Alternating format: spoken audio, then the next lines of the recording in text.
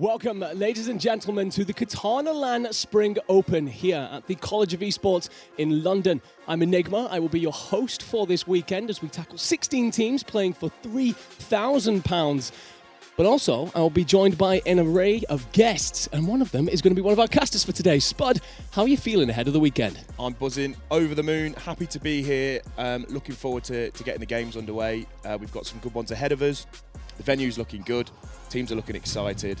I'm just, more than ready to get started now. Absolutely, and I know that we have a lot of teams also ready to get started. But before we get there, let's take a quick look at our bracket for this week, which will include the setup for round one. I'm going to turn a question over to you again, my friend, and say, Is there any game in particular that you're looking at in round one and thinking that could be a banger to get us going? I think there's multiple. I think the one we've got coming up on main stage is going to be really exciting. I think you've got a roster that's kind of made up of new players that are coming together for this with some really experienced players. I know Euphoria is a name that stands out who did make Elite Stage 2 and has now joined this Olympian roster. So I think they're going to do really well. And then, really excited to see some of the guys on Excite as well. Yeah, absolutely. The Olympian roster are going to be Dalphi, Surplus, Chubbs and Euphoria, as mentioned. And then that Excite Academy roster is going to be Sammy, E3, Kioski and Smallsville. What I will say, looking at this team, Olympian in particular, I think that what you're having here with Euphoria is a story of a player that potentially struggled at that ES Hub LAN and now looking to make amends here on in the Katana LAN. Absolutely. I think, that LAN experience is going to go a long way. I'm pretty sure that was the first time he'd played on LAN. And then, proving himself online recently too, like I say, making this Elite Stage 2. Just hoping to see that this roster comes together, that has come together for this LAN and performs. Yeah, absolutely.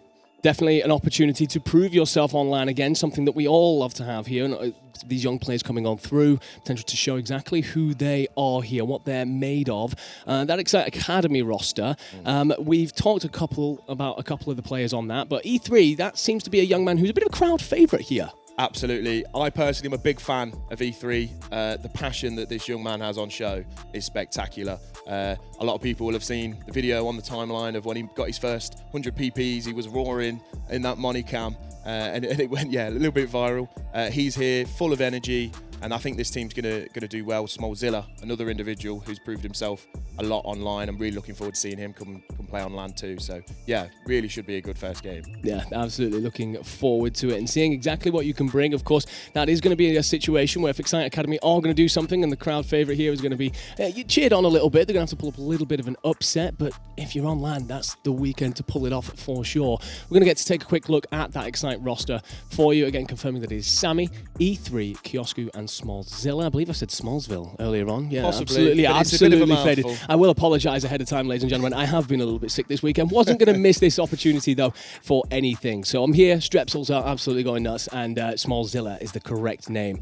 But this Excite Academy roster, we got to look at them earlier during media, and they all looked pretty happy. Like, I know sometimes you come into an event as an underdog and you can feel a little bit under pressure to not, get double round or anything like that, but they seem pretty relaxed. Yeah, well, I think they've got a bit of a spring in their step because actually there's two Excite rosters here this weekend, and they are down as the Academy roster, the second roster. So they have got the chance to go straight onto that main stage and prove themselves. And like I say, it's a team where you're going to see a lot of energy. Yeah. There's going to be a lot of passion, a lot of roaring, and that's exactly what we want to see this weekend. Well, energy and passion is certainly something that we're hoping to see here at the Katana LAN, but also someone else that we're wanting to see is the man who's pulled a lot of this together, and that is going to be Heffy, and we have an interview with him ready to go.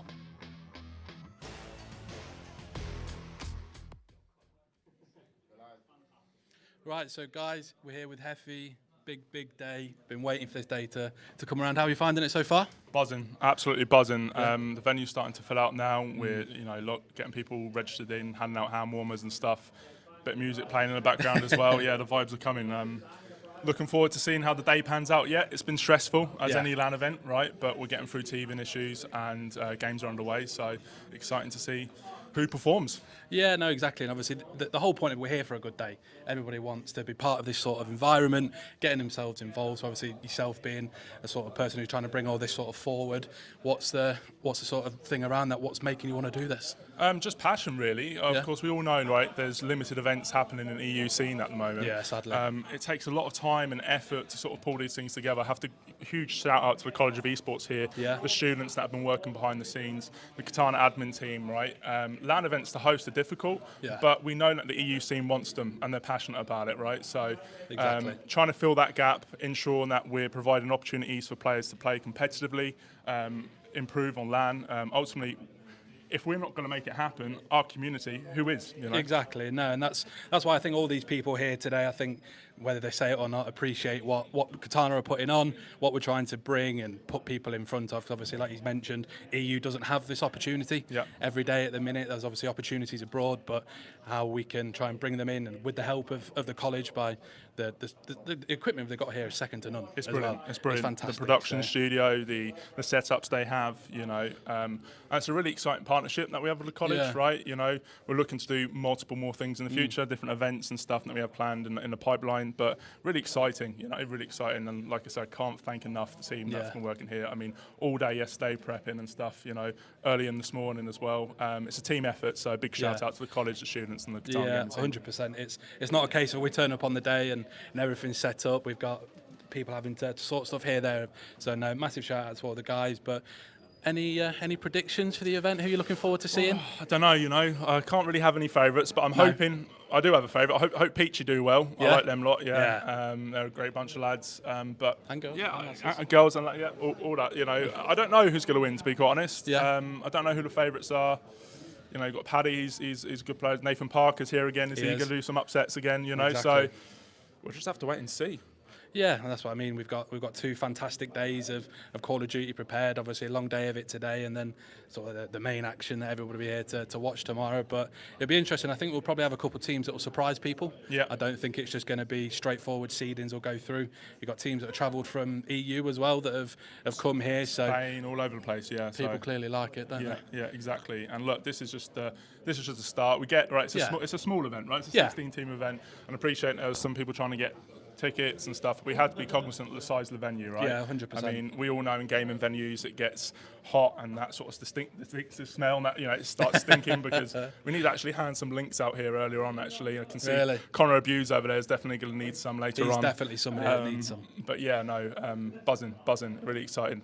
Yeah, no, I think it's going to be good regardless. Obviously, we've got a couple 1v1 stations, so if anybody who's watching the feed, feel free to get yourself down here at some point and maybe even take on the main man himself. Yeah, we shall see. Last time that happened, Gabby EU beat me, and she hasn't let me live it down since. So I'll probably avoid as many 1v1s as I can today. You know, I may have hurt my hand or something, but well, there's hand warmers. And there's hand warmers. Yeah, we're handing out hand warmers to the teams as well. So buzzing. Yeah. Yeah, no, I think we're all looking good. I think the teams, bar potentially a couple of restarts or something like that, I can't imagine we'll be a million miles from being underway. But how are you feeling anyway? It's just like your first event going to be casting in person, you know. It's strange. I'm so used to this, fairly new into the scene of it really. So the whole production aspect is something I'm not used to whatsoever. I'm used to having to sit behind a little laptop, pressing all the buttons and trying to make the magic happen. But obviously, thanks to yourself for bringing me in and getting involved. I think people don't expect it to be as big as what it is. With like the opportunities that you've put in front of the people here, I'm sure that they appreciate, myself included. But yeah, no, I think once we actually get underway and get into the groove of things, I think we'll be okay. Yeah, no, just about getting started, isn't Look, it? you've got a great team with you as well. I mean, you're great at what you do, and that's why, you know, we wanted you here casting. So, you know, appreciate you for getting involved as well. You know, you got Spud there as well. Everyone loves Spud. Major, you got Pablo, you got Enigma. So we've got a great team and a great production team in regards to the students that are managing the stream. So shout out to them again. I need to get printed on my t-shirt. Thanks everybody. But buzzing to see how it all progresses. And fingers crossed for a smooth day. Fingers crossed. That's what we need. It probably, you know, we're going to have issues. LANs always have issues, but it's how we deal with them as a team and sort of crack on. Yeah, 100%. We've got a good team here, come on, Peachy Esports. That's all I say. Yeah. Well, what happened to no favouritism? Oh, crap. Yeah. Best of luck, everyone. That sounds like favouritism to me. Oh, okay. We shall see. But I think looks like people are starting to fill up around the corner from us here. So I don't know if it's a couple of games might be underway already. I'm not too sure in some of the back rooms. But like I say, by the looks of what we can see around here, people are getting themselves ready, Yeah. getting them involved. The teams are in, people are in the bot lobbies already. All warming up. I think Abby's team is on. I did notice. I think Olympian are playing at the moment as well. PC Sports. Yeah, there's a few games on the way now. Yeah. So there'll be 4 games going on at any given point. Right, we've got 4 sort of main stations. So hopefully it's a smooth day and we get through round 1. Right, round 1 in any LAN event is the one with the main teething issues. It takes all the time, right, getting through round 1. But all games are a best of 5 as well, even losers. So it's going to be a long day, but worth it though, isn't it? Definitely worth it. Definitely worth it. But yeah, all good. Yeah, fantastic.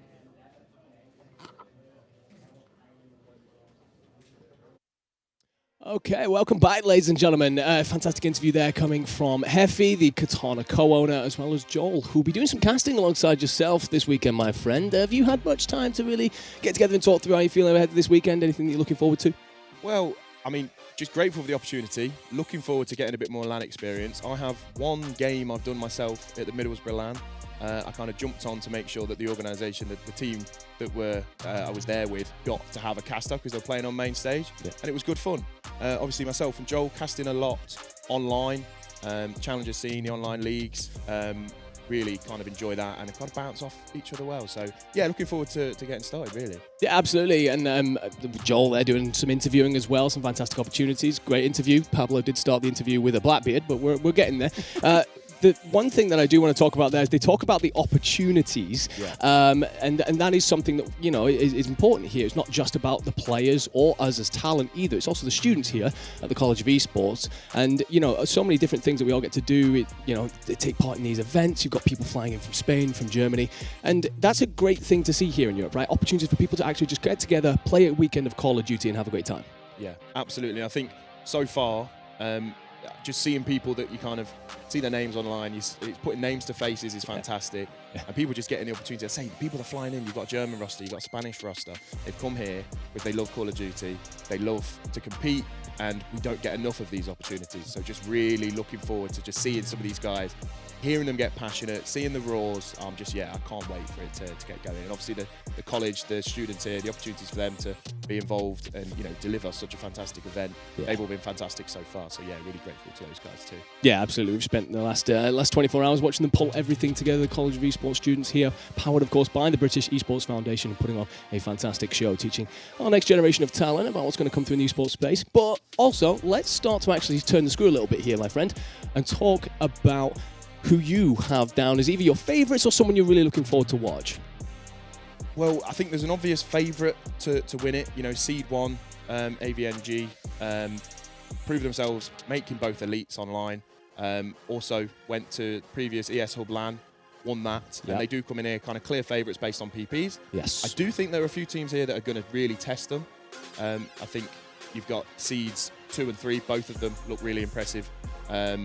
And I'm also really looking forward to seeing a bit from a personal perspective, Mission Impossible, that roster. Yes. A couple of close friends of mine on there, and I'm really hoping that they can kind of cause some kind of upset. I'd be so over the moon for them if they did that. Yeah, I think there are a couple of people that everyone's got a bit of relationship stuff going on. Heffy mentioned there actually that Gabby absolutely ran over him in a 1v1. She also absolutely deleted me in early Black Ops 6 Search and Destroy. So I'm not sure if I'm rooting for her or against her, but either way, looking forward to seeing what that Mission Impossible roster do. Yes. One of the things that we do want to pull up before we head into our first games, of course, the Olympian roster. We didn't really get a moment to touch on them, and this is going to be Dalfy, Surplus, Chubbs, and Euphoria. And I've got to turn to you, my friend. We did touch a little bit on Euphoria. Yes. What are you looking for from this roster? Well, I think, as I kind of mentioned earlier, this is a team that has come together for this event. So, which is always, you know, it can be a concern, or it can be a case of things are just going to gel.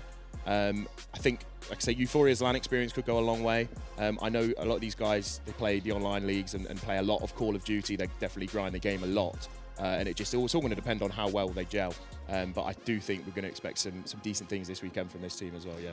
Yeah, I mean, I love the suggestion there. You know, you get one player who's got some LAN experience, a couple others coming together to kind of find that LAN experience, potentially then take that into their journey, whether further abroad internationally and whatnot. But one of the people that I guess we then come back to there when we look at this Olympia roster, that Euphoria player who he did struggle at ES Hub LAN, but also I guess that's part and parcel of becoming a player that goes on and has a story in Call of Duty. There's not a single player out there that hasn't had those moments and then proven themselves later on.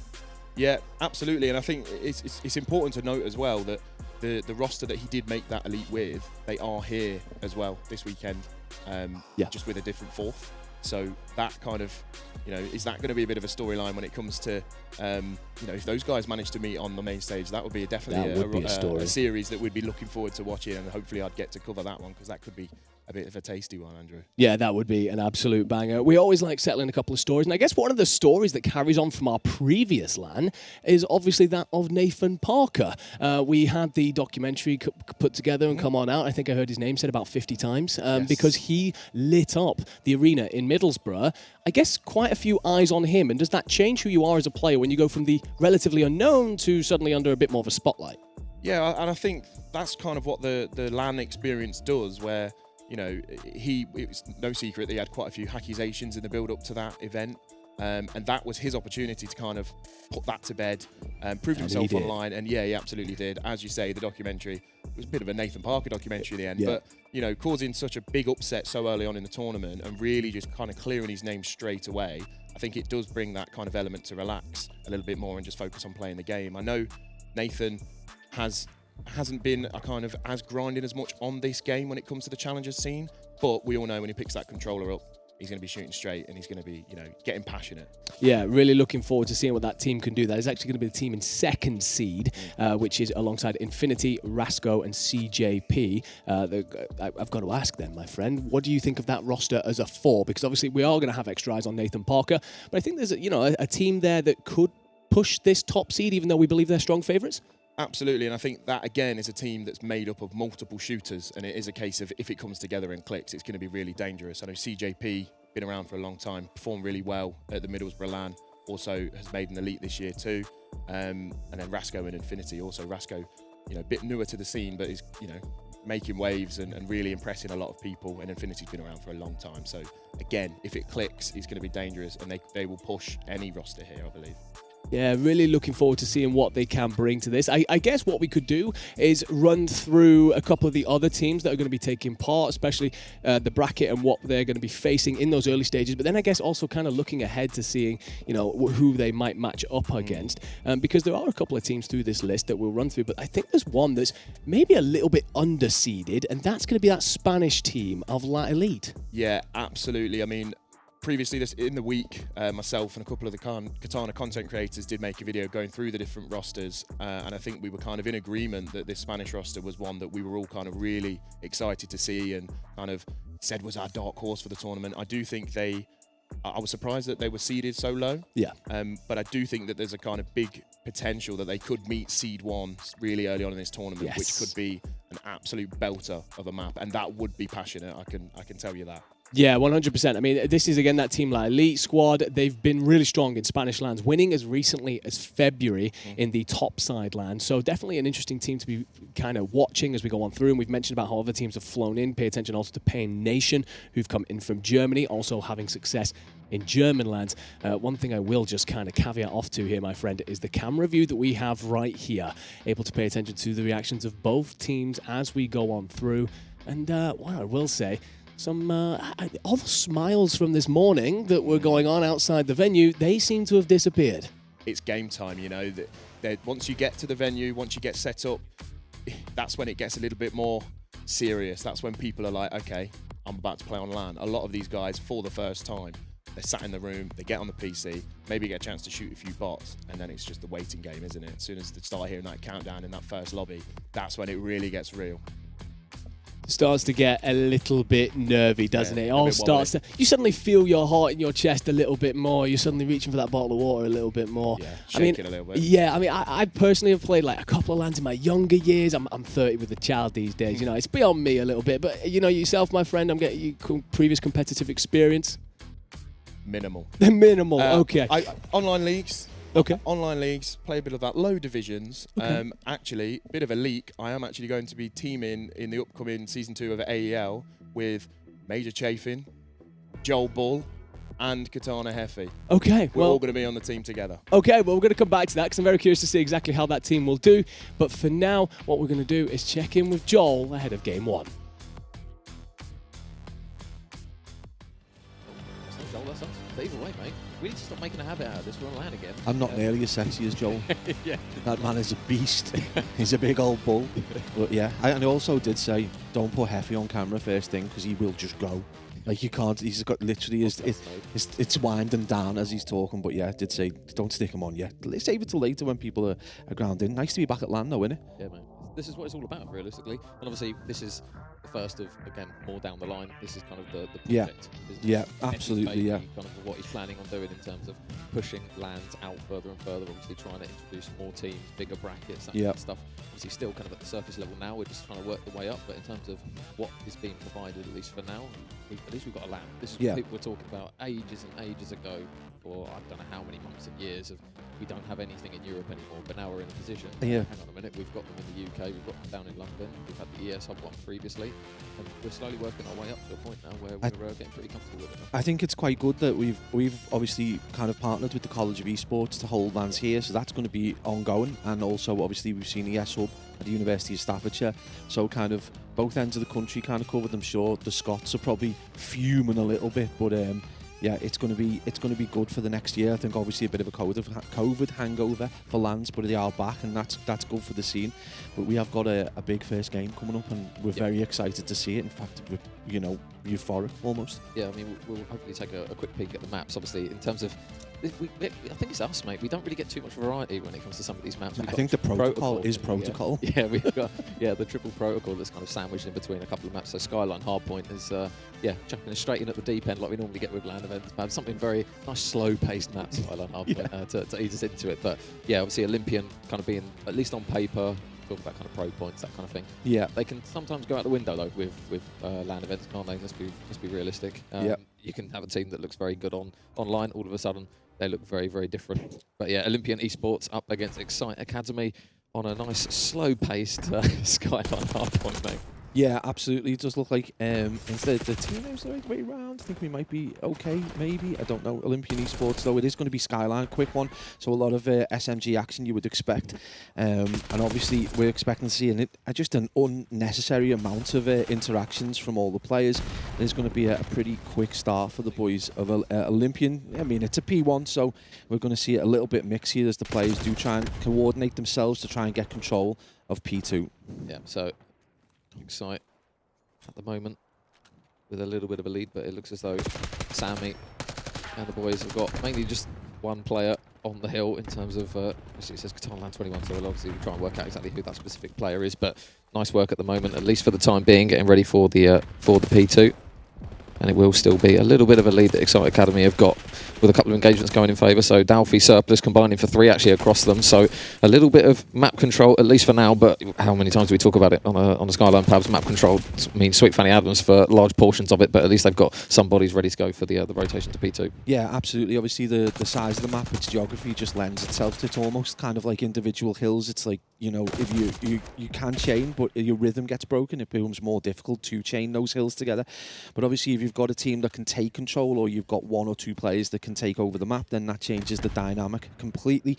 Right now it's a very tight game as Olympian and Excite go toe-to-toe. It's only going to be about 14 seconds between the two sides as we look to see them try and coordinate to get control over towards Pop Piano. It is going to be a kill feed going the way of Excite Academy there. It's going to be Surplus going absolutely off there. It's a player actually, someone we didn't mention prior to the game starting. There's someone that we've cast over a great deal in Surplus over the years, so it should be very interesting to see how they get on. Yeah, so for any of you guys, Katana Land 21, that is actually going to be E3, and then Chubbs is 24 on that leaderboard. So Olympian trailing by 30 at least for now.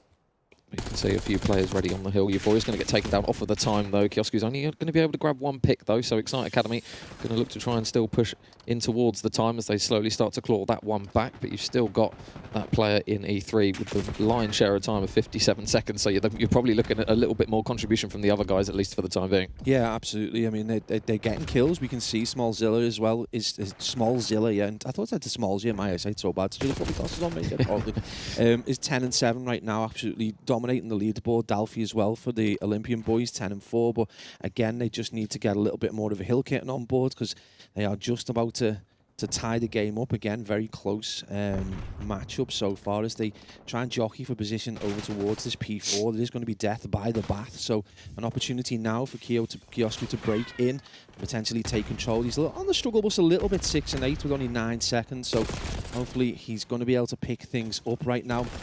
Feels very much like Smallzilla's carrying the team in terms of kills and E3's carrying the team in terms of time. Sammy, you feel, needs to make a much larger contribution in this map? Yeah. But at least for the time being, they're only trailing by a little amount. Obviously, for anyone wondering, we will get that mini-map sorted out, so it does make it a little bit easier for us to try and work out what's going on. So in the meantime, we're just going to have to work on the 90% of my job. Yeah, the POVs from the guys. But Olympian, they've now formed a little bit of time as Surplus is just trying to play his life in towards Bath, but the shots going in towards Secret means that he's going to potentially get taken down, and he does. So Dalfy at the moment really on the charge at 14 and 5, and at least they've got a little bit of a lead. Excite Gaming are now back in the time, and Surplus is going to look to try and play for a little bit of scrap time, and kind of on a skyline perhaps it's very common, isn't it, for teams just to try and keep flying back in towards the hill for that 5-6 seconds, because realistically one side of the map to the other only takes you 10 seconds to get there. Yeah, scrap time's just so valuable in this map, and of course if you're able to get that, it also means that you're potentially then going to be able to support your team over towards P1. You can see Surplus now just a little bit lost over towards this bedroom area as he just tried to get picks across top catwalk, and it is going to be a killing pool, but he doesn't quite finish that top catwalk kill off. He's going to feel a lot of pressure. As you can see, there was a Sight Academy team just pushing over to P1, but it is going to be a pretty crazy push. In fact, it is going to be 3 kills in the kill feed for Excite Academy as they do look to try and close the gap that's gone back to 30 seconds. So a bit of a swings and roundabouts vibe. Yeah. No, 30 seconds down at one point, and now they've taken it back over. The pendulum swings back to Olympian Esports. Yeah, so probably one of the biggest leads that we've seen so far in the map.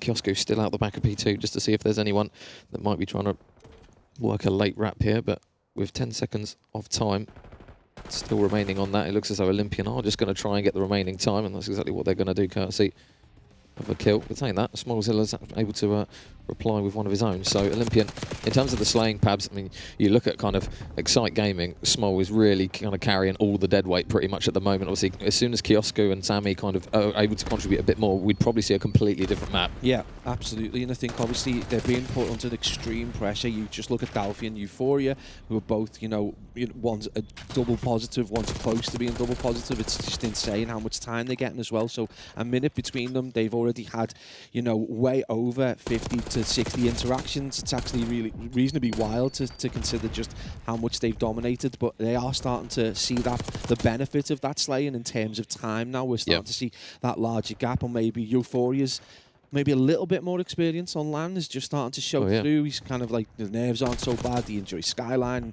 this is starting to see them through, and now he's on a kill spree. Yeah, 5 in a row now for Euphoria. See if he can manage to push himself out towards that infamous ruse. Actually, I don't think he's got one. He's got one on at the moment, so maybe he won't be able to get it because he doesn't have it equipped. But regardless, this lead now is completely turned over in favour of Olympian Esports. Dalfy just trying to finesse his life around you. Not going to have that one as Small. Again, another kill, 39 engagements now from him. And Sammy just watching over towards the top side.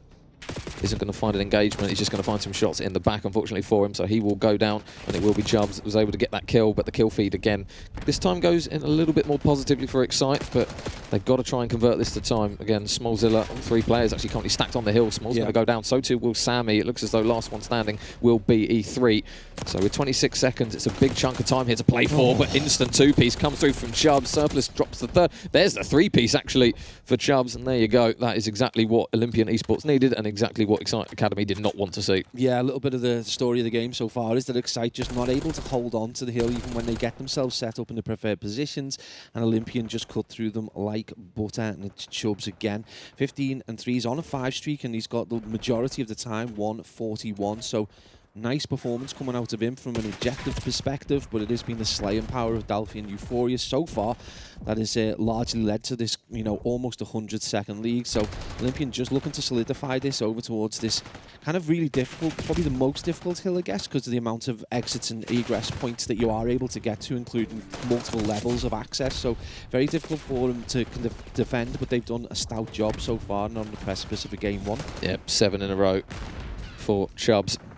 And at the moment, Excited Gaming going to need a little bit of a dream here. They managed to get a couple of kills, actually, and it's going to be the man that's been providing them pretty much all map long. Small able to get a couple, but they need to reinforce him and try and help him out with some trades. Surplus is just going to grab 2 of his own. Euphoria drops the 3rd, and already that slight opening of optimism just gets completely shut down once again by Olympian Esports. It looks as though they might steam towards a very euphoric victory, that's for sure. Euphoria, there's another kill for him, takes down Sammy. Small will provide a trade, at least for the time being, but now it's going to be that all-important. Can they get somebody on the time, and can they keep them alive? That's the main thing. So it looks as though Excite Academy, they are going to have E3 on the time, waiting for that inevitable chow, but the more important thing is, can they manage to keep him alive? Yeah, this is it. It doesn't read that. It is going to be a push over from the boys in red as we see those players drop, and unfortunately for them, it's going to be potentially a game 1 loss on the back of what looks to be -2 KDs and a -3 KD. I'm going to be honest with you, they did well to push over 100 seconds with that kind of lack of slaying power. Yep. So, wow, very, very one-sided map, that one. They did well in the early stages of it, perhaps. Obviously, it was kind of around 80-80, and then all of a sudden, I think it was just a case of maybe the Olympian roster in terms of the pre-land jitters. They kind of pushed them to the side, realised that they could kind of run away with it. And obviously, when you've got kind of realistically one player that's only really providing kind of that raw kind of slaying ability that you need to see, especially on a Skyline, it was just one where they just, especially the middle portion of the game, they just pushed 100 points pretty much without an uncontested hill, really, for the most part, just because the 4 players that they had were all contributing kills. On the flip side, Excite Academy, it was very much a difficult map for them, as we can see just now. Well, I mean, we don't need to see them too long.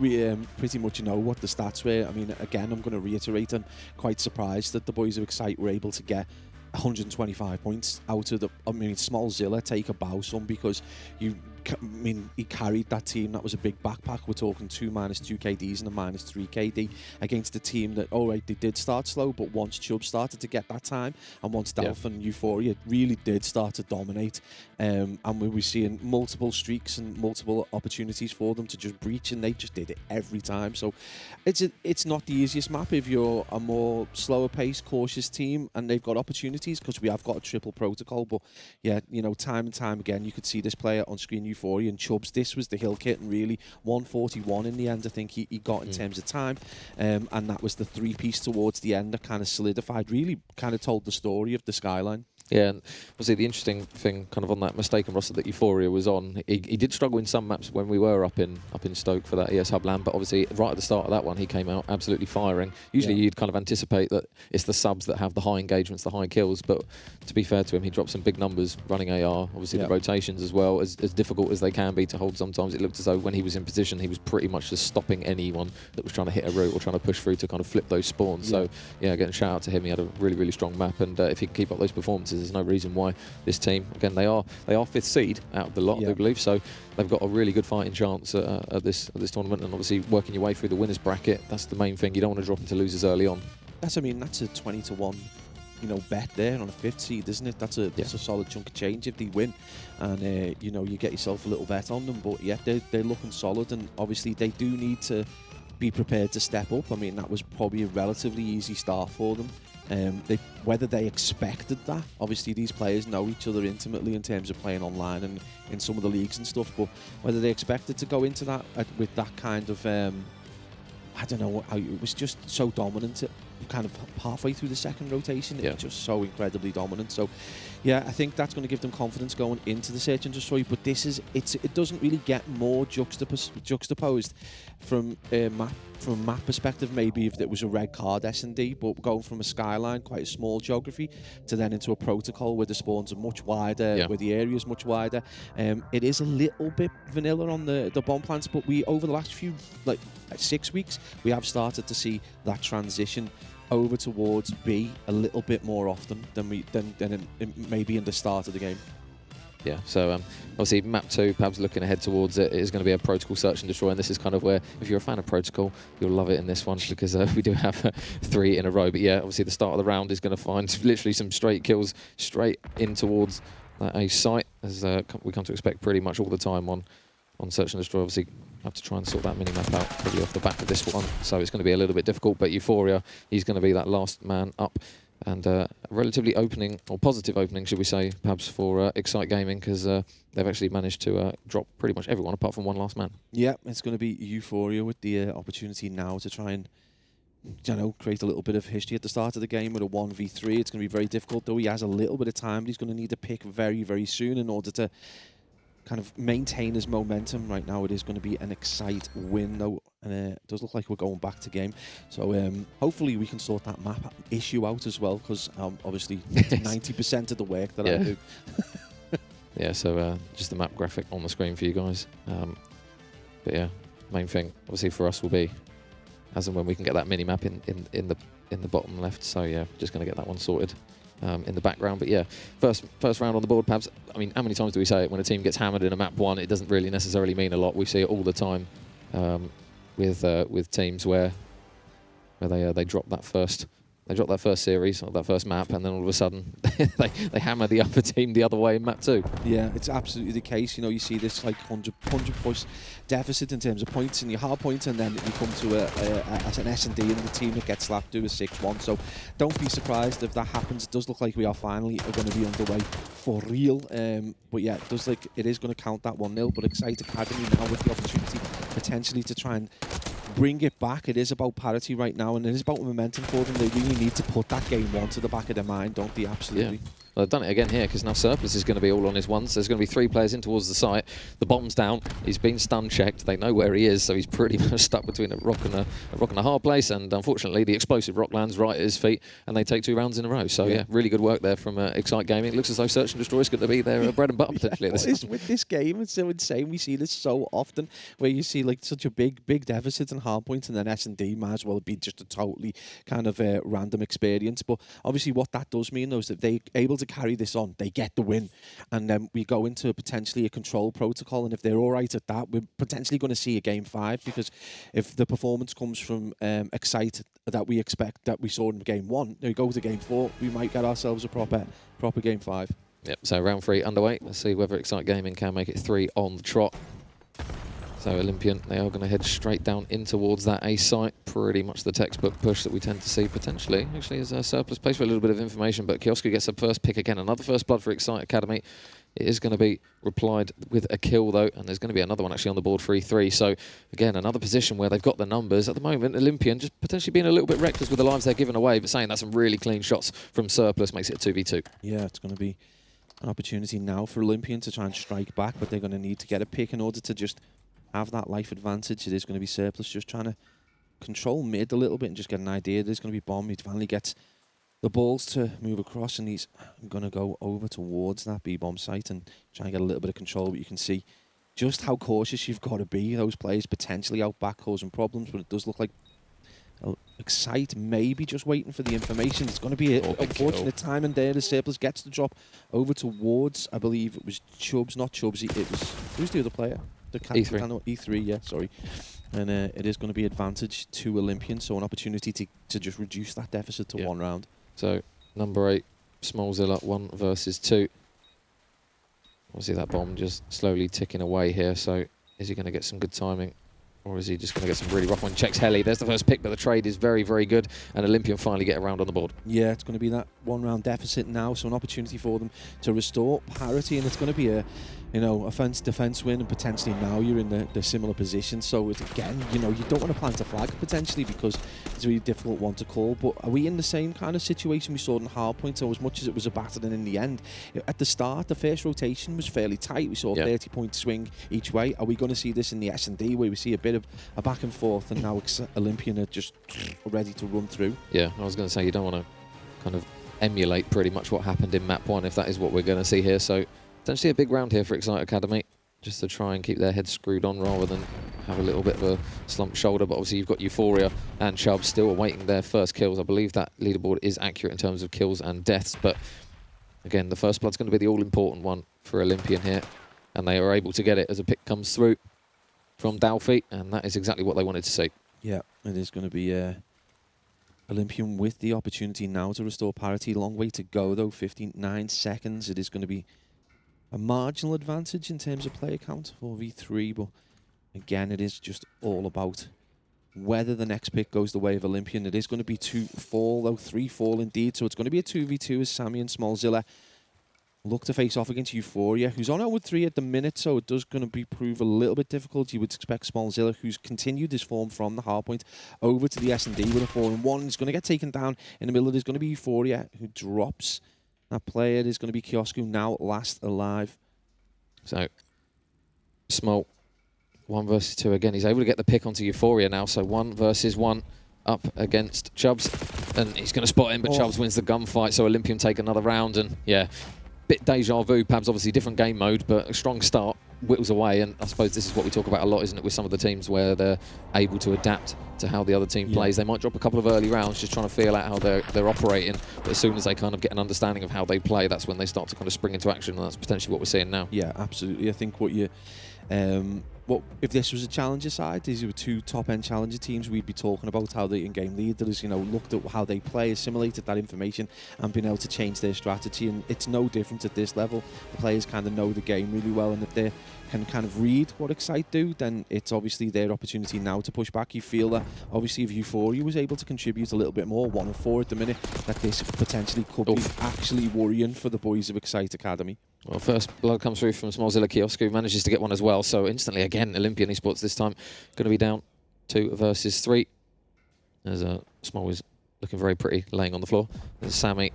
Oh, there you go. Round done. So didn't really get too much insight of it with the mini-map not even there, but regardless, they won't care. Pabs Excite Academy, they managed to take a round back again, so it's just going to be a case of getting their way back into this. Obviously, Sammy had a bit of a rough map 1, but he's looking as though he's springing into life really here in map 2. 5 and 2 is a very, very solid start for him. Yeah, absolutely. It's a player I've not had an opportunity to cast over a great deal, so just nice to see, a player, obviously struggle bus, heavy struggle bus in the first map, but able to contribute in the S&D, which is usually the sign of a good player. So potentially, the kill feeds lied to us because Codcaster doesn't work. So that kill count was actually, that was E3 that actually managed to get that one. Oh, now that's why I read before. It was like Kiosku's last live, and no, he's not. So yeah, thank you, Codcaster. Well done to Activision as ever for the wonderful Codcaster. Jesus. I'm not going to go deep, don't worry. I'm not going to go at them. But no, they've actually been brilliant this weekend with us, so yeah, can only thank them for their support, I suppose. But yeah, it is going to be 3-2 to Excite as we see the kill feed still going largely black. So it's going to be Euphoria, though, who manages to get a pick. Right now, he's on the struggle bus at 2 and 5, though, Major. You just, again, that kill potentially just lifting his spirit a little bit, and potentially you might be able to see a bit more of a performance out of the man. Yeah, so number 6 is obviously going to be E3, needs a 1 versus 3. All the 3s, and we're watching number 3, so there you go. Coincidence? Euphoria is going to, I think, get the information. I'm pretty sure he managed to spot him there on the crossover towards P2. SMG is going to pretty much weaken him up, and it will finalise the kill. So Olympian, another round on the board. They're going to tie it back up to 3 rounds apiece. And yeah, they are kind of trading tit for tat at the moment. Perhaps it's not necessarily a clear kind of favourite, I would say, at the moment. The waft is slowly starting to come through for this map. Yeah, I think obviously because we're not seeing, obviously from the Excite side of things, we're not seeing. From the Olympia side of things, we're not seeing someone really take over the map. So potentially, if we see a player start to get to grips with this protocol map, and in terms of just starting to dominate, I think you potentially could see the run kind of like change. The waft, I guess, is the potential to be there. But again, you just got to look over. Sammy 2 and 4 right now. He did manage to get a couple of kills in the previous round, but again, you just feel if he's able to contribute, then maybe the round 11 is on the cards. But you are just waiting for someone to explode in this map a little bit. Yeah. Ooh, a little bit windy there for Euphoria, but oh my goodness, for another quick round. So, oh no, never mind. I thought that was the round over. The leaderboard just vanished. We're getting everything thrown at us this one. I don't quite know what's going on. But either way, it's going to be E3 again, last man actually. So he's able to get 1. He's going to need a 1 versus 4 on this one. So, see, can't exactly spot 100% his whereabouts. I believe he's on the right of Euphoria here, courtesy of the X-ray. So if he does decide to try and push down to boat here, he should pretty much be a free pick. Euphoria, oh no, okay. I thought he was going to get held hostage, and then we were probably going to see something that wasn't necessarily very PG, but he actually, it failed him there, and the melee does the job for him, so probably better off. Yeah, it would have been fun. No, we did see, when did we see the last? There was a hostage taken in an elite, at the end of an elite, at that one of the first matches on Skyline. That was hysterical. It was Lampy who took someone hostage, like Eric Boom hostage. That is a very Lampy thing to it is a very Lampy thing to do. But yeah, 4-3, it is going to be advantage restored to Olympian. And if you're excited now, this is where it starts to get a bit worrying. You know, if they take this round, they're on the precipice of not just the S&D.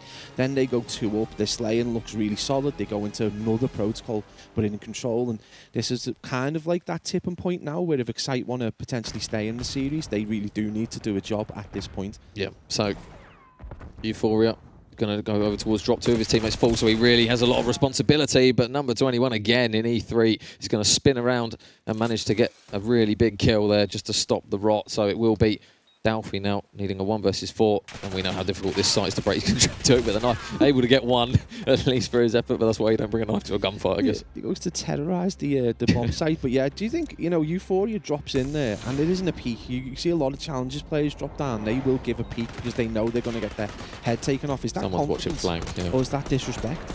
Could be a bit both, mate. Confident disrespect. Respect, yeah. Oh man, yeah, it's just wild for me to see someone drop in. You know, when they've got a slender advantage. You know, maybe if it was like 5-2, 5-1, you got a bit more confidence. But at this point, you practically gave. You know, it was 3 dead straight away. So that's got to be a strategic concern as well. You do that against the more experienced side too much, you're going to find yourself on the receiving end of a 3-0. Yep. So there's currently 8 players, but they're probably going to drop very, very quickly now. Dalfi's going to get some shots in, but they're going to be a little bit trapped over towards that drop. And Sammy, he's going to be able to get a pick. I don't know whether it was actually Sammy. I don't think it was. I think Codcast has lied to us again. So the kill feed for Excite Academy is wrong, but the Olympian Esports one works. So get your head around that one. It's Olympian Esports. Still with the bomb in hand, actually, from Chubbs. So there's we've got what seems to be the workings of a map, but we can see arrows, so at least you can got an arrow. Get a little bit of an understanding. But yeah, it will be. That's the first time I've ever seen that. Yeah. So it does look like we've got some action going on. In fact, it looks like 2 and 4, obviously in lower A potentially. So it is going to be number 2 in Dalfi is going to be left with the unenviable task of trying to deal with Smallzilla and E3. So right now it is going to be them looking for a bit of information. Bomb carrier number 1 in Chubbs is going to be looking to potentially get... I think they need a pick here. I think they want to get into a 2-1 advantage potentially. Otherwise, if they get pushed, it's going to be difficult for them. But they're getting bombed down, and there's going to be 44 seconds of joy for the boys of either Excite or Olympian. Yep. Small and E3 going to go in towards the A site. Are they going to check the right corners? I think both players are playing in towards Spiral from what it looks like. Obviously, they're going to check drop. Nothing's there. 2 players in the site, and it looks as though, yeah, there's the feet of 1 player. So 1 player goes down. Now it's all going to be down to Dalfi. Needs a 1 versus 2. He's going to try and push in through open door. The com's going to be there. He's got to try and keep his teammate alive, though, while he's defusing the bomb, and that's a really good bit of work there to do that indeed. And Excite Gaming will take that round, and yeah, they're going to be happy with that one. Yeah, parity restored as well. I believe that's 4-all. Did shoot his Timberlands, though, so he just, you know, you can see some issues there about, you know, having an awareness to understand how exposed you are at certain points, and obviously that just wasn't there for the boys. So it is going to restore parity, though, for between the 2 teams, and obviously that waft we talked about earlier about around 11 is definitely, you know, looking more and more on the cards. In fact, you've gone into the lead. Yep. Missed the round. So some of them have been very quick, mate, to be honest. We did see 3 dropping. That was the round, wasn't it, in fact? Well, E3 still going well at 9 and 4, so him and Smallzilla doing a good job for now. 1 player gets spotted over towards top lip, and there's a big first pick from Dalfi. So a little bit of an advantage here for Olympian as Dalfi goes on a little bit of a route here to try and maybe find some more information and potentially some more kills. 1 player is in towards drop, does make him weak, but he might run into a couple of players. There's actually 1 player over towards outer as Euphoria somehow manages to get that gunfight win up against Sammy. So that is not really what you wanted to see in that occasion, and it will now be a 2 versus 4 here with 55 seconds on the clock to try and get this bomb down. But now E3 and Kiosku have got the all-important question, Pabs, of do they try and get this bomb down, or surely you try and work for a pick at this point? Yeah, I think go for a pick with the time that you've got. You obviously, you know, 40-odd seconds is well enough time to potentially get a pick, and there you go. They don't even need to deal with the bomb. Olympian are going to restore parity, and we said that at 2-1, I think, that potentially we might see this being 2-2, I think. Yeah. But yeah, obviously it's kind of what we expected, but I think Excite this is going to be kind of a tell right now. Have they got the ice in the veins? If they get into a difficult situation, are they going to be able to get the picks required to get this series restored to 1-all? So it will be Olympian on the offense And will they decide to try and just flood in towards the A site? It'll be a very bold play considering round 11 normally teams tend to play it a bit slower, but we'll see how this one goes. Dalfeet alongside his teammates going to try and head down, and it looks as though it is going to be an A push. It's going to be 2 players on towards Spiral. First engagement's big. Smolzilla goes down right off the rip, and there's 2 kills that go right through for Olympian Esports. That is not what you want to see if you're excited. Now 2 versus 4 situation, and it will be again E3, who always seems to be alive for this team, with Sammy going to have to try and get this next pick. Really important. Looks like there's going to be a bit of a standoff over towards Spiral, so Sammy needs to get the Spiral control. He's going to need to be a little bit quicker than that on his reactions. Not able to get the kill, and that's going to put them right under pressure with 28 seconds on the clock. Both Sammy and E3 with a massive job to do. Not only have they got to kill 4 players potentially, but they've got to try and get the bomb defused.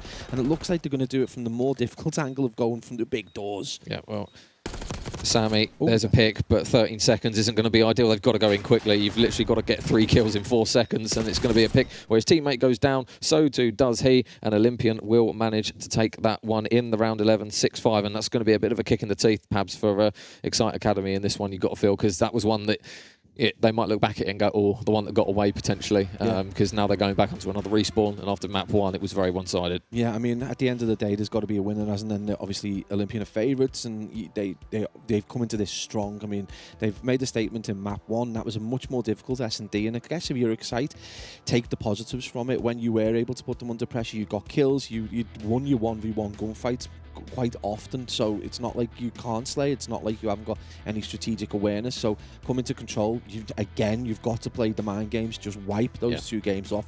Don't point fingers at each other. Just maintain as a team cohesion, maintain and get into control and just do what you can. Protocol control, it's an unusual one. It's one we don't always see. We've seen so much vault control lately. A lot of the challenges seem to prefer vault control. But yeah, it's going to be interesting to see, I guess, whether you're warmed up at this point. You can't say. Obviously, it's difficult at a LAN, especially where there aren't tons and tons of stations to practice on. And everyone wants to warm up. You're now there. You've played two solid games, and you can't really use that as an excuse. So they've got to come into this flying. If you're excited, they've got to come in strong now and try and make a statement. They want a minute. You don't want to go into game 2 with no map win, especially in a BO5. Yeah, so this is going to be the be or end all now. Excite Academy, they will need that reverse sweep. And as you can see, maps 3, 4 and 5. If it does go the distance, we've still got 2 protocols on the cards, and then a vault, search and destroy if it does go the way. But either way, Pabs, obviously you can still flag up some positives on the side of Excite Gaming. Obviously, the main thing I think for them is that the fact that the players like Smolzilla continue dropping big numbers, and kind of you just need a bit more, I think, from some of the other guys. It looks as though, obviously, in that map, E3 had a good map in terms of the search and destroy, a much better map. Yeah. But yeah, you're looking kind of towards Kiosku to Sammy to make sure, even if they're just kind of breaking evens or just doing a slight kind of, maybe a couple of kills up or down, not necessarily being kind of like blown out by double negatives. I think that's when you'll see them take a respawn here. Is what contribution they can get from those 2 especially. I think if you are going to take one positive from the hard pointers, and it's a classic good hard pointers, they got absolutely ruined in the slaying department, but still got 125 seconds. And although that's 125 second deficit, they shouldn't have even been close to being able to get that. That should have been a sub 50 point score.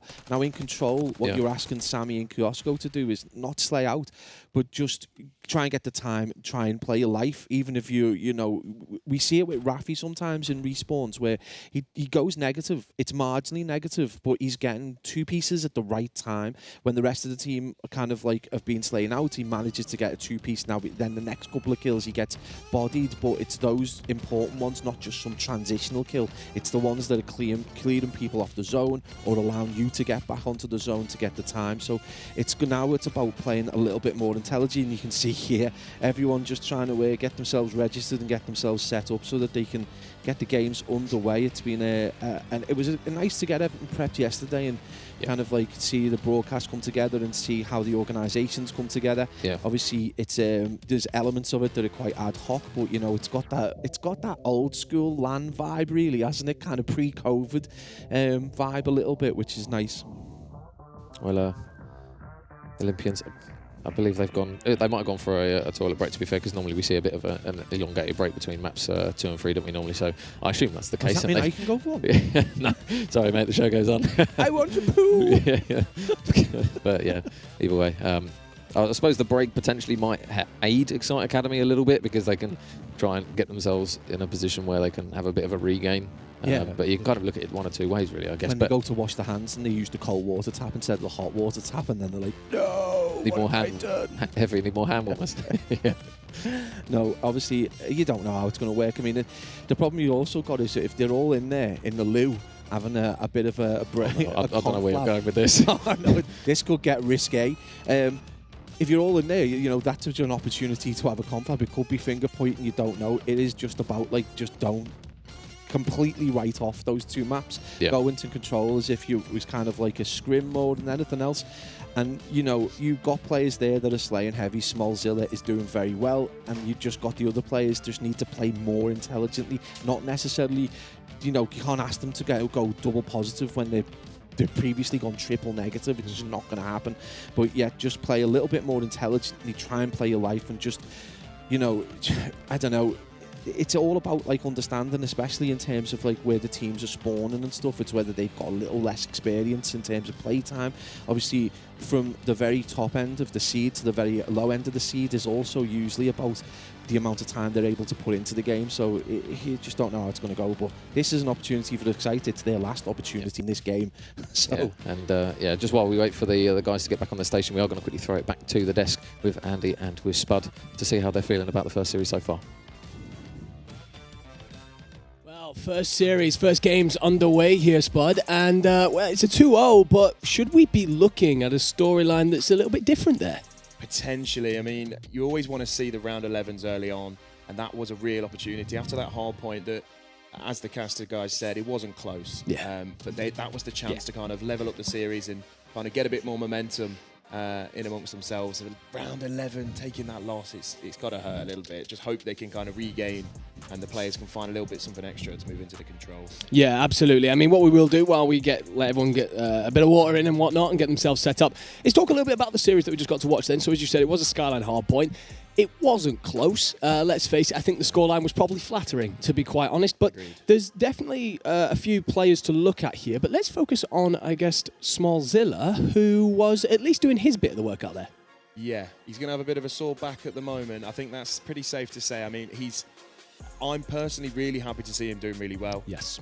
He's been, you know, playing really, really well online. And, of course, you know, people that raises questions of people. But already, Series 1 of the day, he's proved, and I've seen some people in the chat that are watching saying he's just a shooter. He just is. And that's been consistent over those first two maps, even with his team really struggling around him. So, yeah, I think he's got to be feeling good about it. He just needs his team to pick it up a little bit more to try and get something out of this control. Yeah, we spoke at the top of the show about opportunities, and that's for everyone here, but also for Small to come out and prove himself, and certainly did.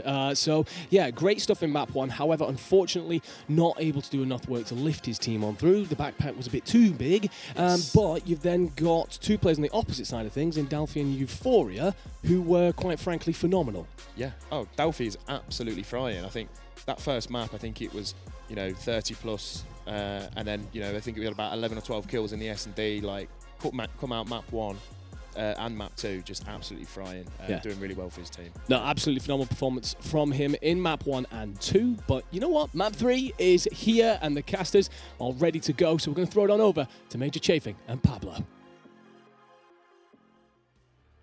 Cheers, guys. Thank you. Well, map 3, number Pabs. One of the words. You've got the 3s. Are you part of the Masons or something? What's going on? No, we should be good to go for protocol control now.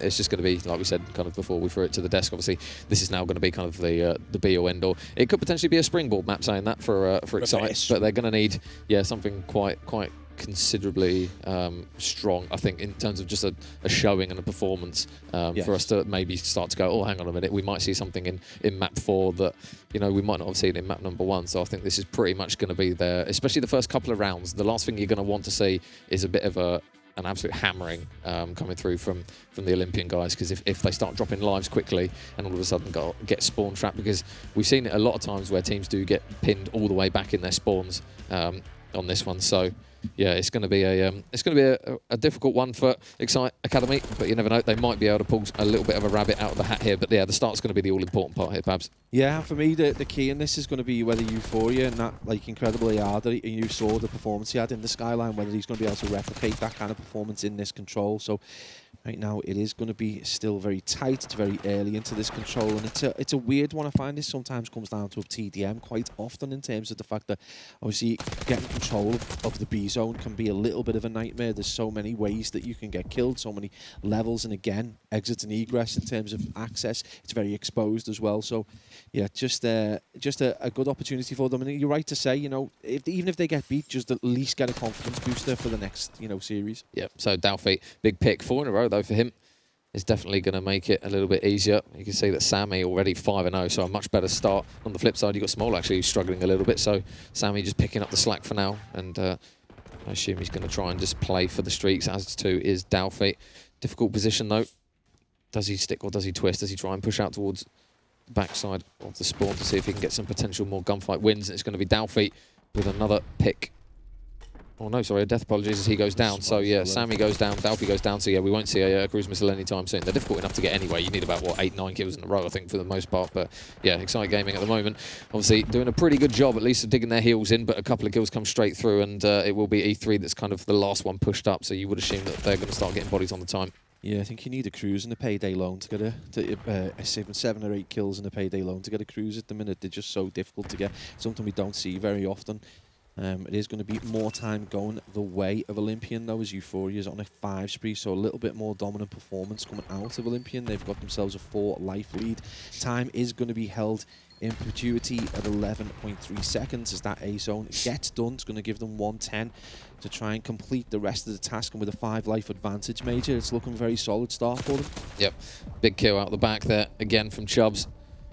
And now going to try and just play a little bit of a thorn in the side as he goes around in towards the spawn desperately. I didn't even know you could go that far back in the map, to be fair, but unfortunately does get tracked down by Small, who is just still trying to work his way back into this one. So if they get a little bit more from him, you're looking at a completely different map in this first round. But yeah, nice work at least for now. But the 12 life that Olympians still have, at least for now, and that 4 life advantage is just going to help them. But the 35 seconds is going to be the main thing. Can they at least stop the clock? It looks as though Dalfeet's going to get on the time. He knows one player is over towards the steps. That player goes down. There's going to be another one top mid, I think, as he just tries to play his life. And I don't think they've managed to clear out Kiosku over towards top mid. They have now, though. Euphoria takes him down, and now you're going to start to see a little bit of a scramble here. Only 3 lives remaining. Dalfeet manages to chew through one of them, so now it's going to be a 2 versus 10 here, and it will be E3 and Kiosku with a really difficult ask. They can't manage to make it work, and Olympian will take that first round. Yeah, and not just the first round, it was a solid and surgical performance, really. They didn't look under any pressure at any given point in that. You know, obviously from the rip, it was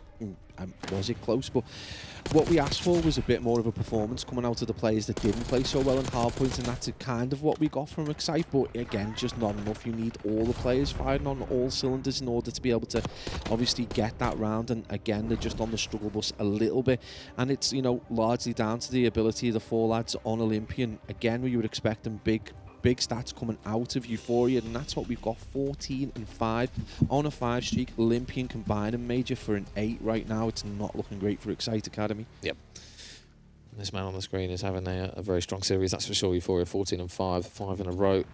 Now, as he slowly pushes over towards the spawn, and this is the difficulty with Protocol. If you don't read this quickly, you can get pinned back very quickly, and that's exactly what happens. E3 gets caught over towards top. Trips, there's going to be another player here for them, and now those yellow arrows are going to start pushing up the map and starting to pin these players coming off of spawn, and that is not what you want to see. So these lives might start falling apart very, very quickly here. There's another one for Euphoria, 7 in a row. Still hasn't actually got the cruise missile equipped, unless it's a bug for now, but it looks as though he doesn't need him at the moment. Perhaps he's doing it all with his gun. Yeah, I don't know whether it's a forgetful player there, just not setting his class up before he's got involved, but it is going to be Euphoria massively controlling this. He is on the 8, so it normally would mean that you've got the cruise, which I think it does indicate that it's there, but I'm not sure. 24 plays 21, so again, they've got this slender life advantage. Excite just need to really pick up again in the slaying spot department. Kiosku, you know, he's on a -3. Again, this has got to be a player who really does need to start to play his life. I guess it's a point where you've got to start to kind of like forego some objective defense and just try and get a couple of picks to get some geographical advantage. Yeah, and that's the thing. The A site has still got a lot of Olympian esports arrows over it for the time being, and they've got to try and just work their way out. Big pick from Kiosku. He's going to need a little bit more help, though. There's another couple of kills coming through, courtesy of Kiosku. A lot better there, so it's going to grant them a little bit of breathing space to slowly push up the map.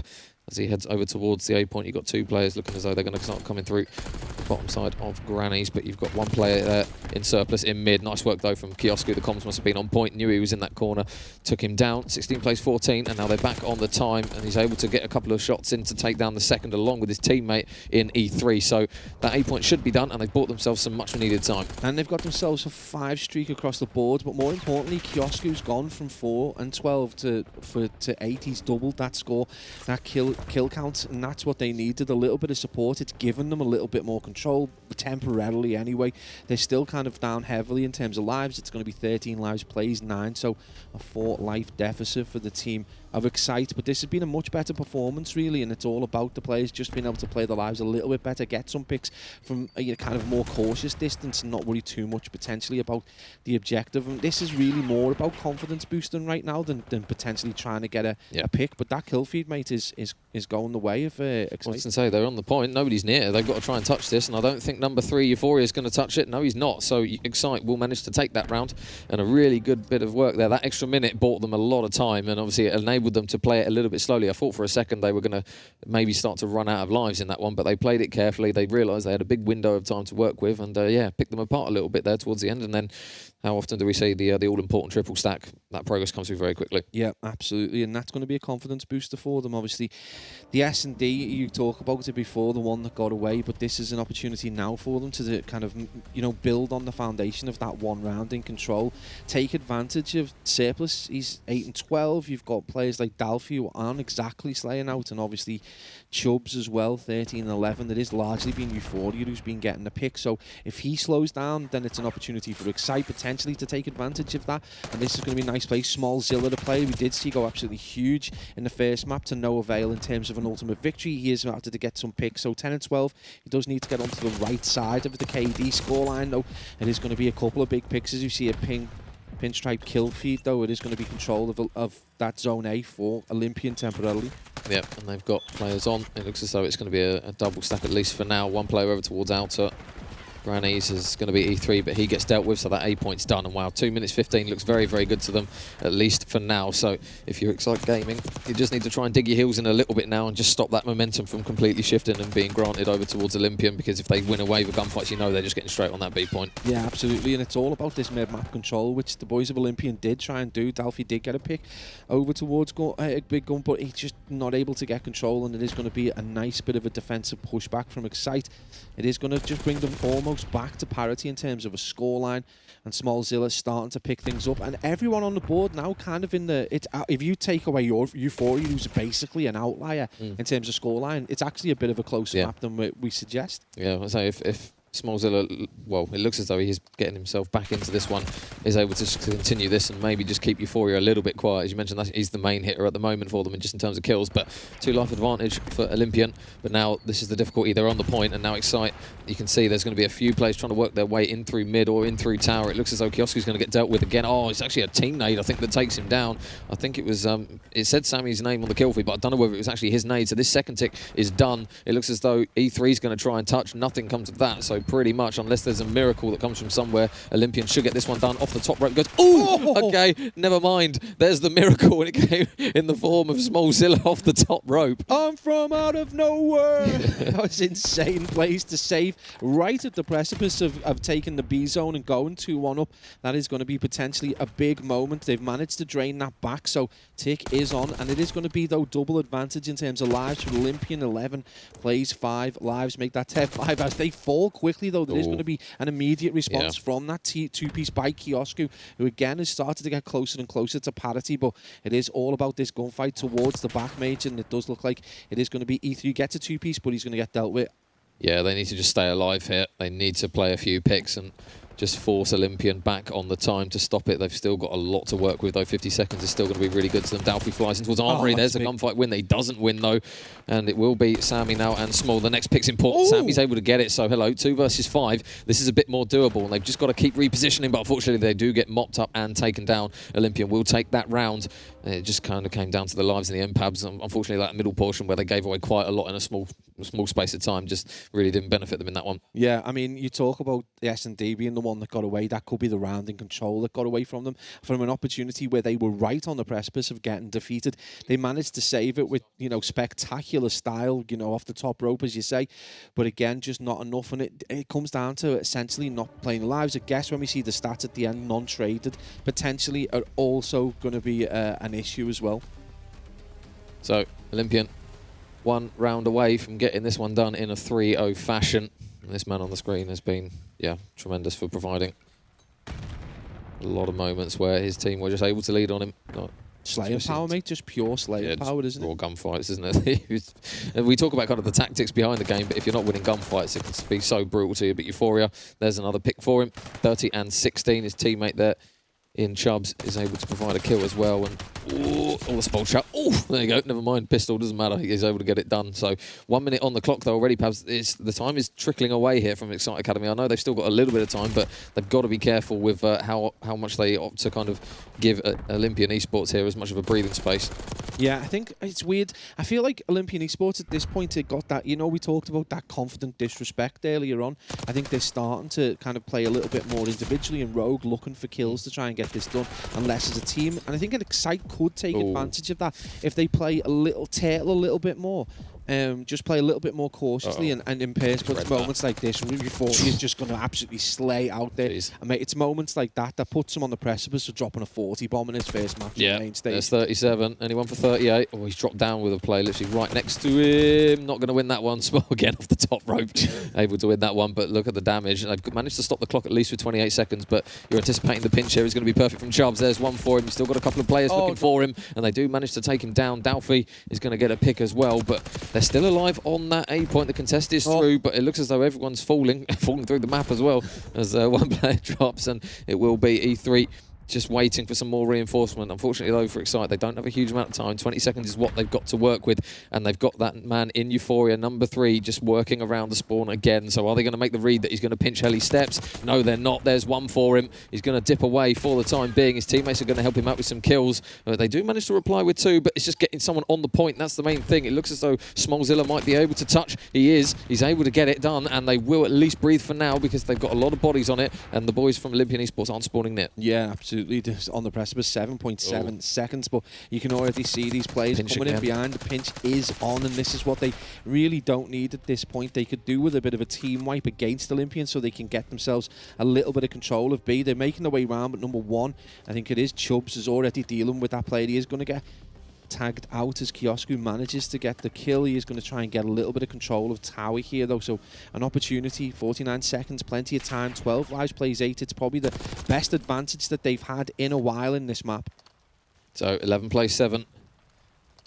Next set of kills is big. Kiosku's on the time. They're going to try and push out towards the back of tower, but they've got to be careful not to just give away these lives. And there's the pinch again, this time from top trip. Surplus able to get one, and they will at least still have one respawn left in there. Not anymore though. Everyone's gone, and they do manage to get Euphoria to slowly get the tick down. They've got one good go at this here. They might potentially have to try and flood this as quickly as possible because this is potentially their only opportunity that they've got with lives. The trade comes through. The 2-piece is big. They're back on the time. That B progression is difficult to see, but it is coming through, and there's another kill that comes through from E3, and that should cause it to be completed, and it is. And sorry, mate, I struggled with words. I was lagging. I've got the WD-40. It's okay. Yeah, cheers, mate. Like Wally. I'm going insane. You can see the excitement there and the crowd. Difficult to contain at times, but yeah, it is going to restore parity in this control, and obviously importantly for Excite Gaming, a bit more of a confidence booster as well, because they did look at times like they were on the struggle bus, and I suppose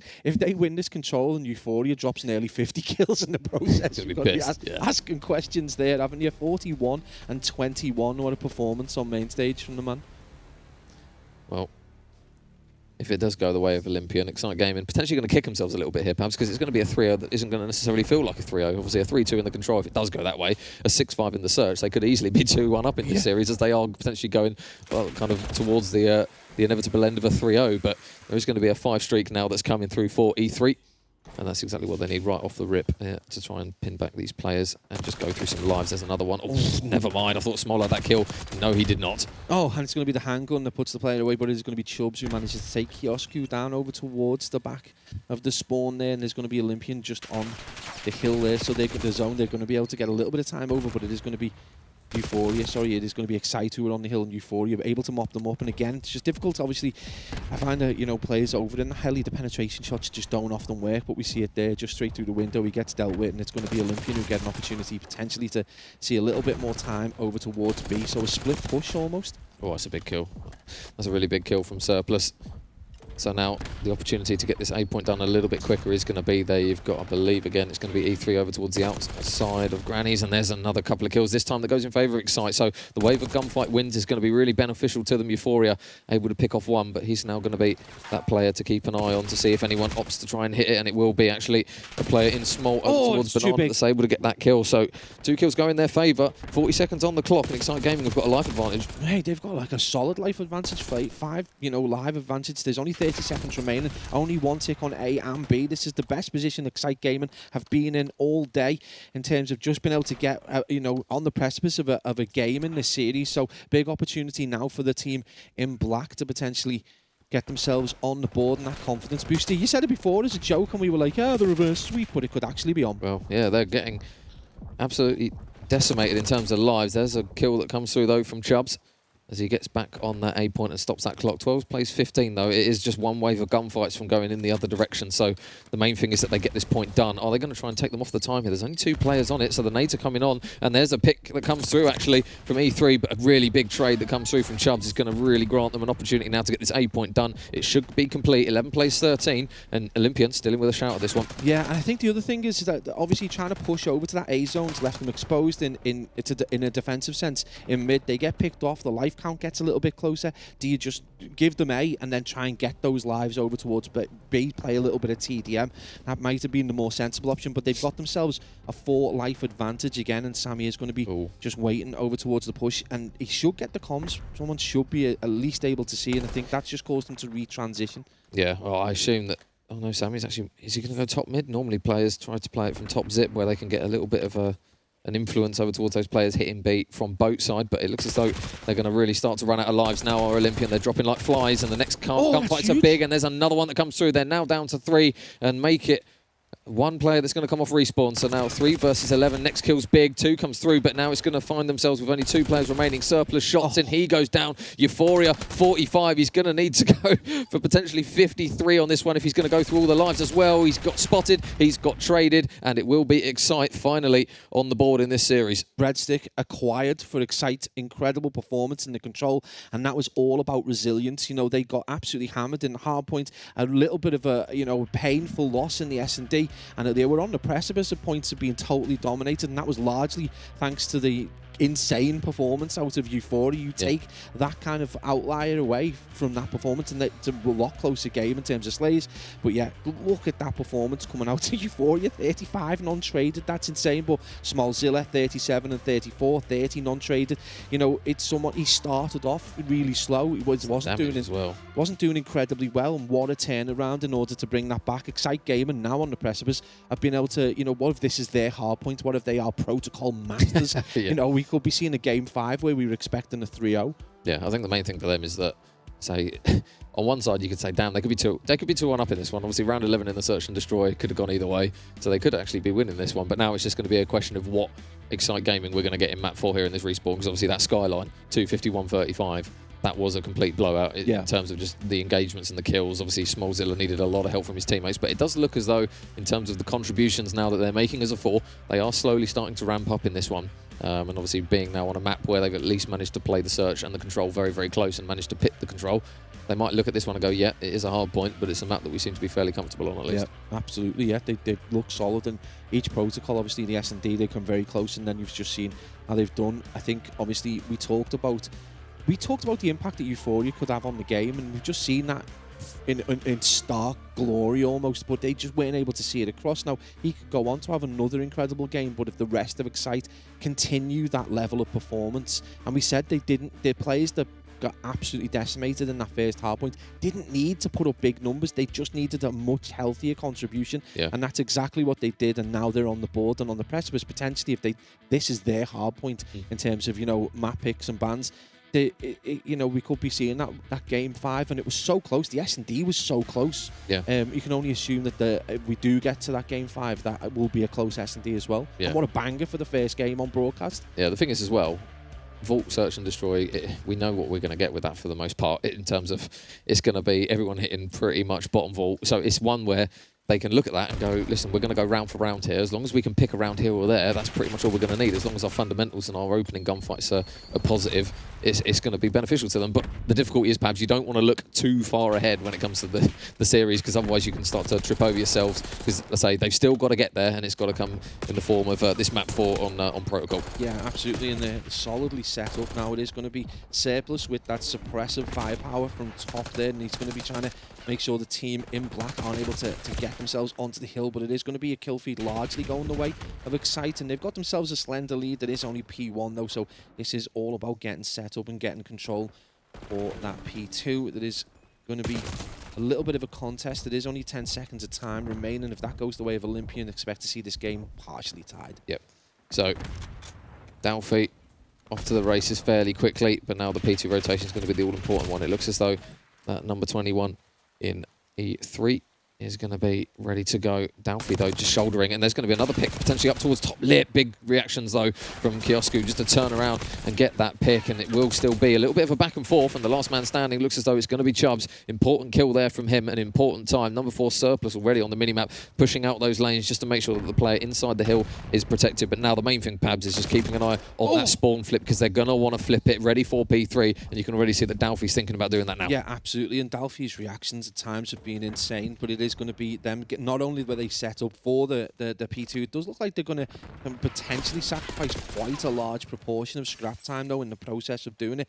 So they are going to be set up for P3, which can be really difficult to dig teams out of if they get a really solid setup. And if they're able to control that kind of back alleyway towards steps, then it's going to be so hard for Excite to break in. So this could be the opportunity for Olympian to be able to take themselves a little bit of air in terms of the time between the two teams. There's one free pick for Smallzilla up towards the top side of Trips. Another one in the hill. Oh, never mind. Jeez, Dalfi is snapping on people at the moment. You've always having a bit of a slow map, but regardless, the rest of the teammates at the moment are doing a good job, saying that the lead is only minimal, though, for Olympian. And over towards top zip goes Small again. If at first you don't succeed, try again. So he manages to get the first pick again. Can he get the second onto the player on the hill? Yes, he can. Small with a 2-piece. Looking for the third onto the head of Dalfi. The shot's a little bit wayward, and again, Dalfi just seems to have his number for now, but moments like that from Small is exactly what they're going to need. 2 pieces. Yeah, he didn't read the Omni movement there, didn't read the slide at all. It's going to be Euphoria up top. He gets bodied there. There's going to be Kiosku, who's having a much better, kind of like, since the end of that S&D, Kiosku's just, in terms of his contribution, has been incredible. He's 11-5 on a 4 streak right now.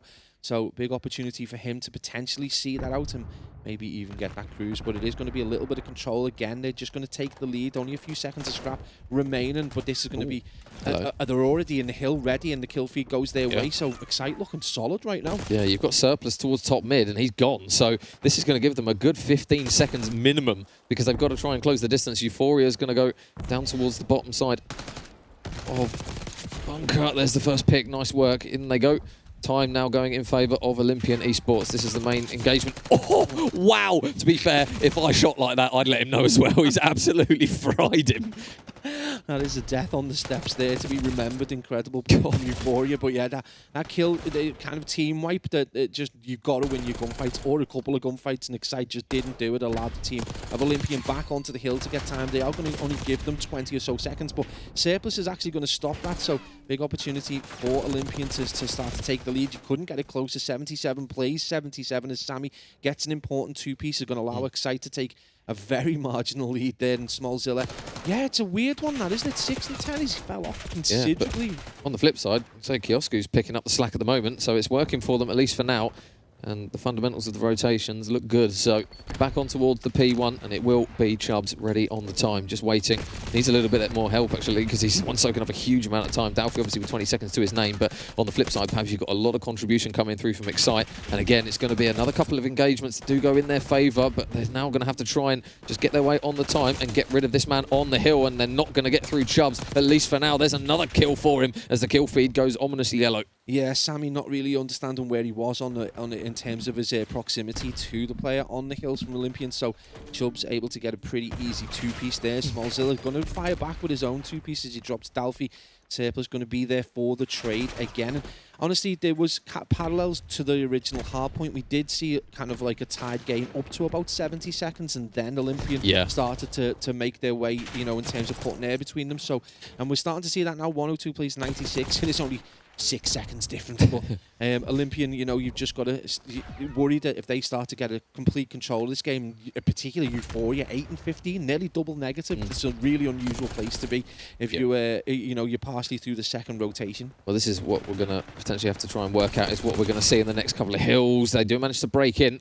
Dalfi, this is a big moment. Can he stay alive? No, Sammy trades him out. So if you're Olympian now, you've got to try and think, are you going to rotate to new, or are you going to keep trying to play for the time? It looks as though Sammy's going to be a little bit alone on it for now, so they should be able to isolate him and drop him. But saying that, Kiosku's actually helped him out. Small gets a pick, Sammy gets one as well, and everyone is dropping on the side of Olympian, and they don't necessarily have that guaranteed rotation. Dalfi's tried to push himself up the map a little bit, but you've still got Excite Gaming spawning out the back of you. Yeah, I think there was a big kill. A3 got dropped, and again, you worry that there wouldn't be a player over towards back spawn to deal with that, but in Smallzilla immediately ran back to deal with that player. But it is going to be 2 players out for Olympian towards the back of P3, so a big job really now for E3 to kind of re-establish his authority over towards the back where he got dropped. So it is going to be a pick there, and it's going to be the nade that gets thrown out. But is he able to do it? He gets tagged up, but he is going to survive that nade, and it's going to be a 2-piece there. I do believe it's Chubbs who gets that, and it's going to be another 2 kills, Surplus and Dalfi. So a little bit of control for Olympian on this hill is going to see them restore parity one more time with only 40 seconds remaining, and that's a big kill from Kiosku, and make that a second. Yeah, so the lead flips again, this time in favour of Excite Academy. 30 seconds remaining on the hill is going to be big for them. And Euphoria still struggling at the moment. He's had such good maps. It's kind of like one extreme to the other now for him, 10 and 20. If he can slowly start to work his way up towards pretty much breaking evens, you'll see a different map. But Small, he gets taken down already. The gunfights over towards Bunker are starting to ensue. Euphoria on the hunt. Can he get a pick? Yes, he can. Can he get a second pick? No, he can't. Again, it's going to be Kiosku that has his number in towards the new time. A few of the players in Excite will go. There's going to be one player here which should be traded out, and that's a really nice setup ready for Bunker. Yeah, Kiosku again, the player there, just trying to see the players off. If he turns and gets the kill, turns and burns on a 360 there, manages to get the pick. Kiosku is on fire right now. He's going to get his lead back restored marginally again. This is so back and forth, an extremely tight map.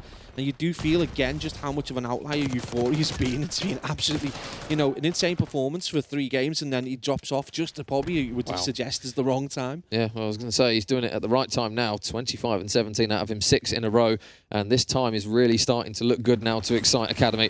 Everyone is pretty much inside the hill. One over towards Spiral is dealt with. The trade though on towards Chubbs. It looks as though it's good, but it will still beat Olympian Esports back inside the time. A big 2-piece from Surplus, and that's exactly what Olympian can do. They can get kills when they might necessarily have their backs up against the wall.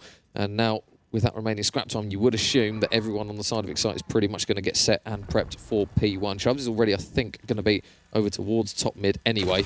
So he's going to need a little bit of help. 2 players obviously already in towards the old hill means that Excite Gaming should have a lot of mid-map control. Yeah, absolutely. It's going to be Excite, though, on this P1. So it's been a hill they've struggled with over the previous 2 rotations. So this is an opportunity for them to try and hold strong, get to that 200-second margin, and apply a little bit more pressure to Olympian Esports, who at one times have been on the precipice of seeing this series out, but just managed to almost snatch defeat from the jaws of victory. Olympian just managed to get back on the hill again. This P1 remains massively contested, a little bit mixy.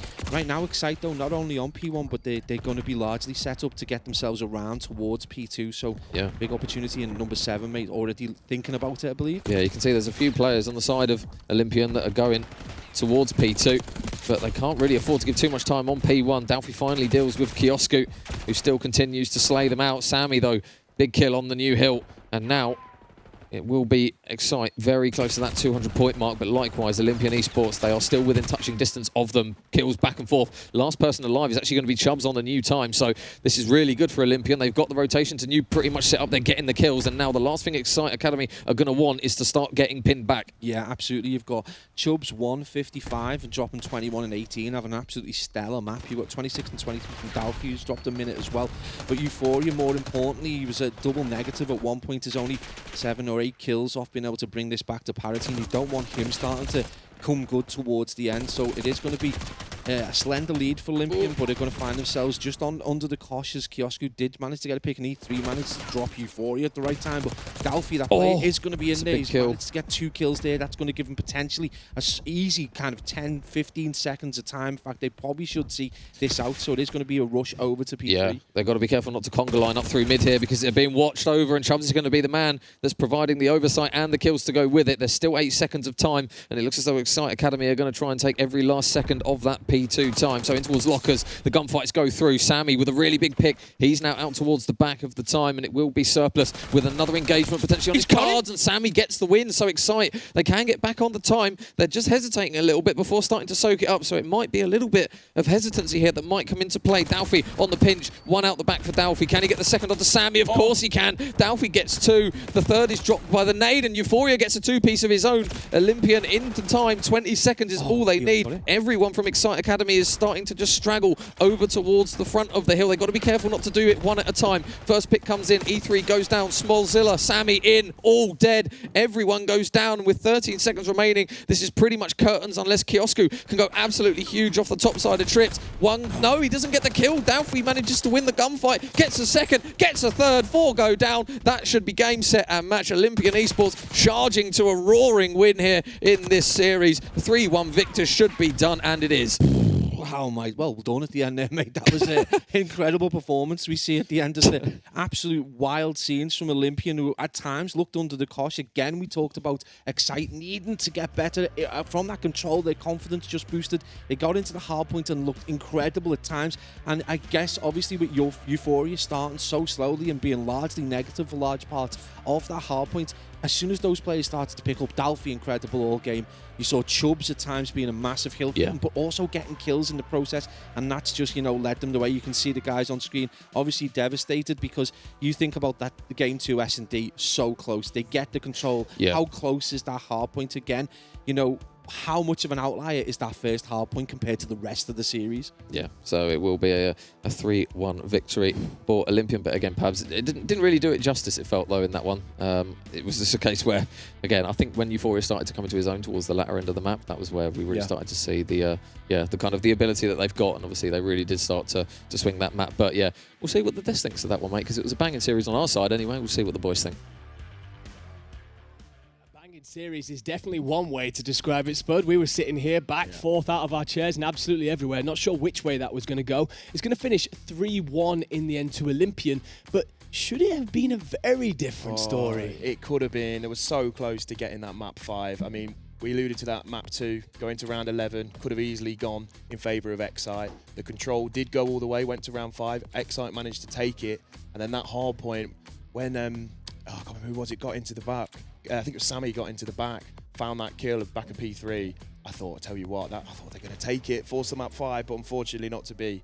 But fair play, Olympian do march on to the next round. Yeah, we were sitting here absolutely losing our minds a little bit. Bottles of water all over the place. It was a bit of a mess, I'll be honest. But you got to look at that for Excite. And I guess that you did go into this. Yes, you will be falling into the losers bracket, but you did go into this as strong underdogs. But to have arguably been on the other end of that 3-1 score has got to give you a lot of confidence for your run down there. Yeah, I think that's it. I think that's the key. They've got the first game on LAN done, out the way. It was on the main stage, all eyes on them. And there were some really good performances amongst the team. I mean, Smallzilla throughout the whole series was absolutely shooting. But towards the end, and that map 4 in particular, I know, Kiosku struggling quite a bit map 1, but for the rest of the series, they really did pick it up. And then the rest of the team around them were just starting to kind of come together a lot more. So you've got to feel confident going into that losers bracket that they can, start progressing, win a few games, and hopefully, have a good weekend. Well, 100%, especially when, as well, one of the other players that you and me were sitting here chatting about was E3. He had that absolutely, he had a great S&D map too, but then had that pop-off moment in round 4 of the control that got us to the round 5 in the first place that his team went and won. So definitely a team there that I think will want to watch through this this weekend. But it will be that we will see Olympian move on forward. We're going to pull up the bracket, take a quick look here at how things are standing. And we do get confirmation that Avenge Esports 3-0'd Official Weirdo. Team Elite will 3-0 Peachy Esports. And I know, my friend, that you've got a couple of things to talk about when it comes to this team. Absolutely. I mean, at the start of the show, I was asked who I thought might win. And I alluded to AVNG. Yes. And then my dark horse for the tournament, the Spanish roster of Team Elite, they will meet in winners round 2. So that is going to be an absolutely huge game. I did say that these Spanish guys will potentially cause some upsets, but the way the bracket works, it may, there's a chance for it to come really, really early, but we'll see how that 100%. goes. We've seen people steal away top seeds before and then run on through the tournament with it, so there's potential room for upset there. But otherwise, going on in the losers bracket, you're going to have a confirmation of Official Weirdo will play against Peachy Esport in that lower round 1, and then Excite Academy, of course, the team that we just got to watch, dropping into lower round 1 as well, and waiting on the loser of game 3. By the way, while we're sitting and talking about this series and everything that's gone on, I will take a moment just to appreciate the beautiful setup that we've got going on here, as well as what I do get to see on the screen there, that we've got the highlights going on behind us. So definitely a couple of superstar moments to talk about. There was a couple of, especially on the skyline, felt like we saw a couple of 3-4 pieces coming out of that Olympian roster. But again, I want to go back to some of the players that we saw there in map 4, which was that those rotations for P3 felt like that these two teams were battling heavy for it. We saw Dalfi pull off an incredible moment. Yeah. You nearly leaked out your seat when Sammy hit one of the rotations. I did, and that's what I mean. I thought I just want to see map 5s. This is what we want this weekend. I've not got any kind of real bias about who I want to be seeing. I just want to see as much Call of Duty as possible. Yeah. And there was such an opportunity maybe to get around and get into that P3. They did find the kill in the back, but then Dalfi has gone absolutely massive. He's snuck round the back, found 2, and then he's been the man who's gone into the hill. I'm sure he found a 3-piece right at the end of the game as well. And it was just patient. It was patiently played, and just to get them to come over the line. But that map 4 was neck and neck all the way through, and I really did think that we were about to see a first map 5. Well, the potential for a reverse sweep then as well, my friend. Exactly. And then we really have checked off all the boxes to get us started. Someone else to talk about in this series is going to be on the Victoria side, Olympian. We're going to get a moment of him there, which was Euphoria. Yeah. What a wild series. Felt like he really struggled map 1, had a good game 2, a ridiculous game 3 where you dropped 46 for the loss. Yes. And then map 4, well, that started slowly and then kind of got better. Yeah, I think if you go into a map, drop 46 kills, and you don't come out with a win, that's got to do a little bit of something when you load into the next one. And there wasn't a massive break loading in for that map 3 to map 4, so he did start a little bit slow, but stayed kind of with it. Didn't kind of didn't get himself in the blender. And then locked in towards the end and helped his team get over the line. He's had a fantastic series. Yeah, for sure. A player as well that we spoke about at the top of the show, someone who felt like they probably needed that bit of confidence recovery as we get a quick look at everyone chilling out in the... This is one of the side rooms in the arena here. It's we're in the Velodrome, actually. It's a beautiful location, and we do get an opportunity for a couple of players to practice, get themselves set up, have the stations and whatnot. And, of course, the cams that check out over main stage, where we can see that Drenga Esports are getting themselves ready to get set up. Now, this is definitely a team to talk about because we found out that one of the players for this roster, IDK, has got his whole family doing a watch party. Yeah, it's fantastic. That's class. This is exactly what we want. It's an opportunity for these players to come and perform and play on LAN. Different to sitting in your bedroom playing a game. They're in front of loads of people on the internet, in real life, and the fact that his whole family is supporting him, I think that's fantastic. I mean, it just is phenomenal stuff. And, it's weird because, I'm getting over the hill a bit. I remember my days. Yeah. My mum said, you'd never make money from video games. Yeah. Look at us now. We've got whole families tuning in for watch parties. Fantastic. Wonderful stuff. And something else that we kind of want to get to is an interview with a man who won the last series. We just spoke about him all over the place, really, in his series. So I want to get his thoughts for sure. It is going to be an interview with Euphoria. Yeah, so guys, what a cracking series that was. Here with the man himself, Euphoria. Yeah. How did you find that? Yeah, nice. It's the first time playing on the Katana LAN. Yeah. And I didn't know really what to expect. Like the images of the what the Katana LAN was going to be like were a little bit different on the website. But no, it's nice. I'm playing with a pickup team, by the way, because I got snaked last second. Oh, really? Yeah, I'm playing with some other people right now. Yeah. And yeah, I'm just picking up, and we won our first game, so that's all you can. You win your first game, you Yeah, give we win yourself the our best first game, chance, so. don't you?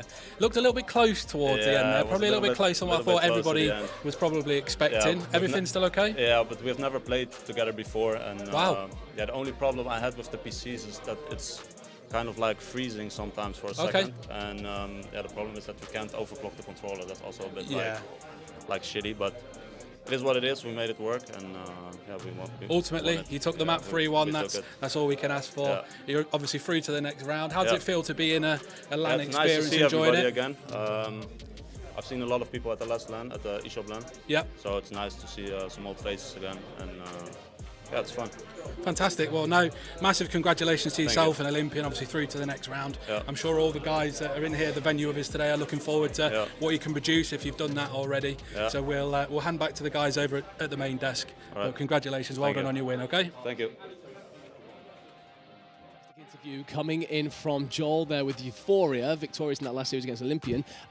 Let's not beat around the bush. We'll touch on it straight away. Right at the start there, I was snaked coming into this event. A couple of different questions. First of all, does that affect your performance? Is that why we're maybe seeing a bit of streaky play back and forth there? But also, what if he meets his former teammates coming into this? I mentioned it at the start of the show that could be a potential series that I know would get very interesting, get a bit tasty, and Euphoria's, there's no messing about. He's already mentioned it. First opportunity, put a microphone in his hand, and I was snaked. And I think, your question about the performance, it can have, kind of two impacts, can't it? It can be a case of, I've been snaked. I'm going to go and show you what you're missing out on. And I think he definitely had maps where he's done that.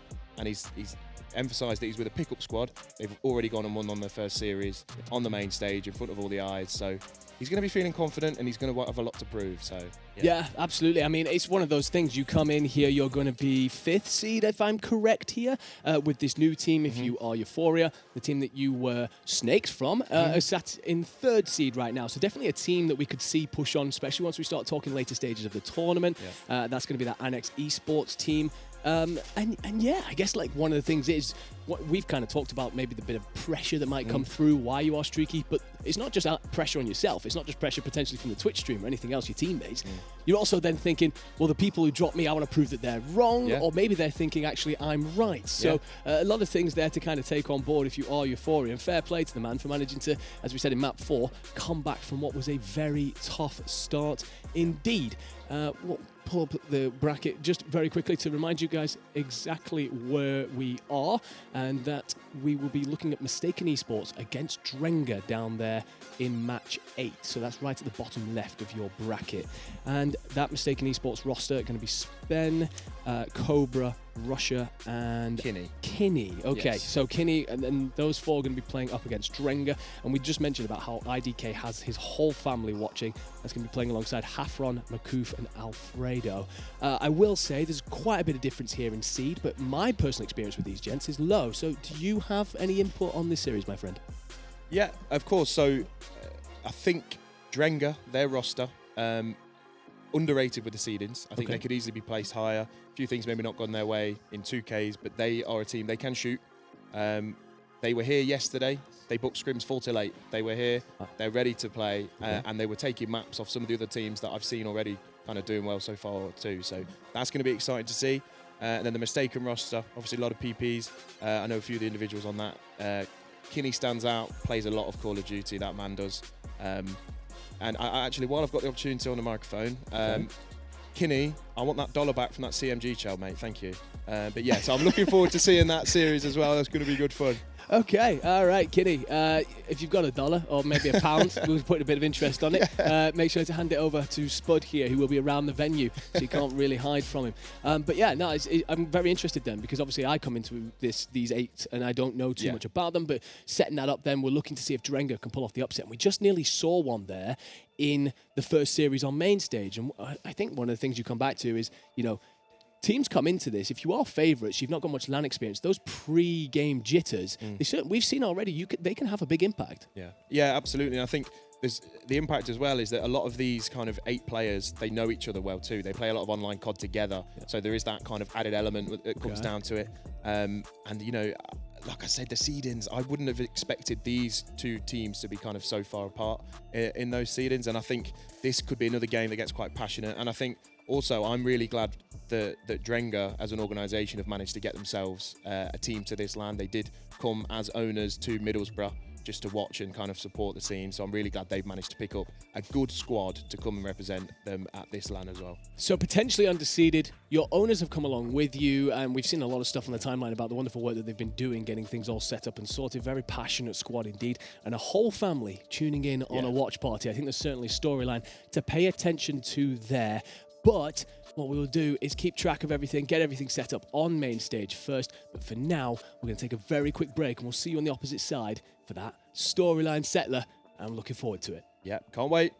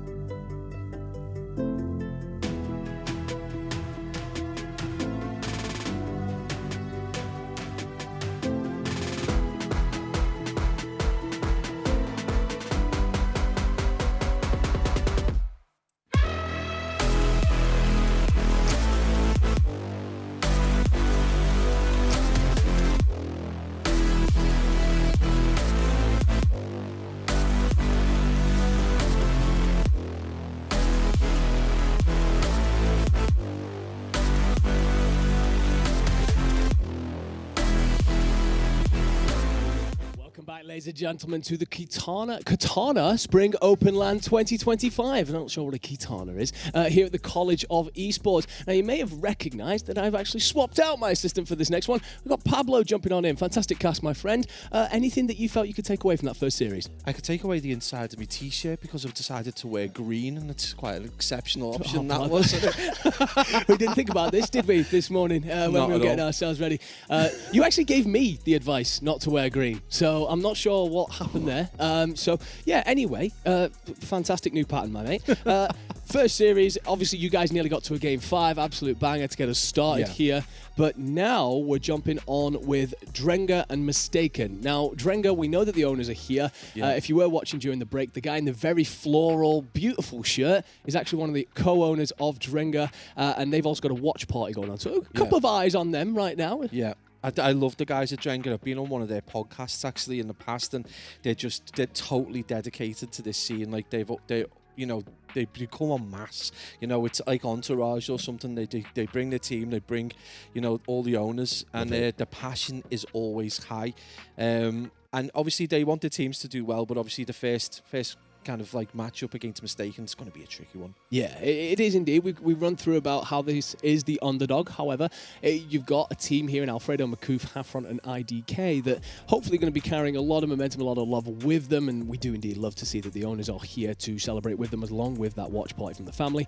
And we're going to take a quick look at the way that the maps are going to look for the series that is coming up for them against Mistaken. A hardpoint red card, S&D protocol, control vault, hardpoint vault, and then an S&D on red card again.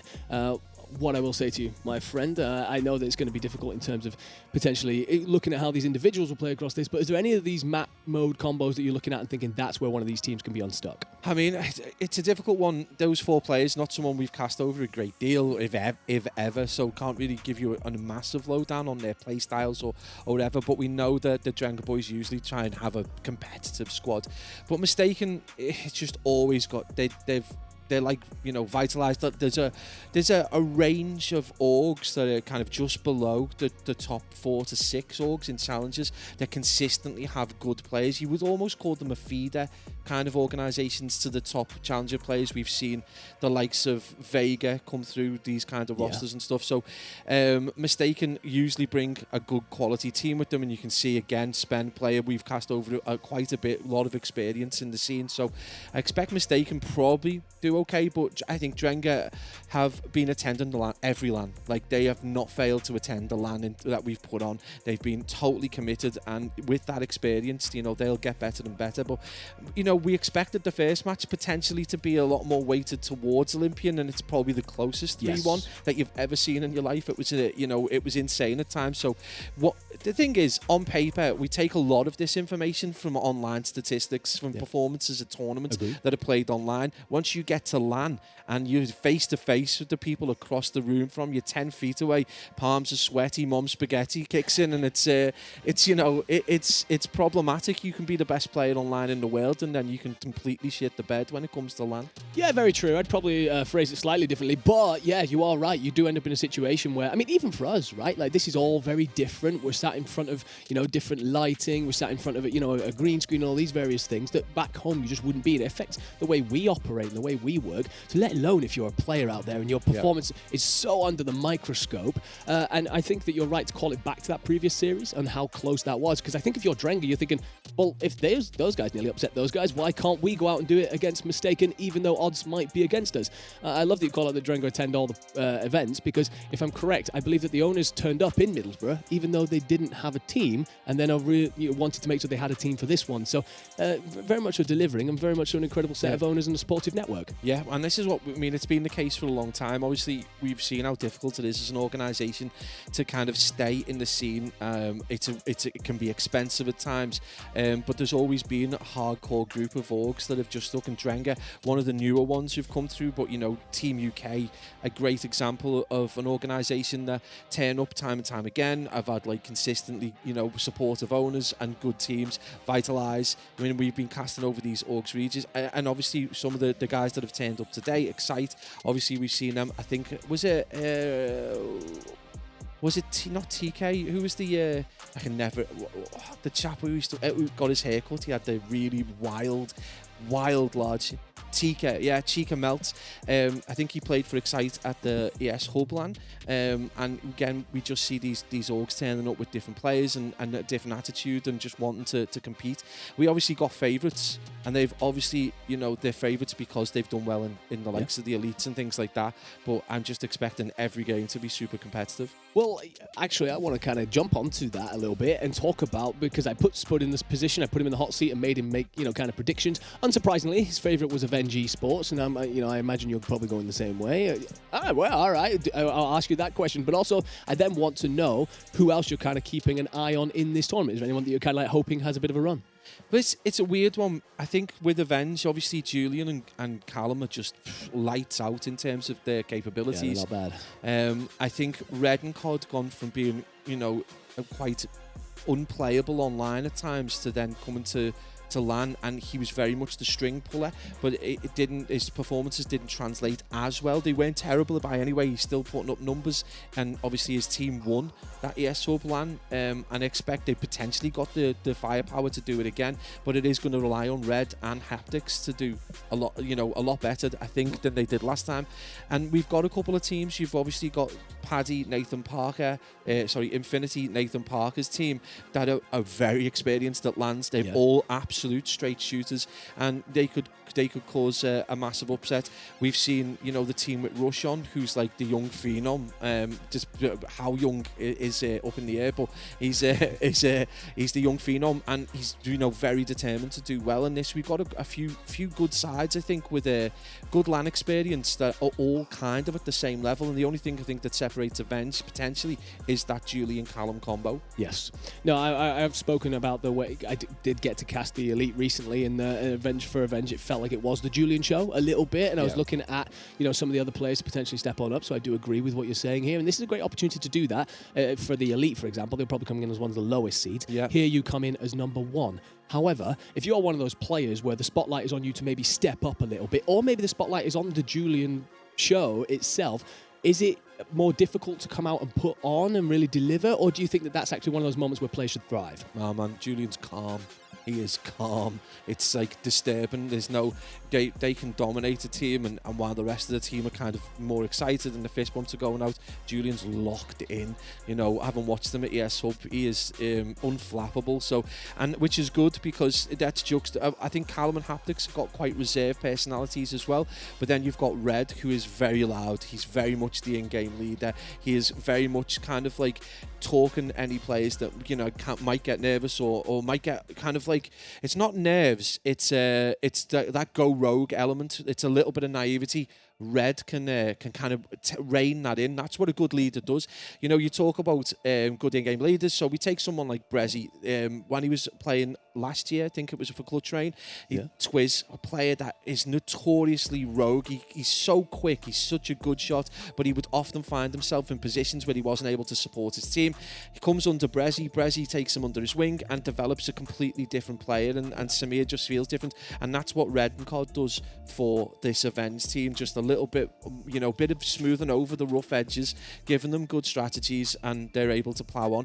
But when we talk about the other teams, potentially that could cause upsets, they've got very similar players, and that's where the likes of Rohan, you know, Vega comes in, and with his team and the potential that they've got to cause an upset. And then obviously you've got Infinity, Nathan Parker side, who are just looking quality. Well, you've mentioned quite a few of the teams there that could go on to cause upsets, so why don't we pull up the bracket and take a quick look through here.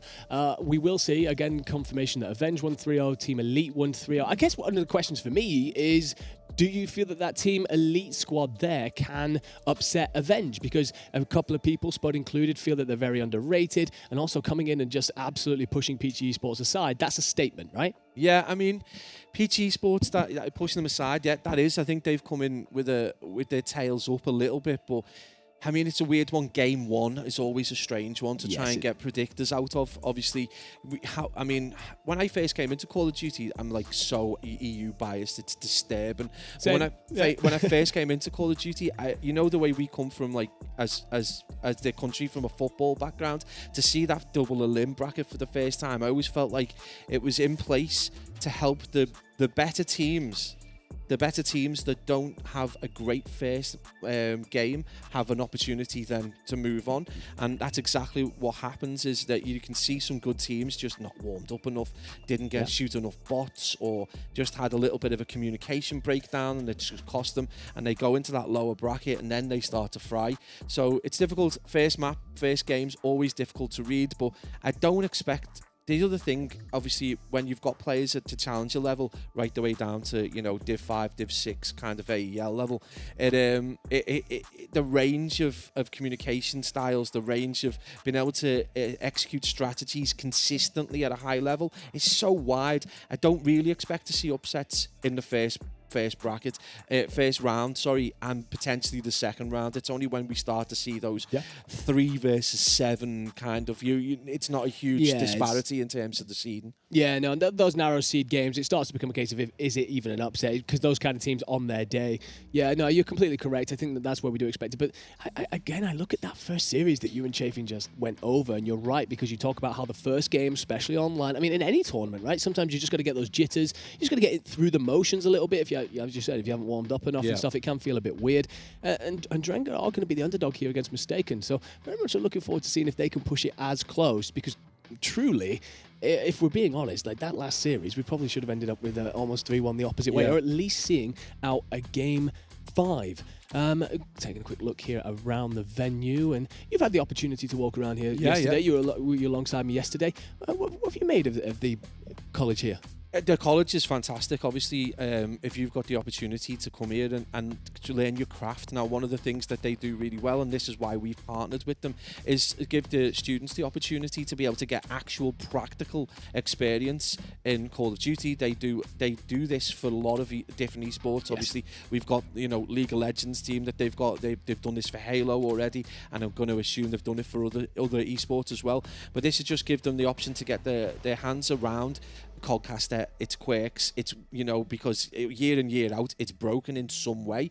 It still functions enough for us to be able to produce, but it's just an opportunity now for those guys to see what are the quirks of Call of Duty that are different from other esports. It's a practical thing, and what you see is that some of these students, Insomnia's gone, but there will be something eventually to replace it, and they put on huge broadcasts, and these students are then going to be able to potentially go on to those kind of Blast, who put on the big productions. It's going to be great on the CV to say, yeah, I've done an actual COD event to stream. Here's the portfolio. I did the graphics, or I did the production, and you've seen how professional they are as well, and they're obviously being led by Youngford there, and it's really nice to see. No, it is indeed a fantastic thing to see the facilities here. We kind of joked about it, me and Spud, earlier, about how when we were trying to get into things 10, 15, maybe longer years ago. I'm not going to ask you, my friend. Don't worry about it. But it wasn't really a thing. It wasn't really accepted. Whereas now we're seeing these young men and women. They're sat here with these setups, and they're sat there pulling together everything and learning how to do things that. I'm fortunate enough to say that I've been to Saudi Arabia, I've been to America and done these events. I'm looking at them and thinking, well, those are the exact same tools that a lot of those production companies use out there. So it definitely translates straight into a career. Absolutely love to see. And as you said about the professionalism, we turned up yesterday. There was no slowing down. It was very much so a case of, the team very much pulled together, got it all done, and we are here today and being led by a great production company indeed. So doing fantastic work here at the College of Esports, again, powered by the British Esports Foundation. And I'm looking forward to seeing where we go on from here. As for you, and I did kind of put you on the spotlight a minute ago and ask for your prediction overall. I didn't give tournament. You one. Yeah, I was going to say, you kind of jumped me a little bit, my friend. So I'm going to ask for predictions. And again, your dark horse outside of the favourite. So whether it's like the brain or the heart talking, I want Infinity's team to do well, Nathan Parker. Okay. And Infinity, I'd like them to do well. I think they've got in the tank to do well. I think it's a weird one. I hate planting the flag. He does it to me all the time. I'm going to go into your bedroom later and fart. That's what I'm going to do. Just going to do it as a thing. All right. Avenge are obviously the favourites because of their performances in Elite, and Avenge are obviously done well on LAN. Sorry, I've sent myself west there. I'm going to say Avenge, but I think my heart wants Nathan Parker's team to do well. Well, I mean, Nathan Parker would be a great player to pay attention to. I guess one of the other ones as well is great effort here. Do we actually manage to get it? That is an that's absolute unlucky. That no. he's whiffed that shot there, hasn't he? Yeah, so that's getting absolutely dumpstered. That's what's happening to Dalfi there. Great work by the team in the back there. But I had no idea what was coming. Saw the Wii coming up, and I was like, all right. So, but yeah, no, that is not one that you want to watch back. And Dalfi, to be fair, had himself a decent series, but one of those moments happens, ends up on the Twitter timeline for sure. I should have used the clay pigeons, the old duck shoot instead. But yeah, that was a whiff of a shot. You get that sometimes, and we saw that again. You get sometimes where Dalfi was amazing all game. Let's be perfectly fair. He was good, and his reaction time was just impeccable. But yeah, good to the broadcast to just pick that one out for him. I'm sure he's pleased with that. One of those moments that you won't want to live back. We've all had them. We've all been there. It's just about getting on with it. Anyway, focusing on the game that is, of course, coming up that we're currently preparing for, that all of us admin and refs and everything are getting together. It's going to be Drenga against Mistaken, and taking a quick look at the maps that we are going to be playing on again here, my friend. That hard point on red card, but also the S&D on red card. We're starting to see a little bit more of it now, but there was a long period where everyone just avoided red card. Feels like a massive map compared to some of the other ones out there. I know that you put your time in on ranked, my friend. What's your thoughts on anything red card when it comes to hard point S&D? So hardpoint, I think it's a fine map. I think it's obviously, it helps to have a bigger map when you've got the likes of Skyline and Bolt and stuff that just keeps everything way too tiny. But then obviously in the S&D, I think what happened and why it wasn't used so often is because you do have to give one player responsibility for the B site, and that can leave you very exposed on the defensive side. So with the A push and stuff. But yeah, I absolutely hopefully it goes to that game 5. Well, if we are going to get a Game 5, then we need a series to start. And I'm very glad to say that we are ready to go for Drenga against Mistaken. So let's throw it over to Spud and Joel, who are going to be casting this one for us. Thank you, Andrew. Back again. I'm in a different space now, but here we go. I've got Joel with me. Looking forward to getting the first cast of the weekend going. And what a series we've got ahead of us. Mistaken against Drenga. Joel, what are your thoughts on this one initially? Yeah, I think to echo the points that the guys have made on the desk today, a lot of names I think we both know in and around the scene. Obviously, Drenga boys had a conversation with them this morning. I mean, I might tee it a little bit that way. I'm not too sure. I'm not a prediction person straight away, but I think it's going to be a bit of a banger. Yeah, I think so. I mean, you say that, but we are going to be loading into a red card early doors, you know, fundamental Call of Duty, slow and steady. I'm looking forward to kind of seeing who kind of plays the map properly, because that's the way you win. That's the way you win a red card. But I alluded to it on the desk that Drenga, they were scrimming here for like hours and hours yesterday. Really passionate, really up for it. But I know, as we know, the guys on the Mistaken roster both also really kind of grind the game. It's going to be a good series. I think the map pool is interesting. Starting and finishing on red card should we need them. Protocol S&D we've already seen today, but that vault control, that's going to be something that could be an absolute bang out, especially with these teams. And I'm looking forward to that one in particular. But yeah, just really looking forward to getting this one started. Yeah, no, to echo your points, like you say, Vault can go any way. There's opportunities. We've seen plenty of Call of Duty over the past couple of weeks since the new games come out, but that's sort of the turning point. If you're that team that's with 1-1, that's the map that can get you going. Because look at it, if it's back to back, you've got an opportunity. You know your surroundings.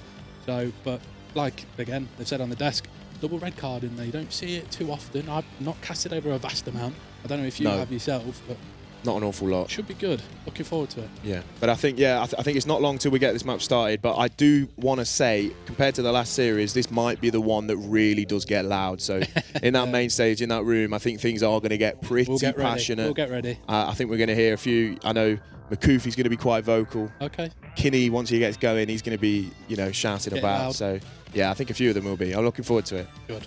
Don't think we're too far away from getting this map 1 started. He's going to be a red card. I think, it's all going to be down to those rotations. All going to be down to them fundamentals. Yeah, definitely. The ARs, how well they play. But here we go, loading into this map 1. And we're going to start off with, we're not exactly sure who's on the side of this Mistaken roster, but we'll run with it for now. We'll run with it. So heading over towards P1. First nade comes in from Hafron, taking down, yeah, Rush. Yeah, we've got the clan tags, Joel. We've got the clan tags. We'll go with that. Fantastic. Cool. But yeah, no, fairly even start for both teams. Nobody drastically is going to be mistaken. They're going to be taking you early time so far. Pope's going to pop around the back. He's got one challenge towards him. Not going to matter because he's going to find Alfredo and take him out there. It is looking very heavily on the mistaken favour at the minute. And Pope 4-0 start. He's not allowing anybody from Drenga to get in towards this time. He's got one crossing that's just going to nip themselves through. And it seems like Alfredo is going to get 1 and 2 himself.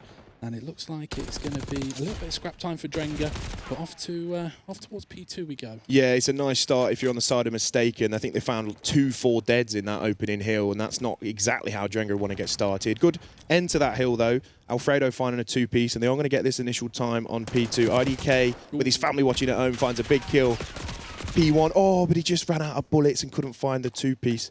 But moving out, it is going to be Rush. Taking shots from every angle. I think they are getting split spawns. We do have a fixed minimap, Joel, so I'm looking forward to being able to know what's going on. We've just got to deal with looking at the clan tags rather than anything else. But yeah, settling on this P2. It looks like Drenga have got themselves right back in the map after a bit of a slow start, but they are going to soak the majority of this P2 so far. Yeah, and it's, well, role reversal, really. It's mistaken took the majority of P1. It's going to be Drenga's opportunity. And we have seen that lead change on this way over towards the last sort of 15 seconds. It looks like mistaken potentially might mop up. You've got one of the players up top, looks like it's Spen. And he's going to find potentially one on rotation over. Is going to be a member of mistaken. Looks like it's going to be a couple of people in and around the scrap time. Predominantly trades coming in for both teams. Pope's going to try and find the one he can, pulls out the pistol and manages to find him. And it looks like it's going to be a nice little bit of early time here for mistaken to try and extend that lead out a little bit more. Yeah, they've taken the lead back. They found the kills on the rotation, which is going to be huge. But IDK on the stairs finds a big 2-piece, just playing patiently, waiting for his teammates to arrive. And they do come and help him. IDK finds another, and that's a 4 dead. But the team of mistaken are still spawning in the back, flying towards the time now. Here's a 1v1 for time, and it does go in favour of Makoof. So as we kind of expect on this map, it is kind of back and forward, but those rotations proving all important so far.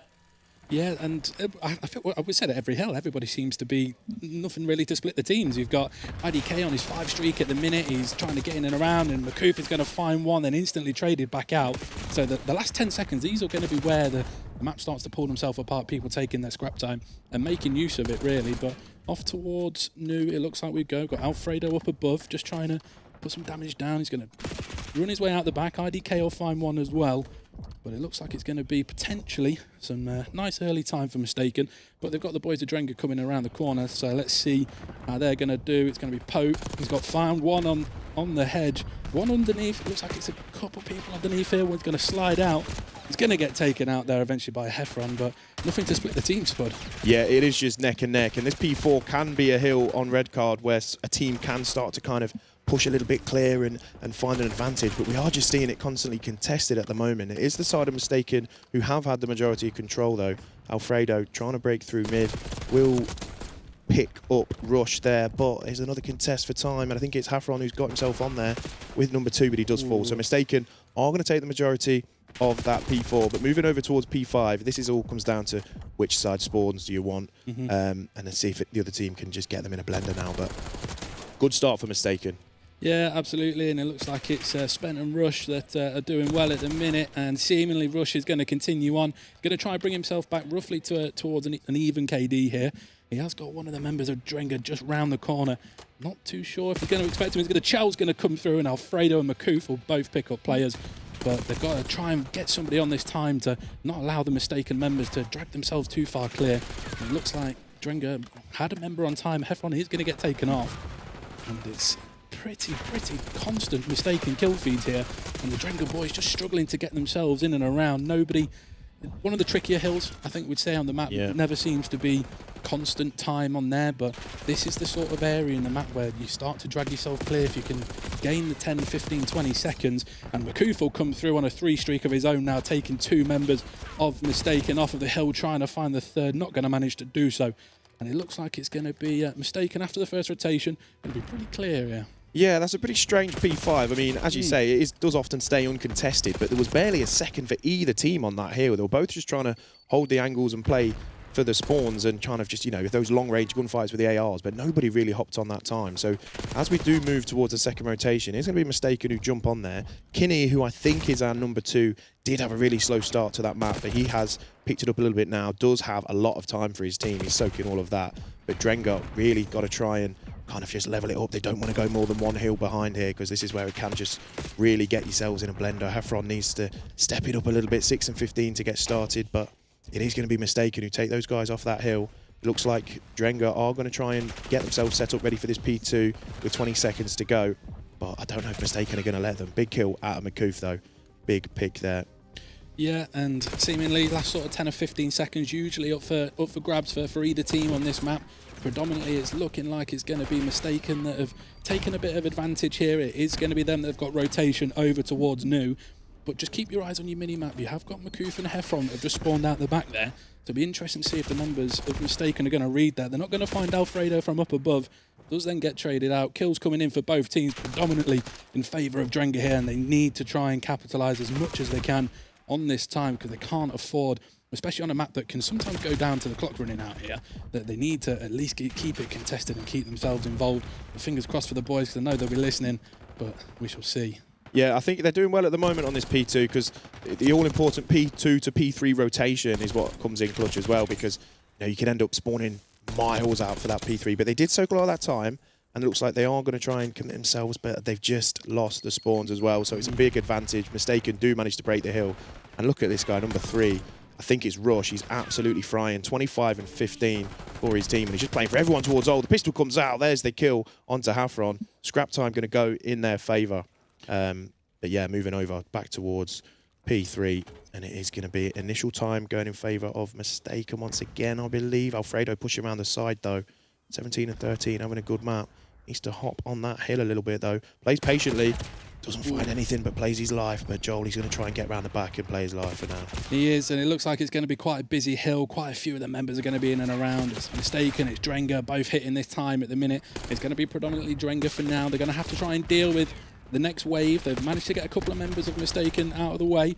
Pope's going to get the pistol out. He's managed to find one with the help of the nade at the same time, and he's just going to be trying to play his life as best as what he can to allow the members of Mistaken to get as close as they can, really. It seems like they're going to try and capitalise as best as what they can. A couple of members coming from every single door. One member left on time, and it was Alfredo. We've got one member of Drenga upstairs. He's going to get the pistol out, not going to manage to find him. Team kill is going to come in as well, and it's going to be the last sort of 10 seconds, as we keep on saying, going in favour of Drenga, and it's all going to be how much time can Mistaken or Drenga capitalise on this next point. Yeah, this P4, we mentioned it in the first rotation, how it is an opportunity for somebody to just get that control and really either get back in the game or extend the lead, but we didn't really see it from either side. But Mistaken looks like they've got themselves on the early time, they've got themselves set up well. Heffron does find one on the way. There's 2, Alfredo picking up one as well. I think it's just the last guy left around the time. He's got a teammate coming to help him. IDK and Heffron both sitting on that time. It's a big gunfight. Do find one, but gets instantly traded out. And it's just IDK now soaking up that time, trying to get Drenga back into this map. There's only 60 seconds or so and decreasing in it now. So this is a really good opportunity for Drenga to get themselves back into this map. Yeah, absolutely. Heffron, he's going to have to try and step himself up a little bit here. He's going to have to try and either stick himself on time or try work around with the boys. This is what this environment can do to you sometimes, but I'm sure they've got the answer for what they need to do. Alfredo's going to try and cut off a couple of members of Mistaken, trying to wrap through towards, I think, his B bomb site over this way, and trying to get themselves out of the stadium. A couple of members of Drenga are going to fall, but they are going to be on time. There's only going to be the one last member left, and I think it is Makoof. He's going to chow towards one of the members of Mistaken. He just popped his head past one, chows through with a pistol and manages to find him. And does Pope get the boys involved? Couple kills over towards Tickets at the minute. And it's just, once again, like it was in the first rotation, this P5 is just constant trade after trade. Yeah. We've seen a lot of white time on P5, both of these hills. Like I say, there's barely a second either side. We did see a pretty red kill feed at the initial time, and it looked like Drenga might have got themselves set up. They do hop back on the time for now with Heffron there, but he is going to get taken down, and Spen finds yet another 2-piece. The pistol comes out, doesn't quite find the kill, and every second is vital now for Mistaken. They are just extending this lead, get themselves around the 220 mark with Drenga back on 136, and they've really, for this third and final rotation, got to pull something together to stay in this map 1. Yeah, no, absolutely. It's looking pretty tricky for the members of Drenga here. What I'd like to point out, sorry, for those who are listening, have a look over towards Mistaken. 2 minutes 31 on time. That's sort of my Call of Duty. I'm a big fan of that. But off towards, it is going to be back inside P1. The majority of the Drenga members are going to fall. And it looks like they are 4 dead, having to try and shell as best as what they can. Only 25 seconds now required for Mistaken. And it's going to be IDK will find one with the help of Makoof up above. Going to have to try capitalising on this as much as what they can. He's going to eventually try and find him, and he does. The 2 members of Drenga are going to get themselves in towards this time. Only 55 seconds on the clock. Drenga are going to have to pretty much go hill after hill after hill, Spud. Yeah, they need every second, really. There's only 16 needed for Mistaken to take this map 1, and when the clock goes less than a minute, that's when panic stations come in. They're going to have to somehow string the next kind of 2 to 3 hills together whilst keeping that kind of clock stopped. But if you take a look at that Mistaken roster, you mentioned number 2, Kinney. He soaks up nearly 3 minutes on the hill, but number 3, which I'm pretty sure is Spen, is currently 39 and 25. He said to Kinney, he said, you just get in my hill, let me fry around you. And it's working so far, because now we got Mistaken, less than 5 seconds needed, but Drenga do get in temporarily. Will they get traded? Surely this all finishes on this P2. They are spawning close to it. They're not going to worry too much about trying to get set up for these P3 spawns. They are just going to chow towards it, but it's a big 2 kills from the Drenga boys. Can Afron find this next one up top? No, he can't, but IDK found the guy on time. Here's a 1v1. Oh, and that should decide the map. Number 2, maybe. Ooh. Oh, it's getting scrappy, Joel. It's getting scrappy. 40 seconds on the clock. Drenga need all of this because Mistaken only 4 seconds away from closing out map 1. Here's the contest. IDK again, but he's instantly traded again. Oh, Joel, is this going to end here and now? Looks that way. It's looking like it is, and it is going to be Mistaken that are going to take your map 1. You can see the fist pumps on your screen at the minute, but like we alluded to earlier, I think it was Spen. What a fantastic map out of him, don't you think, Spud? Oh, yeah, he must have been pushing 40 kills in the end there. Yeah. And to do that on a red card, pretty good work. He knows where to be, he knows when to be there, and he's finding the kills to do so. Kinney found a big couple of kills towards the end, but getting 3 minutes on any map, if you've got that on your team, you're going to be taking hard points. That's without a doubt. Yeah, absolutely. I feel like that's sort of the role that I get given. I don't know if that's because I can't do the shooting bit a little bit too great, but... Well, knowing we team together, I mean, that is the case. But yeah, as mentioned, I'm sure number 3, Spen, 41 and 27 on that map 1, nearly 5k damage. I mean, if you got that on your team, you're going to be doing pretty well. But on the side of Drenga, the boys were playing well. Alfredo had a particularly good map. Hafron a little bit slow to start with some of the kills there. But fingers crossed for the S&D. We are going to be going over to Protocol. Maybe we can get a kind of, level series and maybe get a bang out for this one. I don't know. We'll see. But if you take a look at the replay now, this was early in that first hill, and for a lot of that map, they did find a 4 dead off rip, but there was a lot of back and forth. Nobody really kind of took too much control, even though it looked like Mistaken were finding a lot of the kills. But then it's as soon as you kind of string 2 together, you start expanding it, and then it got a little bit desperate for Drenga towards the end there. Yeah, no, absolutely. And this is red card's not a map that I think everybody plays. I think it's going to come down to reps on stuff like this. As you know, we mentioned sometimes it comes down to time. So potentially the game's far from over. I'm sure the Drenga boys will get together, try to work out what's next, and Protocol's a map I think everybody's played numerous amounts of times, so I'm very confident the boys will do all right, but not a bad first map, was it? It was all right. No, I mean, I must admit, my heart sank a little bit when I saw red card map 1 come up on the schedule, but it was a good map. It was close. It was tightly contested. There was a lot of kills. It was a good map to get started with, but I know these boys play a lot of S&D online. Yeah. Both teams. Right. So I think we're going to see some good strats here. But yeah, he's going to be Protocol. How often are we going to see them all flying towards that A site? I love it when they do as a caster. Yeah. Playing it, can't stand it. I'm first dead every time. But as a caster, watching all them tip players flood down spiral, go down the zip and just scrap it out is exactly what we want to be seeing. But let's see. Yeah, absolutely. And it looks like we're not going to be a million miles away from getting underway inside this map 2, and it is going to be Mistaken that are going to kick us off with a bomb early doors. Let's see if it is going to be that constant A bang out that we potentially all expect. I'm halfway through saying that, and looks like off towards B we go. Pretty fast time. The members of Drenga have actually pretty much gone in and around that A point already. And I tell you what, within probably 15 seconds, we're getting this bomb down, and it's going to be pretty tricky to be able to potentially retake from here. But let's see what they can do. IDK will find one. And Makuf will then find the second as well. So as I say that, the members of Drenga are going to be flying in around this time. Trade kill does eventually come in. Spen will take out one of the members. And only 25 seconds left, but only one member left as well. Yeah, it is going to be, I think, Kinney left up all alone in the 1v3. Will find one. If he can just play this time now, the bomb is down. It's all about timings. Can he get the guy onto the bomb? But he does get taken down by IDK. Alfredo hops on the bomb, and it is going to be a defensive round win for Drenga. I don't mind that early kind of B push. Maybe it's not as expected. Kind of catch him off guard. Yeah. Got it down straight away. But yeah, I don't know how often we'll see that now. It's one of them kind of plays where you can play it once, you play it early, and it's a difficult one to kind of replicate further in the map. Yeah, I think next time if they opt to go towards a B, it'll probably be a bit of a slower one, see if they can pick anybody off from trips. But let's see how the members of Mistaken are going to react to this one. It is going to be them that have got the opportunity here. They've got to win the map, or they've got to win the map, they've got to win the round, sorry. It's going to be Drenga. They're going to get it down. Let's see, what do you reckon? A, B, what do you fancy? Every round I'm going to just think, he's going to fly down A, because that's all I do. I don't have any strats, Joel, you know me. I just run around and, like I say, get first blooded. But we do our bit. We do our bit, but it is going to be a tentative push. They're just going to try and get a little bit of mid-control, so if they can get an early pick, just make it easy to try and take one of these bomb sites. But for now, no real action. Hafron's going to drop down, and they are going to stack towards this A site. Trophy goes down. In they go, and that bomb is going to get planted, but this first pick is going to be crucial. I think number 8, Alfredo, if he gets any visuals on those guys out on the right, but it is, if you're mistaken, you've got all 4 of you got to make your way over, because they were kind of maybe anticipating a B push there, just playing it nice and slow, but it is going to be that first pick. Rush taking down Alfredo. Rest of these Drenga boys are on the bomb site, 30 seconds to defend. Yeah, and it's going to be one member, I was going to say, one member of a team that have fallen, but it's actually not. It's going to be IDK alongside, I believe it is Cobra that will fall as well. 2 members left for both teams, only 18 seconds left. Hefron's going to try and play his life as best as what he can. Rush is going to find him. It's going to be Makuf, and that will be the round to Mistaken. So it's going to be 2 defensive rounds now for either team that have been taken throughout.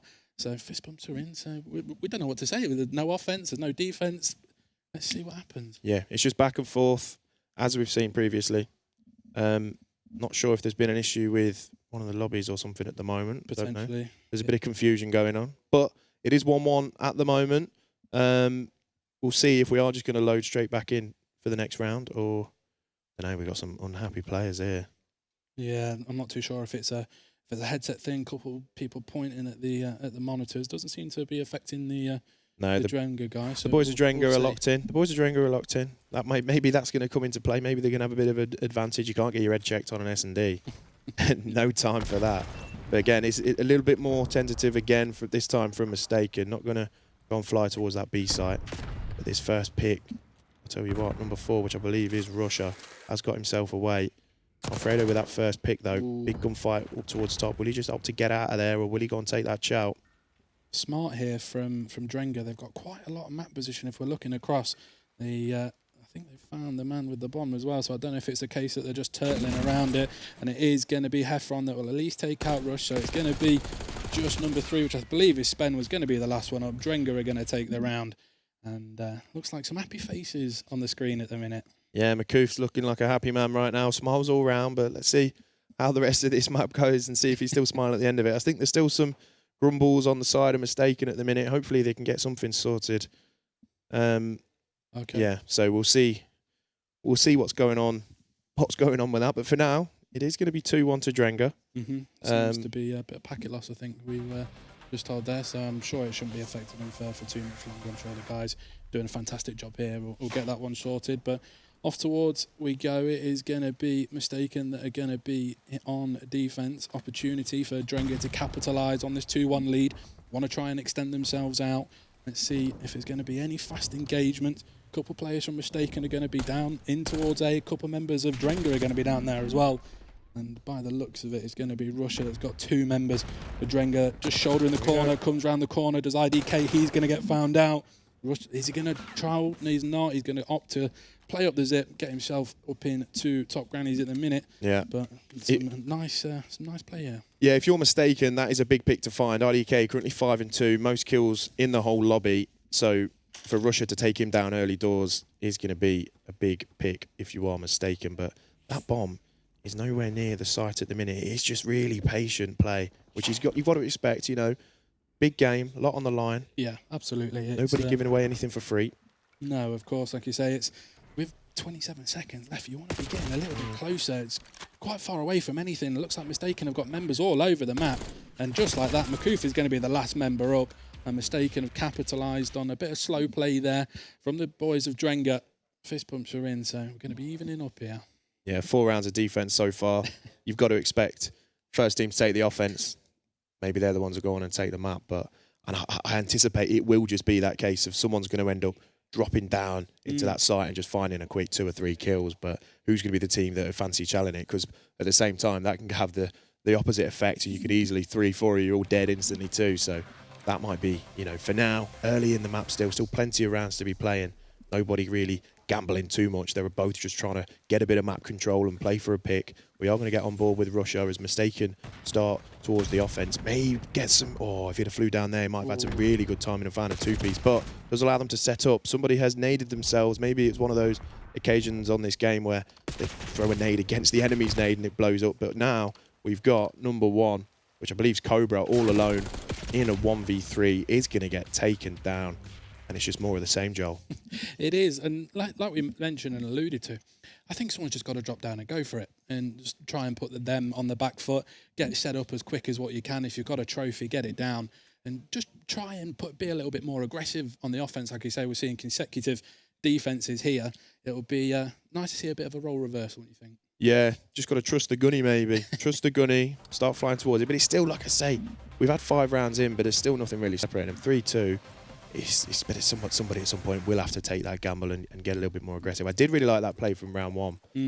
Unfortunately, that didn't manage to pay off in the end. But IDK, 6-2, on board with him right now. Having a really good start to the day so far. He's going to get first blood, though, the curse of the caster. And it is going to be Makoof and Hafron left up towards the spawn. Does find a quick pick and gets away. Does take down Rush. Hafron might have eyes on him, though. Just trying to kind of level it up and make it a 2v2. But he is, a bit pinned in. He is. It was a slow start for Heffron 1 and 4 at the minute, but I don't know if he realises he's got a member Mistaken literally outside the window. Let's see how the boys are going to opt to try and play here. Going to get fast played in towards the time, and he will manage to take out Kinney there. And 2 versus 2. Bomb is still in the hands of Drenga here, so they've not got to go and find it and get it down anywhere.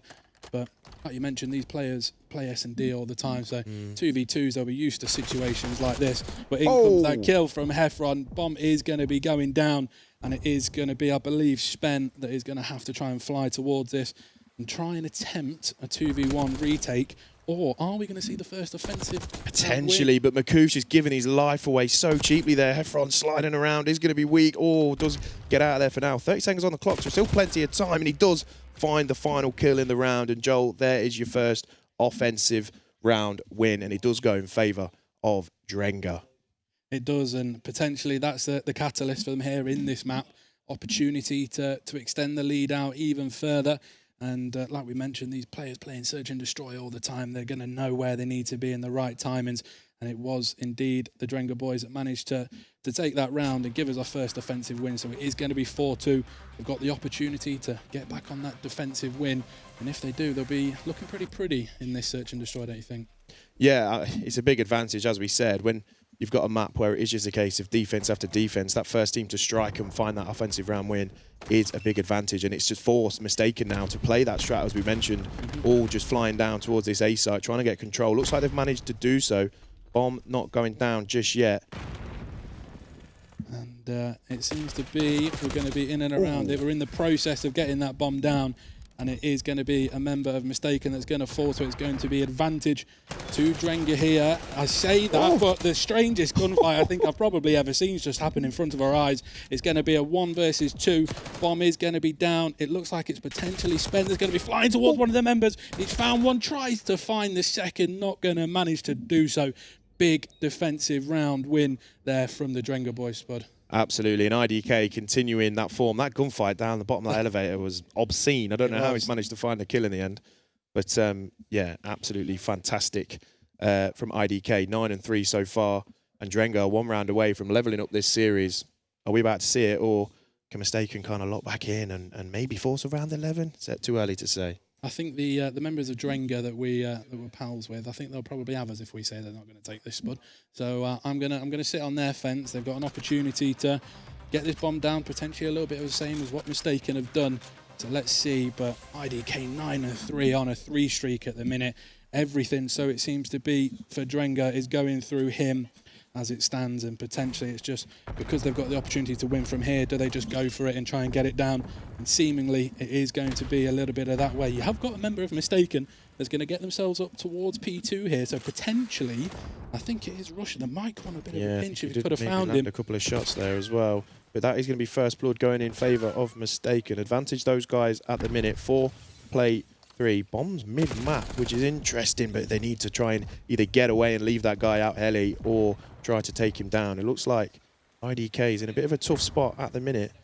Looks like he was maybe going to opt to zip up, but they do, if they find this pick, will have control on that A site. Helps coming in. Oh, the timing, he just slides away. May just get this bomb down, and we are going to see 4v3 advantage on lives are Mistaken, but the bomb is down, and that clock starts ticking down, Joel. It does.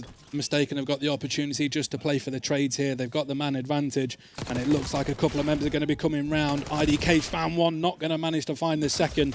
I think it's going to be Kinney that's going to then fall as well through Heffron from 1 and 5 to nearly positive there, but fantastic from him. It's going to be a 1v1 with the bomb down. And it's going to be potentially Russia against Makoof. Makoof's been in this situation a few times, and he's going to find it. And there it is, ladies and gentlemen. That's your Let them know, lads. Let them know Makoof. He's full of beans. Look at him. He's roaring at the opposition. And then it's just all big smiles and happy faces. I think he lost himself a little bit there. He got a bit too passionate in the moment and then thought, no, I'm a nice guy, really. I'll calm it down a little bit. But you love to see it. That's what we want to see. And I did expect from these two teams that it would get a little bit loud. It would get a little bit passionate. And I think we're definitely seeing that so far. Yeah, but 6 and 2. You see IDK that we mentioned a handful of times here. He's the man that seems to have had a lot of this map go through him. With the help of Makoof there, put the damage down, Spud. So 1 apiece. So we're at least going to be heading off to that map 4. Map 5, do you reckon? I don't know, maybe. I'm just glad we got a level series. There's been a few 3-0s around today. I think, obviously, the game on main stage almost went to map 5, and this one's guaranteed at least 4 as well. So we're doing well with the bracket so far. Whoever's in charge of that, good work. We are going to get some good series. But nice to see Makoof getting a little bit loud and passionate towards the end. That's exactly what these tournaments are for. Yeah, absolutely. This is what the environment's for. So your bracket is on screen, so you can see, like Spud alluded to, you've had 3 3-0s so far. It was only the map that was on the main stage, which was off to a map 4, but could have easily gone to a map 5. But it looks like we're going to be interesting to see what comes out of the Annex versus Mission Impossible here. So the winner will play the winner of that map. So I'm sure we're in for a bit of a grueler, I think, here. Yeah, absolutely. I think I keep shouting them out, but Mission Impossible. I just want to see Mission Impossible do something and do well.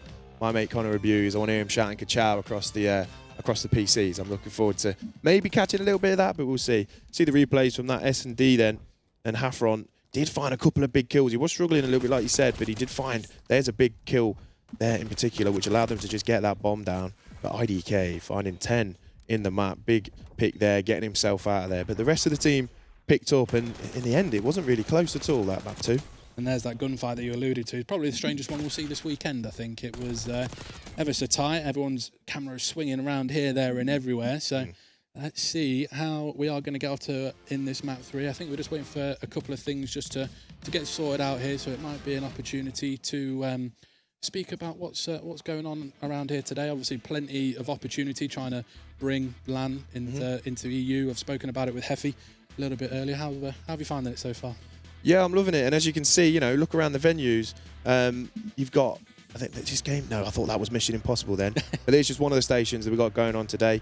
Game going on there right now. Not sure if I can see the jerseys of who's playing, but it's just nice to see. There's multiple rooms. It's good spread, and I think that's what I like. I mean, the Passion Pit. I love a Passion Pit, but you don't half start stinking after a while. So seeing the different kind of opportunities to get into some different rooms and spread the people around a bit is pretty good. And there we go. If you look over to the right-hand side, that is the members of Drenga alongside the main man that is Heffy's. Seen that he was on the camera and instantly decided to dodge. So here he is. Welcome back, Mr. Drenga, give us a wave. E3, the fan favourite, is in the house. E3, let's see you, lad. Let's get the chat going mental for the main man. But let's have a word on Drenga, like we've mentioned on the table earlier.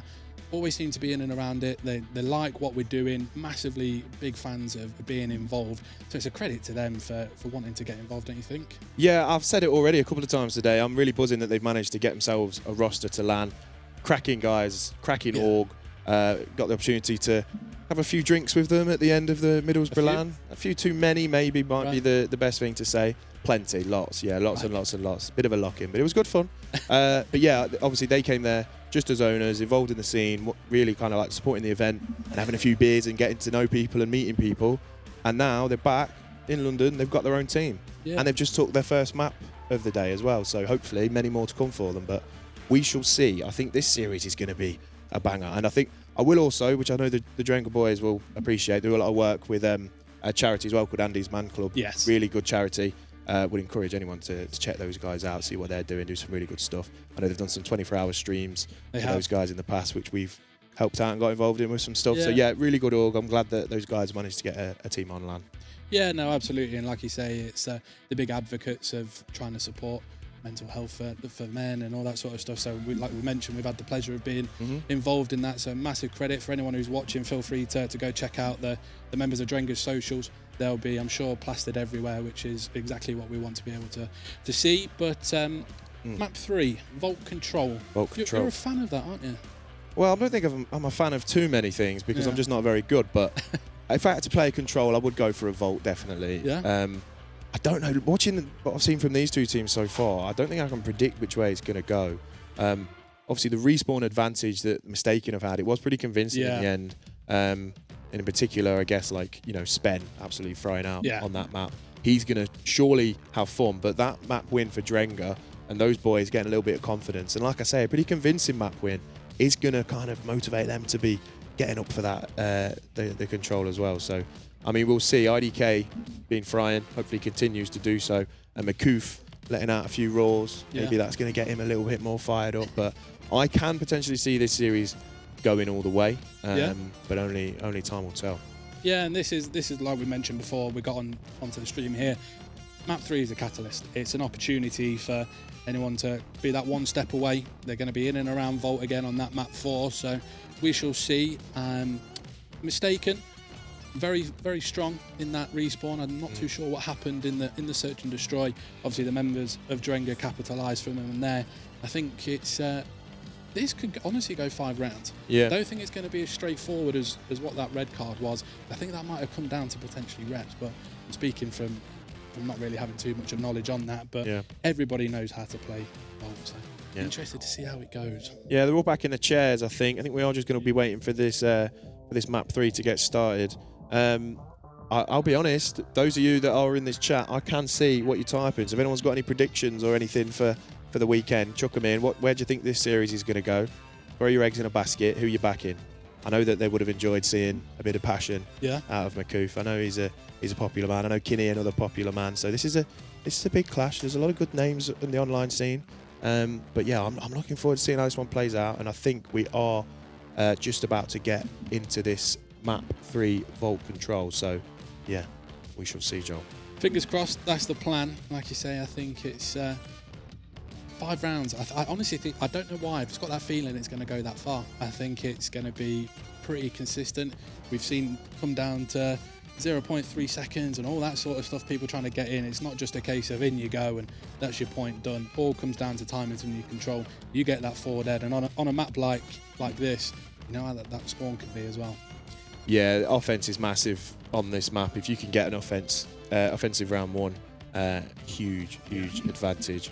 And it's just that B side. And I think it always brings so much excitement. Watching the Elite the other day, watching Katana play in that, there was a round, I think it was in the winners semi-final game, where just all of a sudden, like, it looked like they were down and out. Right. And then you find a few kills on that B side, get it stacked, and then you can just keep them basically in spawn. Yeah.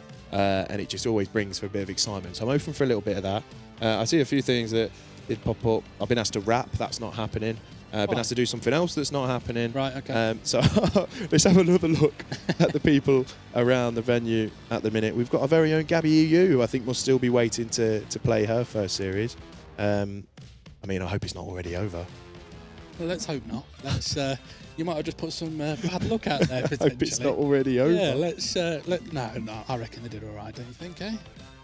Surely. Yeah, I mean, yeah. Who knows? We'll see. Who knows? But Yeah, I think there was just a lobby restart, so I think they are all ready. But I think they maybe just, I don't know if they switch sides or something like that, or something to do with ping and whatnot. But they're all looking pretty locked. So I think we are about to head in. Here we go then, map 3, and it is going to be Mistaken on the offense. Maybe going to try and get a 3-man stack towards Cap. Do find the first blood with the nade. If they can just, there's the 2 dead. If they can just find this A site early doors and get themselves on the point and start progressing them ticks, it is nearly. Oh, here's a 4 dead Joel offer it. it is, and this is what, like we say, you've got. I'm hoping it's going to be potentially Russia here, and it was going to try to skip his way through and catch a couple of members of Drenga off of spawn. But progression on this A point coming in favour of Mistaken. But keep your eyes on Alfredo up at the top of your map. Opportunity on a bit of a pinch with Makoof here. Then Makoof will find one. Alfredo will find another with the help of IDK. And it is only going to be Cobra, who was the last member up, down to just 10 HP. Does eventually get taken.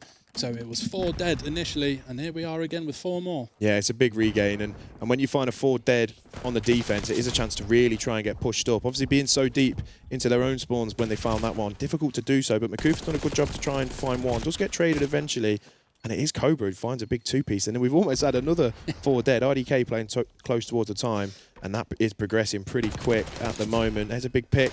Can he get the 2? Yes, he can. IDK absolutely shooting. Makoof finds a 3rd. Last up is going to be Spen, who is going to hop towards the point, finds a big 2 of his own. Oh, almost the 3, but Makoof takes him down and starts to clear that 3rd tick. He does. Only 33 seconds left on your clock. It looks like quite a few of the members of Drenga are going to be getting themselves off a spawn. Trades coming in for both teams. And it looks like a couple of members of Mistaken are going to potentially try come on a bit of a pinch here. Try and get on towards that A point and extend that time. And it is going to be Kinney that'll find one. He has got a member, I think, of Drenga just underneath him. Does get found. And progression coming in to try and complete this A point with only 14 seconds left. Lives are pretty even. Nothing to really separate him at the minute. Yeah, he did get a little bit nervy when that clock turns red and it starts ticking down. They do just have to hop on it, but unfortunately they did find a 3 dead and managed to progress the timer. So we've got a minute left on the clock, 14 lives apiece. IDK in a bit of a tussle at the minute with, I think, Russia. Oh, and Cobra's there as well. Surely they're just going to team up to find it. But IDK at the minute is doing a hell of a job to play his live. Pistol takes him down though. So there's your kill in the back, but you've got Makoof looking to get that trade, just trying to stay up. Couple of teammates over towards R. The contest is in, but the gunfight is won by Hafron. Finds a big 2-piece. And Pope. Oh, that's a big trade, taking down Makoof. Did find one. So 11 play 12. Oh, the pistol kills are flying in this map, Joel. 11-11. He seems to be Cobra. He's very comfortable with that pistol in his hand. I remember in that respawn, he's had it out quite a few times. And if you can get a couple of members in and around and try and stop this progression, it looks like Alfredo was coming on the pinch to try and keep them at bay, but not going to manage to find one. 2 members of Drenga are going to find one of their own. And with 23 seconds left on the clock, we've got 9 against 7 in favour of Drenga. They're trying to keep them at bay as best as what they can, and that is going to be all 4 members. Final 4 lives remaining for Mistaken. So they've managed to complete that A point. No ticks on this B at the minute. So if anyone who's out there that wants to keep count, then feel free. But Drenga seemingly going to be here to take this round. Cobra just waiting for that to finish, and it is going to be Drenga that will take the first round. Yeah, I mean, it was almost a case of not managing to progress the time at all. So I don't think it's a huge surprise that they've not managed to get themselves set up and get onto that B site. It's a good defense in the end out of Drenga. Did find, again, quite a few. This is one of those maps where there's 3 deads, 4 deads are going to be quite prevalent, and I think especially on a control. But yeah, 3 ticks on the offense for Mistaken. Let's see how Drenga fare, setting themselves up now. Yeah, and it'll be interesting. So we've got Heffron here on a 5. We've got Makoof on a 4 of his own as well. So he's only halfway through actually getting towards this Hellstorm. So obviously quite an interesting setup that they've done this year opposed to just kills. So we'll see how he's going to manage to do this at the minute. First one is going to come in favour of Drenga. Does then get traded. And it seems to be is going to be probably quite a bit of the same. But they were going to be getting themselves on this B point, waiting for a couple of members of Mistaken to get themselves in, and Alfredo will find 2, puts him onto a 4 now. a member of Mistaken was going to be coming through Vault. He's been put at bay. So an opportunity here for Drenga to really try and capitalise. Yeah, they've got some really good control on the map. You look at your kill streaks, you got Makoof on a 5, Heffron on a 7, Alfredo just been taken off, I think, another 5 as well. The contest was good. Oh, Makoof gets taken down by Spen, but it is instantly traded out by IDK, and that is going to be a completed only 3 lives lost to do so. And now they've got over 2 minutes and 27 lives to play with to get across to this B site. So no huge rush, but it's a good wave of kills from Mistaken, but it is just Heffron left up towards the spawn. Does get traded, so all 4 players for Drenga coming off a spawn with 23 lives to play with. It's going to be hard for Mistaken here. 1 minute and 50 on the clock. You've got an opportunity from a Drenga perspective to basically play a bit of team deathmatch really and try and dwindle a few of these Mistaken lives down. At the minute, they are doing their best to try and do so, and it is going to be Russia. It was Russia that got taken out with Spen with the nade kill, trying to find one. Couple of members of Mistaken finding kills. Only one member of, I think it was Drenga, down in that vault, was trying to get himself out. But seemingly, Spen is going to try sit up top and just try and keep him at bay a little bit. Lives have been brought down pretty close here from what was a little bit of a bigger gap. Still 1 minute 20 on the clock with no progression yet on that B point. Yeah, at the minute, it is still kind of 3 ticks for both sides, but there's still over 1 minute and still 17 lives to play with. And as I mentioned at the start of this map, all it kind of takes is that quick flurry of kills towards the B site. And then all of a sudden, 3 of them just stack on it and the progression starts flying up. But the question marks are in. I mean, there you go. There's just 3 dead. Maybe I've spoken it into fruition. They are a little bit far away from the point, but here comes the stack. There's one of them on there at the moment, but here comes the help.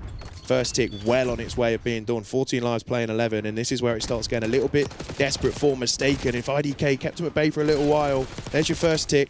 There's a big kill towards Makoof. Oh, almost gets the 2, but it's a good wave of kills from Mistaken, but there's that 4th tick in the round secured for Drenga, and still 50 seconds on the clock. Yeah, 10 lives playing each for each team. Like you say, we mentioned they got that 4 tick, so they're at least going to be ahead at this point. Still 40 seconds left on the clock. Interesting to see how Drenga are going to play this, because you've sort of only got 1 or 2 more hits left at this time. Trade kills for both teams. Nobody really trying to pull themselves away, but Heffron's coming on a pinch. He's got one of the members. Keep your eyes on that vault. It looks like it's going to be Russia. Is going to try and play out towards this time. He will find one, which is going to be IDK. 7 lives playing against 5. Let's see what Cobra can do now. He's got a couple of members of Drenga to try and deal with as best as what he can. The head is peeking. He's going to find one and then get traded. Godspud, 20 seconds. What's going to happen? This is where it gets exciting. Drenga have got a slight life advantage. It's a big kill out of IDK. Hops on the point. There's the 2nd tick secured. I think that's Alfredo up top. No, it's Heffron up top R. He's going to look for Cobra. Going to get the timing onto him, but on the pinch, it's number 3 Spen, but it's not enough. And I believe Drenga finished off the round with the offense. I believe they have, and managed with all 6 ticks as well there, I think, as well. Huge advantage. So with only letting 3 on them, they've already got that big gap already, as long as being 2-0 up in the series, well, in the control, sorry. So fingers crossed we'll I think see a lot of the same, really. It's important to mention, these boys are very relaxed right now. Yeah. They're playing in front of a lot of people online. There's people in that room. They're mid-map, and they're still, just waving to the cameras, having a good fun.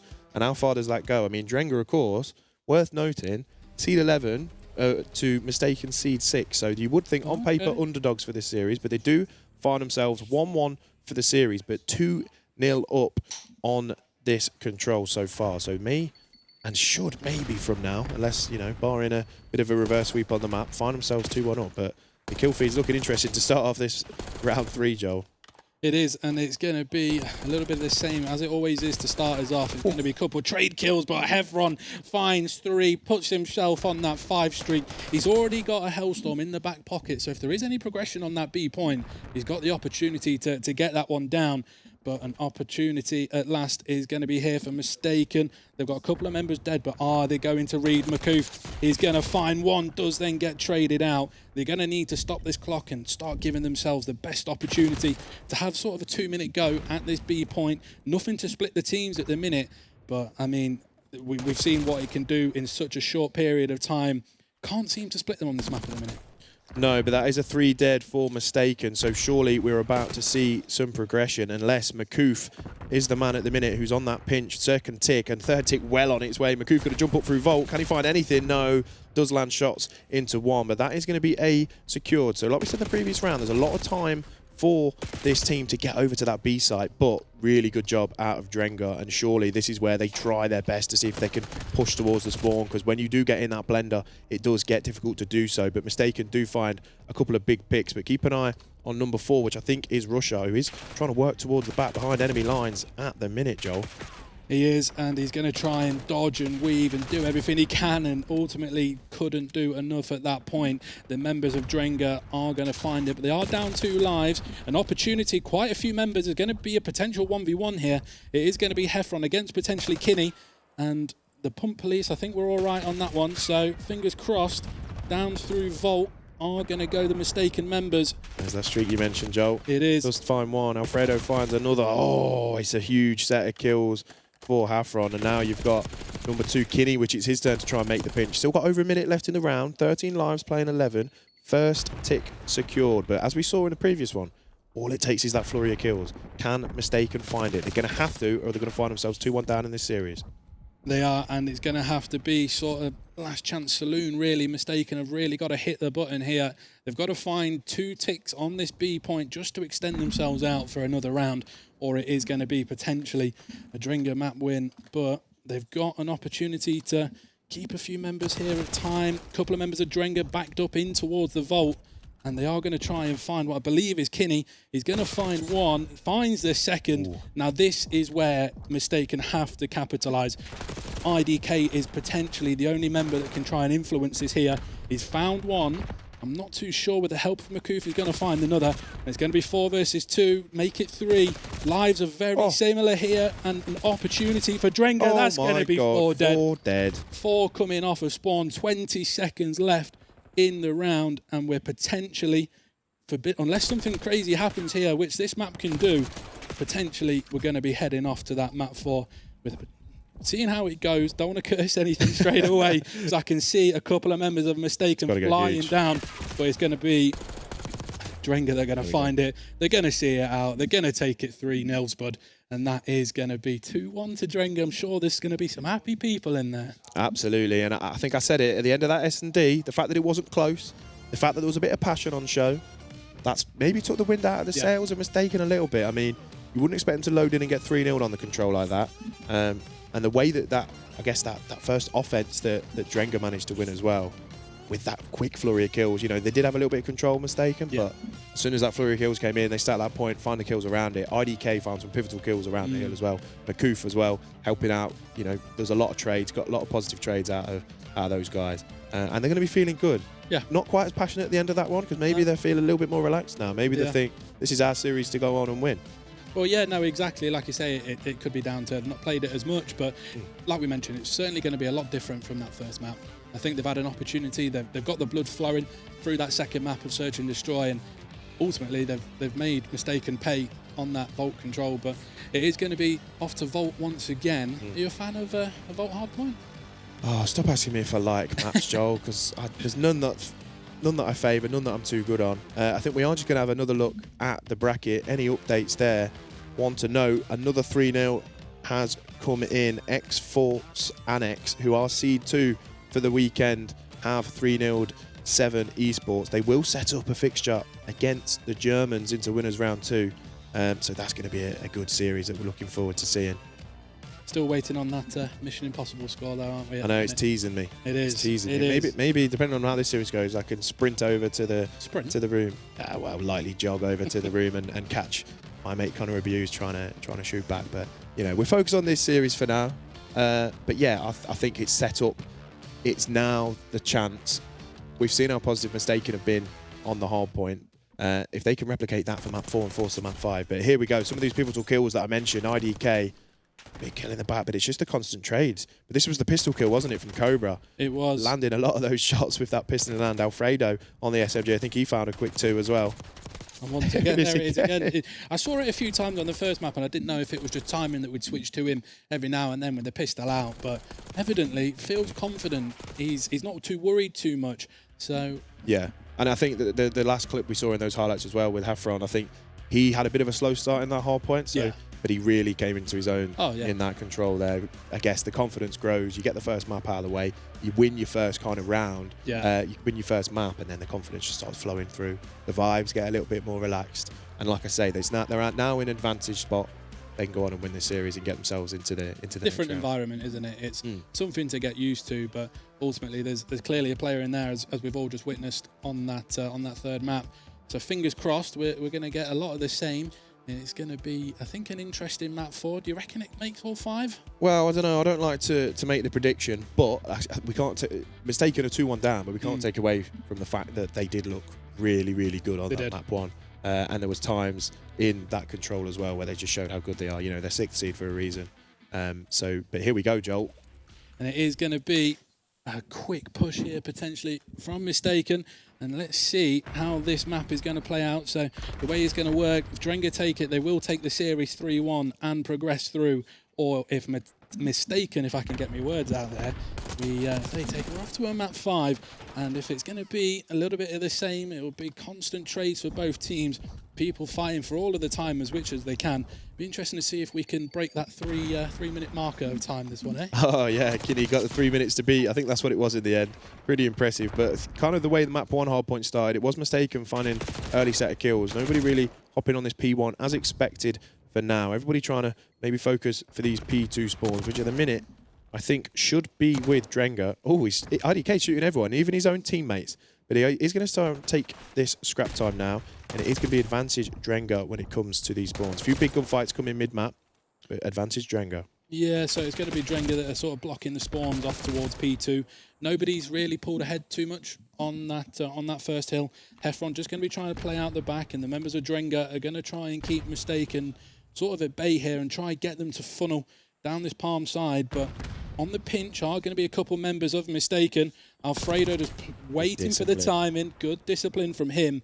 And it's going to be potentially a bit of a trade fest here.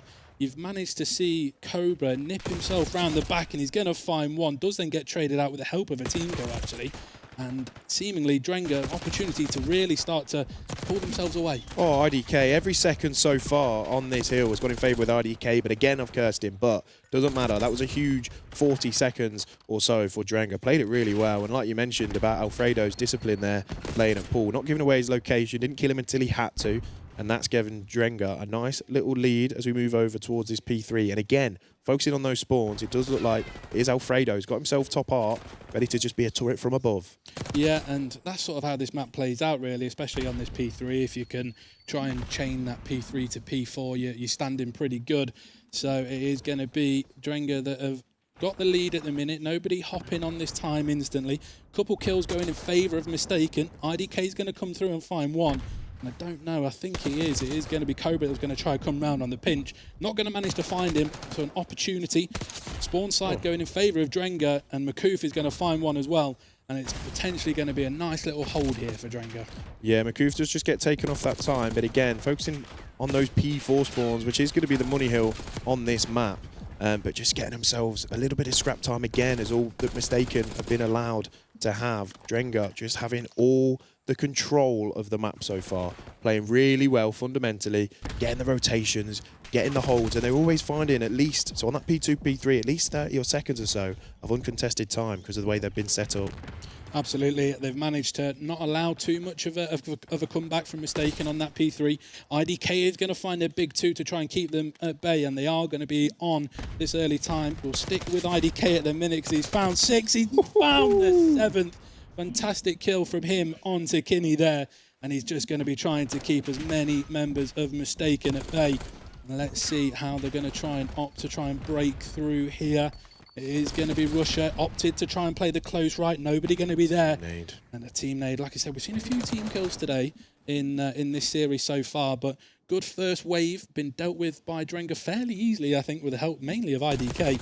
And let's see how they continue to break that 100-point mark here. Yeah, absolutely. Another 2 from Makoof as well, when he just left all 4 of these Mistaken lads spawning out. And there's only 10 seconds left on the hill, but because they've given them so much, they didn't want to give them all of it. But that's near enough a full 60 for Drenga there. And we're speaking about the setups, the rotations, and so far so good if you are Drenga Esports, looking to close out this series on this map. And so far, they've got themselves a big advantage. Kinney struggling a little bit. I believe that is Kinney 2 and 11.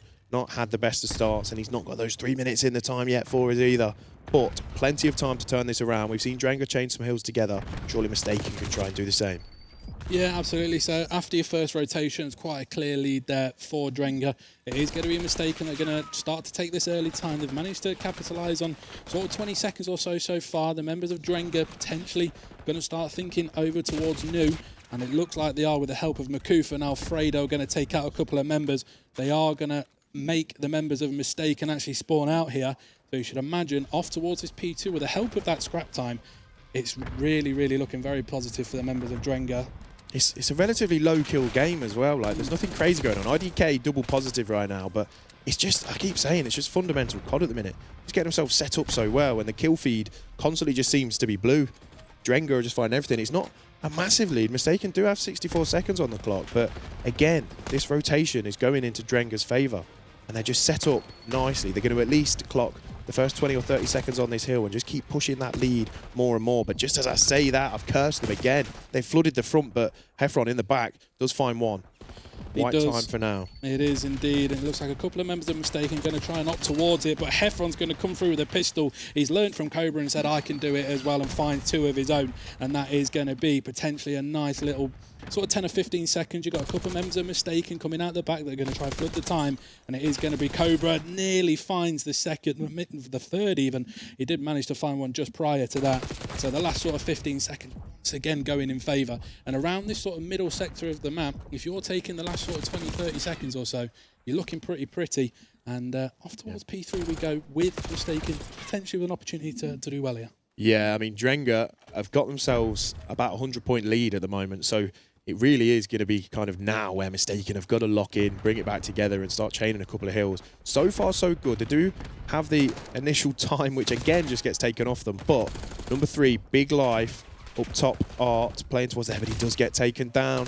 And if Drenga start pushing through, which it looks like they're going to do so, they've taken the spawns off of them as well. So they're not only on this time. Makoof shooting straight. 18 and 13 for him at the minute. So if you're Drenga at the minute, you're just keeping him off that time, but making sure you maintain these spawns. And that is where you can really start to basically close the map out, Joel. Yeah, exactly. And you can see on your kill feed, it's going to be another fair few members of the Mistaken team that are going to be falling. They're going to have to start just trying to funnel through and sort of start headbutting as much time as what they can. You can see that Drenga just blocking is going to be Heffron out the back. So they're already thinking, how can we potentially try and win? They're going to be a few seconds off if they're going to hold the entirety of the next point. But they're sort of giving Makoof just the opportunity to fly around. And he's finding kill left, right and centre. And it's Mistaken have really got to start to hit this button now, Spud. Yeah, over 100 points, got the rotation for P4. These next wave of kills could really decide it. We've seen yet another team nade. This should be a freebie, though. That is IDK who falls. Makoof and, yeah, Heffron just finds a big two-piece towards the time. Number 3, though, I think that is Spen trying to make the play towards the back. Someone just headbutting that time, getting taken down instantly. And that kill towards the back is going to be crucial, but they've got to start moving. They can't win it on this hill, but they can all but do it. Mistaken, not even hit the 100-second mark yet, whilst Drenga well into the 200s. Do find a couple of kills, but they still got one of the players for Drenga on this time, and it is IDK just sliding around, finds the kills, and your kill feed is all blue. It's 4 dead. Number 4's got a rogue spawn, and is spawning in the back, but doesn't matter, does get taken down, and we're going to move back to P1 with Drenga only needing about 15 seconds or so to close out this series, Joel. Yeah, Drenga an opportunity to potentially try and play a little bit slower here, try and wait for a couple of members to get in and around this point and try and pick them off on one sort of rotation. Only going to need 16 seconds to take the series, but 2 kills for both teams, another one coming in for Mistaken, but Heffron, as you just said, he's found another 2-piece. It's a fantastic opportunity for Drenga here, only 10 seconds required. It's going to be Cobra, he's going to find 2, not going to manage to do any more than that. Makoof is going to have 1 player flying towards him, and he does get taken out, so Mistaken have at least kept them at bay just for the last couple of seconds, but here come the blue arrows, Spud. Yeah, they want to close it out here and now. They do. I mean, it looks like they're fully committing to this P1. I mean, it's only 4 seconds needed, but IDK gets taken down as well. Does get traded by Makoof, and he finds a quick 2, hops on the time. Can he get the 3rd? Yes, he can. Makoof gonna close it out and get the job done for Drenga. And I tell you what, Makoof, what a man. Difficult to kill, flying everywhere on the map. And that, on paper, is a bit of an upset. 11th seed just takes 6th down to the losers bracket, Joel. Be interesting to see. I thought that people are going to be jumping around left, right, and centre after seeing that. A little bit of a difference. Just us. A little bit of a different from what we saw there on that map one. I don't think we probably expected it was going to be as big a lead as what it was. But credit to the members of Drenga. They've dealt with the adversity in that first map. And boy, have they come back and put the members of Mistaken to the sword. Yeah, I mean, that wasn't close at all. No. I mean, and like you said a few times in that fourth map, it was a case of kind of just having free reign to do whatever they wanted to do. And I think maybe it just took that one map. And when it's a red card, your first map of a LAN, you're loading into a red card, especially like if you're a fast-paced player, you've not got a lot of time to kind of do what you want to be doing. It took a couple of maps for them to kind of get going, but straight away, huge win on the board. And yeah, I mean, it's interesting to see how far these guys can go. But worth noting, Mistaken can see they're making a run as well. Yeah, absolutely. There's good players on both teams. I don't think it was a case of one was bad, one was really good. I think they've drastically, we've seen Drenga, they've pulled themselves clear across 3 consecutive maps. So credit to them, credit to the boys. I'm sure all the members of Drenga that you can hear us, congratulations to you boys on that. Yep. But should be yeah, cool, be an interesting fantastic. day, eh? Right, great series, Joel. I think we're going to pass over back to Andrew and Pablo on the desk now. Pablo. How you doing, Pablo, my friend? I'm hoping that you're well. Did you enjoy the series? I actually loved it. It's just obviously a group of players not massively familiar with. So obviously we know that Mistaken generally in the past have had very strong sides. So Yes. And we talked about prior to, kind of at the height of the game before it started, that Drenga have been very committed to the scene and stuff, and it's just really nice to see them with a side that came out, they didn't come out the blocks flying, but, they ended up warmed up and looked very, very strong at the end of the series. Well, we spoke about it. We felt that they were a little bit underrepresented in the seeding. We felt that they were probably a little bit stronger than that. Turns out a hell of a lot stronger than that. They come to this with a lot of support. You had the 2 owners that I was speaking to in the main stage room. I was having a chat with them about, how they feel coming into this, and they were, very much so excited, passionate. I think that's what they've been described to me as. Can definitely confirm. But yeah, map 1 goes against you on the red card hard point, but it felt like that was one of those moments where we saw Hafron start slowly, but from there it felt like he really took over that series. Yeah, I think Hafron's one of those players. He's played a lot of the mini tournament switcheroos. He's got a lot of experience in the scene in terms of his online presence and being able to translate that to LAN.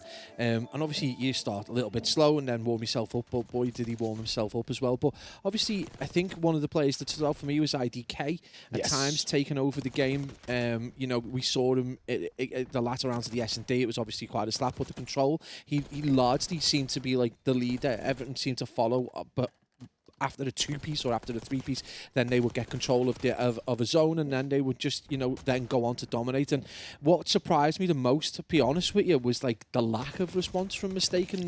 Normally an org that has players that, able to kind of assimilate how the other teams do and then regurgitate a quality strategy, and it just wasn't there largely for them. So yeah, very good. I'm really, really pleased for the Drenga boys. It's always nice when the owners show up and they're able to have something to celebrate, and it's going to be a good one for them. Yeah, 100%. I really like that you called out IDK because he also started very, very hot in map 4, and we know that his whole family are tuning in with a watch party. So God, to be a fly on the wall in that room, hope you enjoyed every moment of that. It is most certainly an upset, and we'll see your team continue to move on through the bracket. Speaking of which, we need to take a quick look at this because we've got an upset to talk about, my friend. Yeah. So first of all, obviously confirmation that Avenge Esports will be playing Team Elite in round 2, but August will be playing against Olympian Esports. Now to confirm, August seed 13 beat the P7 Dynasty seed 4.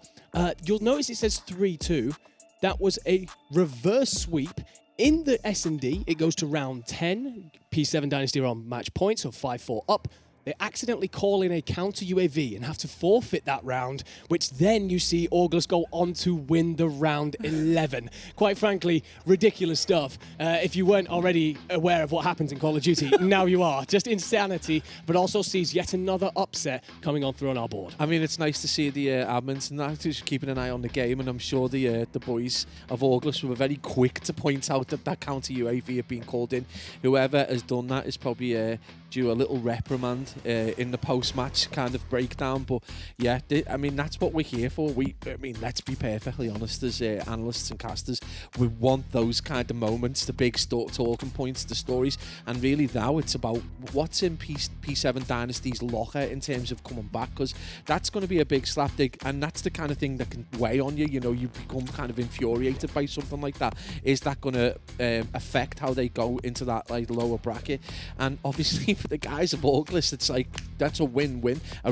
That's their toughest. That is going to potentially be their toughest opening round. They've got the biggest disparity in terms of range of seeds, and they can go into this with their tails held high. And then you know, it makes it sound ridiculous, but they got to get to game 5 in the first place, and they've done that, so they can clearly shoot straight. So take a bow and, you know, just take the confidence from that and move on.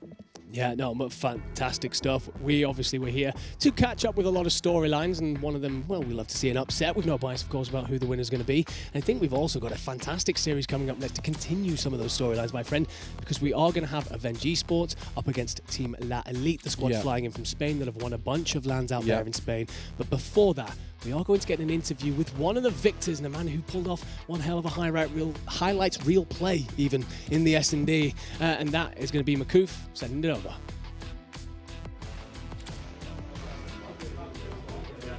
Cheers, guys. We are we're here with Makoof, great name by the way, from Drenga Esports. Obviously, first series out the way, mate. Fairly comfortable performance. I'd say it was all right. The map 1 was a bit shaky, but I mean, we have this kind of wee joke between us that it's 6 PM, so our first scrim is just absolutely terrible. So we just treated, we said map was a write-off and came back. Yeah, I was going to say, obviously the map 4 looked very convincing on the flip side, but then you dropped the first hard point. So is it a case of just trying to get the consistency for your hard point now? I just think it was the fact that we weren't really warm, and to be fair, I just play absolutely terrible when I'm not warm, and I know IDK needs a good warm up as well, so it would probably just getting warm, and then I mean S&D we just took it away, and then once we were warm. Do you think you've got a strong, strongest game mode? Would you say Search is looking like your go-to potentially, or do you think your respawns are probably a bit better? I would say our Search is good. It's just sometimes we do some stupid stuff. Control, I think we're looking very good. If we just kind of work on a couple of mistakes during that control, it would have been perfect. We wouldn't even got close to losing a round. Yeah. So I was going to say, obviously, you don't want to look forward too much, but realistically, that next game that you've got likely to be Annex. Obviously, a completely different kettle of fish potentially with the boys you're coming up against. So is it a case of try and iron out as many of those problems as possible? Do you feel confident going into that one still, regardless? I do feel confident. Looking at the Annex team, I think it's a beatable team. It's not anything that we can't do, but it'll be much more difficult than that game there. Yeah. So what we're saying, score-wise against Annex? Score-wise against Annex, I mean, I'd hope for a 3-0. Maybe I think it might end up taking to a map 5 and then be a proper griller of a series, which I wouldn't mind. I think that's what you want at LAN.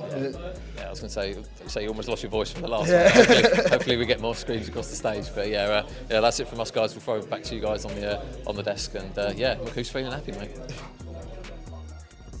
Makoof there talking to us from Drenga, and again, if you didn't see that mad play that he made in the S&D, spins on his opponent, absolutely deletes him, and I felt like from that moment there it lit the fire in Drenga. They were fully warm, they were ready to go, and took over the series from that point. So a man who's really put on for his team and helped deliver what is an upset victory here. Lovely stuff indeed for Drenga, and we're looking forward to seeing what they do for the rest of the afternoon. But let's move forward, my friend, and talk about what's going to be next on main stage just a little bit. That's going to be Avenge against La Elite. Now I think it's no understatement here to say that Avenge are currently everyone's favourites. They're the team that you are expecting to come out on top here. That is, of course, going to be the names of Red, Heptix, Julian and Callum. We've had discussions already, but I want to throw this to you because I asked Spud this question.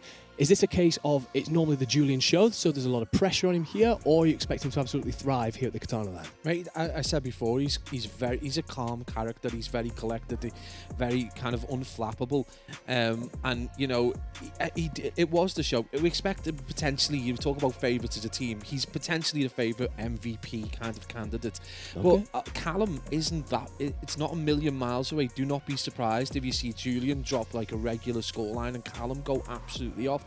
And obviously, I had a conversation with Rush upstairs, and it was quite interesting to get his perspective on Haptics, who he's got a lot of respect for. He said he had does a lot of the dirty work, so maybe not putting up the big KDs, but a lot of the OBJ work, or he's kind of being the body man on entry and getting the information, good at comms, just very good fundamentals that aren't necessarily going to get him 40 kills in a game, but it allows his teammates to then go on and get those kills. So I think the support structure in Avenge is also what helps Julian and Callum then, and we talked about Red earlier on being a string puller. He's someone that can, you know, if you watch, obviously, if we get an opportunity and we cut to the team view when the game's kind of like just at the end or kind of during, you will see Red just constantly talking to his team, constantly giving them information. He's really his map knowledge and his awareness of where he is on the pitch. I was about to go to a football analogy. Where he is in the map is very similar to the way a good striker with his back to goal knows where the goal is based on where he is on the 16-yard line or the 6-yard line, the 18-yard on the 6-yard line. Very similar kind of approach in terms of map knowledge from Red. So that's why Avenge, I think, are very solid. Obviously, for us, we don't know the Spanish lads that well. No. You know a little bit of the history in terms of the quality that they've been able to provide at local lands in Spain, but whether that translates to being able to compete in London, what we do know is that we know we're going through a French resurgence right now in terms of the way they've got this heavy group of very good players, and we are kind of at the end of what would have been it is a golden period for Spanish Call of Duty. We've got the Heretics, they've got a solid pipeline of players. If you think about, other than, you know, their main four, you know, they've still, Vikel has gone. You've got he's still, you know, a quality player, but he only left recently. You've got Super waiting in the wings. You've got Eric Boom. You've got Diaco, who's still a player potentially. So, you know, if these are in any way close to that quality, or even like Sukri, this could be a very good match. Well, I mean, we are going to talk about both of those teams, but phenomenal breakdown from yourself, my friend. We've got Red, Heptics, Julian and Callum, as you said, for Avenge Esports.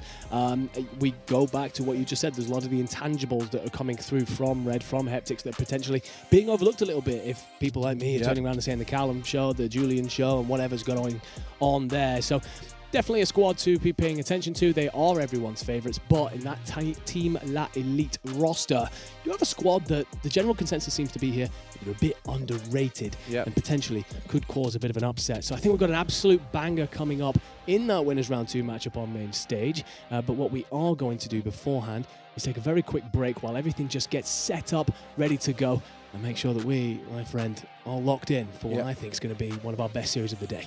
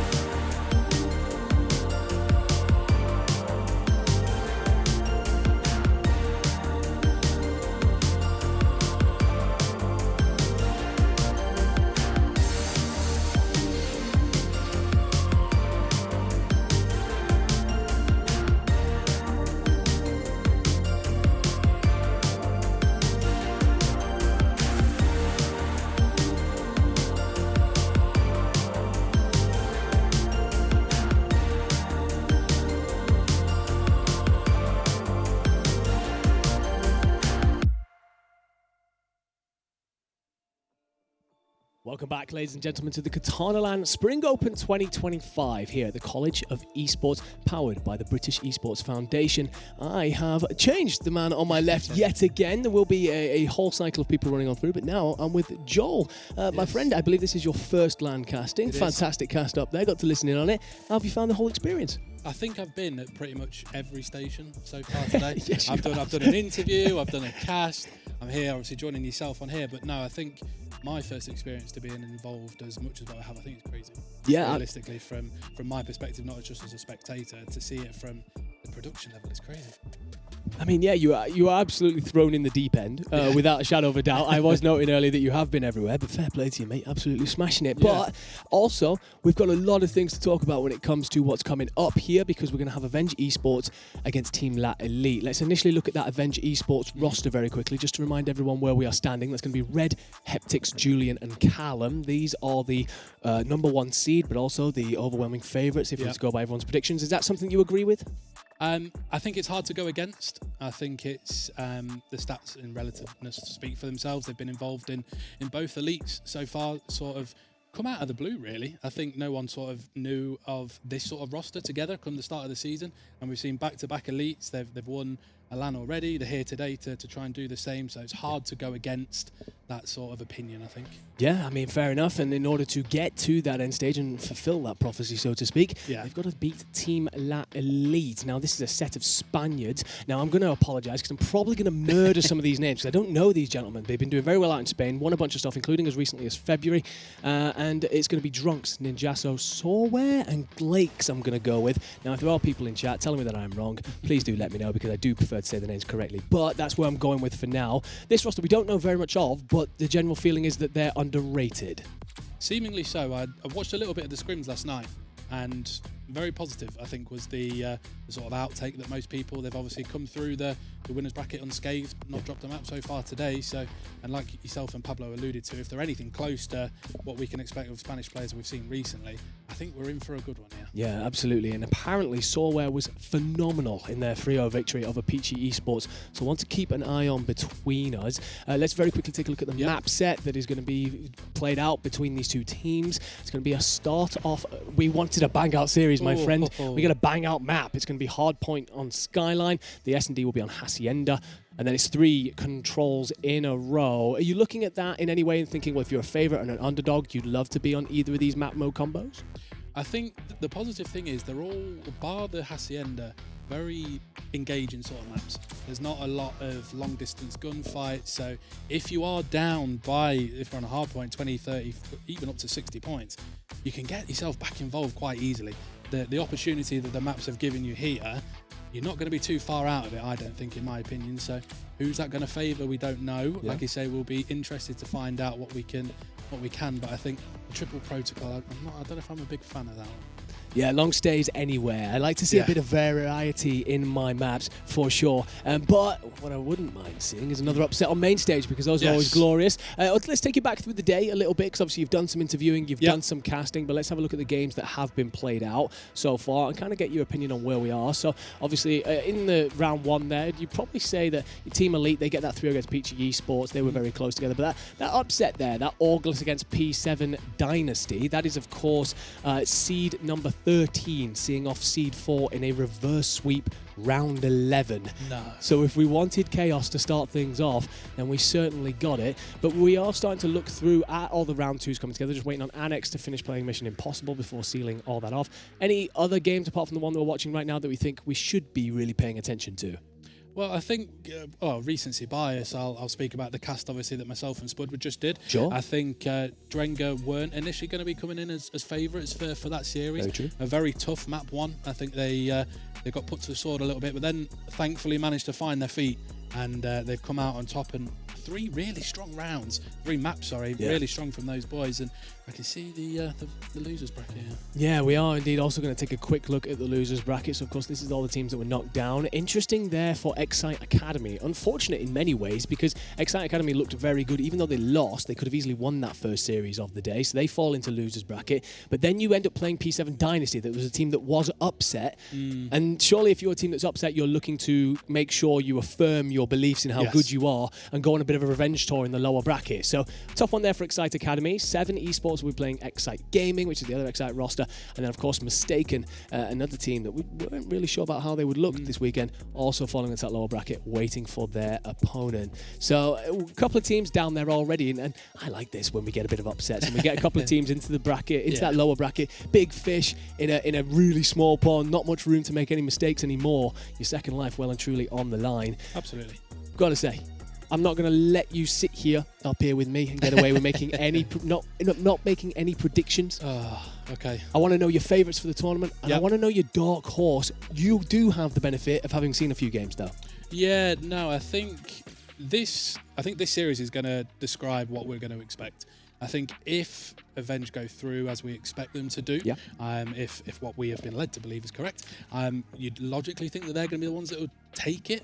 I genuinely believe, from what I'm told, that this Spanish roster is going to be the underdog of what we're expecting. I think this is what we're all hoping to see.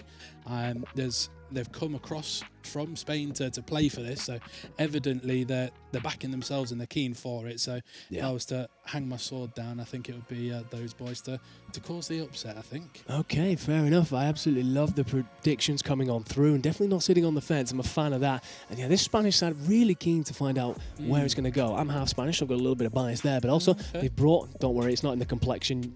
No one expects it either, don't worry about it. But yeah, they brought a little bit of an entourage with them. Like you said, they've flown over, so they clearly backed themselves, and also winning lands as recently as February in that topside event. So, I mean, we've got a massive history of Spanish teams in the CDL, CWL before that, of course, with teams like Heretics and whatnot. So there's all that lifeblood there, and it's whether or not this is the new set of those players coming on through. But of course, at events like this, where you've got to step up and prove yourselves. We do. No better way to do that than against the #1 seed. They did win the ES Hub landed Avenge Esports. So an opportunity to go back to back. We've spoken a little bit about the ways in which these four potentially play. Yep. Is there a superstar on that team that you're trying to keep an eye on? I think Julian, I think we all speak about him very highly. Okay. I think he's always the person to keep your eye on. I think if he can start off hot, I think it's going to be hard to try and keep the members of Avenge at bay. They've also got the beneficiary of scrimming against some of the big teams out there in Europe. Fair, yeah. They're getting used to how to play these sort of maps and maybe not teach a lesson to other teams as well, but I think everybody on that roster should be more than capable of dragging them through. But Julian, I think, will be the one that I think will be dragging us out there. Okay, because it is an interesting time for this Avenge Esports roster, because you mentioned Julian there, and a lot of people have mentioned Julian and Callum, but we also had Pablo talking about the kind of intangibles that the rest of that team bring. So it's a case for Julian and Callum, like, where you start to go, okay, well, we made playoffs twice. Yep. The first time we got the Elite twice. First time we did make playoffs. Second time, though, we were relegated immediately. So it's a case of, well, is this as high a ceiling as this roster can go? And then if you're a superstar on a team, do you start to look at the other boys and go, well, actually, I don't need you anymore. I can move on. It's always there. It's always going to be in the back of your mind that you've got to a point. It only goes so far. And depending on what his ambitions are in terms of this Call of Duty, there will be teams that will be sniffing around. If we have people, fingers crossed we do, get picked up from the EU scene into the CDL, there's going to be roster spots potentially available. Yeah. And you'll be looking down and thinking, who are the sort of players that can drag a team out and sort of try and get them to sort of next level? Someone like that could do it. Yeah, for sure. And I think for the players who are trying to prove that they're not just the spare parts in this roster, winning this tournament would go a long way to doing that, right? I think it's a case of reminding, Julian and Callum in particular, look, we are the best players that are available right now to your cause. I love that you mentioned about potentially pickups going into the CDL, because I know that we're all taking a look at a certain Mr. Afro right now and saying, why are you in Challengers, sir? You absolutely shouldn't be here. But you're right. As soon as one of those moves come on through, if it does happen, we end up in a situation where it sets off all these other dominoes, roster mania occurs, and then you could well see Julian and Callum lifted into a team that are maybe more consistently in the elite. Absolutely. Like I say, you mentioned Les Afro. I think Cobra, as part of Katana in this event, is a player who's constantly mentioned in and around there. But what Afro's done, I think, quite spectacular out there at the minute. But like we say, it's all it takes is people to keep on doing what they need to do, keep the eyes on them, and you never know where you might end up in this crazy challenger scene that we've got here at the minute. Yeah, crazy's one way of describing it. We certainly try and keep up with it all. That's one of the things. Like, I used to cast a lot of challengers back in the day, but it's already changed so much since I was involved in it very heavily. I come into it now and I'm having to turn around to you boys and being like, I recognise about 2 of these names. I'm going to be straight with you. I will say, though, I did cast the Elite a couple of weeks ago. Afro, you're way too good at this game. You definitely shouldn't be playing against these guys. No. But, I mean, there's a whole roster of talent coming on through. What I'd like to do is pull up the bracket and maybe talk about a team that we haven't done much chatting about up here. This is going to be the team, the 2nd seed, and this is the ex-Annex squad. Infinity, Rasco, Nathan Parker, and CJP. A lot of opinions seem to be that although Avenge Esports are your number 1 seed, we can't rule out what these guys could possibly do on LAN. Yeah, no, I'm of that team. I'm a very big fan of how they're doing it. Obviously, they've started off very positively today. I think prediction-wise, the names that you mentioned on there, quite the roster. Interesting to see what they do. I'm not too sure how much time they've all played together over the past sort of couple of weeks or not. Obviously, merging the 2 teams together. I think it will be intriguing to see how they get on. Yeah, I'm fully in with you. I think that what we're looking forward to is potentially some big games lining up later on through the day. But of course, that means we avoid a couple of other upsets that we are potentially looking at here. And again, Avenge looking to make sure that they see off Team La Elite. What we're going to do while we wait for everything to get set up is we will very quickly talk about Annex Esports and again have a little bit of a chat about Vega. Yes. Sapphire, and Rush. Very quickly, one line about exactly where you think that team could go through this tournament. Far, I think, is one word. I'll give you one word. How's that? No, big fan of the Annex boys. I know Lek, he's here today, so I'm sure he'll be shouting the boys on. So very, very confident that they'll make a bit of a run. I know Sapphire and Vega, obviously 2 names I think more commonly known across that team. I think they'll be the ones that people will pick apart and say that they'll do all right. Yeah, I think Vega in particular was 3rd in Middlesbrough, and I know that Rush and Rasco were 2nd as well at the ES Hub LAN, so plenty there as well to keep an eye on. However, we have been building up to a series, and this is going to be Team Avenge against Team Elite. And we've got 2 phenomenal casters, 2 guys I absolutely love. It's going to be Chafing, it's going to be Pablo. Gentlemen, take us away. Cheers, Andy. Senior W Riz as always from the handsome man. But Pabs, not going to lie, this series that we've got might be one of the best ones of the day, to be honest. At least on paper. It's strange, isn't it, how the Spanish guys have come across, and there's like a lot of mutters about how good this team actually looks, and now it's bubbled to quite a nice atmosphere for this game, pretty much, because obviously Avenge, it's lose again for them, really, in this situation. Everyone's like, right, okay, well, these boys have got to win everything they ever touch now, and they're coming up against a team with apparently quite a big point to prove. Obviously, they look very good. Everyone is saying that they look very good, so we might be in a situation where we get a cheeky game 5 here, mate. I don't want to call it just yet because I know you said 3-0. Did you just smell the waft before the games began? I know, there's a sense of waft. That could just be my stomach, but no, honestly, I think you say about mutters about the team being good. Obviously, historically, they've done well on in Spain on their own lands, and that we talked about it on the analyst desk before about how the Spanish Call of Duty community is obviously quite strong. We've seen how well it was supported at Madrid. We know the kind of level of player that they can produce. We've seen it time and time again through the Heretics, and now obviously with the kind of pipeline that they've created. So it doesn't surprise me if we suddenly got 4 players turning up that could apply some pressure to this very talented Avenge side. So it's nice to actually see this could potentially be the game of the weekend before we even get to Grand. So it's interesting, but again, it wouldn't surprise me if this was a 3-0 as well, because the quality in Avenge is just unnecessary. Obviously, we've been highlighting Julian, MVP from ES Hub. He's already got the LAN win under his belt this year. He's probably the higher candidate for MVP today and tomorrow. depending on how well, obviously, Avenge do. There are plenty of banana skins en route to that final, grand final, and there's plenty of players and teams with good enough quality players to surprise us. And obviously, coming off the back of some less than happy elite performances out of them, this is their opportunity to prove themselves. Yeah, so... oh, no, never mind. We're having a map restart. I was going to say, almost got in. But, yeah, it gives us a chance to talk about the map set. Perhaps, obviously, map 1, as you guys saw, is going to be a skyline hard point. Yeah. We've then got Hacienda map 2, and then we've got another triple protocol, mate. They love doing this to us. It's always just triple protocol for us, whether it's in the middle, the start, or the end. But regardless, this first map is probably going to be a big indicator of kind of what this Spanish side can do.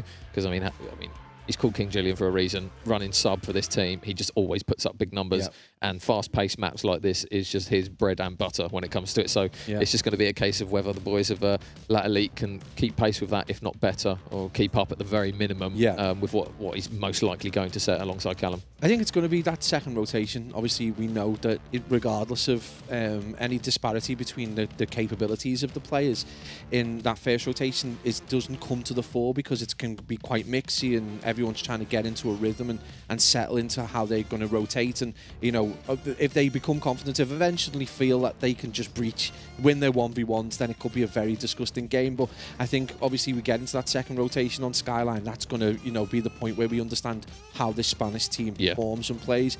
I think, obviously, triple protocol, if the Spanish lads are as good as we've heard they are, if we can get to that run of triple protocol, that really does throw the cat among the pigeons because, you've got a very large geography map that doesn't lend itself massively well to hyperactive SMGs, and you've got that better opportunity to use your ARs. And one thing the Spanish have consistently produced over the years is very good ARs.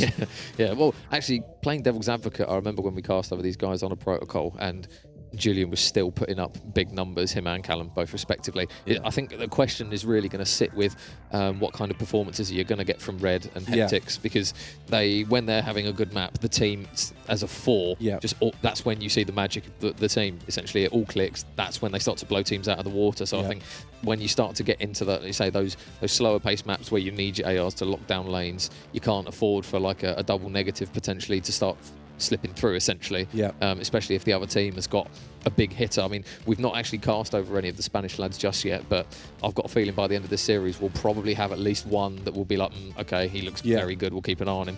Yeah, I think someone pointed out, I can't remember who it was actually, it might have been Ninjato, who's or Solware, as someone to look out for. They'd seen them in the first round and said they were just lights out, so definitely something to look out for. I think Skyline's a weird one to start because I think there's also the potential for Avenge not to be as warmed up, come into it a little bit, not come out the blocks at 100%, and that might give the Spanish lads the opportunity, especially if they're really quick. Julian in blue there just waiting. He's so calm at the best of times, isn't he?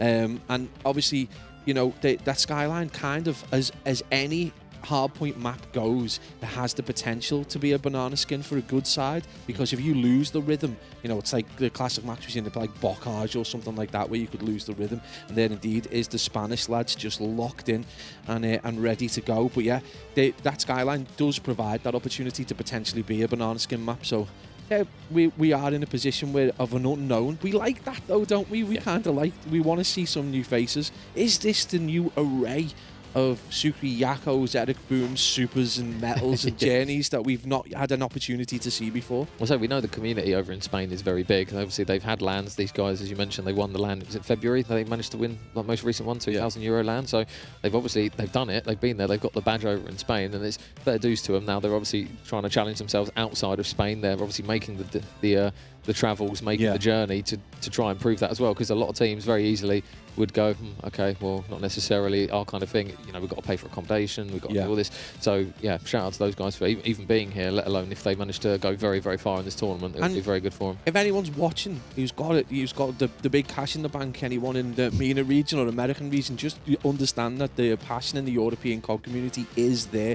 People want to come and play at LAN, so honestly, take advantage of that as best you can. But yeah, you can see, and one of the things that I want to touch on, I suppose, is the actual bar for quality in the Spanish. It's the same as in France. Is quite high. So if you are willing to come and travel, you are pretty confident in your ability to do well in another country. Yeah, so I do believe we are now loading in at the second time of asking. Hopefully, no team killing, and we're pretty much good to go. So yeah, the boys of Team La Elite, Glakes, Sawari will go with Drunks and Ninja So let's see what the boys have got in offer here. Perhaps obviously it's going to be a case of they're going to really want to try and hit the ground running fast. They're going to want to try and shut down those heavy hitters of Avenge. Yeah, Julian Codd with the first blood. I'm probably starting as he means to go on. It is going to be Avenge. You just get kind of temporary control, but this is all about stopping the boys of La Elite from being able to push through and get that P2 control. It's still early doors, obviously, but it is going to be the large chunk of time. Now, this is where you do start to worry a little bit if they're not able to contest as effectively, because obviously, you know, they don't want to go too far behind very early in the first rotation. You lose that rhythm, Major, and it can be game over very quickly in this map. Yeah, so already Glakes is just going to wait for some reinforcements as he starts to soak up a little bit of time, and now the Spanish are going to have to try and muster a push over towards the back of P2, but the boys of Avenge still spawning up, so first engagement's going to start to ensue.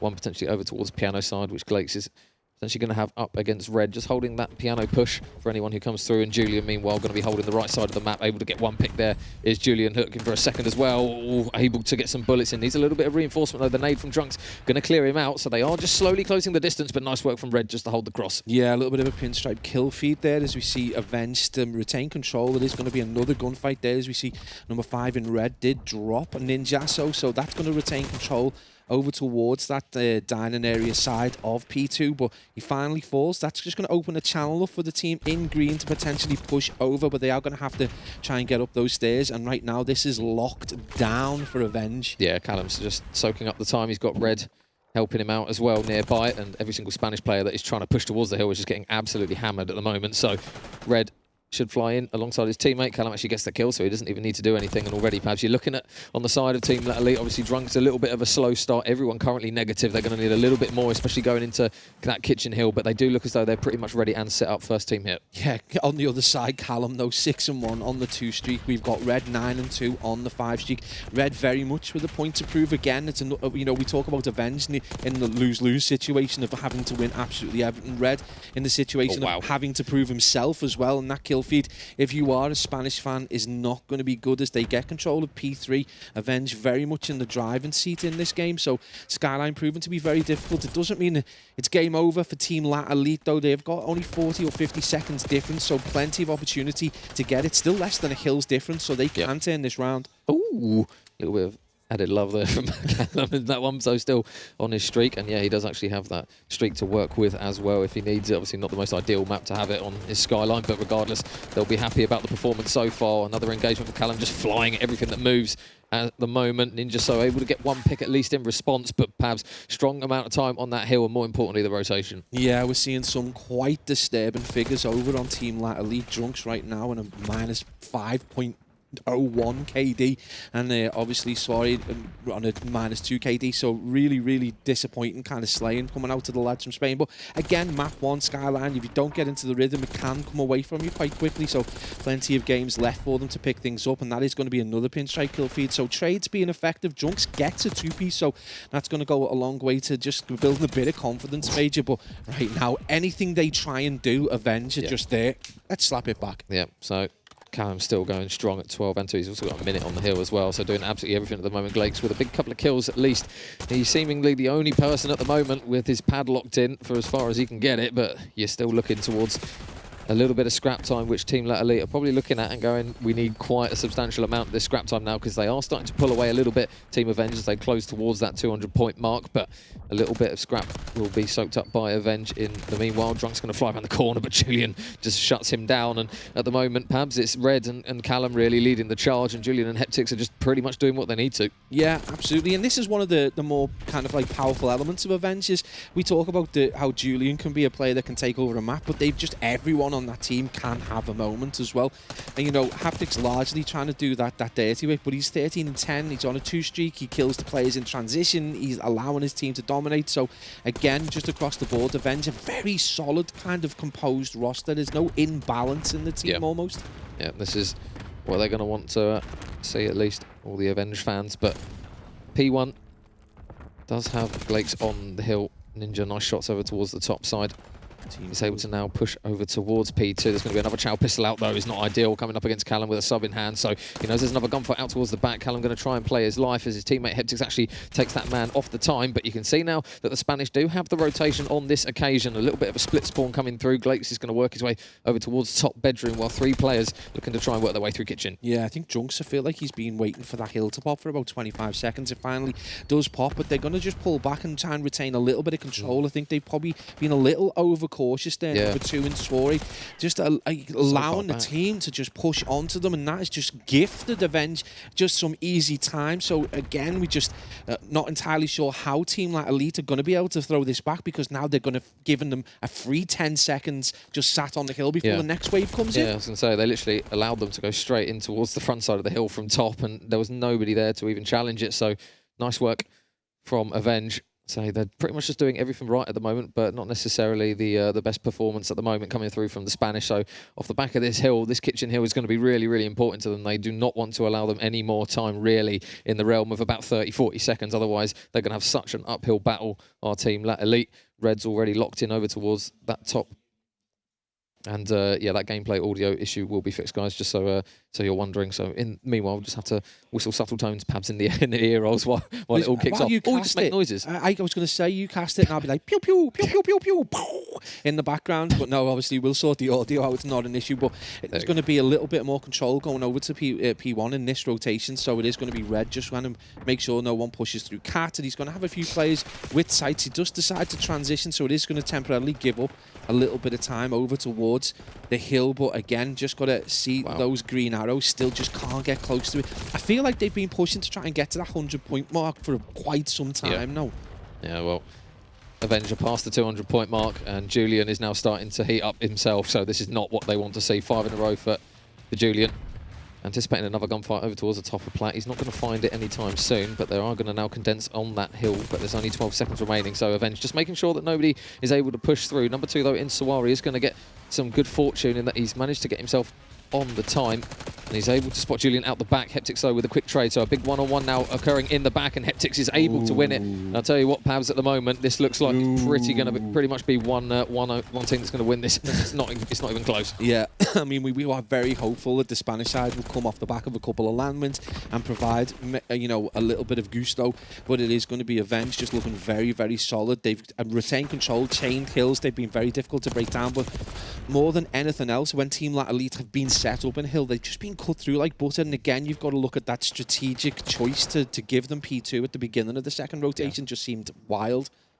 So 25 seconds, and they can actually win off this hill here, Avenge, so they're going to have to try and work something. The Spanish team Lat Elite, in they go. It looks as though number 3 Drunks is going to have to be the man to make the route, but they've still got a lot of players here, so he's just going to get shot in the back. It looks as though Avenge is just going to say, no, we're going to force the priorities onto you. You've got to break in, and now drops from the heavens does Julian. The trade comes through from Sawari, but they've got to get on the hill. There's only 3 seconds. Ninja flies in. Everyone drops, and that map is done. Avenge, well, welcome to the tournament, boys. That was a very, very one-sided map, and you can see that the lads very, very happy as a result of it. Yeah, very calm. I mean, they're usually fairly unflappable as a team, but yeah, that's just going to be a pretty easy run through for Skyline. And obviously a little bit disappointing that we weren't able to see the best of the team from Spain and Lat Elite, but it is only game 1, and how many times have we seen a kind of like insane scoreline in the first hard point and then a complete reversal in S&D.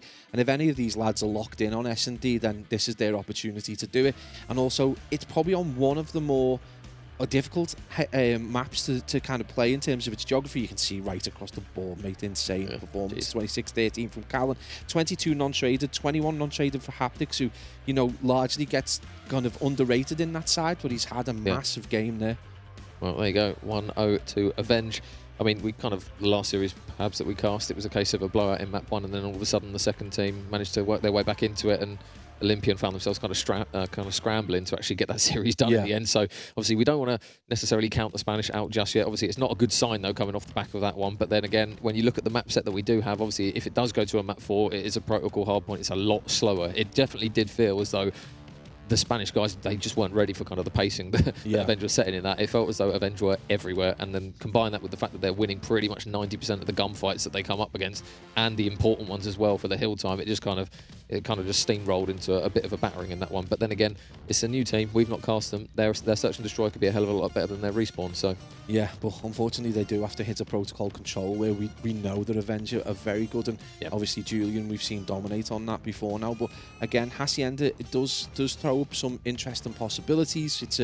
It's a larger area of space than Skyline. It's a lot slower pace, so you kind of nullify potentially some of the more powerful elements of Avenge. But what you do also got to look out for there is roots. Basically, these guys will have been hammering these maps, and likes of Julian, likes of Callum will have roots that potentially the team from Spain won't know. So they got to make sure they don't get shot in the arse. Yeah, I was going to say one thing at the moment that they're obviously going to have to keep an eye out on is, well, the fact that Avenge last tournament that they played at ES Hub, this was the map that they played Magpies on. Yeah, they're just going to have a map restart. Yeah, so we're just going to of course wait for that one. But the series that they dropped when they had that hiccup, 2 of those maps that they dropped were, I believe, Hacienda. One was a hard point, one was a search. So there's potentially an opening for weakness off the back of that one, but then kind of seeing how driven the guys are anyway and how badly they want to win, they've probably off the back of that gone back and made sure that they completely tidy up on that map. So it wouldn't surprise me if we get a good performance. Mission Magpies though were like largely pensioners, where who'd played a lot of Hacienda. In the past, so it was in the blood, in the DNA almost. So yeah, maybe a little bit of complacency coming out of Avenge in that game. So yeah, it's going to be interesting to see whether they are going to be able to learn from that particular error against Mission Magpies and just being able to kind of lock in for Hacienda. I'm pretty certain they've kept the team together. They're going to put a lot of time into all the maps, but definitely looking at those weaknesses. So, but this is the opportunity for the team from Spain to bring parity back to the series, and we've seen it time and time again. This is what largely stopped us planting flags back in the day, is that the fact that it can be such a sea change going to S&D. So I would like all the players to kind of they just need now go fundamental, make sure there's someone there, get your trades so that you're not constantly in a massive disadvantage in terms of the head-to-head from a player perspective, and just try and win your gunfights. It's just about, if you're going to play quick and get kind of zone control on the bomb site, just make sure you're executing your strategies as quickly as possible. So, because this team are quick, that Avenge are going to be straight on with their strategies. And for me, S&D is a better opportunity for a slightly weaker team in terms of long-term concentration, because they have it's obviously a much shorter blast of games. Well, there you go. Red introduces Drunks straight into map 2 and sends him into the kill cam almost instantly. Heptix is going to need a little bit of help over towards the ace site, and unfortunately it doesn't come quickly enough. Sawari's able to take him down, so a little bit of A control. Keep an eye on the mini-map though, because 7 in Callum has managed to work a bit of a pinch coming through from well, and he should have a free pick in front of him. Whoop, whoop, whoop, whoop. Not quite yet. Ooh. Oh no, I don't like how this is looking. It's not quite get the kill just yet. So you've still got 3 of the guys from Team Lat Elite. So it was potentially a really big moment there, Pabs, because that could have evened it up at 2 apiece. That was like saving Private Ryan, wasn't he? Just let him go, and then he might come back later on to bite him. But yeah, it's going to be another fight over towards the bomb site that is going to go the way of Team Lat Elite. That's going to give them the advantage. Callum now in a 1v3 gets that pick, make it a 1v2. The bomb is going to be planted over towards B, so 40 seconds to work with, Major. Yep.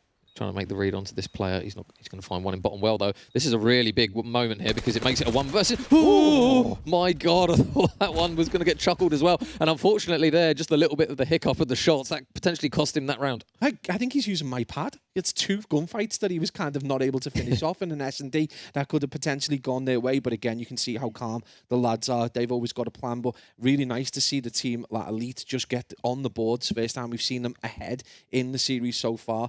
And they've got to try and build on that. So good performance so far, and did some of the fundamentals correctly and got themselves spread out when the bomb was down to get info. So nice to see that. But now it's down to Avenge and whether they can kind of I don't know, kill the ghost of the Mission Magpies. Ooh. Great noise, mate. Well done. 10 out of 10. I'd make Snipes a great ghost. Well, Avenge, they are headed over towards B, and there is not going to be a soul in sight, so this should be bomb down. And all of a sudden, that 1 minute 15 clock should get pretty much halved. Heptic's lane prone, just going to get the bomb down, and everyone else pretty much going to be watching over him. So number 5 in red going all the way out the back of spawn. But at the moment, Team Let Elite trying to play for a little bit of information. They're not going to get any, though, and Glakes is going to get a nade in his back pocket for a little bit of luck, but his teammates at the moment still just being a little bit slow to get to the site, so they're going to have to go very, very quickly here. Red's on the other side of the map, so if they manage to trade out these players and hop the bomb instantly, this might be the moment. Heptic's, though, with a quick trade back after Sawari, able to open up with one. Callum, though, with a good job, is going to help him and take another player down, so the Spanish still need to try and converge around these last remaining players. All of a sudden, Glakes is the last man up, should get shot, and he does. Yeah, concerning, I suppose, if you're a Spanish fan, that they not really counting players, so they know that there's a handful of players out towards the B-bomb site, but they're not realising that Red is behind them. So, again, you know, it's a matter of experience, but it's one of the skills that you find from the top players. They will count players, and then they'll be like, where is the other player? And he's behind them, and Red, that allows Red to push through and get that pinch. So, again, it's just about experience and just, you know, understanding that game element a little bit more. But again, you've got to look potentially to Junk's 0-2. You feel if he's able to contribute, this game turns on its head. And obviously, we've seen in the past Julian COD kind of have slow starts to S&D. So I think obviously Respawn being his favoured mode, but you can never write him off, just a true talent. But right now, parity restored, 1-1, and it is going to be Team Like Elite with the bomb. Yeah, and Julian is going to be that man just waiting by the B bomb. A lot of tacticals and a lot of information has come through, and already you can see on the mini-map that Avenge, they are slowly converging around this B site. It's just a question of as and when Team Let Elite try and play the bomb, and Callum's going to manage to catch Sawari out. So 3 players still pushing from the spawn side, and number 7 Callum's going on a bit of a pinch, but nice work from Ninja, so should take him down. So no pinch comes through. They should now get on towards the site, but it's going to be a question of when they try and plant this bomb. Yeah, it's going to be a 3v3, 47 on the clock. Bomb not down, so they'd still need a kill in order to get a little bit of control and confidence kind of to stick the bomb down, but it is going to potentially be a transition. Players are going to just scoot across towards A. That's going to leave Avenge holding themselves just over towards B. They've decided to transition. This is going to be very interesting. Red and Julian up against Drugs and Ninja. So, big gunfight in the back. Ninja, is he going to win it? No, he's not. Red shuts him down. So now all of a sudden, Drunks has it all to do, and he's locked up in tin, so this next gunfight has to go in his favour, and he doesn't get tagged up either, so he's got full HP, he's got the information, the channel comes through. Oh, Julian just fries him straight into towards tin, and as per usual, Julian doesn't even flinch at something like that. He's just so unflappable. Like, you ask him, like, is he going to be a bit scared under the bright lights of the main stage? And he's just like, no, just get the kill. It's really calm, but again, just unfortunate for Team Like Elite. It was so close to pulling off that 1v2, and that would have been a kind of a kick in the nuts for the boys of Avenge. You know, it would have been a breaker's serve, kind of, we often talk about. So a little bit of a problem for a team like Elite, but again, you just can't write Julian off at any point, can you? He was 0-2, I think, going into that. Yep. Well, there you go. It was only 1 kill, and it was the biggest one, arguably, so far, as it puts Avenge 2-1 up. So Team Let Elite back on the defense. It looks as though Avenge are going with a slightly different approach here, a bit more of a conservative play. Just playing for information. Keep an eye on number 3 Drunks, though. He is going down that water side, and the first engagement still yet to happen. Yeah, this is going to be big as well. I think Drunks 2 and 3. We said he needed to get off the blocks. I think he was 0-2 or 0-3 in the previous round, so handed himself a little bit of confidence. It's going to back Callum up again, who's just playing a little bit unconfidently. Usually very keen on his gunfights, but we've seen him a little windy, but there's still going to be 50 seconds, and bomb still yet to go down. Haptics. Oh, that's a big kill from Haptics. So Heptic's big kill, 4 versus 3, and now that bomb goes down at A. So Drunks is going to have to work his way across, but number 7 Callum, I think, is just watching that lane, and there's the free pick that Callum's able to get. So 2 versus 4 now.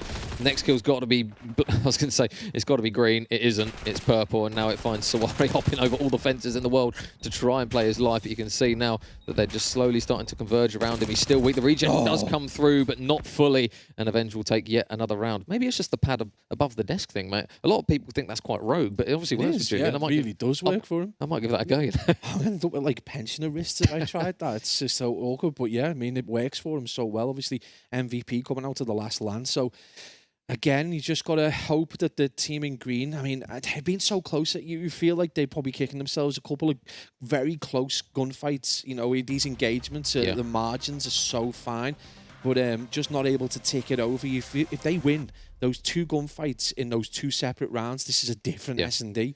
Well, 3-1 is the main score that Avenge care about, at least for now. And it looks as though they're getting quite aggressive over towards the B site. So a pretty standard hit. Pabs, obviously, there's a first pick as well. It looks as though Glake's got caught out over towards Garage, and you can already see Callum just taking so much map control down towards back ramp, and he takes the Chow Sawari. Really big win, though. Very, very weak, but you can see how much map control, Pabs, they've got. They're literally stuck in their own lobby. Yeah, again, every now and then we're seeing this from the team from Spain where they just tail and find themselves kind of way back into the spawn. Very cautious approach, and if you're going to do that, you do need to get a pick. They've managed to drop Callum, but again, it's come at the expense of not just map control and a kind of advanced geography, but it comes at the expense of time as well. 40 kill. seconds, and we're going to see Red Major go into the next round, so a good opportunity now for them to get one on the board. Heptic's over towards top single.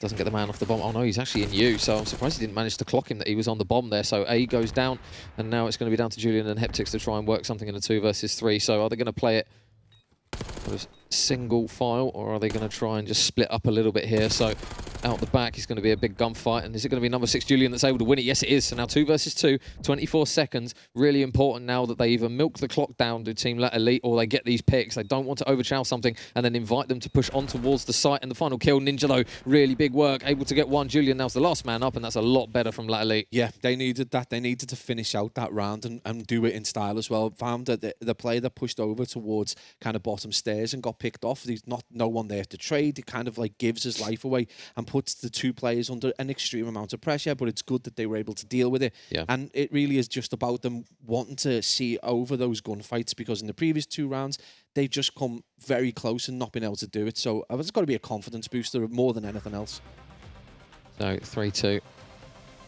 Much needed around that, Pabs. If it goes 4-1, you're probably thinking this one's over, even though there's obviously still the opportunity for a bit of a reverse sweep. But yeah, Team Let Elite going to be very happy with that round regardless. A much better, much more patient round out of them. But Avenge again, setting the pace, pushing up the map. First blood comes through. That's a lot better there from the Spanish, though. They're running into a hell of a lot of pain here at the boys from Avenge, and this round is pretty much over before it's even started. Yeah, I think they've just tried to blow the other team out in terms of just like speed running to the A site, and it just cost them dearly. It's left Red in a really uncomfortable position. He's going to be trapped out towards this kind of forward spawn area, and he's going to need to get a pick, and these players already starting to converge and just try and get a little bit of information. He's going to get taken down. It is going to be another kill. So Major, where they were really struggling to kind of see over these rounds, they've managed to get these end kills and look a lot more confident in the process. Kind of +5 on vitality almost in terms of what it's done for them. Yeah, it looks as though they're kind of, especially off the start, they're taking map control obviously quickly, but then they're not like pushing down lanes that it looks as though Avenge are constantly hitting. We saw that kind of that top mid hit that Avenge seemed to like to do quite a lot, and then as a result of it, they managed to get 2 kills pretty much right off the rip from just holding a lane and holding an angle with those ARs. So much better. Ninja, really big contributor though to it so far. 5 in a row now for this man in charge of bomb. And it looks as though he's going to try and take this one over towards the A site, but a combined 7 between the 3 players is looking very good, and just playing this one a little bit more slowly again, and it looks as though Avenge are kind of adapting to it now, Pabs. You can see they've kind of met the slow pace with slow pace. They don't want to give away too many first bloods kind of carelessly. Yeah, I think that's a Callum call, you know. I think he's like, the last time I ran forward, I got absolutely melted out back. But yeah, so I think that's obviously a little bit, and this is what we talk about. The good teams do react. They've got to have someone in that game that can kind of like look at how this team plays and have a mid-game kind of plan B, and that's exactly what Avenge look to have done. It does mean they are going to be slightly stacked to the wrong bomb site, but you can see number 5 just watching that lane in red, just trying to get a little bit of information. That's going to allow Julian to just make his way back around towards the front A bomb site. There's going to be a fight there that is going to go the way of Julian Cod, as we're going to see number 2 Major back up in Sawari. Yeah, Sawari's got to play here. He's got to try and hit this pinch quickly if he's going to manage it. I think he's just hiding down in towards Secret, but Red's getting some shots in towards his teammate, and Sawari gets picked off. So now 2 versus 4. They're hunting down the remaining 2. Glakes goes down. It's all going to be on Ninja. Is he just going to try and play for his streaks here, because he's getting a little bit close? Nope, nothing comes of it. There's some additional loving again coming through from the Avenge boys as they get a very, very swift round sorted. Didn't drop a life. Bomb defuse. Lovely stuff. Yeah, I mean, you can just, it's so calm. It's like there's no kind of concern at all on the faces of that team, but it is only going to be a 1 round difference, so opportunity again for the team from Spain to restore kind of parity. And again, you just feel sometimes they're a little overcautious. Like, I think if they were able to just push out a little and kind of confidently engage, they've got the potential then to win their gunfights. But right now, I find that this tactic of consistently turtling to the bomb site isn't working for them. Yeah, I was going to say, every single time they get that bomb down, like you say, they group up, but then, especially with that A site being so exposed from 3 areas, Avenge do a really good job of either double stacking one lane or just kind of converging around them, and where they're kind of trapping them in positions where they got shot from all angles. So Avenge back on the offense. Heptix has that bomb over towards that B side. This time, though, it's a little different approach because there's going to be 2 players hitting towards Garage here. This is really important here from Heptix that he gets at least one. There's one for Heptix. Can't get the second, though. Drunks is able to shut him down. And I wonder if he's got information that that bomb is there. Yeah, this is going to be number 6 now in Julian. Just going to be pushing around. If he does see that bomb, he is going to give that information. And it's going to be a nice dip, though. I like that transition. You know, he doesn't need to engage. He needs to play his life. So this is going to be good. Whether that information's gone out to number 7. Yeah, it's definitely there. There you go. Shot in the water like a little froggy. And it's going to be Callum, just a little bit of protection. Oh, that would have been dirty. And there's going to be Ninjaso in the unenviable position. He does manage to get a pick. It is going to be a 1v2 in 30 seconds. Is it enough time? Well, they haven't planted the bomb just yet, and he might get some good timing here if he goes through jump up. He's not, though. He's going to try and work it through office. Oh, my goodness, there's one. There's a free pick, 1 versus 1. Ninja up against Red. What route does he decide to try and take here? Red, I think, has just hopped up in towards top office now, so he might get some good timing, potentially, if he peeks it at the right moment. Oh, but he's playing this so slowly, Ninja, and I don't know if Red's going to realise that he's still going to be lurking over this side of the map, but I think they've planted it for top office, and you would assume that if he sticks this, his head's going to be pretty much exposed here. So I think Red had maybe shouldered that a few seconds prior. He's still on the hunt for him, spots him over towards top office, but all Red's got to do is throw some shoulders. Really smart play from him here, milk the time, can't do anything about the kill nor the defuse. He goes for the chow, but Red shuts him down either way, and Avenge take the round. Honestly, if you're a better man, you can see that coming, can't you? Obviously, he's got that height advantage, but again, just Red plays that to perfection. And you can see, we talk about an in-game lead, and Red's been doing that for some time now with this team, and he just, you know, he's got the moves. Let's be perfectly honest, and he's able to tell you the rest of his side what moves they need to do. And I think that could be kind of like the nail in the confidence coffin for team like Elite in this S&D. So they can't drop any more rounds latterly, otherwise they will be 2-0 down here in the best of 5. We'll see, big game as well, Pabs, winners round 2, because this really starts to push you up the bracket and saves you a grueler of a losers run, really. So Team Elite now going to have to try and work something out. It looks as though everyone hitting towards top mid and top open. Red's going to get so much information, and he does the smart thing again, Pabs. He gets the information and decides, I'm not going to just throw my life away meaninglessly for that one. Yeah, absolutely. And it's an experienced play, you know, about decision making. Sometimes it's not about the ability to just win gunfights. You've got to know when you don't want to engage. That's going to be parity restored in terms of kills. So Heptix and Ninjaso either going to go into the next game or go into the next round, depending on how well team like Elite do. Drunk still with bomb, still not really got side control at all, Major. So they do get a pick, though, so maybe that's the green light. Well, number 6, I think, in Julian's going to be a busy boy indeed. He spots the 2 players and takes them both down as actually Red that got the kill. Julian with a pistol, does it all. Doesn't matter what gun you put in that man's hand, he's going to get the kill regardless, and Avenge with a very, very comfortable end to that search and destroy. Pabs, it went a little bit back and forth, but they just did such a good job of pretty much locking in towards the later rounds. Yeah, I mean, this is the Avenge we expected to see. We didn't know a great deal about what team like Elite were going to bring, but I mean, of all the teams you want to play within the first 2 games, Avenge are the ones that you potentially want to avoid. It is going to be a bit of a grueler going into a protocol control, but again, we've seen this a couple of times in 2 vastly different game modes where team like Elite are happy to give up quite a lot of geography, and it's come always at the expense of them getting the objective or getting a wave of kills. Yep. So there you go, mate. Come over this way. I don't smell, promise. It's like, yeah, map 2 is done. Obviously, now this is kind of the... my gut's telling me that I think we're starting to see the best Avenge that we're probably going to get for quite a substantial amount of time in this tournament now. It looks as though it's telling me something else. Yeah. I won't go into That's all right. You've got pizza waiting, mate. You can get there soon. But yeah, at the moment, it's Are you saying that you want a 3-0? No, Pizza 3-0. I'm just saying I think we will get one, especially if they don't manage to kind of stop the kind of, I don't know, it wasn't necessarily pacing that one, I think, that got away with them. I think it was just a case of when Avenge realised the way that Lat Elite were playing, I don't think Lat Elite switched it back. Yeah. So it went to a slow and kind of stagnant search and destroy where they were playing behind a lot of first bloods, and then as soon as they started slowing it down themselves, Avenge, like when we saw Red going towards that kind of that topside corridor, saw 3 players and went, no, we'll play it and as a site retake, because they actually did a very good job, Avenge, of those site retakes. Even when Lat Elite did get the bomb down, they still just got completely taken over, and the defuse came through in multiple rounds in that search. So I just think as soon as they switched it up and they slowed it down a little bit, they just didn't really switch it up in another way that kind of caught out Avenge, and as a result of it, they just started steaming through those rounds. I mean, it's a sign of a good player. It's not always about the engagements you take, it's about the engagements you don't decide to take, and that information then gets passed on. And obviously we know that Red, as the IGL, is vastly experienced in that sense, so we're seeing that kind of, you know, in real life, that he's able to do that and he's passing that information on. His comms are always on point as well. We've seen that time and time again.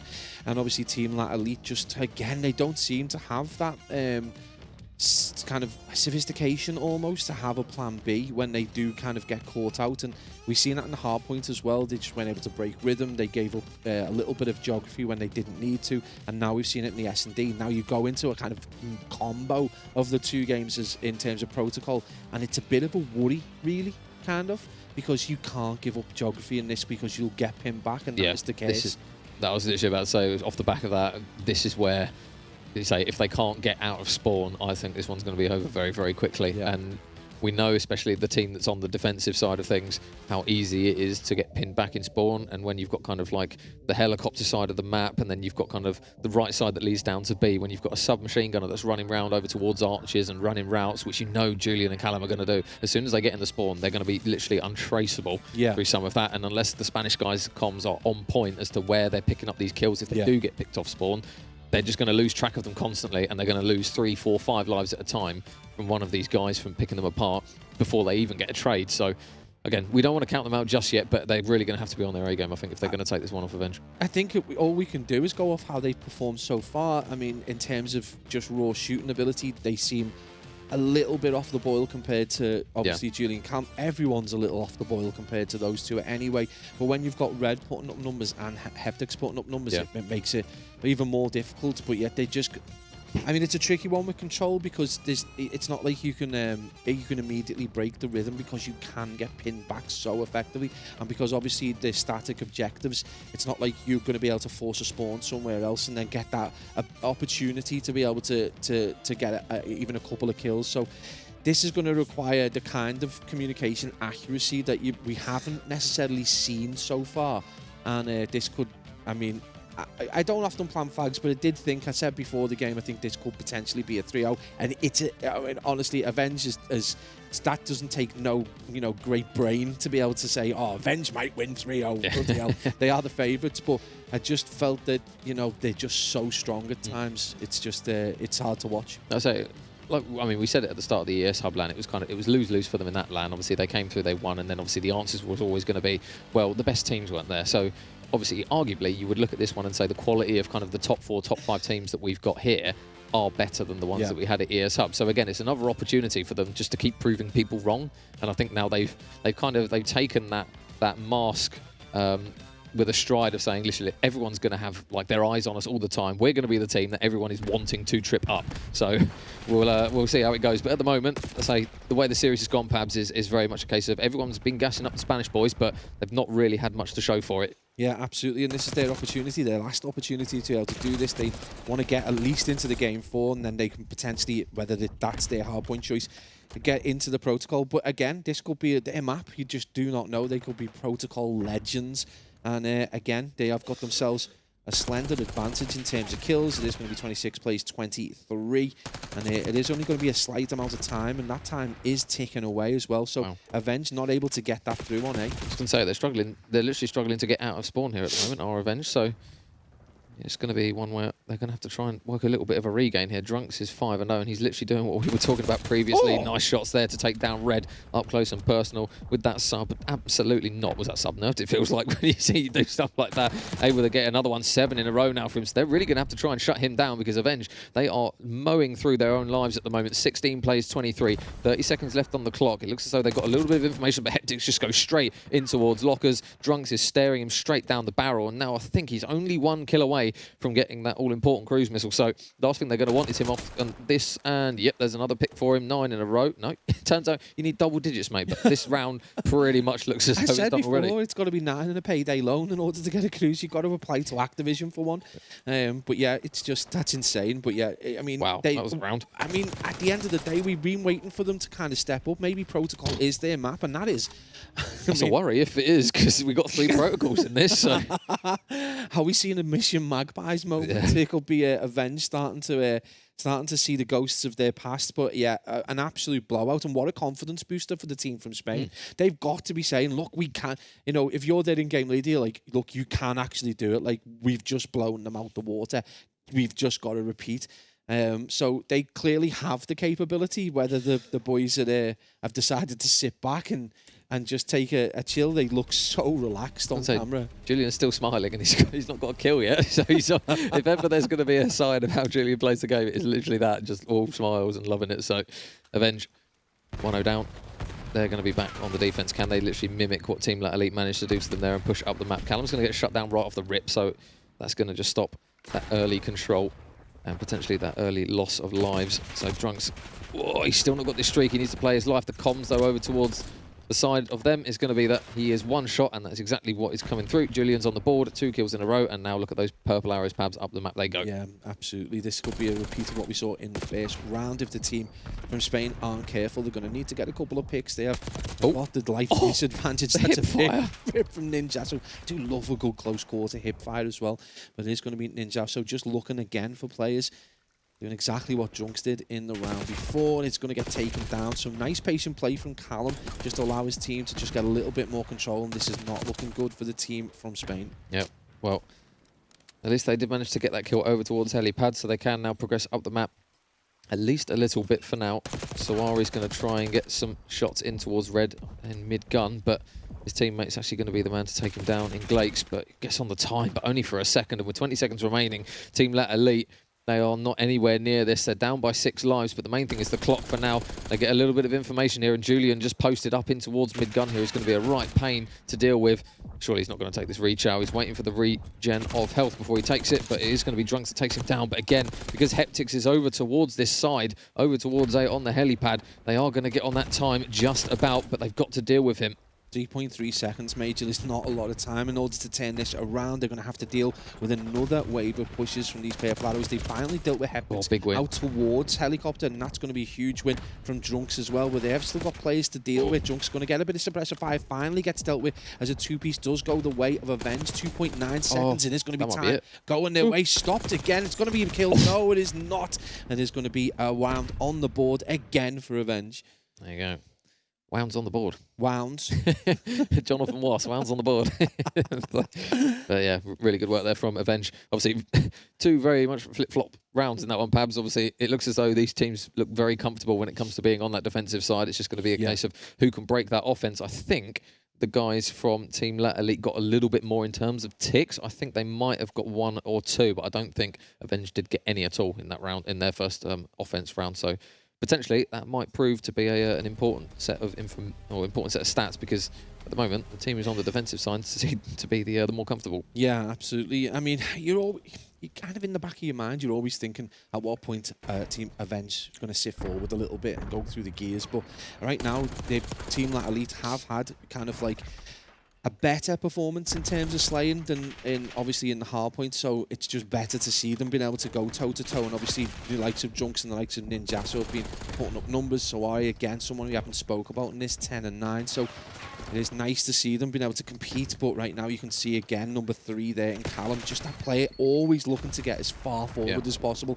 and be that first line of defence. Yeah, this is a much better start here from Avenge. They've got a lot more map control, and already the ticks are coming through at A. Julian's on the time, alongside his teammate, who I believe is number 4 in Heptics. They do manage to get a couple of kills. The A point isn't done just yet, but you can already see that those kills are really going to prove to be an issue here for Team Latterly. Obviously, Drunks is doing well, but they're trailing by 6 lives in the early stage, and that A point looks as though it's pretty much going to go uncontested. Yeah, it's going to be Glake's just watching top zip. He is going to just find himself pushing forward. They need to get control of that. We've seen Red so often get control of top zip and just suppress the team into oblivion. It is going to be Callum get a couple of shots. We've seen this a little bit today from Callum. He must have so many assists where he's just shot someone in the feet, but Heptics is going to just drop Sawari. So again, this is all about that control. The 2 players from Avenge just looking to push through around the back. It's going to be a big gunfight win for Ninjaso as he drops Heptics, but it's going to be a quick 2-piece, but that answer is going to come straight back from Sawari. Tries to get the kill major from the top rope, but Red is there to intercede. Yep. So Heptics just holding the angle to see if anyone's going to cross. His teammate and Julian's going to fall in towards mid, so he's going to have to give his position away. Nice shots though to take down 1. Can't quite finish off the second. Ooh, okay. The pre-fire on that one. Heptics thought he had it. He did not, and Glake's making sure that he realised that he didn't. So the turn and burn comes in, and the B point still hasn't had that first tick, but Red posted up over towards the outskirts of the map is going to be able to pick off 1, looking for the second over towards top mid. Glake shuts him down, so although the life count isn't looking great for Team Elite, at least they've stopped that progression. Nice work though. This is where Sawari could potentially spring into action, in towards lockers, pushing up in around that top trips building. That's going to be the main thing for them, just trying to claw back these lives. But Julian is slowly still working his way back into this one. The last thing they're going to want is all of a sudden he turns it up. Yeah, and Ninjaso, Sawari both on a streak right now, combining for 5, and there's been a better performance from Sawari, who's 16 and 12. He's going to get his 4th, and there's going to be a little bit of pressure applied to Team Avenge. Now, there's not a lot of time. You've probably got maybe 2 pushes, especially if you get taken down very quickly in this first push, 36 seconds. It's not going to be TDM, so they are going to need to get control of this B zone, I think, if they want to see it over. Well, it's 12 plays 9 now. They were trailing by considerably more, and now the time isn't looking good. That's a really big couple of kills, though, from Heptics, and now that's going to give them a little bit of a chance to get on the point. Saying that, though, Heptics gets cut down by Sawari on the point. You've still got to deal, though, as well with Glakes, who's managed to get himself over towards top trip, and now he's pinching on these players on the play, so it's going to be Red up from top. He's not going to be able to do it. Glakes makes the play. Sawari drops 1 as well, and with 15 seconds left, it looks as though Julian's going to have to be the man on the mission to maybe get this one. Oh, I don't know how he's won that one, but it might potentially give them an opportunity. Sawari, though, closing the distance, making sure that nobody is able to cross towards boat. That time is getting absolutely hammered now, and Sawari is dishing out all the loving as he goes over towards that side. 6 in a row for him, and a round on the board from Lat Elite, where they were literally back up against the walls there. Yeah, and it was a nice bit of composure midway through that round in order to bring that back. And what was our accusation? That they didn't seem to have a kind of mid-series regain. Well, they've proved us wrong there, and now they're on the precipice of getting one on the board in terms of the series, and now we're about to see a protocol kind of travesty for Avenge Esports. They've been here before against Mission Magpies. Are they starting to... Would that play on their mind? Potentially, who knows? But it is definitely a little bit of pressure applied now. Yep. And it is going to be Team Lat Elite just on the precipice of being able to bring this series back. So, big round now for Avenge. Julian's still struggling at the moment. But yeah, you're looking at the likes of Sawari. Obviously, Drunk's had a good start to the map, Pabs. He's slowed down a little bit, but Sawari's essentially taken the mantle that he dropped for the time being. It's 6 in a row again. It's an opportunity to potentially start to play for streaks. Heptics goes for the chow. The shot through the heli window, though, aren't going to finish him off just yet. But is the grenade going to land in his back pocket? Oh, nice shots and a nice angle there from Sawari. 7 in a row now for him. And his teammates still playing it a little bit patiently already. 30 seconds off the clock isn't ideal. They finally stop it now. The trophies are going to help Sawari, at least for now. Red gets tagged up in towards top grannies, but he's going to need a lot of help here, Sawari, and it might pretty much meet his inevitable death. Yeah, absolutely. I just don't think they... If he'd held and maybe had a few more players over towards mid, so they had a bit of control, then they might have done better. But obviously, they, no patience there. Had to get onto the point, and that's going to be a pinch that comes in to get them. It's allowed Julian Cod to just push forward. He's 9 and 16, but it's moments like this where you start to see the player explode. Yep. Kaboom. Well, shout out Eric Boom. The Team Lat Elite getting a little bit of information again. Ninja trying to fly onto the point. Nothing comes of that one, but his teammates are making it work. Jeez, that was a chow. I assumed the other player in Drunks was running a sub as well, but if not, yeah, he's been absolutely destroyed there by Julian. But with 25 seconds left, Avenge They're doing a really good job here, and the pinch from Red is looking very good as well. There's another kill for them, and they're just isolating these Team Elite players. They're down to 16 lives. The read of the spawn from Red is perfect. Hello, gents. Ooh, that's okay, a lovely never jump shot. mind. I was going to say the reaction to get back on that one is potentially going to be good, but not enough. Callum just comes back and says, yeah, there you go, there's 3 for me. So 5 seconds and a dream is pretty much what Team Elite have got here. Callum, 4 in a row. Oh my God, that's a shell. Ooh, ooh, not going to see the end of it, but regardless, eventually the end of that round, and we get that round 5. Yeah, just when Team Elite feel like they're pressing forward and they've applied a bit of pressure and, you know, feeling positive, Avenge that is a dominant performance. And you've got players like Callum dropping a 3-piece at the end. And this is Julian sat back. I mean, he's not having the best game. He's still largely negative and they're still reasonably dominant. It is 2-all and restore parity is restored. But again, you just fear for them. Team Elite have got to kind of like, we saw in the S&D major 2 rounds where they just weren't able to get the final kill. This is their opportunity now again to be able to get the ice in the veins and just try and see this map over. Yep. Well, it's going to be Avenge on the defense. That's the big thing.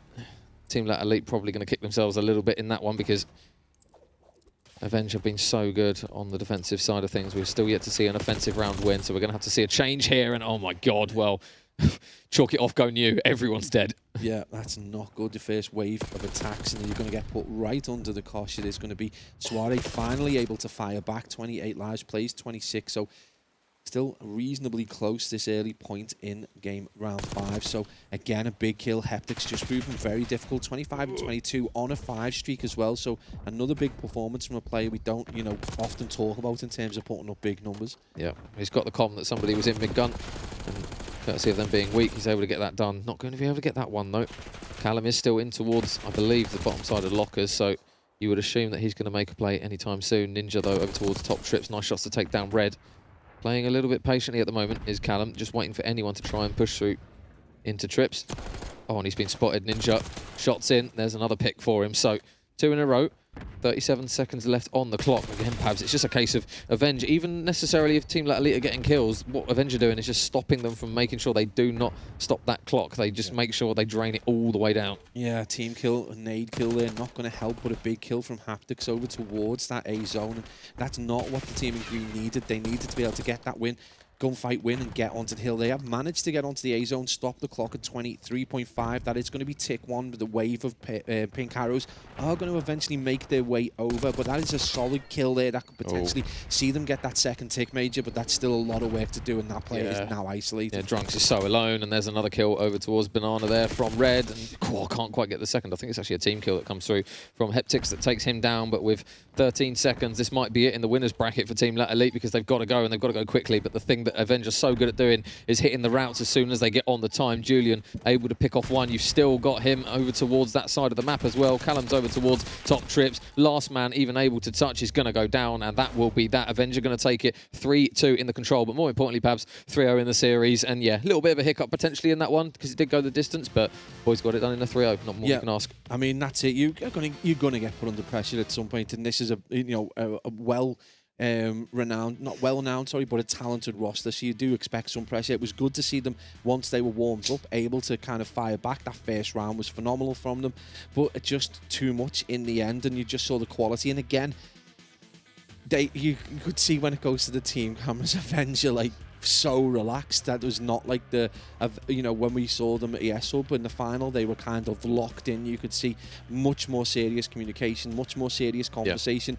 Not the case there, just very laid back. Julian just looks like he's kind of at home just watching the TV, but honestly, just it's what we expected. But it was nice to see a group of new players from Spain and players obviously that we can watch out for now. Yeah, so obviously the control could have gone either way, to be fair to them. Obviously map 1 and map 2 looked fairly comfortable, but again, they're going to be down in the losers bracket, but not necessarily the end of their tournament. They're obviously going to have to fight their way through the losers bracket, but it's doable. We've seen teams do it before. Obviously at that ES Hub LAN, it was Avengers that were down in the losers bracket, and they made that run all the way through, so we'll see how that one goes. But the boys on the desk are going to break that one down, Pabs, and yeah, we'll hand it over to the 2 handsome gentlemen. So, Joel, that was kind of that, really. I feel like, you know, we builded it up to this whole builded, my lord. We built it up to a whole, I can't even blame the illness on that one. We built it up to this whole, like, you know, could this underdog team pull something off against what has been the relatively overwhelming favourite? Yeah. Was this a case of a disappointing performance from the Spaniards, or was it a case of Avenge just reminding everyone how good they are?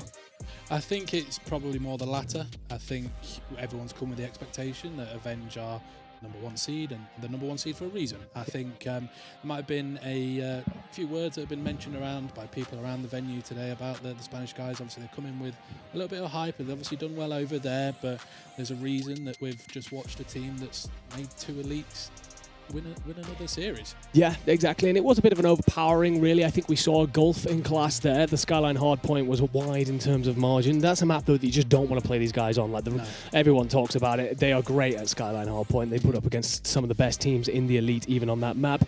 And then we've got, you know, that Hacienda S&D. It felt like you had... you know, Elite start well there. It felt like that they were trying to slow things down, happy to not give up much of the map, but once you kind of had a situation where Avenge figured that out, there was no plan B, and that felt like a consistent theme where if things weren't going well for Avenge, they had a solution to that problem. For Elite, not so much. Yeah, I think being in the scenarios that Avenger found themselves in this season, they're used to dealing with a lot of more interesting situations, I think is one way to put it. I think they've seen quite a lot of exposure from different teams. They know how people can play, and maybe that's where the Spanish team have probably been unfolded a little bit. But yeah, I think it's a lot of the similar. And hey ho, we'll see them again at some point. But Avenge do go through. Yeah, they do indeed. And well, I guess we could touch as well a little bit on map 3, because I think it was slightly better out of La Elite. They came out very strong. Drunks put up a 9-0 start, which was ridiculous. And immediately here, a couple of us looked at each other and, oh, actually, we might have a bit of life going on in this squad. Unfortunately, I think Avenge kind of realised that actually they're taking the foot off the gas a bit and reapplied that pressure immediately. You know, I think there's a couple of people to talk about. We just mentioned Drunks there, but Suare felt like he put up a little bit there to show what he was capable of. And also there was a round where it felt like Avenge had come out. I think it was round 3. You know, Avenge came out absolutely battering Lily, and they did find their way into that round and ended up sealing it off in the end. So there is a bit of spine to those Spaniards, and I think they're going to look pretty good in a loser's run. I think that when they come up against some opposition that hasn't been recently playing a lot in the elites and such, and just playing a couple of teams more on their level, looking forward to finding out exactly what they're made of. But let's take a quick look at that bracket and where we now Leal hat, with Avenge and Team Elite being at the top there. You will see Avenge, who will move forward to that round 3, and the Elite will fall into your lower bracket. Auglis and Olympian Esports are the other game in round 2, with X-Force Annex, Pain Nation, and then Drenga, that was waiting on the results of Annex Esports and Mission Impossible. Any kind of matchups here? We know that Avenger moving on to round 3, but any from the others that if you think, okay, well, they get through to round 3, that's setting us up for a fantastic series? I think from my perspective, the X-Force Annex game, I think that will be an interesting one. Obviously, fortunately enough to have been as part of the Drenga game. Obviously, a bit of adversity to start them off and then managed to put Mistaken to the side. So I think potentially that would be a nice little setup, and I think someone could take a bit of a run here. Yeah, I mean, for sure. We also got to look at the lower portion of the bracket, and you're going to see that the P7 Dynasty, the team that were upset quite dramatically in winners, do actually beat out Excite Academy 3R. I'm kind of sad for Excite Academy. I felt like they showed a lot of what they're about, but then because someone upset the other team in the top bracket, they end up against a really good team, 4 seed. So kind of tough to see them get knocked out earlier, of course, being double rounded. But for that P7 squad, an opportunity at redemption, then beginning essentially that arc as they set off with a 3-0 in lower bracket. Got to say, we've played pretty much all the winners round 1 now. We're starting our way through losers round 1. Anyone that you're looking at currently as your best performer or most surprising performer, someone that's really stood up today, Sean, and you've gone, all right, fair enough, let's pay more attention to that person? Yeah, I think a position that I've quite enjoyed watching, I can only speak from the game that I've been involved in, Makoof was fantastic, I think, throughout the back end of that series. Really thought that he managed to drag the boys through. But looking forward to see how he does throughout the rest of this winners bracket. I think, and then you have to sort of just take all 4 members of Avenge really and see how they can go. They're used to playing against the big boys, so you'd like to think that they can go far in this one, you'd think. Yeah, for sure. I mean, yeah, Makuf, I agree with you. I think he was very impressive in his series. And as such, I mean, I guess all 4 Avenged players showed there exactly what they are made of and why we have them down as the number 1 seed. And, well, what we want to do is find out a bit more of why they are that number 1 seed and how they feel after that first game. So we've got an interview with Spud, who's talking to Julian. So I am here with Red off the back of another win. Red, 3-0. How's it feel? Easy, to be honest. Yeah, very easy. The Spanish put up quite a fight on the control. We're just different class than any other maps, to be honest. I'll be real. I like it, mate. I'll be honest, I think I've not made it a secret. I've had you guys down as favourites, of course, but I said that I thought the Spanish were going to be the ones to kind of start pushing some of the higher seeds, obviously ranked quite low. A lot of LAN experience and stuff. Did that just not show, or...? Basically, they asked for scrims 2 weeks ago, and I said no, we're not scrimming until the LAN, to be honest. So, Ninja, so he's pretty decent, to be fair, but yeah, the rest, we're just letting him down, to be honest. I'll say that. Fair play, mate. So onwards and upwards from there. Have you had a look at the bracket, who you might be playing next? There's not one game tag in here that I'm bothered about, to be honest. I like it. What about the venue so far, and how are you finding the LAN? Oh yeah, the venue's class. The venue's actually running really good as well. LAN's running amazing, to be very clear. Oh, it's good. Yeah, I've enjoyed it. Love it. Man. Enjoying it. And the team all flying around you still? Yeah. I saw Julian didn't have his best map in that last one. That's a rare sight, no? Yeah, that's the first time I've seen Julian go neg, to be honest. I know. It happens. But the boys pull through no matter what. Steps up. Class. Yeah, we all like pull our weight sometimes, especially me because I'm large. Nice one. Right. Cheers, Red. Looking forward to seeing you in the next round, bro. Thank you, brother. Good shit, man. Good shit. Well, coming back in there, Spud talking to Red, not Julian. My bad there. I need to open my ears a little bit more. What I got to say then, takeaways from that interview, obviously feeling very confident, but, you know, a foursome there that even though there was moments of being pushed back, they also had to prove that they had that bit of spine. So anything in particular that you're taking away from that interview and you're thinking, all right, this is why they're number 1, or this is the team that is definitely going to go on to win this tournament? Yeah, I think Red mentioned it quite well when they said that they'll deal with any sort of adversity. I think, I know I've alluded to it a couple of times, but when you're playing against the best, you sort of learn the tips and tricks of the trade. And if they can do that and sort of emulate that in an area like here, you'd like to think they'd do all right. Yeah, you'd like to think they wouldn't be bad at all, right? But anyway, following the interview, following all the games that we've had, we will get ourselves all set up for the next couple of games that's going to be going on. That's going to be the Pain Nation squad against X Annex as our next matchup. That Pain Nation squad flying in from Germany. So definitely another team to keep our eye on here. You know, those international squads coming in from abroad. Wonderful stuff indeed. But before we get to that, before we talk anymore, we are going to head to a very quick break.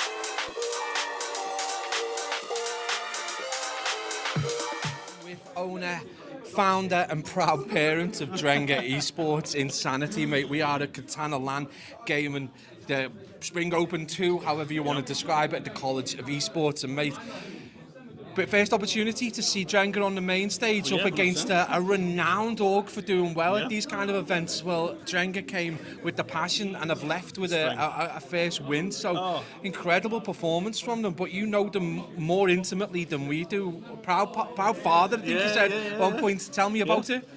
Fantastic team. It was well known throughout the online leagues. So. Like of XP, obviously no team to AGL now. AEL, that's the one. AEL. Amateur Esports League. If you want to join the Discord. Yeah, fantastic. IDK has played with us before. Actually, we had a team with him and Julian, who was playing for Revenge now. They used to be under us. So I had a bit of intel on them, and especially with DK. I've known him for a while, been in the scene. He's a very, what's the word? There's a word for it. It's on the tip of my tongue. He's a very competitive, but he's a very skillful player. Mind, honestly, he's phenomenal. Like you've seen there in the game we've just played, he's fantastic with it. Quick with his sub, phenomenal. He's just summit. He's a kid that's not been, I think, had the chance. Luckily, we've grabbed him, given that chance, and he's just slaying. The team itself, Alfredo, McCoof, Hafron and IDK, them four there together are just, I think they're going to be unstoppable. We know Hafron's got a bit of experience. We've seen him at kind of in tournaments and switcheroos, and especially online. But for me, obviously IDK was a star. But McCoof's movement at times, a couple of 360 kills there. You just you're expecting him to get put down, and it wasn't even needed. You were dominating as soon as you got past that first hiccup in that map one. You just dominated. So what's the expectation going further into the bracket now? As any org, you come to the event, you all be like, you're going to win it. Your expectations are 100%. We're going to be I think we're going to go far with this. We have got expectations. We know, hopefully we get the top 6, and then it'll be right, proud father moment. Thank God for that. We've done it on to the next one. But to be fair, the team's phenomenal. You're going on Hafron there. Hafron is with the AR, just beams, cross map. Honestly, the kid's got no movement. You don't even see his recoil move. It's something 100% looking forward to it. He has been nervous, so you see him on the stream where he's been waving in that. He's very confident. But the expectations there, as any org, you found them, you want to see it. It's watching a kid grow in a sense. As our first LAN, 100%, fantastic. A 3-1 win for us. I think now we'll go up against coming on Annex. At the minute, the lads are confident, the lads are raring to go. They're hungry for it, they're running to play. It is a bit warm. Bear in mind, can't really help. Oh yeah, the beanie sweat is real. Trust me, I am stopping the drip right now. No. But I wanted to ask as well. You're probably one of the most prominent teams in Call of Duty in the UK. You do a lot of charity work, and just if you wanted to touch on that a little bit. Yes. I'm a facilitator for Andy's Man Club. So on a weekly basis, we all get together, chat. We're just blokes, we're just men. You want to stress out from if you're having a bad day at work. If you're having a bad, a few bit of spells, and you want to come and just chat. We're a group of men, get together, and we just have a couple of biscuits, coffee, and we just get, spill it out. It's an industry where I think it's harsh because men can't talk. Or feel it's difficult, isn't it? You're supposed to stuff all them feelings in your feet, and it's completely the wrong way to go about things. 100%. So I've been with them over a year and a bit now. I enjoy what I do. It takes time out, but it's nice to be able to have that ability to help others. So we've done a lot of charity work. We've done 24-hour streams. We've done fair bits reason outside of it. So where I work at the minute, we're getting them involved. Obviously, we're supporting them now during the event, which they're over the moon. They're happy to see it. They're branding and stuff like that. And it's so close to my heart. I'm a big believer in mental health. And with that coming aboard, I cannot. And by all means, get on the website, check them out. They are fantastic. Coverage is unreal throughout the UK. 100% get on board with them. Yeah. Okay, so we seeing Drenga perform really well, but aside from that, we put Drenga to one side. Who are you seeing win the tournament on grand final? Grand final's a tough one. You've seen Avenge win the last league earlier this year. Solid performance. Mind we did scrum with the Spanish team. They put a bit of it made our legs wobble a little bit. If I was going to put me anywhere, I'll have to back up Julian. He's honestly a fantastic kid. I'd see Avenge if worst case. Well, it's going to be the same as everyone else, realistically. We do hope for a surprise or at least a stellar grand final. I'm going to throw it back over to the casters, Andrew, and I believe it's going to be Major as well. So peace out. Well, checking in there with the Drenga owner, founder, Insanity. And I got to say, what a guy.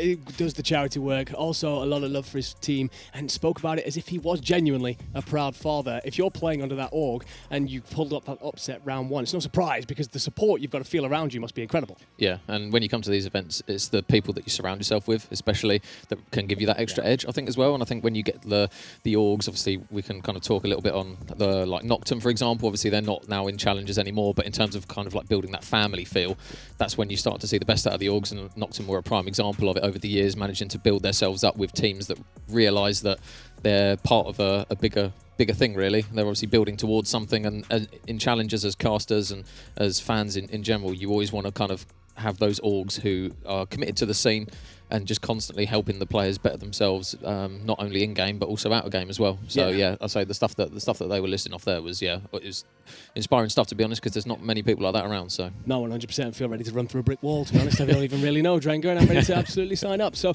yeah, looking forward to seeing how they do in this tournament, as well as what they go on to do in the future. But speaking of the future, in our near future, my friend, we've got a series to settle, and that is X-Force Annex against Pain Nation. Now, X-Force are going to be your second seed. This is the squad of Infinity, Rasco, Nathan Parker, and CJP.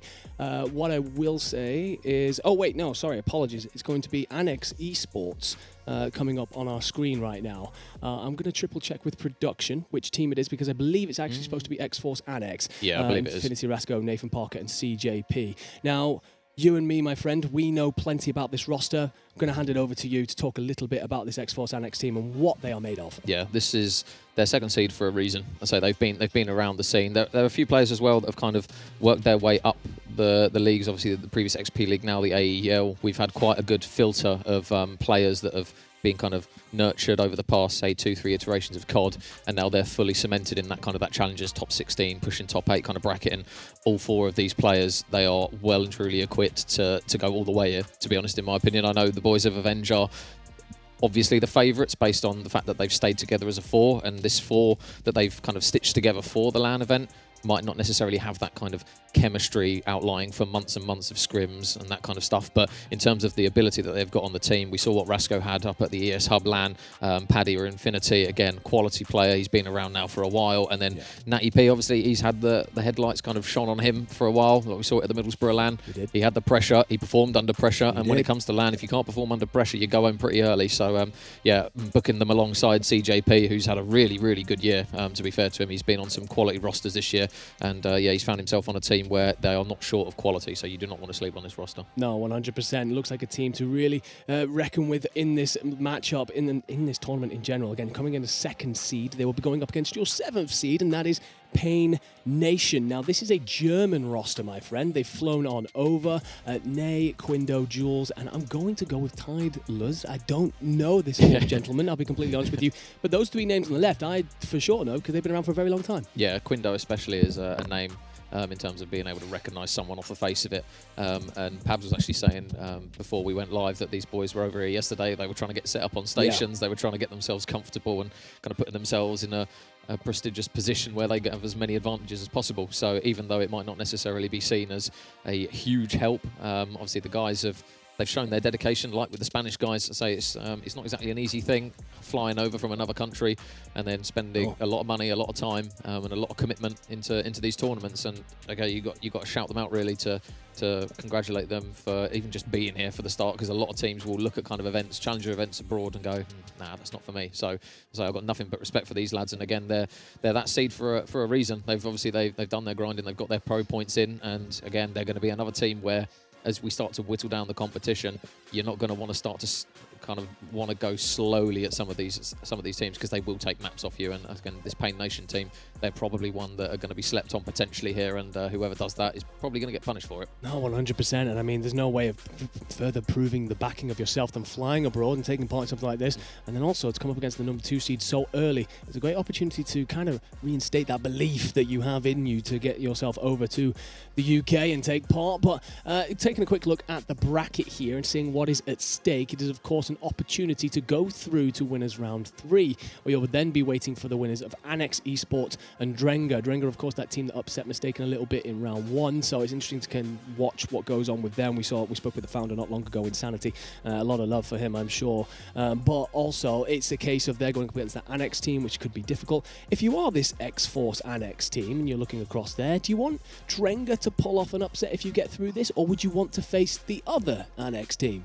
You could probably make an argument for either. I think if you're playing a team that are upsetting teams time after time after time, they're just going to keep going into the next series relaxed, thinking, well, if we lose, it is what it is, and they might naturally play a bit better. And it looks as though this kind of relaxed aura that the Drenga Esports guys have, they just seem to be pretty laid back and comfortable with however this tournament goes, and I think that's probably where you tend to see a better team as a result. They don't put too much pressure on themselves, and they feel comfortable. But then on the other side of the fence, you can make the case for Annex because of the talented squad that they do have. So it's kind of pick your side of the coin, really, of what you want to go for. You could make an argument for either, I think. Yeah, a little bit of focus on yourself, worry about your own game, and then just see what lies in front of you sort of situation. I can fully agree with that. A quick look here at lower bracket. Again, confirmation that P7 Dynasty did eliminate Excite Academy from this tournament. P7 Dynasty, another squad that were upset and rather dramatically in the winners bracket. But quite a few teams here now starting to shape on up. We've got ourselves a bunch of losers round 1 matchups happening real soon, so we'll start to populate that losers round 2, where P7 Dynasty and Team La Elite will be waiting. As we look ahead, just one more thing, I guess it is really to settle before we start to look towards getting the series underway. X-Force, Annex and Pain Nation, what maps and modes are we going to be playing on? Because we've spoken about this going into all of the series so far. We've kind of touched on where we think teams are going to be strong, where teams are not going to be so great. I'm going to throw it over to you, because in a couple of different times now we've had, Pablo came out last time and said this is where this team might struggle. It turned out he absolutely nailed it on the head. But anything here? You've got 2 Vaults, a Protocol, then 2 Haciendas. Anything kind of ringing alarm bells, or maybe should feel good for one of these teams? I think it's the hard points. I think Hacienda hard point, although it's a slightly slower map, it does have a tendency, especially towards the latter portion, it really does rely on teams to compose themselves. We've seen a lot of hard points on this map now throughout the year where teams have started off well, it's kind of fallen apart towards the end of it, and then especially with the experienced players, you tend to see them focus up and then get that that map over the line, and they tend to be fast-paced maps. And I think that Vault map 1, I think, is going to be the pace setter, I think, for what kind of performance you're going to get from the likes of this X-Force Annex roster. I think if they can click into gear as a 4, again, that have been stitched together, the ability's there. It's just a question of can the players match each other's pacings, break the hills efficiently, and yeah, I think that map 1 is going to be a real setter for this one. Yeah, I like the call out on Vault hardpoint, because you do end up in this situation. I mean, we saw earlier, Drenga pull off that. Well, we'll continue to call it a little bit of an upset. It wasn't necessarily the size of the one that P7 went through, but it still was the result that no one really saw coming. But when they played on Vault, one of the things was it felt like momentum was on their side, and what they immediately did, they spawn in initially on bad side and then flip out that P2 pretty much immediately to kind of set the tempo early and call out exactly how their fundamentals are going to be from the start. So I guess that's what we're looking for here. X-Force Annex prioritizing playing in for that too, or Pain Nation deciding that what they want to do is actually play in for that and allow that P1 to be scrappy, paying attention to the way in which those two teams get on the way, because as you said, pace setter, and then, I mean, you've competed a lot in sense of played a lot of the game and such, and you know how important momentum can be, especially when you're going against a team that you should be losing to. Yeah, and I think kind of that rotation of P3 to P4, especially on Vault, that is the one that makes or breaks a team in a hard point. If you're not playing for those spawns early on, one trend that you see throughout kind of especially in this tournament, the likes of Avenge, when P3 pops and everyone's playing for it, there's at least 1 or 2 players playing for P4 consistently throughout the entire hill. Unless there's a rogue spawn that comes in, it's a case of they're constantly battling for that rotation towards those money hills. And I think that's kind of the question of some of these teams that aren't necessarily the favourites, is how consistently they can kind of compose themselves where they're looking for the bigger picture rather than getting kind of bogged down in the weeds on some of those scrappier hills. And the Vault and the Hacienda are definitely going to potentially prove that. Yeah, I love by the way, that you're calling that P3 on Vault, because I think there's also a way in which some teams get really undone at Challenger level. And I think it's one of those things where we are going to be bringing stats into this as we go on through. We've got a wonderful gentleman in the back, Sergeant, who I believe he's roped in a second this time as well, but I've forgotten his name, I'm afraid. But he's they're pulling together this wonderful stat sheet. It's absolutely massive. Handed it over to me. I was like, is this going to be okay? I was like, yeah, this is going to be absolutely phenomenal, mate. Don't worry about it. So we're going to be pulling that stuff in as we go on through. But sometimes I do worry about whether or not players are playing a little bit for their stats. And one one of the examples of that can be that P3 hill, where we see a lot of players late on trying to chase kills down over by trophy rather than them playing on over for P4. And I guess nice and early, we're going to be sat here on the desk going, okay, so who's actually prioritizing that rotation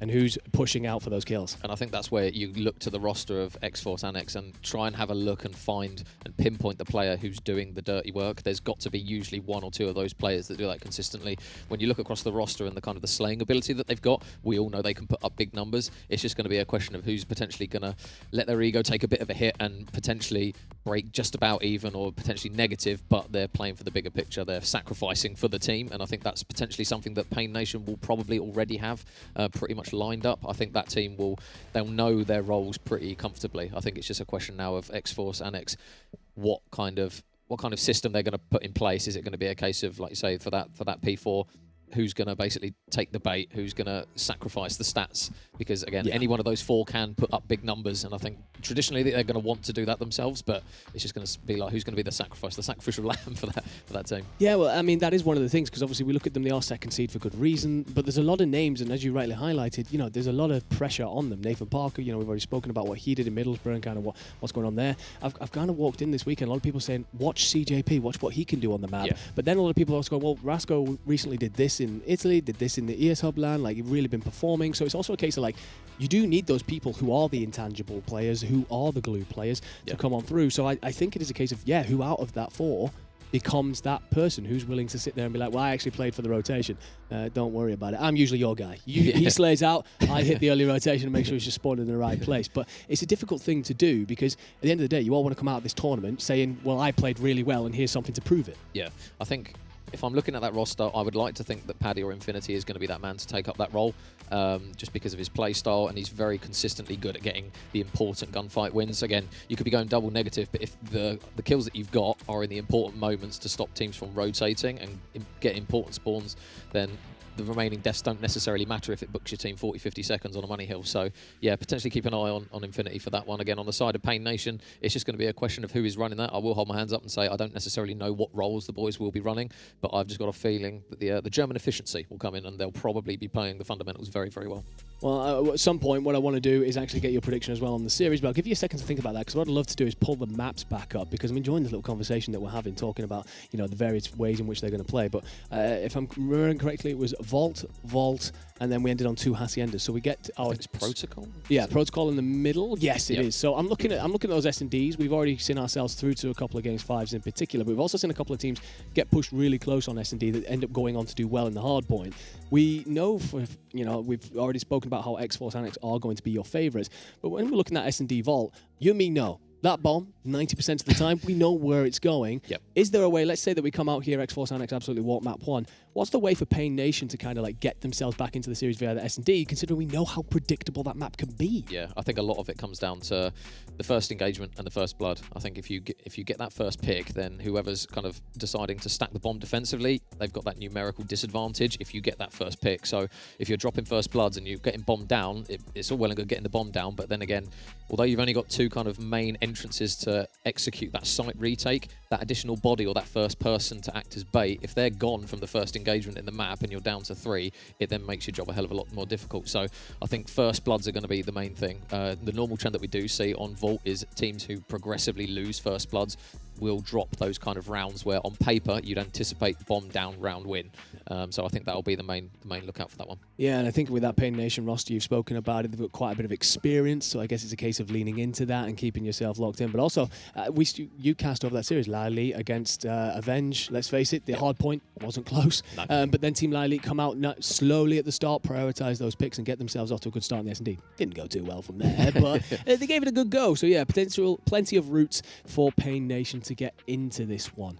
Just as we're finishing, getting everything ready, ladies and gentlemen, don't worry, we want the series to be underway just as much as you do. Well, let's pull up the bracket again and have a quick look through exactly where we stand here at the Katana Land Spring Open of 2025. I think that, we're looking ahead here, but what I actually want to do is kind of look back a little bit, my friend.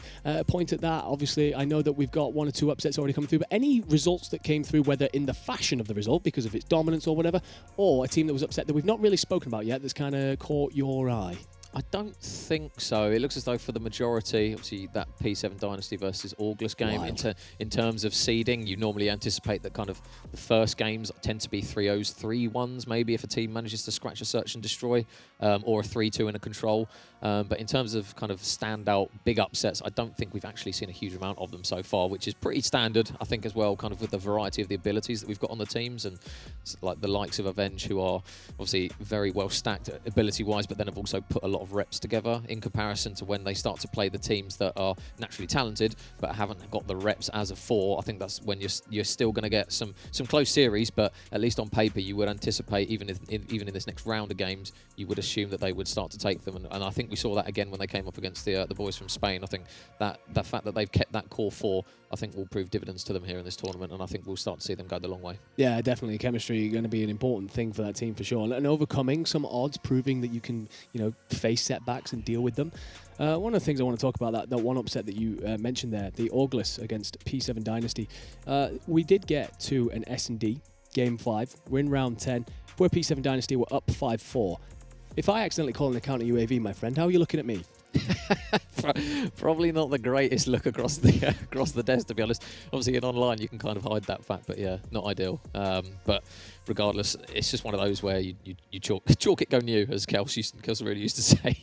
You got to put it to the back of your mind and pretend it didn't happen, kind of thing. But again, this tournaments at LAN are always going to be who deals with those moments the best. Again, it's all to do with how headstrong some of these players are individually. Me and Pabs, when we were casting at ES Hub, we kind of flagged up Rush as somebody who almost seemed like emotionless, kind of like ice cold. Anything that kind of potentially went wrong or could have gone wrong, didn't even seem to flinch at it. And I think when you get to, especially the business end of the tournament, those are the players that you lean on, the ones that don't kind of flap in the moment. So yeah, those kind of players are kind of gold dust to some of these teams going the distance. Yeah, 100%. I know exactly how you look at me. I've let you down in ranked far too many times, my friend. But anyway, we've been setting up here for what I think is going to be a fantastic series. It is X-Force Annex against Pain Nation, the Germans against the second seed.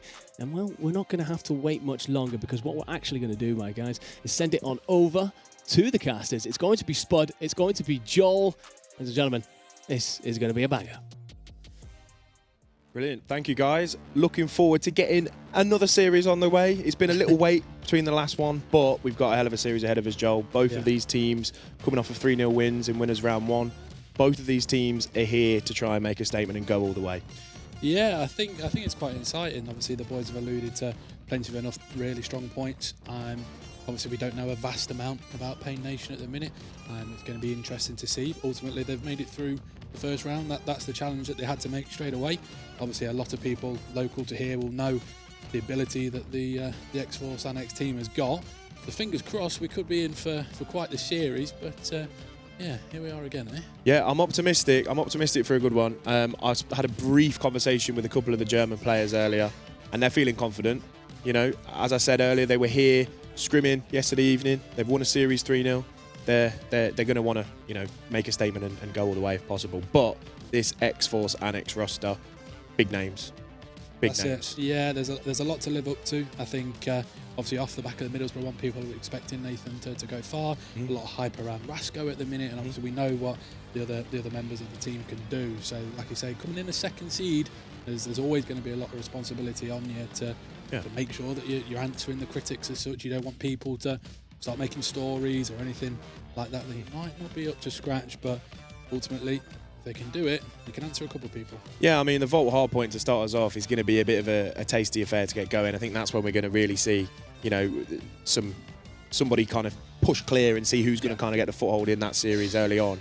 We casted over a Vault earlier. We did. Again, started off a little bit maybe tentative, a little bit slow, but then all of a sudden this team's just gone clear and ended up, 100-point club. Yeah. Don't know if we're going to see that in this series, but I'm optimistic that it's going to be a good one. And then sticking with Vault for the map 2 and the protocol control, then should we need it, a double Hassie finish. What do you think about that? The hard point, I don't mind too much. I think it can be very rotation heavy. Obviously, the P2 is normally more of the mixy one, then off to P4 over by the rock is normally quite busy in itself as well. The Search and Destroy, I must say, I've not seen too much of. I think it's quite the tricky S&D map that I think not a lot of teams really pick apart here, but if it's anything like what we've seen earlier, any team can answer anything that they've got chucked in front of them. But looking forward to that Vold Heart point, because obviously it comes down to a lot of actual gameplay knowledge, trying to make sure that you're getting yourself from A to B as such in the right times. But yeah, I can't imagine we're going to be a million miles from being underway. No, hopefully not. I think the boys in there have been sat down, ready to go. I think they're just maybe waiting on one more to get themselves in the lobby. Hopefully they're getting a chance to maybe, get in a firing range or something, keep the fingers warm. I know there's some hand warmers floating about, keeping them going, but of course as LAN venues go in general, the places are pretty warm as is. As we know.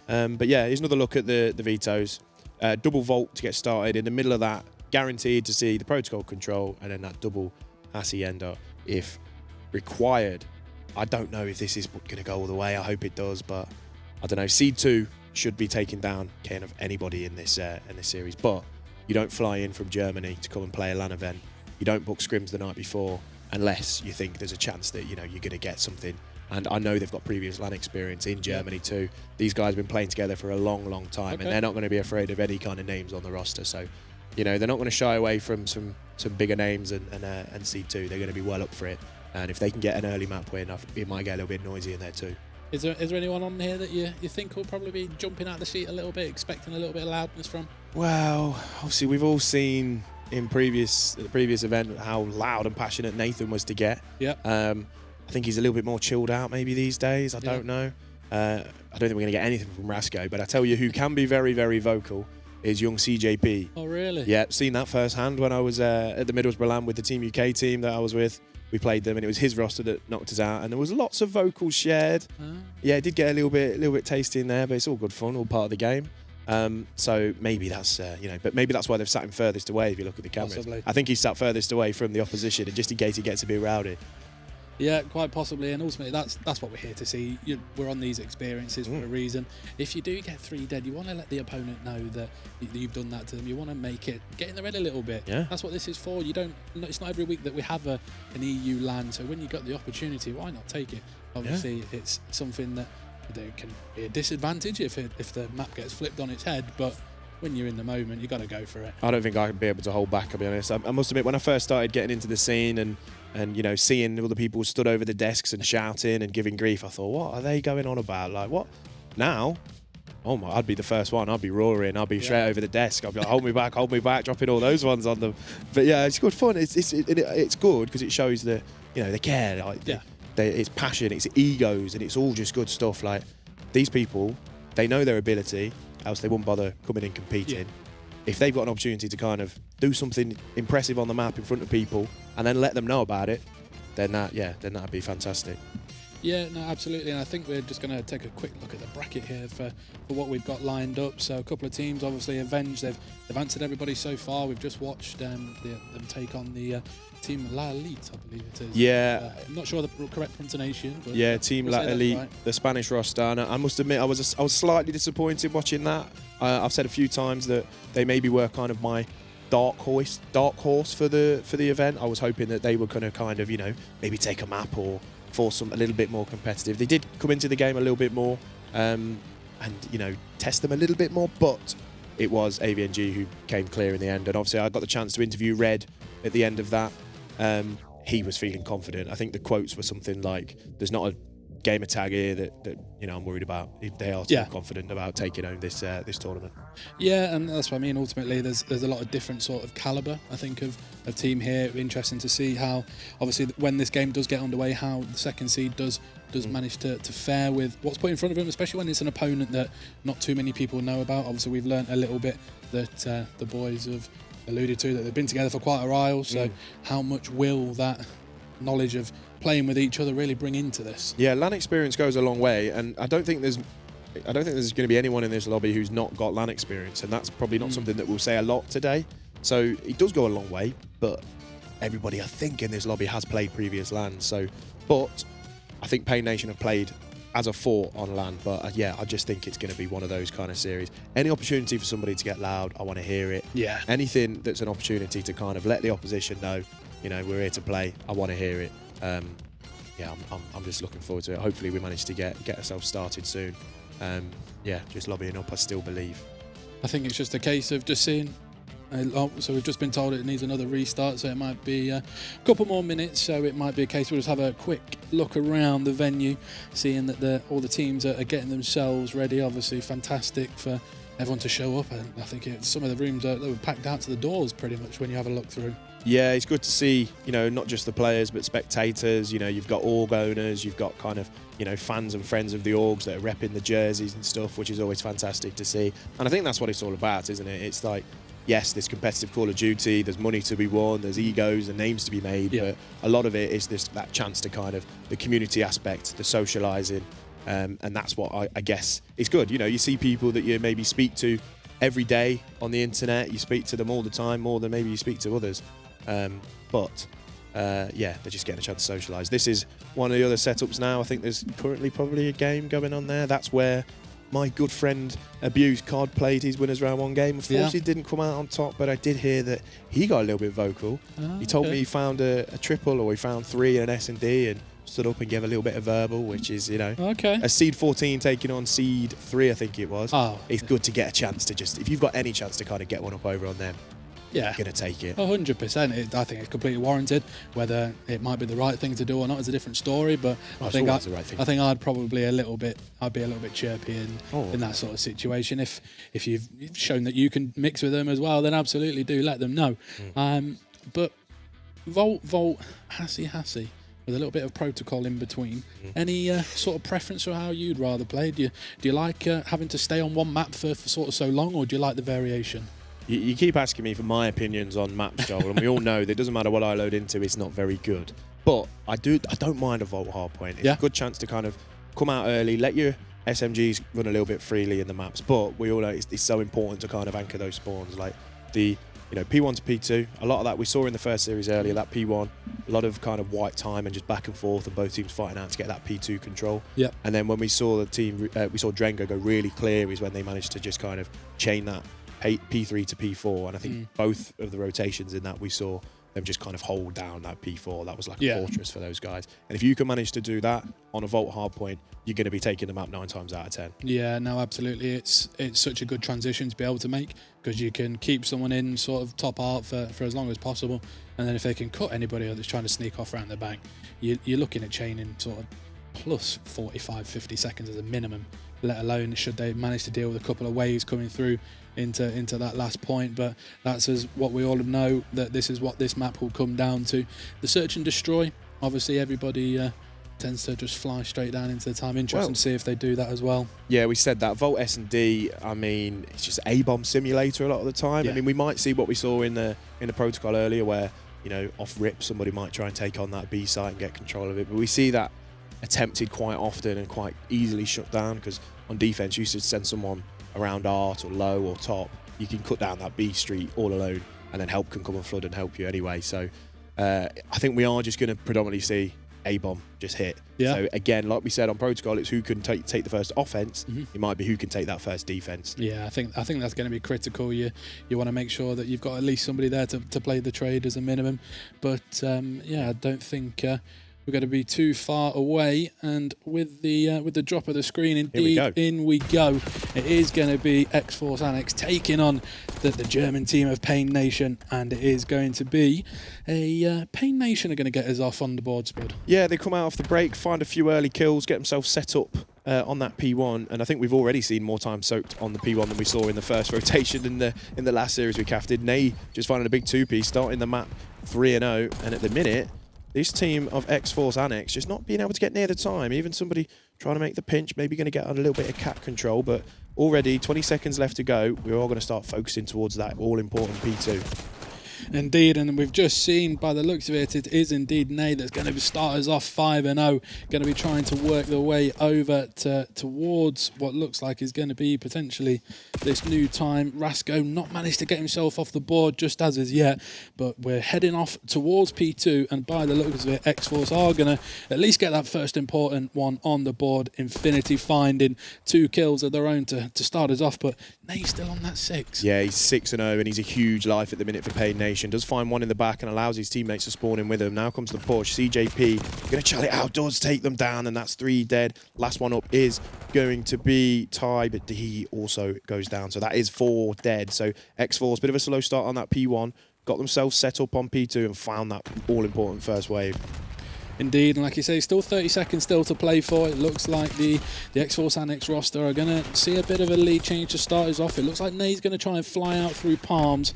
It has, Nathan does, by the looks of it, has got the help of CJP. Not going to matter because he's going to fly through with that pistol that we seem to be seeing quite a few times today. But he is going to continue through, and the last sort of 10 seconds going in favour of Pain Nation. But nobody really making their way off towards Nu just as yet. Well, you say that, but I think as mentioned on the desk, just as CJP gets a big 2-piece cat, does get traded out, but Major's prediction was that Paddy Infinity would be getting himself set up, playing the fundamentals, and he has got himself towards top art early doors. So we are going to see X-Force and X at the minute, rotation in their favour. It is Pain Nation that are on the time for now, but both teams are going to be playing for these P4 spawns, and at the minute it is going to be X-Force and X, just as they take them off the time. But look at your mini-map, 2 of them spawning in the map behind Infinity. Will he find one? Going to get chowed quickly though, should get traded, does do so. So Tide takes him down and may allow his team spawning in. But then look at your mini-map again, they've all spawned out. Infinity spawned behind him. Yeah, it's crazy. So by the looks of it, you've got, I think it is Raska. It's probably going to come down on a pinch and try and take out Nay. That's sat on time at the minute. Apologies, it was actually CJP, but eventually takes him out, then got traded off of time.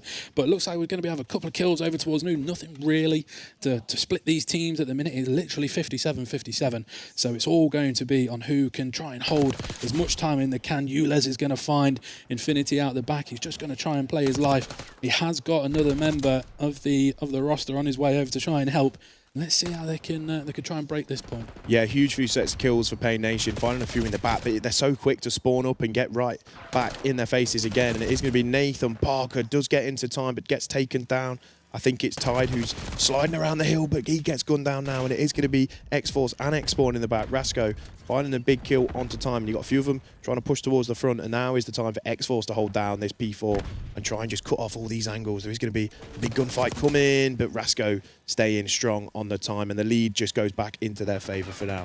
Yeah, seemingly, as we've just mentioned, nothing really to split the teams. We can see Infinity on that 5 streak at the minute, going to try and play his life as best as what he can. He's going to work his way in towards P1 to start us off and probably come behind Quindo here, and it does, and he manages to get the big 2. Does Ty unfortunately couldn't find the 3rd, but seemingly a good opportunity for one of the teams to get themselves in here and start maybe thinking about a bit of P2 at the same time. But as you can see on the map, we've got people all over the place at the minute, Spud. Yeah, the spawns are interesting on this map. You've got to be really blocking to make sure that you hold them down. Good few dead though for X-Force. They do have a lead after the first set of rotations. And I was just about to point out that no one in the lobby is doing anything crazy. Obviously, Infinity top of the lobby at the moment, but Quindo just had a little bit of a slow start for Pain Nation, but they're still only 30 seconds or so behind. So I think if Quindo gets his gun going a little bit more, this map could really go all the way down to the wire. Absolutely, it's got the possibility, and we've come over here again, and we can see CJP on a 5. He's got Infinity on this time. He's going to try and deal with one, not going to manage to do so. He's got 2 members of Pain Nation to deal, but Rasco will come through from Cat and help out and manage to find them, and off we go. CJP on that 7 now, so close to getting that Hellstorm. I imagine if he soaks up a couple of seconds of time and finds the kill, it should indeed be in the back pocket. Opportunity for this X-Force and X-Roster to try and pull clear a little bit here. Yeah, this is probably the biggest gap we've seen in the score so far, and they do currently have that P2 rotation down. Tide does find one through the pool, but he gets taken straight back down by CJP, who does, I think he's just been wallbanged there from Cat, but it is X-Force who are soaking that time for now and still spawning in the back. Looks like Pain Nation are just trying to fly through the front. Quindo, talking about getting that gun going again, finds a quick 2, and they just flood towards that time. I think it's Infinity left up, but keep looking at your mini-map. X-Force are still just spawning in the back. Even though Pain Nation are finding those kills, they're not pushing towards the back to block the spawn, so they're just allowing X-Force to just keep hitting that back. But just as I say that, they do get a little bit of control, else that lead could have really started to get away from them. Yeah, absolutely. What the members of X-Force don't want to do here is sort of give up the last sort of 20 seconds or so, but they're not in the back mind. Obviously, you can see Infinity, as you alluded to earlier, he's going to make his way over towards that top art, and he's going to see one of the members, and it looks like Ty that has just nipped his way through in towards that P4, so he's going to have to try and play his life as best as what you can do out here.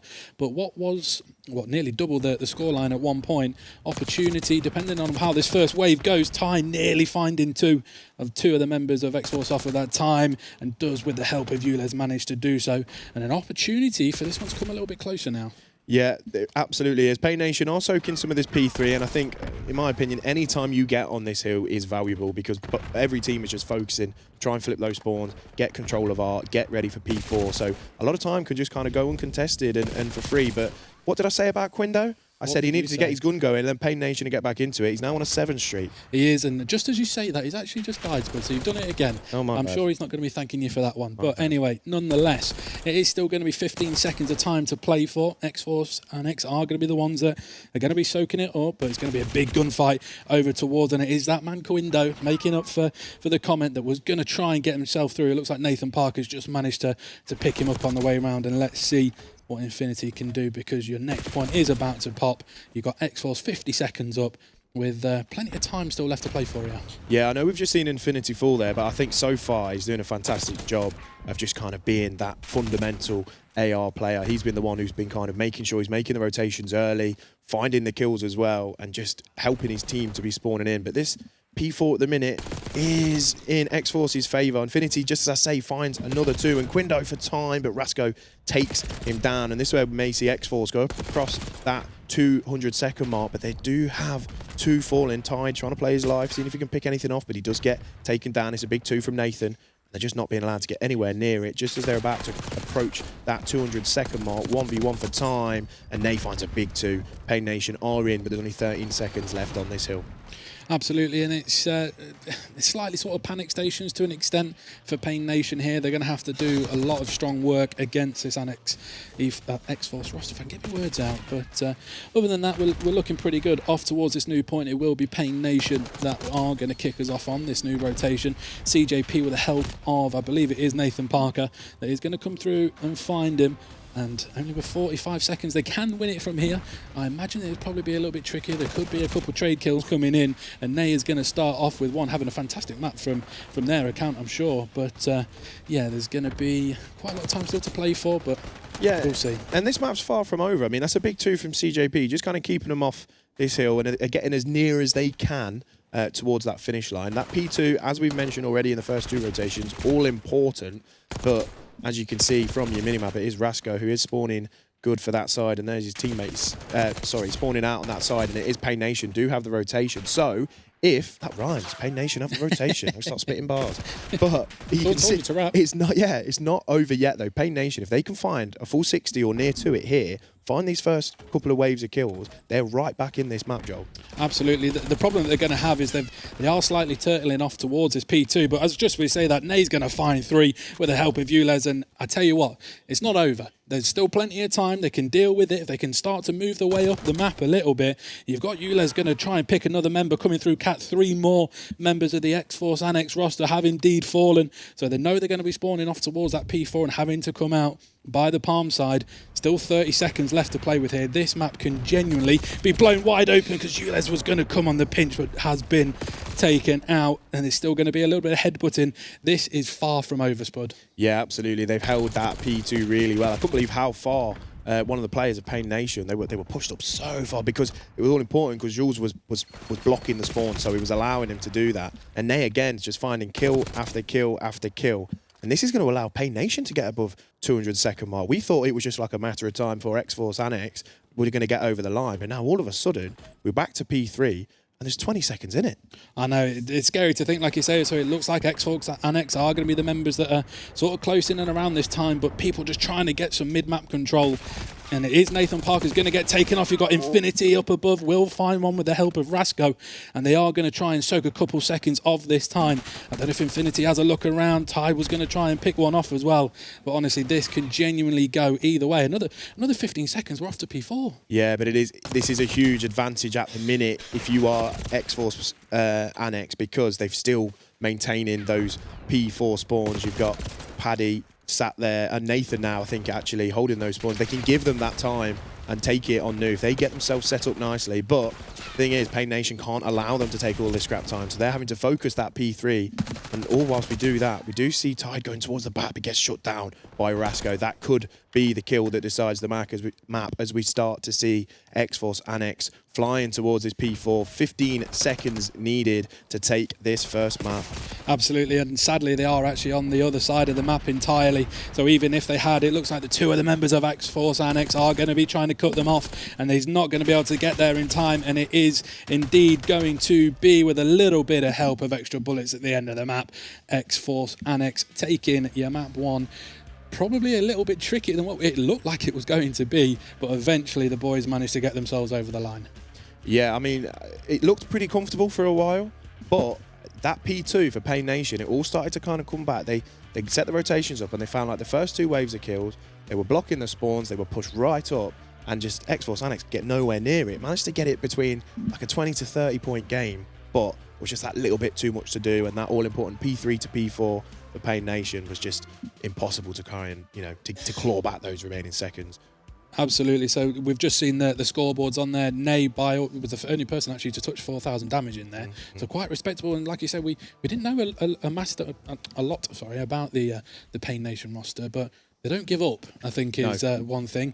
I think the members of X-Force Annex probably started to get a little bit frustrated, starting to try to headbutt a little bit because they didn't want to allow them in too much, but they just about got it done in the end. Yeah, absolutely. And I think it is that kind of, you know, you get that far, that close to winning the map. Maybe you do take your foot off the gas a little bit, but with Pain Nation, they're fighting all the way around to the end. And these were some of the huge kills that we saw. CJP just being a little bit of a menace around this P1, and some body shots at the end is exactly what we want to see to get the series started. Indeed. Let's just hope that doesn't come back to bite them. Or maybe let's hope it does, so we can get a little bit tasty in there, Joel. I think it gives everyone a story if it does a little bit. Like we asked everyone before if it would get a little bit loud in there. It'd be interesting to see what it was after the body shots come in at the end, or was everybody nice, calm and collected. But it is indeed going to be off to a Vault S&D, like we mentioned before, probably a bit of A S&D really. Yeah, A-bomb simulator. A-bomb simulator. I mean, Pain Nation, they've just had their body shot. They've just got themselves, you know, right back in that map, and almost could have taken it and caused a real upset, which really would have took the wind out of the sails out of X-Force Annex. But they got the job done. Pain Nation, they've just had their body shot. They're going to load into this. They're going to want to get some instant revenge. They just want to level up this series straight away. I think if it was broken down into 2 halves, you'd just see the scoreboard there, 250 to 211. I think they were down by double at one point, nearly teetering around and fluttering with that 100-point mark. If it was a game of 2 halves, they certainly took the second half. So it'd be interesting to see, with the experience as well, how they are going to do on this Vault, because if they've played with each other for quite a long time, they've got experience on LAN as well. Anybody can win the S&D, and ultimately S&D wins you the series. It does indeed, and I think it's going to be a fun job casting this one. We know how tasty and kind of hostile that A-bomb site can get. All of a sudden, you can have 4 up on each side, and then next thing, bang, round's done. Bit similar to kind of the way that A-bomb works on Skyline. Yeah. And I can't see many teams trying to hit that B site unless it's towards the end of the round, and maybe you've got 1 or 2 players left up. Maybe they try and divert over to that bomb site. I think we are just going to be quite heavily in Vault. Going to see a few people on the pinch, maybe looking to take that guy down from Palms or P2. Yeah, I'm looking forward to it. I do think there's going to be a slight delay before we get into the second map. I think there's some potential issues with a monitor or something like that, but it won't be too long, and then we can get this map 2 S&D going. Yeah, no, absolutely. Like I say, it's a case of you deal with adversity. Obviously, the members of the Annex roster that have come here today, might be a case of, okay, let's just calm down a little bit. They've managed to get this out of the way. That's what a little break like this can sometimes do. It gives the members of Pain Nation just to take a step back and try and relax a little bit, get used to the environment, being up there in front of quite a few people that I'm sure that will be watching this game today. But let's take a quick look at the bracket, if you don't mind, and see how the other games around are getting on. So August, they managed to actually take out Olympian here, so that should be quite the series. AVNG versus August, bud. Yeah, I mean, just highlighting the fact that, you know, Seed 13 has taken down Seed 5 with kind of such ease is it's a story in itself. Yeah, I think the guys on the desk were talking about that a fair bit. But AVNG, having the conversation with Red, knowing how well those guys play, and having that conversation with Red, they genuinely don't care who they come up against. Yeah. I think there's some. Just see if there's any kind of progress down at the losers side of the bracket. Olympian Esports taking. They moved down to losers, waiting for the winner of 7 and Excite, and then Team Elite are waiting to find out if they might play our good friends, Gabby and Abuse. I think that series is currently underway at the moment against Mistaken in the room nearby. I don't know. Yeah. I've not heard any ka-chows It's from not come Abuse, through so yet. I'm not feeling too confident. That's normally his go-to phrase. He's a big Lightning McQueen fan. Okay. He's a grown man, I know, but he likes it, Hey. so we'll let him off. Why not? Why not? But no, I think it's all good. It's obviously a good experience for myself and you as well. Obviously, our first sort of experience being in this environment, so it's always interesting to see the sort of background, obviously the production that goes into these sort of events. It's not just a case of you turn up on the day and that's it. You plug your controller in and you're away. Might be it for some people, but the hard work that the guys are doing around here to put on this event, I think, is fantastic, and something obviously that hopefully, fingers crossed, we get to do a little bit more. Yeah, I'm really enjoying myself so far. So we've had the chance to kind of do a little bit of everything now, apart from play, which is for the best for everybody involved. Yeah, Nobody. don't want to do that. I think Heffy keeps mentioning the 1v1 stand and stuff, but I think my account's being used for one of the kind of observers somewhere. So I'm afraid that I can't log in anywhere. So I'm gonna have to sit that one out. But yes, getting to join Andrew on the desk, who's obviously fantastic and professional, and working alongside Major and Pablo, who They're all right, aren't they? Oh, don't say that.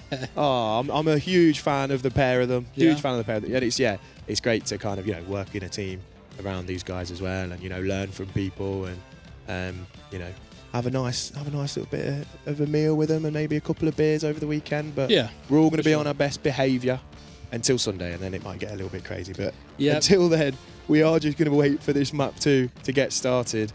That's kind of hot. As Major holds up a sign saying "Kiss me." Yes, I will expose you, Major, and yes, I will kiss you at the end of this series. But yeah, we can see Lecky Wecky in there just trying to help out some of his teams. I hope he's not trying to put some dodgy software on those PCs. I'm not accusing Annex of people of doing that. He's going to hear that as well. He's going to put that in the back. Yeah, he might hear that. I don't mind. That's okay. No. Right. So, Vault S&D. So, like we mentioned, consistently sort of that A push that the majority are going to be. Do you think it will be that whoever takes that first defense will probably be the one that could try and chuck it on? Yeah, you'd assume so. Like I said, similar with the protocol earlier. Nobody kind of took the bull by the horns and got that first offense, but when they did, they kind of did just move clear a little bit. With this, it is just going to be a big advantage for the offensive team, and we're going to have a look now, and it is going to be map 2, and it is going to be X-Force Annex on the offense for now, and as expected, moving towards this vault, you've got first blood and second blood going to Rasco. Huge advantage. CJP taking down Nay. Last up is going to be Quindo in the 1v4. The bomb is going down. Does find one though, Joel. He does, and he has got everything to do here. Bomb is down. 40 seconds left on the clock. Couple of members of X-Force seem to be in and around that first point. But just like that, as we were going to talk through, they do manage to get it done. But that is the advantage, like we've been speaking about. You get that bomb down quick time, especially on this map. You find that first kill, you'd be struggling to not try and keep hold of it, eh? Sorry, I said a little chuckle at quick time. I don't know why, that made me chuckle. But yeah, it is. That was probably one of the most kind of routine starts to a kind of Vault S&D on the offense you're going to see. You got one player going out palms, maybe trying to watch the push from out that way, and then just maintaining that control, watching over the guys on the bomb, and they just picked them off. I don't know if Rasco got those 2 kills mid-map or in bomb site, but if you're good for 2 early on, then it's going to be a big advantage. Let's see if Pain Nation can replicate that on their offense. And it seems to be that is pretty much going to be the case. A couple of members of Pain Nation flying through. Katana will find 2 to answer back to Rasco's first 2. Does then get instantly traded out by Infinity. But here we go once again. Bomb is down. They have planted it for that back P2 side. And one of their members, but Nathan Parker, big kill through the wall there onto Quindo, and an opportunity for X-Force to try and collapse on here. But I don't know if Ulez is going to get some awful timing. Seemingly has done, and it is going to be Nathan. It's going to be Ty versus Nathan in the 1v1. The timing is going to become important, and Nathan doesn't mind. He's going to fly through and put X-Force and X2 0 up, Spud. Now, this might be a first, but am I about to hackizate somebody on LAN? Like, that wallbang was insane, and then goes on to find the rest of them. Little smile on his face there. I bet he wanted to get a little bit loud. I'm sure he did give it a bit of a shout, but that wallbang was insane, and then goes on, finds the rest of them, defuses that bomb, cool as you like, and that might be that early advantage that we spoke about. Yeah, absolutely. Paint Nation cannot afford to allow this team to try and drag themselves further ahead, because you're constantly fighting against an uphill battle here. So they're going to have to try and allow this one to go in their favour.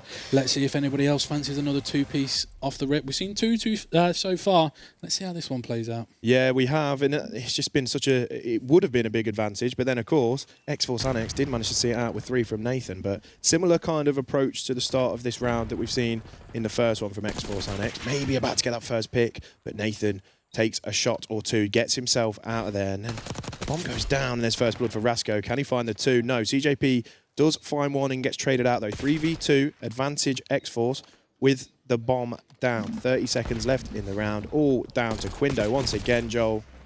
And just like that, it's another round on the board, and they're going to have, we mentioned it just now, but they're going to have to try and stop something here.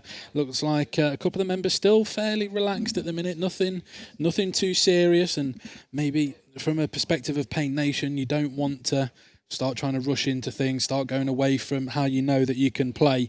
But let's see how this next round goes, because they're going to have to put one on the board to try to stop them. Yeah, going 3-0 down early on Volt is so difficult, because we've spoken about that kind of advantage you have on that offense. If you lose one of your offenses early, it's just an uphill battle. Yeah. But this is their chance now to take that advantage, get that bomb down early. It looks like they are going to maybe flood towards the side, but 3 of them playing for this Volt, and they're just going to team shot Quindo, Rasco the one to get the kill, but I think bullets from all 3 of the players from this X-Force team. The bomb does go down, but there is a life advantage for X-Force Annex. There is indeed, and they've got a couple of members trying to pinch across the entirety of the map. Pretty much all of Paint Nation are going to be tucked inside, and depending on how they decide to, they've got a couple of angles of how they can flood this. You've got CJP, is probably going to be the first one to knock on the door. He's just seen the trophy down, so he's probably going to know that someone's going to be close to him. Nay's going to find out Rasco and take him off of the street, but he'll find 2 with the help of Ty, and the only person we were on with was CJP, and we were thinking a 4 versus 3 was going to be quite easy, but they've kept us quiet. I must admit, I was turning my nose up a little bit when I saw all 3 of them just playing in that site so close, but you get the timings. You force the other team with that clock counting down to make the push, and you're just there as a 3 to just gun them down together.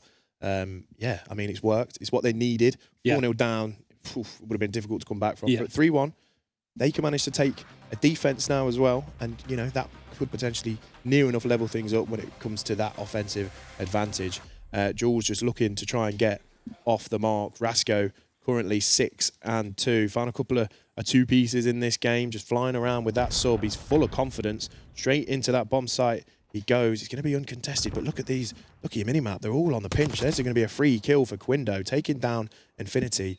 Maybe thinks there might be one out P2, but the help is on the way. Indeed, you've got a couple of members that was going to be flying to Nathan Park around the back there. It's not going to matter. You've only got 2 members of the X-Force Annex roster still alive. It is going to be CJP and it is going to be Rasco. So Rasco will find one. CJP trying to find the second. Not going to manage to do so, but Rasco will come through. And what was a 4 versus 2 is now a 2 versus 1 in favour of the X-Force Annex roster. You can play the trade and get on the bomb if you need to, but Ulez has probably got an opportunity. I don't know if the boys can find the bomb. He's going to try and fly in towards the time and play it as best as what they can. And the X-Force roster have managed to answer back once again. Yeah, that kind of advantage that and the round on the board that Paint Nation managed to get has just been shut down straight away. Annex getting another round done. And that was a chance for maybe Jules to just kind of find a couple of kills and kind of put his stamp on the map, but wasn't able to do so. Left in a tough spot, bomb down, coming from pool, both players in that vault. You've got to be perfect. And yeah, unfortunately does fall. So that leaves X-Force Annex only a couple of rounds away from going 2-0 up in this series. And Rasco, we keep saying that name, but he's currently now 9-2 after these first 5 rounds. Yeah, and ultimately, if you've got someone that's doing those sort of numbers this early into the game, you're going to give yourself the best opportunity to pull the rest of your members through if they are playing a little bit slower. But Bomb is going to be, probably preemptively was going to go towards A, probably chose against it. Now they've sort of given up the opportunity to so, unless it's going to be sort of like a double duke as such. They've got an opportunity to drop down, but you've got too many people underneath. It might be hard, so they're going to have to try and play for any sort of pick just to get a little bit of information. We've got people all over, and that person we keep on referring to, Rasco, 10-2. We're 6 rounds in, and he's found the first blood once again. So it is going to be an opportunity for X-Force to maybe go 5-1 up, or Pain Nation could do a little bit of the same and bring another round back. Yeah, we spoke about that offensive advantage and you know how easy it is to kind of get that bomb down in that A site if you go early doors, but Pain Nation not opting to do that, trying to get a bit of map control and get a bit of a pick, but it was that guy Rasco who did find that first blood, but it is a 1v2 now, and I'm pretty sure X-Force have got info on that bomb, and it is just tied, 20 seconds left on the clock. He's going to be able to make his way over to the bomb. Maybe they don't have the info there, because they are getting themselves set up on that B site. He's got CJP and Nathan Parker to try and take down. Less than 10 seconds left in the round. Is going to go for the plant, has to. Will get it down. But here comes the push.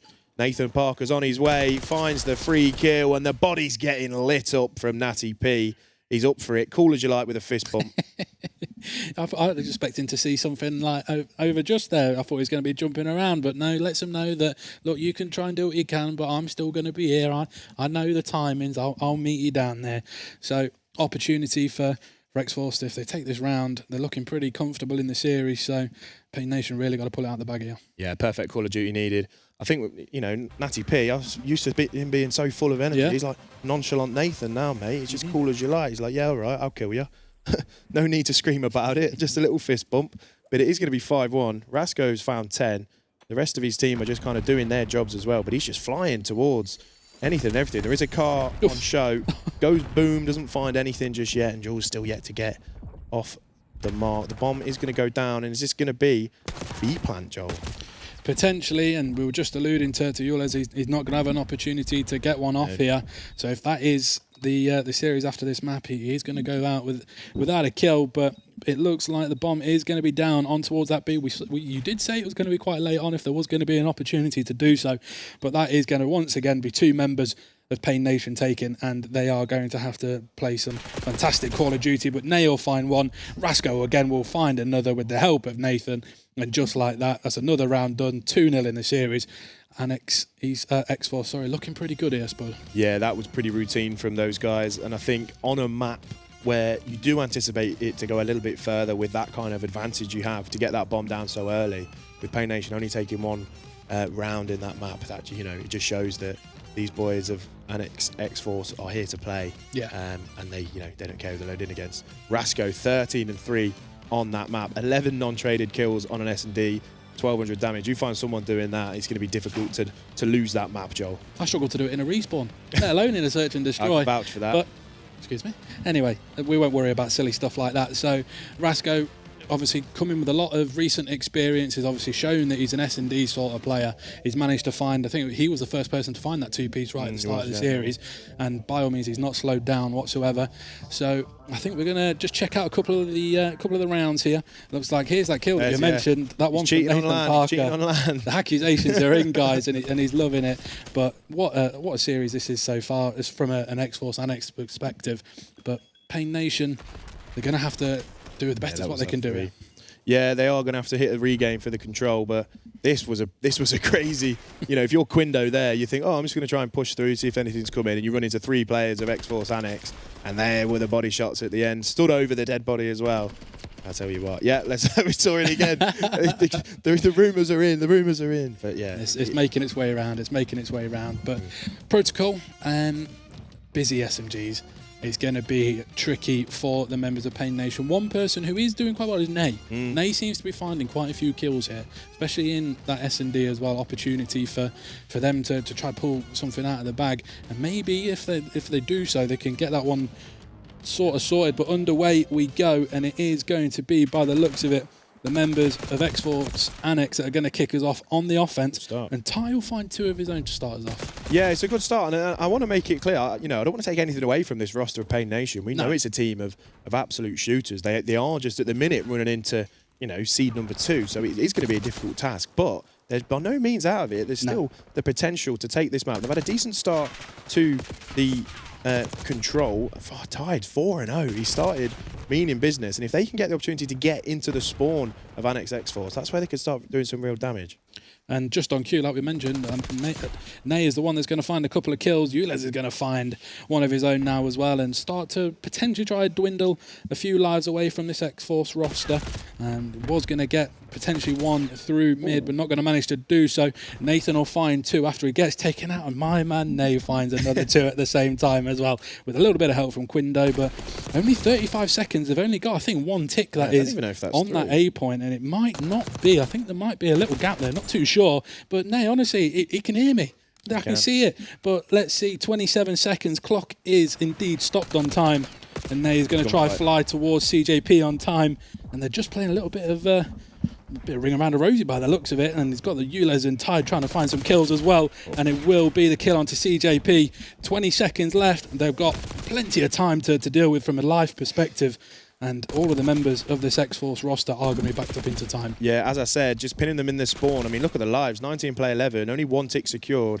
Clock does get stopped temporarily, I think, with the contest, and that is 2 dead for X-Force, but Tide does find Nathan to take him away from it, but still a timer. They progress towards B. Oh, shots from the SMG. Can he get the second? Not quite, but his teammates should be nearby to help. Rasco up mid-map. Big gunfight, and Infinity standing strong. Gets that first tick secure, but he's instantly traded out by Quindo. But Rasco's there to bounce back. They can start pushing towards this second tick. There's only less than 6 seconds left in the round, Joel, but they need to stop that clock, get back on time, just see how many ticks they can secure. Yeah, ultimately it's going to be a tricky task, but Rasco will find 2 with the help of Infinity finding another. All of the members of Paint Nation backed up into time. Just under 5 seconds to deal with. They are at a negative life perspective, but Rasco was going to try and keep a couple members at bay, not going to manage to do so. But we're going to see the progression. All it is, in comes the contest. Nathan Parker flying at time. And how on earth has that just happened? Holy regain, holy breakdown. That is unbelievable from the X-Force and X roster. They managed to get themselves on both points. It was Rasco getting a 2-piece, and they were all just finding the trades on that B site. It looked a little bit desperate. They were pinned towards the spawn, down on lives, and it looked like a routine defensive round win that was coming to Paint Nation's way. But X-Force and X just switched it up another gear towards the end of that round and managed to come out on top somehow. I don't get it. It's as if they were toying with them. They gave them sort of 10 or 15 seconds left, and just like that, they had the negative life advantage, but that's what Control can do. Yeah. You get those couple of people backed up into spawn, and you can pick sort of the first handful off on that wave. You're looking pretty, and I tell you what a round that was from them. Let's see what this next one can hold. Yeah, that's got to be, take the wind out of the sails a little bit. I know I've said that a couple of times, but when you think you've just managed to secure a really solid defense, maybe only keeping them to 1 or 2 ticks, and then lose all 6, this is where the regain comes. They have found 2 apiece at the minute at the start of this round. Nay finding a pick onto Infinity, and Nathan just playing mid-map, looking to take down Quindo, and he's playing it well. Should get pushed out here, does do so. Jules pushing up, and it is just no kind of progression anywhere yet. Both teams just trying to get a little bit of map control, seeing if they can dwindle some of the lives. But if you let X-Force and X towards your spawn now, it's going to be difficult for Paint Nation. And just like that, CJP is going to find one, going to try and find the second. Has got Jules up above, trying to try and keep him at bay. I think Rasco's just had some really nice timing onto Quindo, and this is where the SMGs in this map can really start to take over. Only a couple of lives have been taken recently for this X-Force roster, and Rasco's going to have to try and make his way up a little bit. A couple of members of the team have just fallen, but CJP and Infinity will pick up some more. And I tell you what, he's playing Ring Around a Rosie. He's got the license to do whatever he fancies. And 20 seconds left, it's going to be a big ask. Yeah, it is. He does get taken down by Quindo, but they are just trying to cut off every angle. Do find a couple of kills and manage to get out of spawn temporarily. CJP, though, if he can find this kill, almost. He must be weak, but timer is stopped, and just like we saw X-Force do, they have managed to get onto this B site and stop the clock temporarily. Currently on both points, so X-Force and X do manage to take the guy off of B. CJP coming through to clean up. There's going to be 2 players now, though, of Paint Nation just trying to progress this A as much as they can. 18 lives playing 15, 17 seconds left, and this second tick almost finished. Maybe we're going to see the timer extended. Rasco finds one, Nathan finds the other, and that's going to be 3 dead nearest to the time. There's all 4. 10 seconds left in the round. 3 ticks secured, and surely not enough time, Joel, to extend this round any further than this. I don't want to say anything until this one is over. We've just seen how that first round can go on. Anything could happen. But it is going to be the X-Force Annex roster that do indeed take this, and they are indeed just one round away from closing out this series. They seem to have got quite a lot of confidence ripping through them. They might not be showing it, but I'm sure they're all sat there thinking, you know what, we want to get this one done, get on to the next one, get ourselves prepared. But let's see, let's pray for a little bit more in here, and we'll see what happens. I think you're saying that they don't look confident. I think they look so relaxed that I think that oozes confidence at the minute. They sat back in their chairs in between rounds, just little subtle fist bumps like, yeah, nearly done, lads, nearly done. I just hope we see Pain Nation. They've come so close at the start of that round, in the first round, of having a really solid defence, just have it snatched away from them. And maybe it's just gone a little bit too far for them to kind of, bring it back. But I'm hoping we see some resilience and they keep this series alive by taking this next round. Indeed, and it shows that they can do it. Like I say, for a minute and 58 seconds, they're fantastic. Yeah. They managed to keep them all at bay. Ty will be the first one to kick us off in this round with a kill. And it looks like it's probably going to be a little bit of consistency coming from both teams. It looks like quite a few members are going to be heading off towards this B point. Nobody really going to try and take too much map control through the middle at the minute. But Rasko's just had some fantastic timing once again and will take out Ty. And not too busy to start us off in this round at the minute, but still plenty of time to play for. Yeah, it was a slow 4 dead for Pain Nation at the start of the round, but as you say, Rasko, he just kind of moves so freely and just gives himself all these superb bits of timing. Nathan just almost got that first tick down, but Quindo does take him down. Infinity, big 1v1 here. He's not going to see him. It ends up being a free kill. And this is where we may see that progression start coming through. Second tick on the way. Quindo, mid-map, does get taken down by Infinity. And there's your second tick. And we should be about to see progression. And that ever so closer to the end of this map and the end of this series, Joel. They are, and sadly Pain Nation are going to have to try and turtle this this B point for as long as that they can possibly do. They've got a minute and 46 to try and deal with. Lives are fairly close. CJP will find 2 with the help of Infinity. It is going to be CJP on the 5. We've got Infinity on a 3 as well. A minute 40. Clock is stopped, but Jules will come through and find 1. And it looks like the X-Force members are going to try and play up as high as possible, but Jules has answered back with a couple of questions.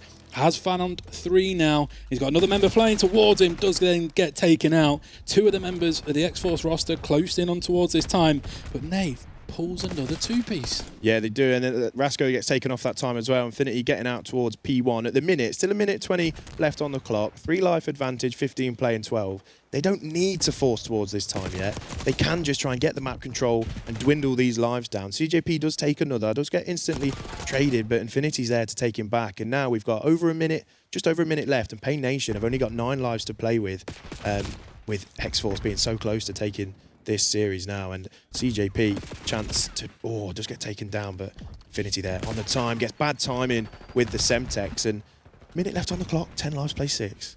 Yeah, a couple of members of X-Force are out of proximity here. Pain Nation going to try and do the best that they can to try and keep them at bay. 50 seconds remaining on the clock. Only, sadly, 5 lives remaining. 7 versus 5. This could genuinely go either way. One break from a team here will probably see this round out. And by the looks of it, I think the members of X-Force Annex are going to be on their way to try and close out this. They're going to find only 2 members remaining. And nearly Nate is going to just about get away with their life. It is going to be yours as the last person. And this is potentially, depending on if they can find it, they've got people in towards this time. Jules is going to have to try and fly towards to do the best that they can. And sadly is not enough. And a clean 3-0 from this X-Force Annex roster, Spud. Yeah, pretty swift in the end, wasn't it? I mean, like I said, not taking anything from this Pain Nation roster. No. They will move down into losers. And I don't think it's the last we've seen from them. They will hit the regain and be back. But X-Force Annex, the 4 players on that team, routine. I said they look cool, calm, relaxed at the end, all throughout that series. A few little fist bumps, some body shots, but not an awful lot of shouting. No. They've gone into that series thinking we should be winning this, Yeah. and they've gone on and done that. 2-3-0s, not dropped a map yet in this tournament. Looking forward to seeing how far they can go. Can they be the ones, second seed, the ones that kind of really take it to AVNG, who at the minute everybody's saying is going to, go on and win this tournament? Well, from what we've seen, there's no reason why they can't. Obviously, that control could have gone such a completely different way, but it looks like that is going to be that's going to be us, my friend. So we'll pass you over to the guys on the main desk that will break down that game for you. Well, Major, I said it was going to be a banger. Anything but, really. I think in map 1 there were signs of life from the Germans throughout the second half, but once you get 2v4'd with bomb down on Vault S&D, felt pretty over from there. Yeah, I think that map 2, it seemed like Pain Nation at that point, their heads were kind of gone. Obviously, we saw leading into the map 3 off the back of a very strong one-sided, very quick Vault search, which typically is a 6-5, a 6-4, a close back and forth. There wasn't any fourth. It was all back. And yeah, so it was one where X-Force Annex, to be fair to them, they looked like a very good outfit. Again, Pain Nation, not a team to be scoffed at, but they made them look very mediocre in that series. Yeah, and I think that that's the thing to kind of focus on here, because it'd be easy to talk about where Pain Nation kind of got a couple of things wrong and whatnot, but I think that you did see that there was moments of, you know, a good team in there. You talk about, again, that combat that was happening in map 1. In map 3, that first round, I think you heard it best come out of Joel there. For 1 minute 58, they were fantastic. And all that you needed for X-Force Annex was 2 seconds of just brilliance, get themselves onto the point, and then they'd managed to see it out from there. So it's just a case of, I think that Pain Nation are going to be an interesting team to watch on the lower side of things, but X-Force Annex finally do indeed come out here and look every bit the part of the team that we thought they were going to be, and also what we wanted to see if we're talking that they're going to have to later go up against that Venge Esports roster. Yeah, and we'll see it kind of on the highlights as well, kind of the big kills that they were able to get. And as much as it pains me to gas Paddy, he had a very, very good map. Infinity doing all the fundamentals correct. We saw kind of the rotations from P3 to P4. Infinity was basically living in top art just to make sure that if they dropped the time on P3, they had a huge chunk of it from P4. And I think that was what saw them over the line on that map 1 and helped them kind of build off of it, to be honest. Again, the search and destroy wasn't close. All the body shots coming through from the respective teams. So, yeah, it was a case of, unfortunately, I think Pain Nation just came up against a team with a lot of ability that just seemed to be singing off the same hymn sheet, mate. Yeah, I mean, I'm really glad as well that you mentioned Infinity, because we kind of came into that series, we had a conversation, didn't we, where we were saying, like, there's 3 potential superstars on the team, but they need someone to really hunker down and be there fourth. Yeah, he was more than carrying his own weight as well. He was putting on, and also big impact moments and great fundamentals that helped this become a pretty swift 3-0. Yeah, that's what you're guaranteed with Infinity. He's always in the right place at the right time, and when he's having a map where he's winning the gunfights that he needs to, then you're just naturally going to collect a lot of time because he's doing the dirty work for you. And then considering the fact that he was slaying out as well and getting 1 pieces, 2 pieces in areas of the map which are very important when it comes to some of those rotations over towards P2 and P4 respectively.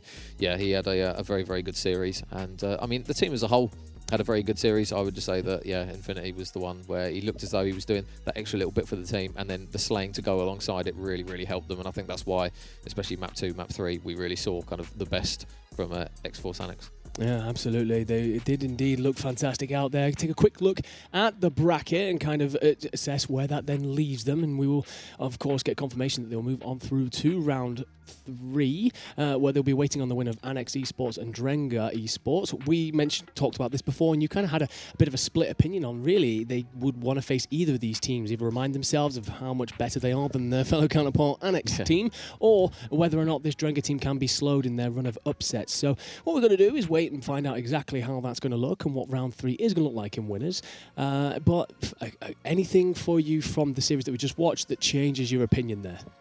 I would say off the back of that series and how good X-Force Annex have been, in that they've now had 2 3-0s, if I'm Drenga now, I'm thinking, oh, okay, we're going to come up against a different animal now in this next series. If they do manage to get through Annex Esports to then face X-Force, so it's going to be a difficult run for whoever comes up against that team. To be honest, again, say the seeding isn't the be or end all, but there's a reason why those boys look very good indeed. Yeah, and the confirmation, of course, for some of the lower games that have been going on. Peachy Esports waiting for the loser of that remaining winners game. P7 Dynasty will be playing against Pain Nation. I think that's going to be a fantastic game. Seed 4 there that got upset earlier on, playing against that team of Germans that we've just talked about, have got some great fundamentals to them, pushed themselves through to that matchup very squarely, and now they've got to go up against a big team. And then that Team Elite will be playing Mistaken Esports as well. But a couple of things still to settle in lower round 1 to find out who's playing lower round 2, and of course in winners round 2 to find out who's filling up in winners round 3.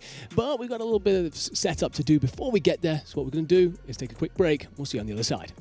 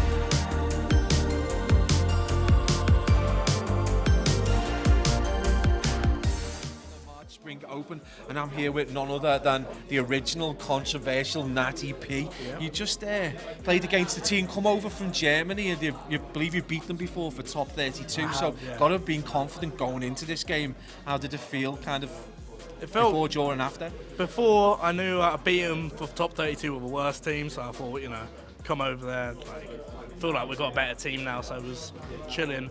Well, obviously we haven't scrimmed, so map 1 was a bit meh, but was always in the lead for 60 points. Yeah. At least. Yeah, well, the map 1 kind of tight, but I guess it didn't ever look uncomfortable really for you. Midpoint maybe, but when you get into the S&D, it's a bit more kind of free-flowing, shall we say, a dominant performance, and obviously you're winning so many gunfights and that, they just looked in trouble at that point. I mean, Germans are meant to be good at S&D. That's what I've heard anyway, so they weren't very good today. I mean, that I got 3-piece, I got you that just wallbang on the whole country. Yeah, I mean, I feel like they don't really play comp as they used to, so they play more S&D. So I was expecting to lose that map and really just win map 4, easy 3-1, but we ended up clutching up. We didn't even clutch it, 6-1. What happened in Control? Like, they literally chuckled so many opportunities. In that first round, it's just embarrassing. Got called burgers because you can't lose those. You're up lives. It's like 10 seconds. You're letting us stack points and stuff. It's just embarrassing, really. Yeah, that's not good. It's unlucky. You've got your win under your belt. It was like pretty convincing. How deep are we going in this? I feel like we got a very good chance of making a few upsets. A little storyline coming on. We haven't scrimmed, we haven't played together as a team, but you never know. Like we can make a few upsets. Obviously we're seed 2, so it wouldn't be crazy to beat seed 3 or 1. But seed 1 an elite team, good team chemistry. But you never know on certain maps. Have you got that little MVP feeling? Not yet. I think it's too early on. Obviously, I beat seed 15 or something. That was a free win. Then beat those guys. I mean, I know they're not great on respawn, so if we play a really good team and play well on respawn, I believe we've got a chance. Yeah. Yeah. All right, guys. That's going to be back to the host as well. You've been speaking to Pablo and Nathan Parker. Okay, well, Nathan, not mincing his words, really, says he was given a free win and then also called out an entire nation about the fact that they can't play Search and Destroy. So fair play to you, Nathan. Absolutely full of confidence. Should be. Put on a real show last time we were doing one of these Katana lands in Middlesbrough. As you said, the documentary basically became the Nathan Parker documentary. But, yeah, stepping up here. Says he doesn't have that MVP feeling yet, but there's an important distinction there. It is yet, and could that well happen once we start looking towards their future series?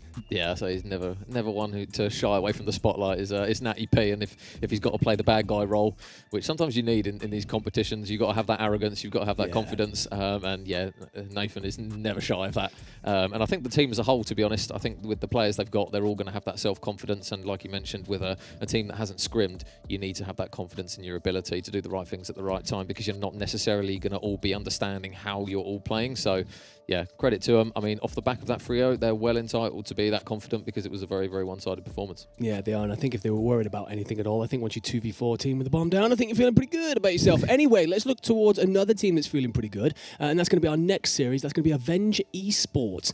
They are our number 1 seed. This is Red, Heptix, Julian, and Callum. We've gotten to see these guys a little bit already so far this afternoon, and looking every bit the team we hoped they would be. Yeah, I say these are the boys that on paper are the team to beat. These are the guys that, again, everyone is looking at to basically slip up. And to be fair to them, at the moment, they look impeccable. So they're just going to, I assume, keep their head down like they did at the last LAN event and just go about their business.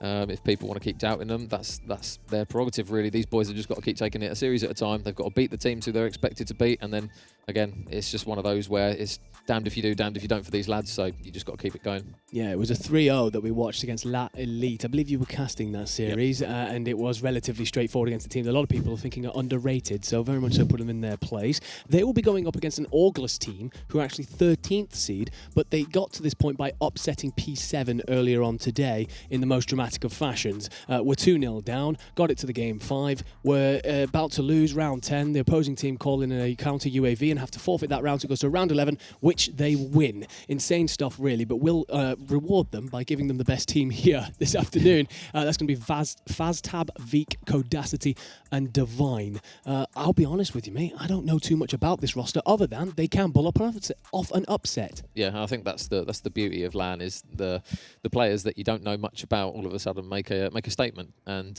likewise, these guys, they're not really going to necessarily have reps against the teams that they're coming up against. So essentially, you just become a wild card at that point. Your strats, how they play, it's going to be kind of a learning curve for the other teams that they're playing. They've got to try and understand how they play. You'd expect that the better teams in the brackets are going to slowly start to adapt to how they play. So we would kind of, like we saw kind of with the guys from Spain, Avenge, where, like in the Search, for example, the Spanish guys took a couple of rounds and then all of a sudden Avenge kind of understood how they were playing and then adapted to it. So I think that's going to probably be a similar scenario in here. Again, I'll hold my hands up and say I haven't seen these lads, but they're here for a reason.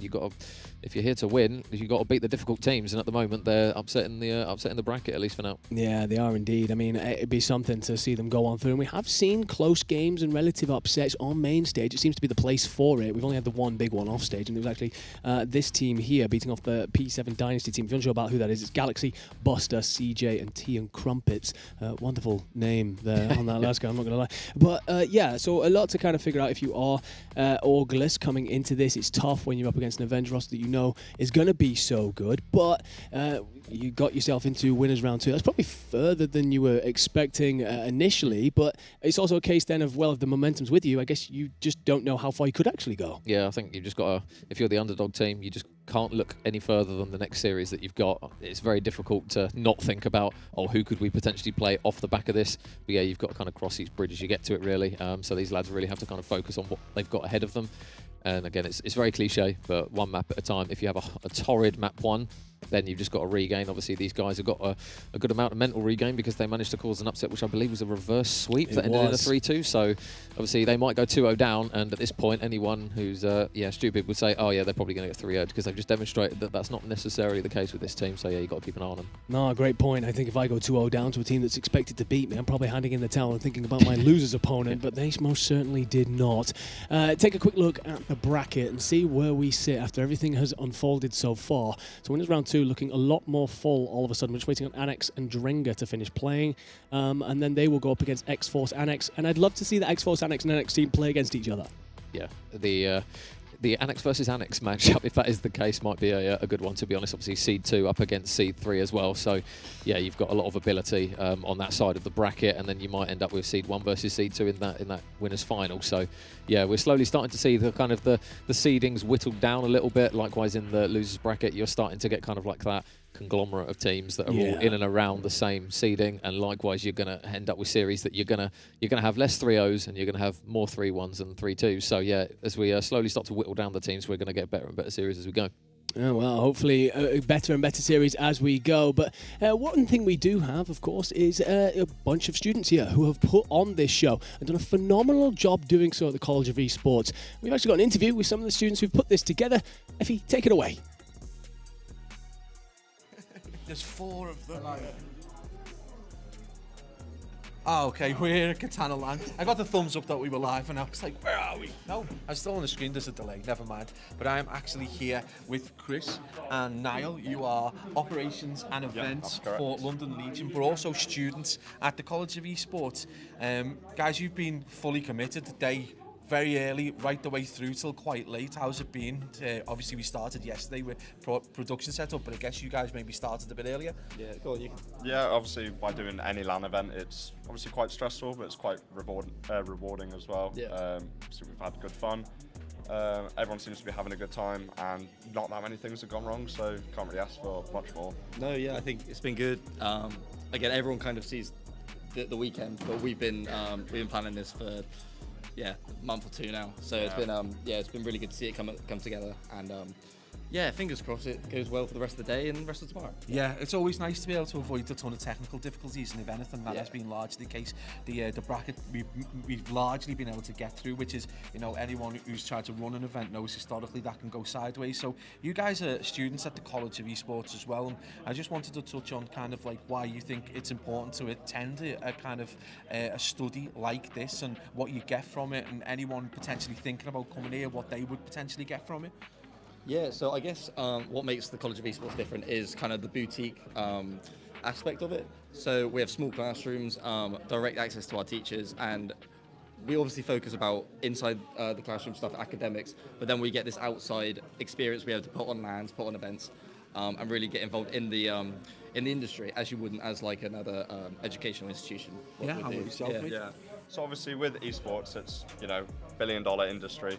People think of the big events, all of your worlds and stuff like that, but esports fundamentally comes from grassroots LANs such as this. So being able to put stuff on, be involved with it actively, and put on a good event that everyone enjoys, it's really, really good. So obviously everyone here is big Call of Duty people. Are you guys, what's your esport, the chosen esport? I used to play a lot of COD. Back in the day I started on Modern Warfare, the original Modern Warfare. I kind of fell off a little bit. I stopped playing games about World War II. But I still follow the scene. I love the CDL. So yeah, big COD guy, but I also do League of Legends on the side. Okay, how about yourself? Yeah, I'm not that familiar with COD. Played Black Ops 2, Black Ops 3. My favourite COD or Call of Duty, Modern Warfare 4. I don't really play that many games nowadays. I just play like racing games like F1. But Yeah, it's all good fun. No, that's it. As long as you keep your hand in. But again, it's all about the experience while you're here and being able to move on into the future. Guys, it's been really nice to speak to these. If you're interested in obviously attending the College of Esports, they always have open days. Just go to the website and just see if it suits you. Obviously, it's in the big smoke. It's in the capital, so a ton of great experience from that as well. And it's a lovely venue. Obviously, you've got the velodrome on top, so if you fancy a bit of a bike, then you've got that option as well. But we're also going to be catching up with two more students from the College of Esports. So going to be Luca and Leo, I believe. Are we throwing back to host, or are we just going to drag them straight in? They're later. So we're going to be able to crack on with some more Call of Duty. Luca and Leo are going to have to wait, get themselves a cup of coffee, and we'll be back with you shortly. Smash it. Thank you.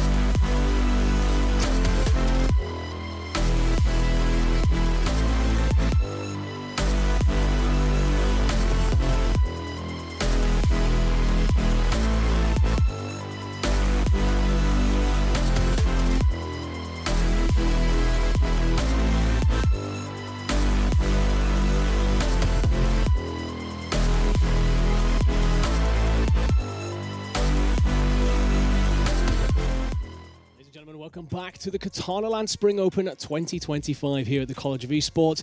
New man alongside me, although he was with me earlier on today. Spud, back at it. How are you, my friend? How have you enjoyed the day? Oh, fantastic, mate. I'm having a great time. Obviously, getting a chance to do a few casts so far already. Joining you on the desk. Oh, appreciate that. Thank you. But then just roaming around the area as well, getting a general sense of the vibe. It's all high energy. It's good fun. Yeah, we've currently well, you say about roaming about the place. We were watching the current game ongoing with Drenga that was in round 5, and let me tell you, it was a passion pit. That's for sure. It was a passion pit. Yeah, it was nice and hot in there. Pretty much no room to stand, and yeah, gamers should bring deodorant. Let's just put it that way. Anyway, what we have got is going to be the map pick bans for the Avenge v Auglis series. And we're going to start off on a hardpoint protocol, then 3 Hacienda games. Wow, against the S&D, Control, and Hardpoint before we finish off at Red Card. Any of that series springing out to you, my friend? Well, the conversation I had with Red earlier today of Avenge. Yep. He said there's not a gamer tag in here that kind of gives him any kind of fear. So I don't think it matters too much to him and those guys where they're going to be. But I mean, a triple Hassie is not something you see too often. It must be favourable for both sides, you'd imagine, if it's coming up 3 times. Yeah, Hacienda Control as well. I feel like that's one that we kind of don't see a lot since Hacienda came into the pool. I feel like a lot of teams kind of prefer some of the other maps. But yeah, I think one of the things about Avenge, a lot of people have been saying, is like they're really good when it comes to like Skyline. So I wonder if that's why we're seeing that straight out of there. August has gone, you know what, not a chance in hell we're playing you on that. Yeah. And I've opted for some of the larger hardpoint maps here in Hacienda and Protocol. When it comes to the Search and Destroys, we're of course going to have Hacienda, but then also that Red Card if we do get to that Game 5. Curious about your thoughts on that, because again, it's one of those kind of map mode combos that was in at the very start of the year, disappeared back out, and is now back in again. Yeah, it's a really kind of fundamental S&D map, and there's been quite a few notable series about it in the Elite so far this year. That, I mean, one that springs to mind is when Katana played against Bance & Co. and Bance just turned God mode on there. Yes. Was finding a kind of, you know, Indeed. I think he dropped like 17 kills or something on it. It's something ridiculous, and it can bring, because it's such a kind of, you think maybe a bit of a dull map, but it can bring that excitement, especially when people flood towards that B-bomb. And it just kind of carnage just kind of unfolds. Well, if we are going to get to that map 5 and find out exactly how Avenge like to play that out, we've got to get through the first 4. And what we got now is a series for Avenge v Auglis, and we've got 2 fantastic casters stepping in to do it. That's going to be Pablo. It's going to be Chafing. Gentlemen, take it away. Cheers, gents. Well, Pabs, we're very much in a position in this series where it is the big hitters versus the big underdogs, really, in this one. We won't skip around or beat around the bush, really, with Auglis. Their 13th seed. Nobody's really anticipated that they'd probably get to this point in the winners bracket, but now they've literally got arguably the biggest fish in the pool to try and deal with the boys with Avenge. So yeah, it'd be interesting to see how these guys go. I mean, if the luck's going to be with you, the luck's going to be with you, and if you get an opportunity where you can potentially just work a bit of magic like they've done in the previous round, you take it with both hands. And you know, they still had to win the round 11 in order to get to this point, and they were able to do that. So you know, we know they've probably got a little bit of ice in the veins. They're probably excited to be at this point. And you know, for orgs like this, especially at this lower seed, and the further you go, the better chance you've got of playing on Sunday. So it makes the whole event a little bit more worthwhile, and in terms of the cost invested in staying over and stuff like that. So it makes it a lot better. They have got a massive mountain to climb against this team that just, I mean, at the minute just look unstoppable. They're just very, very good. And it's kind of like, we've had a bit of a battle of the MVPs, and I've spoke to Callum. I said, can you knock Julian off the potential spot for MVP? He was like, yep, I think I can do it. But we are underway, Avenge to Auglis. Yep, so Auglis, Divine, Cadacity, Veek and Faz Tab, and it's going to be the boys of Callum, Heptix, Julian and Red on the side of Avenge, starting us off on a protocol hard point. So we'll see what these boys can bring. It's going to be a case of Pabs, at least early doors. The main thing we'll be looking out to see is, can this Auglis roster kind of keep up with the slaying ability that we know Avenge are going to bring on this map? Yeah, absolutely. And I mean, at the minute, it's can they actually get onto the point? They finally do. It's going to be about 20 seconds left on the hill. It is going to be Cadacity on the hill as well, so a good opportunity for them just to kind of make things a little bit tighter. It is going to be Callum looking to apply that pressure over towards P1. He's going to get dealt with it. A kill feed goes entirely blue. So if you are indeed a fan of this Auglis roster, that is good news as they look to potentially tie up the series very early on in this hard point, tie up the hard point.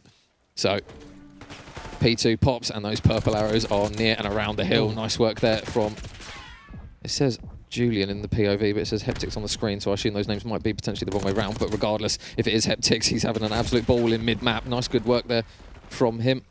So Heptics now and the boys soaking up the time. And this is the main thing for August. They're going to want to try and keep pace with them in the early stage of this hard point in kills and also in time, because they've already had a good chunk of it on P2 already. Callum's going to fall, and it looks as though Julian's going to try and reinforce in towards the time, and it will still be a case that August are just able to get a little bit of time. A couple of players potentially on the side of Avenge going to look to try and stop a little bit of time, but at least for the time being, Faz tabs on it, soaking it up. Yeah, it's going to be red finally dealt with by Veek after an incredible shot from both. So there's going to be a slender advantage still with AVNG. It is not going to be set up for P3 though, so it is going to be August in that position where they can get into their preferred positions for this P3 while it pops, and it's going to be a quick kill there as we see red drop Faz tab. And there's going to be some pressure applied to Divine as we see this battle across. He gets one pick, not able to get the second as Heptics does get the trade and drop him out, and that's going to be control restored for AVNG and Major. That's already a bit of an issue. The boys of August just looking like they're not able to hold on to the initial attack from Avenge. But this is the hill that they managed to hold a lot of time on in the series prior, so we'll see if they can manage to do it again here. So Kadasti from the top,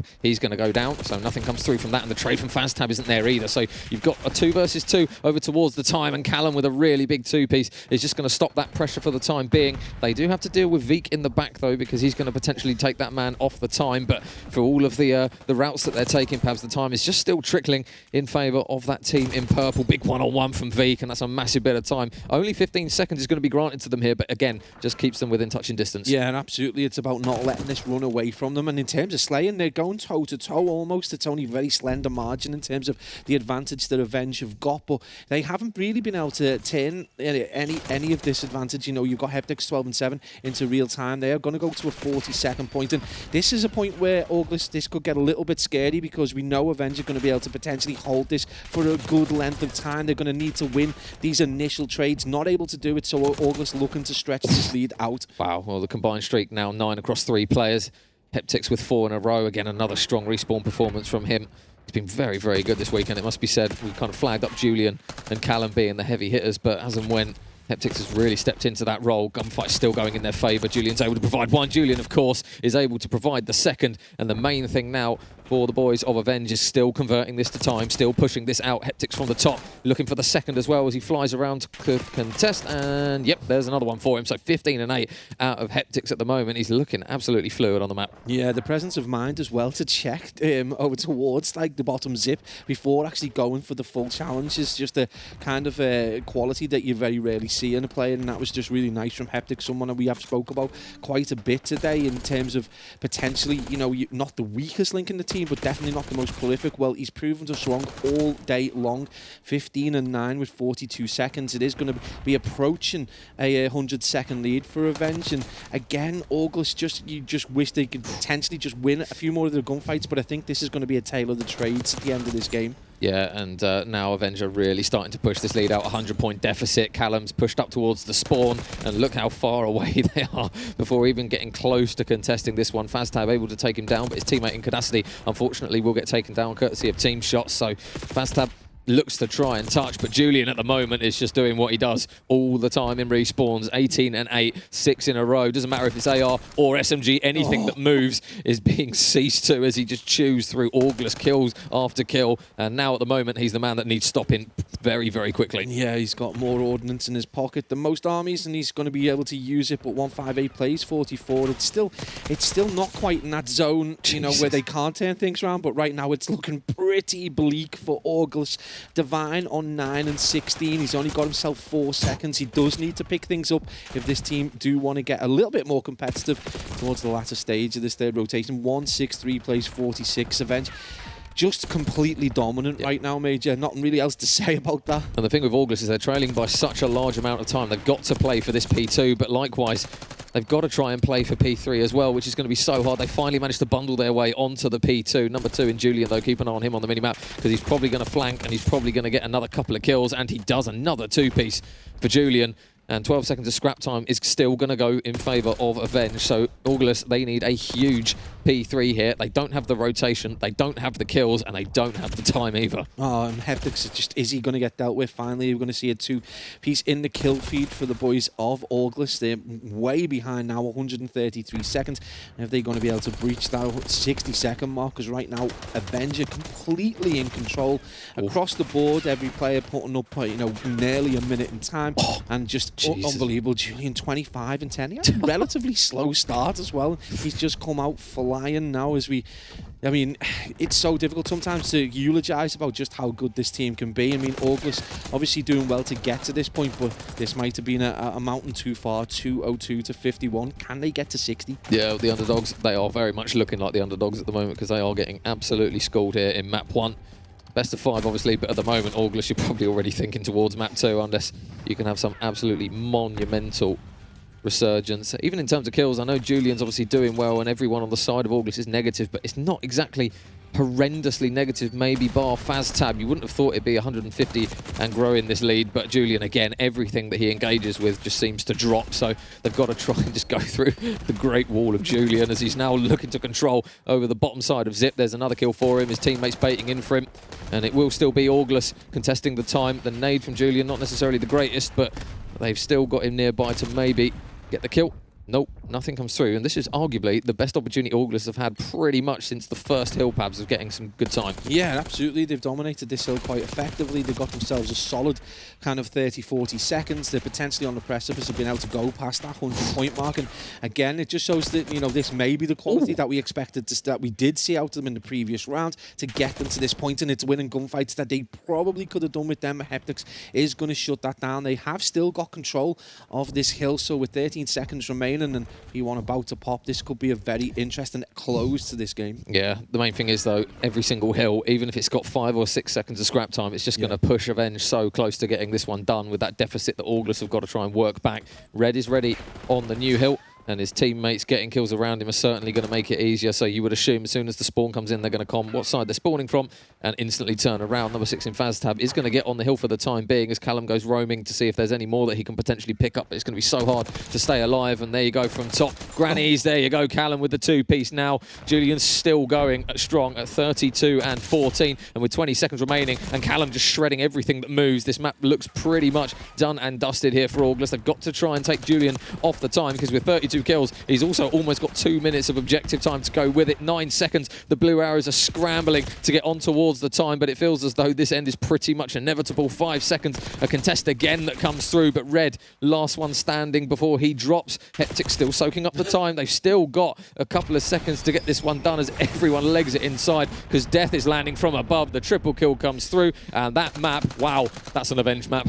Yeah, that's pretty solid. That's going to look very comfortable for them. This is actually inside the one of the side stations where Drenga have been playing Annex, and it does look like if Drenga taken that in the game. That was obviously looked very happy there. Look out for Insanity there, but an incredible game. It went to around, went full sail.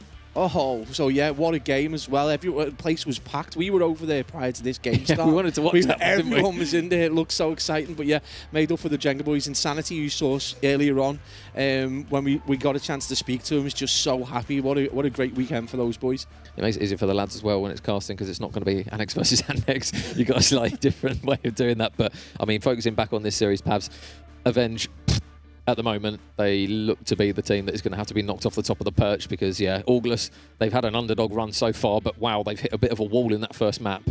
Julian was just doing Julian things, really, and everyone else on the side of Avenge was doing what they needed to, and it didn't really look like August had a huge amount that they could kind of bring to the table, even to try and contest with the raw gunfights that they were just constantly losing. Obviously, start of the map, it was relatively close. August kind of kept it within touching distance, but then as we hit that middle portion, as we'll see from the highlights, they just got absolutely blown out the water. Yeah, I think it's the difference, obviously, is the ability to stay consistent at pace throughout the whole. Obviously, you know, the amount of Call of Duty that Avenge play goes a long way to solidifying the kind of experience they need, and that gives you that that kind of brain power almost. You know, I see concentration almost as a chemical in the brain, and the amount of Call of Duty they play, they're maximising that in order to be able to just play at pace consistently through a map, and they blew them away in the end. And again, you just got Veek himself, though, you've got to say, did do a good job. He's obviously well into you know, double figures, dropping 22 and probably more by the end of the map, but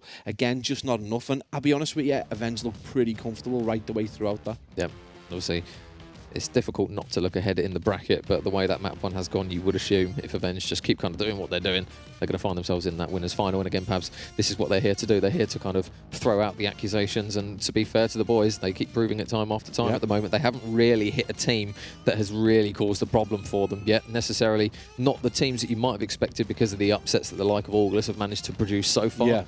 So that probably the toughest game, or the most competitive game they're going to have, is probably going to be that winners final to book their place in Grands. So they've had a good run so far through no fault of their own. They're just doing what they need to. They're turning up, and they're 3-0 in teams. That's the thing, you can only beat who's in front of you. It doesn't matter, you know, about the quality, whether it's an incredibly tough game that ends up 3-2 or it's an incredibly easy game. At the end of the day, you know, give it 2 months, no one remembers the stats, but they'll remember the winner of the LAN, and that's exactly what happens. You remember the winner, you remember MVP, and that's truly all that matters. Second place doesn't matter. And right now, Avenge are trying to solidify themselves as that premium side in the challenges scene. So, you know, they've just got to continue, keep their heads down, and basically plough through. There are a couple of teams we've been speaking to who do feel confident. Obviously, Nathan Parker saying that if they can remain kind of cohesive and keep their comms on point and keep the pace up, that he feels they can compete. At least they've got the quality. We know individually those players have got the quality, and of course there's a couple of other teams that could potentially do that as well. But yeah, we are going to be heading into the S&D, and you know, we've seen it, we talk about it time and time again. Is this the opportunity for August to maybe cause a bit of an upset in a map that we know that Avenge have struggled on in the past? Bonjour, blimey, there's going to be a lot of engagements. This is going to be a quick round. Callum able to pick off one. Julian does get one before he falls, so instantly August find themselves on the receiving end of Avenge flying in towards that B site, and bomb is going down pretty much straight away. Faztab on the hunt for a trade, doesn't find it, and unfortunately for him now, they know his whereabouts. 2 players are probably going to hit him, and unfortunately it only requires the one. There you go. Just Avenge, just letting them know, just letting them know.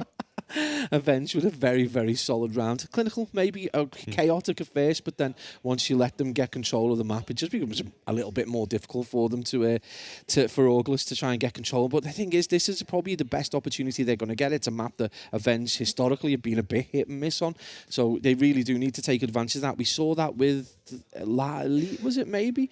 Where they Avenge. Well, Lat Elite went 2-0 up, looked good, and then Avenge just completely changed the way they were playing the Hacienda Search and Destroy and won it 6-3. So, yeah, Avenge looks as though they've made this one of their stronger maps, actually. Again, if you've got kind of errors in your gameplay or maps that you're weak at, you just got to get the reps in, and it looks as though Avenge are definitely more comfortable on this one. But round number 2 underway. August again, they've dropped that first blood, and that's the last thing you're going to want when you're coming up against an Avenge team who look again like they've got a point to prove. Yeah, absolutely. It's going to be Faztab with an opportunity to get a pick. He's got bullets in, but he's not able to get the kill. It is going to leave August again just decimated in absolutely sweeping fashion. And a complete stack over to the correct bomb site, and you know, they're almost telepathic at times. Yeah. But again, smiles on the faces. I think every single time there's been a kill, the secondaries come out and they've emptied the magazine in the poor bastard that's dead on the floor. So, yeah, nice work from Avenge again, absolutely clinical. And that's the big concern, Pabs, is even though August are meeting them with kind of the same number of bodies on the site, they're just not winning those like efficient trades. It feels as though if one pick is had from Avenge, there's at least a trade, if not a 2-piece, that kind of follows up behind it. Heptic still hasn't died yet, 3-0 from him. And to be fair, he's come into this one off the back of a land where didn't have the best land necessarily. Julian was the one that everyone was raving about, but at the moment, Heptix has really been the other man with the point to prove, and he's putting up some numbers. I think he's probably been the better player for Avenge. He's been someone with a point to prove, but I think also Callum wants to be that player that kind of like goes for MVP this time round, I think. And obviously you just look at the way his pace, he's always looking for the second push for a player when he wants to get a kill, probably just give him case of the caster. There you go, Heptix gets traded out. So they do exactly the opposite. They get the trade and they knock Heptix out. Never mind. Yeah, well, 1 versus 2 now for Red. going to dip away, and unfortunately he's going to run into another person, and yeah, straight in the open. Not really much you can do about that one. So important round on the board there, Pabs, for August. The last thing you're going to want to do is start going 3-0, 4-0, because realistically, Avenge, they will kind of knock back and forth on rounds. So yeah, an important one just to stop that lead from being pushed out uncomfortably far in the early stages of the search. Yeah, absolutely. They don't want to head into control with tails between their legs and complete lack of confidence. So a good moment for them. Bring it back to a one-round deficit again. Just Avenge just look very, very calm and collected. You know, you could read a newspaper in each hand. They could be doing the crossword in between rounds, wouldn't they? It's bizarre. It's a Rubik's Cube, yeah. Yeah, they'll do two things at once. Play some league as well. But it is still advantage, Avenge, 2-1. It is going to be the boys of August duty to get bomb down. Again, they have struggled in terms of control on the bomb site. It's going to be a premium push through middle, and that is a blender right there. Yeah, that's fish and barrel kind of vibes in that one. And Divine now finds himself very much lonely on the map. All of his teammates fall within the space of what felt like 2 seconds. So Divine last one up. I think he did spot red. And unfortunately, now he's given away his position. There's somebody to his left, and Avenge just, yeah, the early engagements, it just feels as though they're winning 2-3 gunfights at a time, and then you blink and you miss it, essentially. Again, it's just that fast-paced set of engagements that Avenge just seem to be first to everything at the moment. Yeah, I mean, you don't want to go too hard on them, obviously, but like in terms of gun skill, I feel they're a little outclassed. Obviously, we know that Julian and Callum historically are just very, very good. Julian's so accurate, his map awareness is so good, and Callum is just so quick in terms of, you know, he gets one kill, but he's looking for the second. He's looking for someone behind him, and the reaction time is so quick that often he does find himself getting a two-piece, and August just a little bit off the pace, and obviously you've got to look to maybe the amount of reps they're able to get in, the quality of reps they're able to get in, and this is where you're seeing the difference between these two teams. 3-1 in the S&D, and August very much in control. Heptic 6-1. Yeah. Very much. Yeah, well, so people were throwing question marks at him, and at the moment he's answering all the questions that are being asked. So first blood this time goes in favour of August, and they've just done kind of what the boys from Lat Elite did, slow it down, and then they got the pick. So Avenge, that change in pace has caught them out a little bit, and now they find themselves in a 2 versus 4 situation. Obviously, Avenger got to try and retrieve that bomb, Pabs, as well, and it's all the way over towards the other bomb site. I don't know whether Divine has spotted those two players. They're going to clash heads, though, in towards top plat, and now Julian's going to fly in for the trade, and nope, doesn't get it. So, yeah, much better job there from August. Oh, they've kept it within 1 as well. We thought this was going to run away from them, potentially, but we talk about teams not having that ability to change strategy mid-game, and they go and do it. August with a clearly understand them, know S&D reasonably well, and they've just proven that. This is 2 rounds they've taken off probably the favourites as well. So if they can maintain pressure, maintain concentration, not get red too easily, and well, a pun in there is that Red is the kind of player that we know can kind of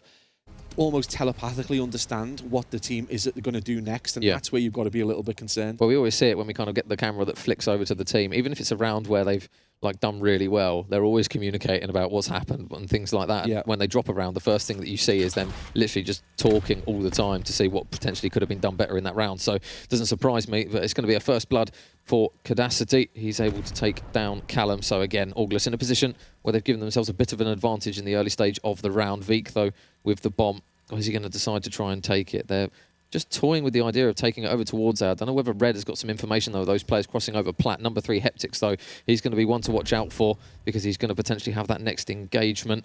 And so Julian's not going to find really much over towards this point anytime soon unless somebody drops down from top office. Surprised we haven't actually seen another kill yet. They are very much in close proximity. It's just whoever makes that first move. Yeah, I think they're very, very careful of the fact that they know Avenge are looking to get a pick to at least even the numbers up, and that will put them back into a position where they can potentially go on to get trades again. It's so slow, but it is going to see Cadacity fall 44 seconds, now triggered by that bomb plant, and you can see those purple arrows just start to slowly make their way across. This could be very interesting, all squared in terms of kills, and it is going to be about this next battle, and it is going to be number 2 and Julian just looking to push through. In fact, I do think they're at different heights. Julian's going to come in behind towards mid now, Major. We do see a bit of a filthy go. It is going to be Divine on his own. Yeah, I was going to say, Julian's had a bit of a quiet round here. All the gunfights have gone pretty much everywhere apart from where Julian is. He's going to go on the hunt for the Divine, and it will be a round on the board again. A little bit of time to get the defuse. Big work there from Julian. Defuse comes through. And yeah, Avenge with another 2-round deficit advantage, should I say. The boys of August with a 2-round deficit. Yeah, absolutely. Divine on the struggle bus a little bit there towards the end, and it's going to be an easy kill for probably one of the most predatory players in the scene so far. Julian just putting some more numbers to his already incredible tally today. A lot to do to unpack for August. They've got a long way to go back to a 2-round deficit. They have done well at kind of bringing it back. It's not quite got the waft of them being able to tie things up, but they try and keep things between 2 and 1 round deficit. But yeah, you do feel this is important win if they do need to get this round to stay in this S&D. Yeah, well, Julian's going straight towards top single. He knows there's somebody here, but he's got help, and there it is. The SMG duo every single time of Avenge just seem to be working in each other's pockets. There's an RCXD out on the map as well. So as and when that's going to go. Oh, and there you go. Veek, nice work, able to take down Julian. So does make it a 3 versus 3, but unfortunately his teammate in Veek is going to get shot, I think, as he was literally getting out of that RCXD. So it's going to be a 2 versus 2. Up and towards Office. Big win, though, from Callum. And now Divine is all on his lonesome. Next kill's big. Oh, he doesn't finalise the kill. That's going to be so annoying because, unfortunately, now he's going to find himself pinched in between a rock, ironically, and a hard place as he does just dip over towards P2. He's getting tagged up, doesn't get dropped, and he just buys himself a little bit of a lifetime, but this is a big moment now. Yeah, absolutely. It's going to give him an opportunity to transition, and that is going to allow Avenge to get the bomb down and get themselves a little bit of site control, but obviously in a 1v2 situation, are they going to expect that push around from number 5 in Divine? Next kill, all important, you feel, if he's able to get this. Just pushing his way round. Oh, he's got a little bit of information. Gets the pick, but he's got to be there straight away with the reactions. Don't know whether that player's ready. Divine gets taken down. Avenge again with the round. You felt that was a very important round for August to win. Not able to do it. Yeah, you got to feel that he was kind of frantically common that player was going to hit bottom wine because I think it was Red who was the last man up. We just see him completely 180, hold the angle, and unfortunately caught with a knife out. Not ideal. So big round there for Avenge.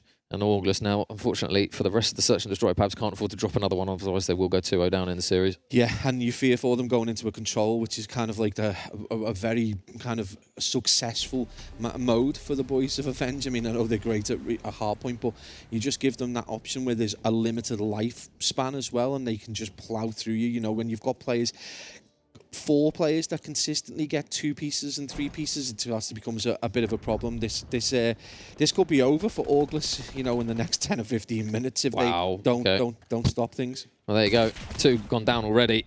Divine's tagged up and 1 shot pretty much, so he's going to be forced to reposition, but he's going to find somebody literally right next to him. Oh, he went for the assassination there, did Heptics, and that is clinical there from the boys of Avenge. That is very much a comfortable map by their standards, Pabs, and now they're going to be looking to pretty much get this done in a 3-0 fashion. Yeah, absolutely. I think this is going to be going into another Hassie is just going to be a bit of a problem for August. I do fear for them, and when you're in a position where there is quite a disparity in terms of just raw gun skill, and then you add the probably less reps, so the strategy is a little bit more naive, it's very difficult to find a positive point where they could potentially come back.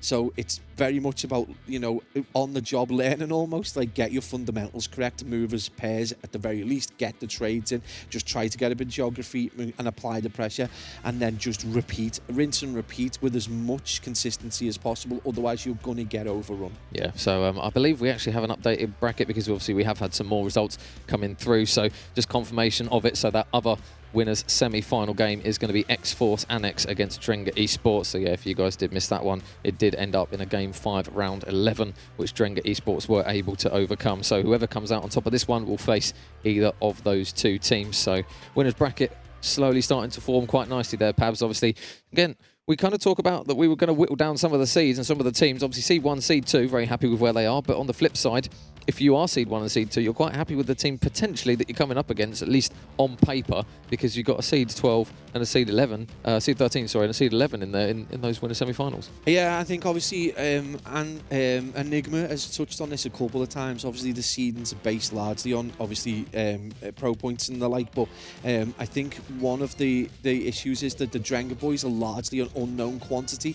IDK being someone that we talked about potentially that no one knew what he was like, and he's an incredible player. We've seen Hafron of old, but he's a very good player. Maku from his movements have been really good. So Jenga might have that seed, but again, another Land's time, probably going to be a different seed if they're able to replicate that performance over to online tournaments, 2Ks and the like. They might become more familiar in terms of that. So that's always the beauty of this kind of LAN when you have this range of players. Yeah, and obviously looking down towards the losers bracket, Annex Esports have dropped, and they will face our one of our favourite orgs, Pabs in Peachy Esports. Shout out the guys here that are all here supporting their team. So that's going to be a difficult matchup for Peachy. Obviously, we know that roster from that old Algeria Esports roster that actually, to be fair, did start to ramp up a little bit as the tournament went on. So I suppose if those Peachy guys are kind of watching on, they're going to be thinking, right, okay, hopefully now we can kind of hit that stride that we managed to hit over in that ES Hub LAN. So again, it's going to be a difficult game for them, but you never know. You never know on LAN. And again, Annex have obviously dropped off the back of a series where it went game 5, round 11. The morale might be a little bit low. So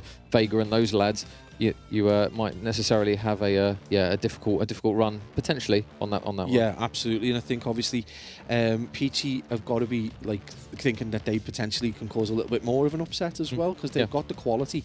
That is going to be a banger of a game, to be perfectly honest. So I'm really looking forward to that. Obviously the in the other matchups of my brain completely fried. Then I always do that when the producer goes in your ear, and sometimes my brain literally blue screens. But yeah, obviously there are some really quality matchups there, and I just want to shout out Peachy Esports picked up Chief Lid, a man that is one of the best casters in the UK right now. And next LAN, I am guaranteeing you that he's going to be here. We're going to have the Welsh Wonder here for sure. He doesn't know it yet, but I'm going to make sure he comes, because we absolutely love drag that him man. kicking and screaming. Yeah, 100%. I'll be at his house, bundle him in the car, and get him to the next LAN, because he thoroughly deserves to be at an event like this with the quality that he's been putting out over the last few weeks and months. But yeah, this is really Avengers to lose, not just the game, but obviously right now this is potentially the way that some of the teams we've talked about that could go further. Obviously, with the exception of X-Force Annex, they're not quite as performing as well as they could. So Avengers to lose it overall as well. Yeah. Is there a banana skin, you think, there for them? Well, I don't know. Well, there's the crowd at the moment. Any waves from the crowd on this? Yeah, there's Mark as well at the front. So many sweaty armpits. I just love it. The old passion pit. Yeah. This is the thing about LAN, isn't it? It's kind of obviously we wanted to see that Drenga game. That's what LAN's all about, regardless of kind of venue and criticisms that people might throw out. The main atmosphere is being in that room when you get those kind of explosive moments or underdog kind of stories that start to come through, and that's what we're all here for at the end of the day, because it's completely different online. Mate, how cool was it in there? I was going in expecting it to be like 37 degrees. It's quite nice, actually. A pure lack of deodorant, and it was in there, and everyone was like chilling at like 15 degrees. It was great. So hats off for the college for sorting that out, because that could have been horribly sweaty in there. But yeah, honestly, it's been so good, and we do miss some of the side station stuff. And I said that while you were in there, like, we're probably going to come over to main stage, cast a 3-0 blowout while there's a round 11 on side station. You just can't predict how it's going to go. It would have been nice to have like that on main stage, but you've just got to make your choices and roll with the punches as they come.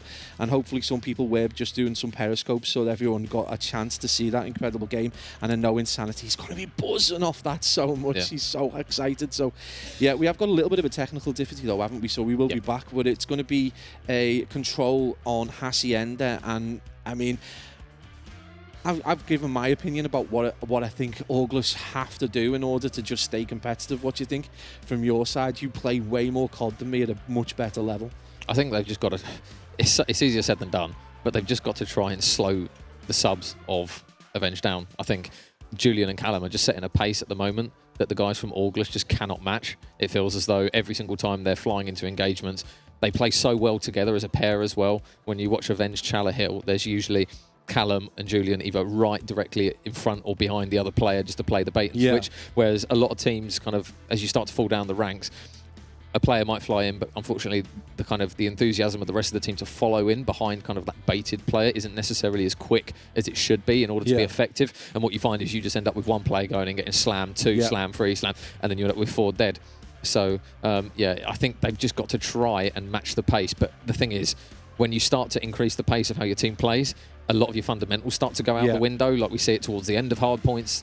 teams start to just throw bodies at the hill, and they just end up getting absolutely hammered on lives if it's in a control, like we might see potentially on a Hacienda control here if it starts to go down to the wire, or potentially just getting absolutely hammered in kind of a hard point where it starts to get messy towards the business end of it. So it's a fine balance. You want to try and speed up your gameplay to help match Avenge, but at the same time you've got to do it in a smart way. So it's probably not the best advice really for them, because it's kind of just see what you can do, boys, essentially. In layman's don't terms. go too fast. Yeah, don't go fast, but don't go too slow. If you can't break, you got to hold. Shout out Alley Cat. So yeah, the boys of Avenge going to look to try and get this done in a 3-0, and Hacienda Control is going to be the map where potentially August might find themselves with a little bit of a shining light in this series. But yeah, this is one of the players they've got to slow down here. Yeah, absolutely. And he's someone who just consistently getting 2 pieces. He finally does get dealt with, and there's going to be FazTab who gets that pick. So they're going to be almost all square in terms of lives, and it is obviously down to August to not let this run away too much. But already you can see that progression towards B as Red takes complete control of the zone. It looks like they're going to get this done very, very quickly. Obviously preferred less kind of exposed shot, but that's going to be a big 2-piece there. 3-piece kill feed goes nice and blue for August. So maybe we're writing them off a little bit too early. Yeah, so wave of gunfights went in Avenge's favour, and August literally just returned to sender as well. Nice work though from Heptix. Oh, that's a confident shout onto a man who's playing those back steps. Nades coming through, 2 HP and a dream will now finally be replenished. And then it goes again, so up and down like a yo-yo in that instance, but Avenge just slowly trying to get that B point done. This time you've got Red on the time, but this time they've got a little bit of top cat control, so it is going to help them a little bit. Number 8 in Cadacity is just maybe working a pinch, but just playing it a bit slow. That point's done. He's not really offered much to the team in that instance, so they do manage to clear those players out, but now it's just a question of how much map control can they get off the back of some really nice kills. Yeah, and they keep getting, like, they've had 2 almost complete team wipes, but you just fear for them that they've then allowed them to get that much geography, and again, Codacity just seems to be turtling a little bit too much. He is going to get a good opportunity to get a pick, and that's a nice couple of kills, and you can see number 6 was going to try and apply a little bit of pressure off spawn. FazTab does get dealt with, and that's going to allow those purple arrows to get a little bit of side control of that zone A and potentially push through. And now Avenge Major have got their own player, causing absolute consternation in number 2, and Julian pushing right the way through to spawn. And you can see that they're desperately searching for him. Now they know where he is. Vic's going to be coming that. He's in office. So they're opting to actually play a triple stack over towards top open here. Julian knows this though. Wow. My God, I swear different bullets come out the end of his gun when he shoots it. 4 in a row now for Julian. And again, still up in the spawn. And there's another one for Vic. Finally, the trade comes through. But likewise, Red is there to offer one for his team's favour. And the pistol is going to offer him another A progression coming through very, very quickly. And now, with a stack on, this is really worrying here for August. They do manage to take one player down, but they've got to try and form a bit of a contest. Nice work, though, from FazTab and from Vic. They do just about stop the rot, but they're still looking for a few more. Yeah, it's not only a marginal amount on that 3rd tick, so they're not going to bother to try and cleanse that in any way. It is going to be a chase as Julian Cod in behind the player there in I was going to say Katana land. It was in fact Cadacity, yeah. But it is only 1 tick required towards A, and you can see again, nice spread this time though from the team in blue. They've got another player pushing forward, but I don't know how the time's going to go. It is going to go rather badly for them, as it is going to be FazTab taken down again, and that kill feed Major going very orange. 23 seconds on the clock, so you fear if they're able to get another wipe here, they could potentially see this over. Oh, they're stacking it. They've got to try and contest or at least take the players off the hill. They don't manage to do it. They just hesitate that little bit too long, and Avenge managed to get the progression towards that part of it. And that is just, yeah, that's the difficulty in control, Pabs. It's like if you get 2 points, or 2 ticks, sorry, out of the 3, all you need is that one open opportunity to stack the point. And if you hesitate too quickly, as the defensive side did just then with August, it's done. So, yeah, really good work from Avenge. They saw the opening and they just hopped on it. A 4 stack? What if you got like 4 seconds or 5 seconds Not to even get that, that zone? I think you've got really 3. Quick, yeah. So you've got reactions, and we know that they're already not sluggish, but we saw Codacity earlier on just a little bit too cautious, a little bit too slow, and then that's replicated towards the end. So August again now on the struggle bus, 1 down in the control, 2 down in the series, and Avenge just looking very, very strong across the board as well. Everyone pulling the weight. Callum probably expect a bit more out of him, 3 and 5. But I mean, saying that when you've got everyone else just absolutely putting up numbers, it becomes difficult to get your picks. So August Vic with the first blood definitely need to pick up in the slaying department. Yeah. Cadacity flying out over towards the top side. Oh, wow. There you go. Well, that at the moment is just the difference between Avenge and August. Able not to get the kill, and they get punished for it. So Avenge on that defensive side. The question is, how far did they try and push up here? Callum One player has dropped over towards that P2 side. It looks as though Auglis are going to try and play a bit of a stack in through mid as Red going up towards top single. His teammate is going to drop that kill, and yeah, so it's a case of they keep seemingly isolating Auglis players and just picking them off. It seems Avenge, they're so good at putting a couple of bullets in, and then if they're weak, somebody else takes the trade instead so that they get shot from another direction rather than just trying to kind of firm the kill. They put a couple of bullets in, somebody says he's one shot, and then somebody goes, oh, it's right, I've got an angle on him, pokes the corner, and then gets the trade, and now Red finds himself on a 5. Oh, no. Okay. Well, yeah, 6 in a row, and hunting down for his 7th now. Yeah, absolutely. He's going to be a difficult player to dig out. Does finally get the Divine with the slide kill there. 22 seconds remain for Auglis to be able to get onto the point again. Another big slide kill. But again, as you pointed out, there's another player there for the trade. True selflessness as the time does start to ebb away, Major. 10 seconds on the clock for Avenge potentially to see another round going their way. Yeah, tick-tock. Here it goes. Nobody's near. Everyone's dropping. They're going to have to try and touch the A point. It's their only hope. But, geez, their hopes are just being squandered now. And Callum with the sub now. He said he had a quiet round there, Pabs. He's just got 6 in a row and said, yeah, just leave me to do my thing, mate. Well, Auglis are having their pants pulled down right now, and Avenge are away with some red-handed slaps because they are just absolutely dominating this side at the minute. There we are, back with the crowd. Looks so excited, happy to be there. Oh, a little bit warm, like we just pan right in there. Give us a wave, give us a kiss to the camera. There we go. You gotta love that. Thumbs up. Sweaty palms as well. I've got the sweaty palms right now, actually. I'm feeling a bit for Auglis. I want them to pick the pace up, get the game a grip out. Maybe that's what they need to do, but they've got a long way to go. To be fair, with a standing cast, it is kind of like knees weak, palms are sweaty. Yeah, don't do it. Didn't have spaghetti there, we had pizza. I did it yesterday. Don't do it.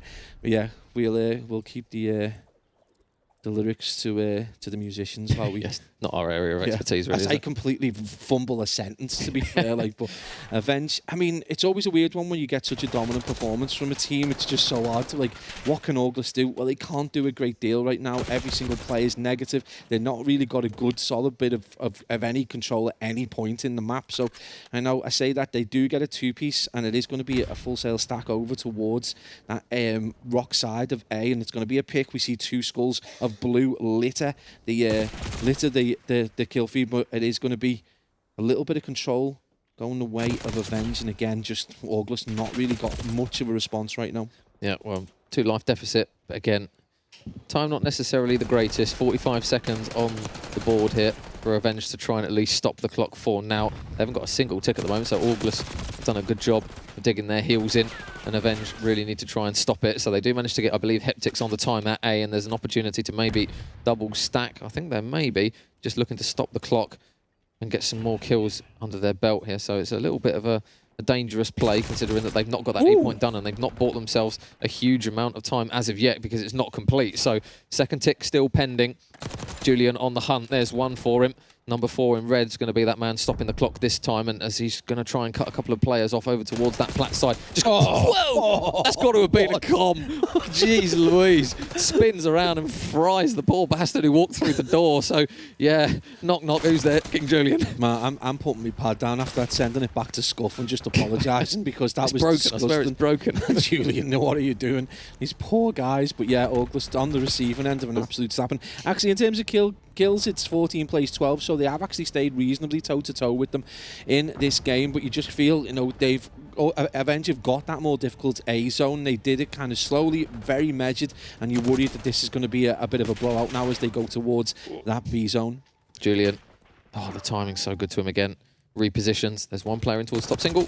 Adios. Down he goes. There's another one over towards Platt. Is he sliding? Of course he is. It's Julian. He's going to fly everything that moves now, I think, at this point, because the life count for Auglis is not looking good. 7 lives left, and Avenge have got a decent chunk of time. They've got somebody stopping it for now. It's going to force Auglis out of position. Julian is just roaming around the top side of mid, and they cannot seem to stop him. 12 plays floor. Avenge, they are putting them to the sword. Now, Julian, there you go. Have a little bit of extra loving on top of that. The progression coming through. I don't think Auglis are even going to touch this. It's just going to not even come down to lives. They get it done, and Avenge, wow, there you go. Nothing more to say, Pabs. They keep getting teams put in front of them, and they keep chopping through them. Yeah, Avenge, I mean, they are favourites after all, and there's a reason for it. It's just a very, very good. Auglis, obviously, a surprise package from the previous game. They've made it through, and obviously now, at some point, you meet the Mountain, and the Mountain gives you a big slap in the face. So, yeah, and a very calm performance as well from Avenge. I mean, they're reasonably unflappable, but yeah, awesome performance from them, really. Yeah, again, business as usual, really. It's a case of, right,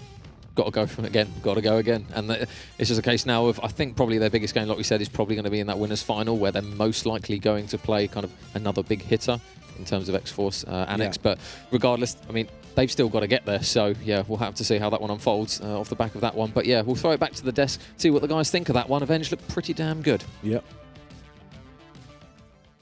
Well, as host, I believe I'm supposed to pass it over to my analyst and say, analyse that one for me, but I don't know if there's much more to say other than one team just got absolutely slammed, my friend.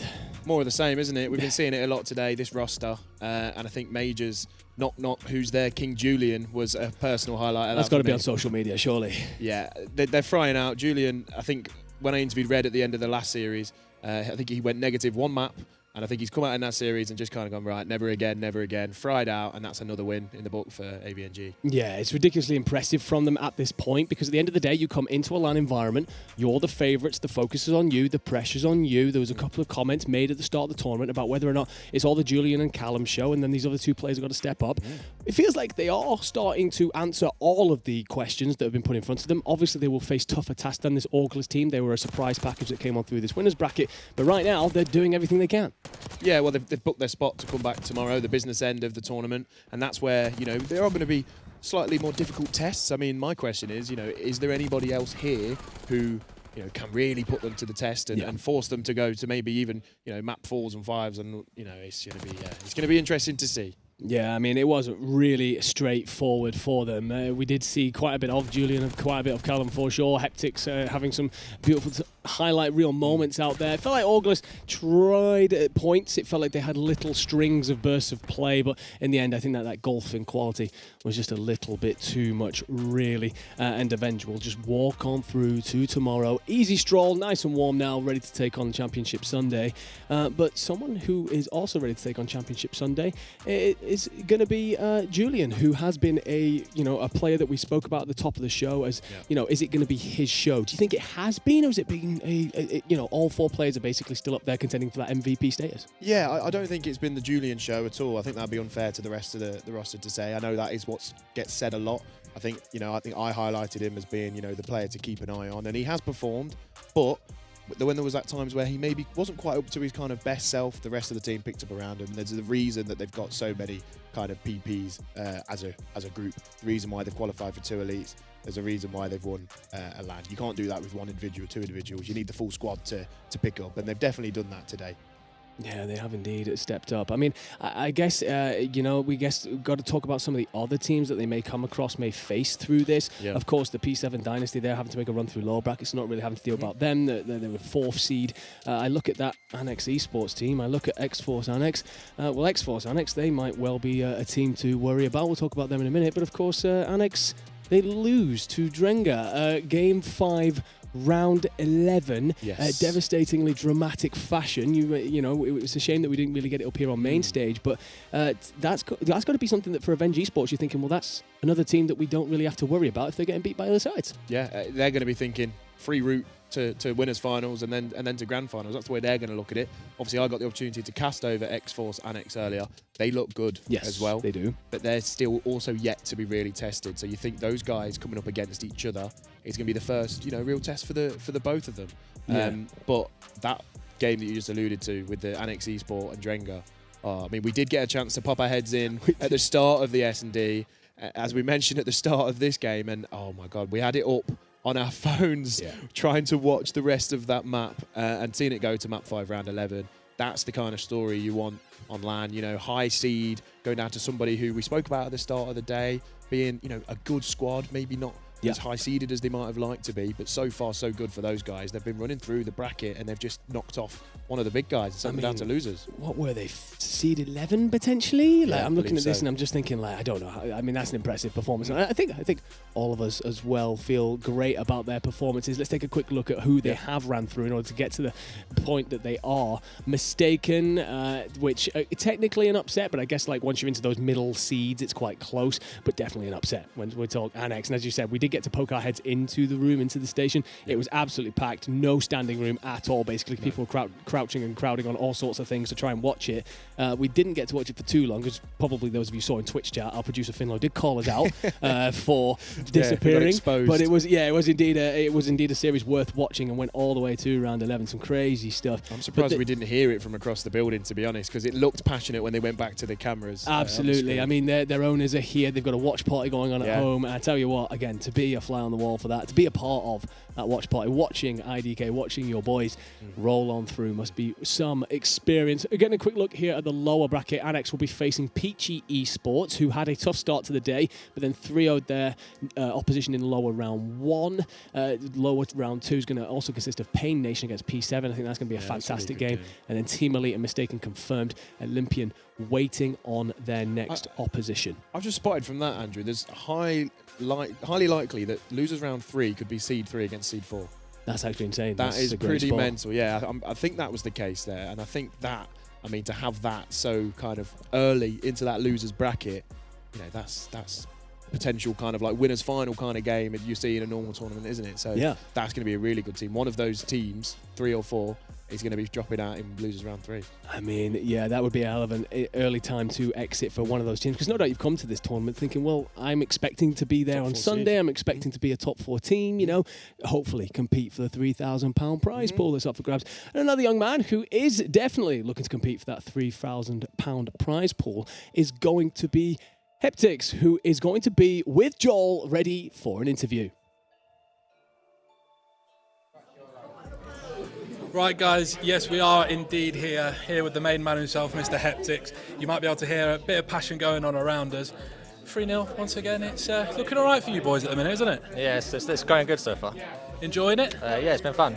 Yeah, good to be in the sort of LAN experience. Yeah, obviously you boys have done all right so far with your LAN stuff. How have you found the entrance into the whole challenger scene at the minute? Well, obviously we started off getting accused of cheating. It was a bit rough. Yeah. We still don't get scrims.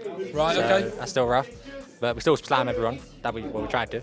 Yeah. We come to LAN, try to prove ourselves. Yeah, that's the best way you can do it. Ultimately, if you're winning games in places like this, it soon shuts people up, doesn't it, in the nicest possible way. But obviously, definitely through to tomorrow, obviously coming in as the first seed. What's the sort of expectations for the rest of the tournament? Do you see yourselves going the entire way? I mean, we're just going to win tomorrow, 3-0 everyone, quick little go home tomorrow. Yeah? Quick 3-0 everyone. Take the 3-0s and run, is it? Yeah. Good, fantastic. Obviously, all the boys seem to be frying at the minute. Doesn't seem to be like there's a gap in anybody's sort of stuff. Obviously, you're putting in the hard work. Yeah. Obviously, a little bit more, I imagine, at the same time as well. But you're enjoying it, though? Yeah, it's been really fun. Like the LAN environment is definitely better than online. Yeah. Well, fantastic. Look, guys, obviously we'll see the members of AVNG tomorrow in what is going to be a fantastic day. So we'll pass it back to the guys on the desk. But thanks for joining us. So good. And we'll see you guys tomorrow. Well, initially we were supposed to be interviewing Julian. I was really looking forward to following up on Major's knock-knock joke, but instead we get Heptix, and what Heptix says there is really important. I'm really glad that we actually ended up with him, because it's actually, he comes out and says, we're 3-0ing everyone. Is there anything to suggest that isn't the case so far? I mean, what a confident young man.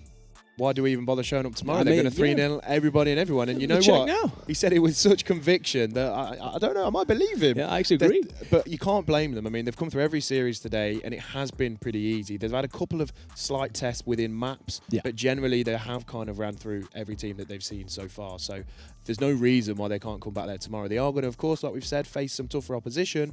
But so far, so good. There's no reason for them to not feel so confident. Yeah, absolutely. Definitely a team that are riding on a wave of momentum right now. And one of the things that, we've done today is kind of take it all a little bit, not too seriously. Obviously, we've had Pablo cracking jokes. We've had knock-knock moments made. But also, we've had a couple of fail moments happen through the day. And the students here at the College of Esports decided what they would do is get a compilation together of some of the not-so-great moments of the day. And we're going to get to watch this live, my friend, and find out exactly. And I already know what this first one's going to be. This is, Dalfi, who had a fantastic series, being absolutely dumpstered on from the top rope. I feel so bad because he's had that series in particular. He played so well, but that moment there. I mean, look, to follow up, that was Delphi 3 in the feed to follow that one, by the way.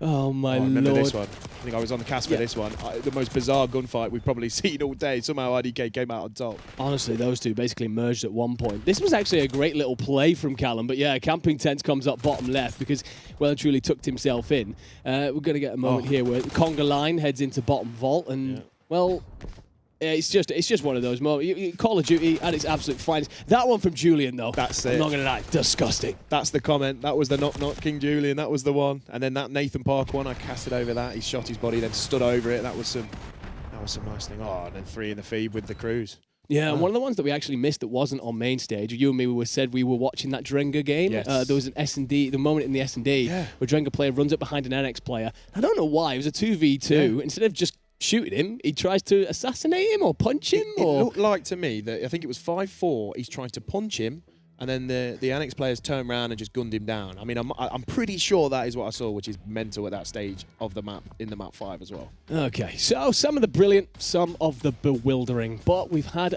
plenty of moments through the day. What we do have coming up is going to be an interview with some more students who are going to tell us all about the stuff that goes on here at the College of Esports. However, that is going to be after this quick break.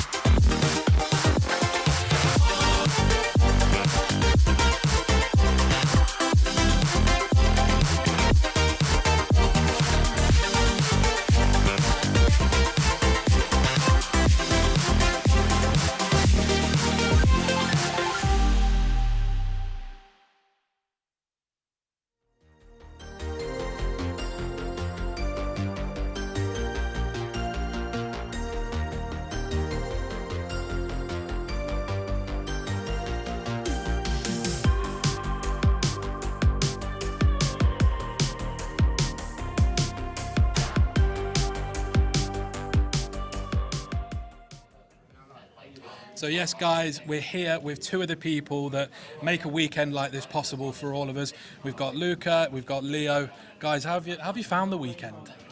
It's been really good, actually. It was a little bit stressful at the beginning, Yeah. getting everything all set up. We were here Thursday and Friday, moving all the tables, getting all the PCs set up, wiring everything, fixing all the issues. Yeah, it's been really nice to see everything working. Yes, and I'm running sure. smoothly. Well, smoothly in air quotes. We've had a few technical issues here and there, but it really hasn't been that bad. And Leo, yourself, how have you found it? I too have found it pretty similar to Luca. We were doing quite similar stuff. I've been running around back and forth around the venue. I know. But yeah, you've seen me. But honestly, it's just good to see the passion of the players and and see it all actually happening is a lot better than setting it up. Yeah, absolutely. Obviously, being in an environment like this is a little bit different from learning it as such. At the same time, it doesn't always make you 100% aware of what's going to go on around. But for this event so far, how have you taken to like the Call of Duty sort of LAN? How have you enjoyed that? I'll be honest, the people have been really nice. Yeah. They've been very understanding with a lot of the technical issues. You know, we had some stuff with TeamSpeak not working, but everyone was, they were like, oh, don't worry, we're all fine with using Discord, and just switched over completely. So yeah, they've been lovely. The energy's been great. Yeah. All the games are really enjoyable to watch. We've had a lot of close games, and everyone gets really hyped, and you kind of tell in which rooms the games are getting really close, because you see like all these people just slowly migrating to one area. Yeah, I think we saw it towards the end. The room furthest away from us, I think pretty much the entire event was all congregated in there. At what point to see the Drenga boys come out on top. But obviously, Leo, for yourself, obviously been involved in sort of a bit of everything today, really. Is there a sort of area that you've enjoyed being in amongst it? A lot of it's been quite good to see, obviously. There's been areas I've been in more, been in less. Yeah. Personally, I have enjoyed the main stage. Okay. It's very nice in there. Feels very professional. The players all can see each other, and yeah, it's amazing. The passion is everywhere. Yeah. You can hear them shouting from every corner of the venue. So it's either the main room or the first station over that direction. That have been just amazing. Good. Yeah. Fantastic. And like we mentioned at the start, these are just two of a handful of people who make a weekend like this possible. Obviously, all the guys, you won't be able to see them, they're behind us, done a fantastic job across the weekend. So credit to yourselves. Obviously, it's going to be, fingers crossed, the first of many that will keep you guys involved in. But we're going to head back to the guys over on the desk and get us ready for what's going to be, another good map coming up. Yeah, sounds good. A wonderful interview there from Joel with some of the students here at the College of Esports, powered by the British Esports Foundation. What I will say is it was absolutely fantastic to hear that a lot of the players have been really great with the students, because, one of the lads there was saying, we've had a couple of tech issues, but they're all great with it. At the end of the day, we're in Call of Duty, right? Unfortunately, we're used to, working through those situations together, so it's great to see that coming on through and that the students are having a great time, learning plenty. And of course, we've been working with them. They've been absolutely brilliant, mate. Yeah, and the thing is as well, obviously, the longevity of what Katana are trying to do here is obviously build something, and you're never going to land on your first LAN with everything 100%, people knowing everything about what they need to do. And progressively throughout the day, whether it's been kind of the player overlays for the names, for logging in issues, or like you say, technical difficulties, you always hit them. And so we've probably both been involved in LAN events with far bigger budgets, with far more experienced people, where it's been a hell of a lot worse. So yeah, they've done a phenomenal job so far, the guys. Yeah, they're doing a phenomenal job. Except Finlow, who called us out in the Twitch chat. I'm looking at you, my friend. Producers in my ear, letting me know. Anyway, my friend, I'm gonna get hate for that one later. We have got a series to still settle the day. It's going to be Drenga against EXF, that is X-Force Annex. No one saw this one coming at the start of the day. This is very much so a team that have upset the odds in order to get there in Drenga, supported by some of the most wonderful people I think I've ever met in my life, and the owners, but also then a watch party at home from IDK's family, I believe, that are tuning in to make sure. Right. Yeah, I don't know if you had heard about it. Didn't know that. No, they've got the family tuning in to watch, and they've been absolutely phenomenal, riding on that wave of love support. But against X-Force Annex, it's a case of, is that going to be enough to get you through a powerhouse like that? Yeah, I think you've just got to kind of ride the wave at this point if you're Drenga. Obviously, you've got the Game 5 round 11 win. You've got to feel confident in what you do. And they've just got to try and just keep taking every series as it comes. It's going to be, again, a difficult beast here up against X-Force. Again, the quality of the players that they've got, regardless of how long they've kind of been teaming together, you're against kind of a different stack of 4 players here. With a lot of quality, both in kind of the in-game smarts, the gun skill, but then also kind of those clutch moments as well. So again, Drenga, they would have lent on a lot of those clutch moments to get to this point, and now they've just got to kind of keep that momentum going into this next series. Yeah, absolutely. It will be about keeping the momentum going. And let's just remind you very quickly of what those rosters look like. So starting off with Drenga, we've got Alfredo, Makoof, Hafron and IDK, and I guess there's plenty of conversation going on through the day around potential MVP candidates and all that. If you're a squad that's making such a deep run as such an underdog, is there anyone that you're looking at on this roster and thinking, actually, you've really put yourself in the limelight today? To be fair, I think all of them have had kind of maps where they've shown what they can do. Hafron's had some really good respawns, and Makoof as well has got kind of a mentality which is very infectious. He's very happy all the time. Obviously, doing the post-match interview with him, they seem very relaxed as a team as well. Pretty much they're just happy to pretty much play the game on LAN, it seems as though, and I think it's kind of showing in the gameplay that they're producing at the moment. They're saying knocking down all of the big sticks as and when they come through to them, so they're just doing a good job of that, and they've kind of got another door where they have another opportunity to do the exact same thing again. So I don't think they'll be putting big pressure on themselves yet again, but I think as a core four and the kind of the standout players, it's a difficult one to pick. And I think normally if you're an underdog team and you've got one player that tends to be performing well, it can fall apart, because if that one player has a bad map, usually it kind of crumbles away against some of the big teams. So the fact that all four of them seem to be pulling their weight is a good sign. Yeah, no, I fully agree with you. It is difficult. I agree with the fact that I think Hafron's popped off in a couple of months, but there's also been individual plays from all four of them at various points, and quite frankly, you don't get to this stage of a tournament without everyone pulling their weight. Moving on to the other roster then, this is going to be X-Force Annex. This is Infinity, Rasco, Nathan Parker, going by Natty P. I don't like that at all. Nathan Parker for me, and then CJP. Thoughts on this team? Yeah, thing is, I've always called him Natty P, so for me it's a difficult one to shift, Mr. Parker. But yeah, in terms of the ability on the team, we're really starting to see kind of especially in respawns. I think they're just going to go from strength to strength. The more reps, the more maps they get as a four, the better they're going to get as they go deeper into the tournament. So it would surprise me if we don't get a very strong showing from these lads here across the board. It feels as though kind of the role that Rasco's taken and kind of that ability to be able to run flex, I think, has become a very useful kind of trump card on some of the maps where you might switch from AR to SMG. He's very capable at running both roles, and he's shown today that he's very, very acute on some of these close quarter gunfight maps on vaults, that kind of thing. Yes. He's still able to put some big numbers up in those P1s where running an AR isn't necessarily the easiest thing in the world, because they've got players like Infinity that are just able to kind of play the slow game, do the work in the background, and kind of enable the rest of the team to kind of just go and do what they want to.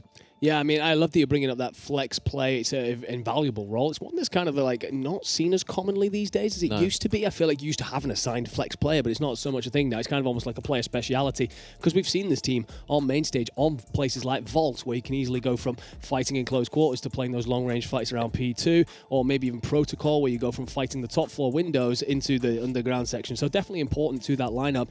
But we spoke at the top of the show about how a lot of those people are superstars, but in Infinity, you've got a player that, he was going to have to lock down, play the fundamentals, be the team that allows his superstars to spawn in, but honestly, I think he's been doing just as much of his weight carrying as everyone else. Yeah, well, it's actually funny because I was speaking to Paddy outside, and he was saying he obviously gets quite a little bit of stick from time to time for being Mr. Fundamentals, but he does have maps where he drops big numbers as well, and those are the ones where typically his team will absolutely destroy the other team, because his fundamentals are always going to be there. That's just his style of play, and when he has maps where he's able to put big numbers up, it just makes everyone's job that much easier. And kind of running that AR role that we saw kind of on that Vault, for example, he was always in the right place, winning the important gunfights, and you can't put a price on a player like that. So yeah, as I said before, as much as it pains me to gas Paddy, he is a quality player and a quality asset to this team.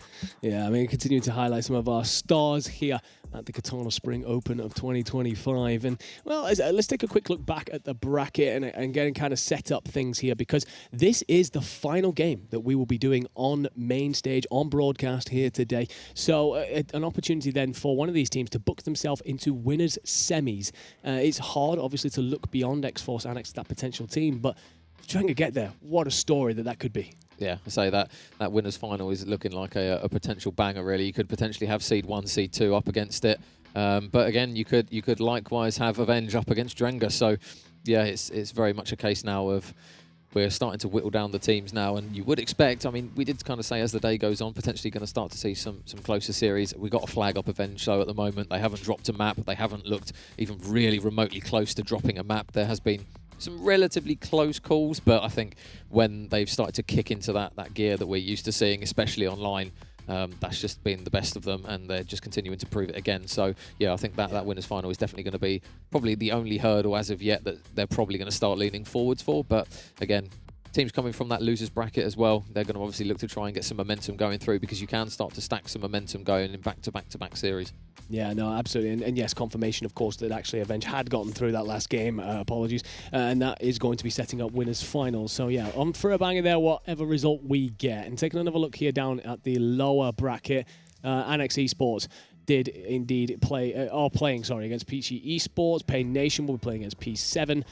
Team Elite will play Mistaken, and I believe Olympian will be playing against Augulus, if I'm correct. I might be incorrect there. No, wait, that'll be the winner of 7 and Excite. Okay, I think that might be a little bit behind. I'm not sure what's happened there, but it's okay. We'll come back to that at a different point, and let you guys know exactly where we stand, of course. We're trying to set this one up. It feels like a game of two different tales. It feels like we've got this second seed that are trying to prove who they are, make a bit of a mark, and kind of almost lay the sword to Avenge and say, okay, we're ready to take you on. Yep. But then you've got this Drenga squad that have upset pretty much everybody. I'm going to try and put it on over to you, mate, and put some pressure on. Any predictions? Well, I mean, similar story to what we had when the Spanish came up against Avenge. We said, right, okay, new roster that everyone's kind of potentially sleeping on, and then, yeah, they got slammed. So I'm reluctant to say that we might potentially see something similar. I'm hoping, to be honest, that we do get that kind of long distance at minimum map 4 with some close games on this one. I think it's, again, the pacing of what the boys of Drenga are able to kind of match on the side of X-Force. I think that's going to be the big difference. I think if they're able to go toe-to-toe with them in the early stages of these maps, I think that will be the biggest tale. And to be honest, if they take map 1, I think then we're going to be in for a very good series. I think it's that map 1's going to be the pivotal one for me. Well, to be fair, I was probably harsh on you because I didn't give you the opportunity to see the maps before I asked you for your prediction. So I guess if anything changes after this, let me know. But yes, we will be starting on a red card at Hardpoint. Then it's also a red card on the S&D, an unusual double to get us started. Protocol Control from there, Skyline Hardpoint, Hacienda S&D. What I've got to say, those two hardpoints could not be more different if we tried. Yeah, I think kind of talking about pacing, you've literally got one extreme to the other. I think potentially that slower pace start might actually benefit Drenga without jinxing them too much. It might be a case of it'll allow them to kind of bed themselves into the series without necessarily flying into all the SMG engagements that you know that X-Force is going to bring to the series. So it might allow them to kind of maybe have a little bit of a slow start and then build themselves into the series to kind of match what X-Force are going to bring. But yeah, when you start to hit that map 4, you really do start to ramp up the pace, to be honest. So yeah, it's a bit of a different style to what we've had so far in the day. And yeah, it's going to be one where hopefully we do see that map 4 minimum, because I would like to see this one go the distance, to be honest. Obviously, all the Org owners with the two respective teams will hate me for saying it, but I'd like to see it go the distance. Yeah, I mean, I'd absolutely love to get it, because also we unfortunately missed on main stage that Game 5 round 11 between Annex and Drenga. Like that was a moment to really witness, and well, the room, let me tell you, was indeed a passion pit. Remind me of tournaments of old, the CWL Open days, very much so, that kind of feel to it. And I'd love to get another one of those moments up on main stage. We have had some great games today. We've kind of been blessed with some really good ones right off the start of the tournament. It felt like we had 2 games where one was a big upset, really. I think that was Drenga, actually, who pulled off that upset against Mistaken. And then also a game that could have gone the complete opposite way to what we were expecting. We then also had some smoke shows. I'm sure we've had some 3-0s. But have you got a favourite game so far from day one? Oh, I mean, to be fair, most of the ones me and Pabs have done have been essentially the favourites going through. I think surprisingly enough, the performances that Avenge have put in have actually been some of the ones that I've enjoyed the most, just because I know the stick the guys have got previously and prior to this. So kind of seeing those people like what we had with Nathan Parker, ironically now on the team that we're about to see on the screen, you do like to see kind of the accusations come through and then kind of the storyline associated with it when they do actually manage to prove it on land. So I've actually quite enjoyed seeing Avenge put in, again, teams to the sword. Some people will complain and go, oh, well, they're not the best teams really necessarily. But again, like Pab says, you can only beat the teams that are in front of you. Yep. No, 100%. You can only knock down what is placed in front of you without a shadow of a doubt. And they're certainly doing that. And well, I mean, I think like for favourite moments, I've got to go back to your knock-knock joke, my friend. I think that one's going to live long in the memory. And if someone hasn't stuck that on socials yet, you're not doing your job correctly. Anyway, ladies and gentlemen, we are going to have that Drenga against EXF winners semi-finals to find out who will go on through to the finals. And casting that is going to be Joel and Spud. Gentlemen, take it away.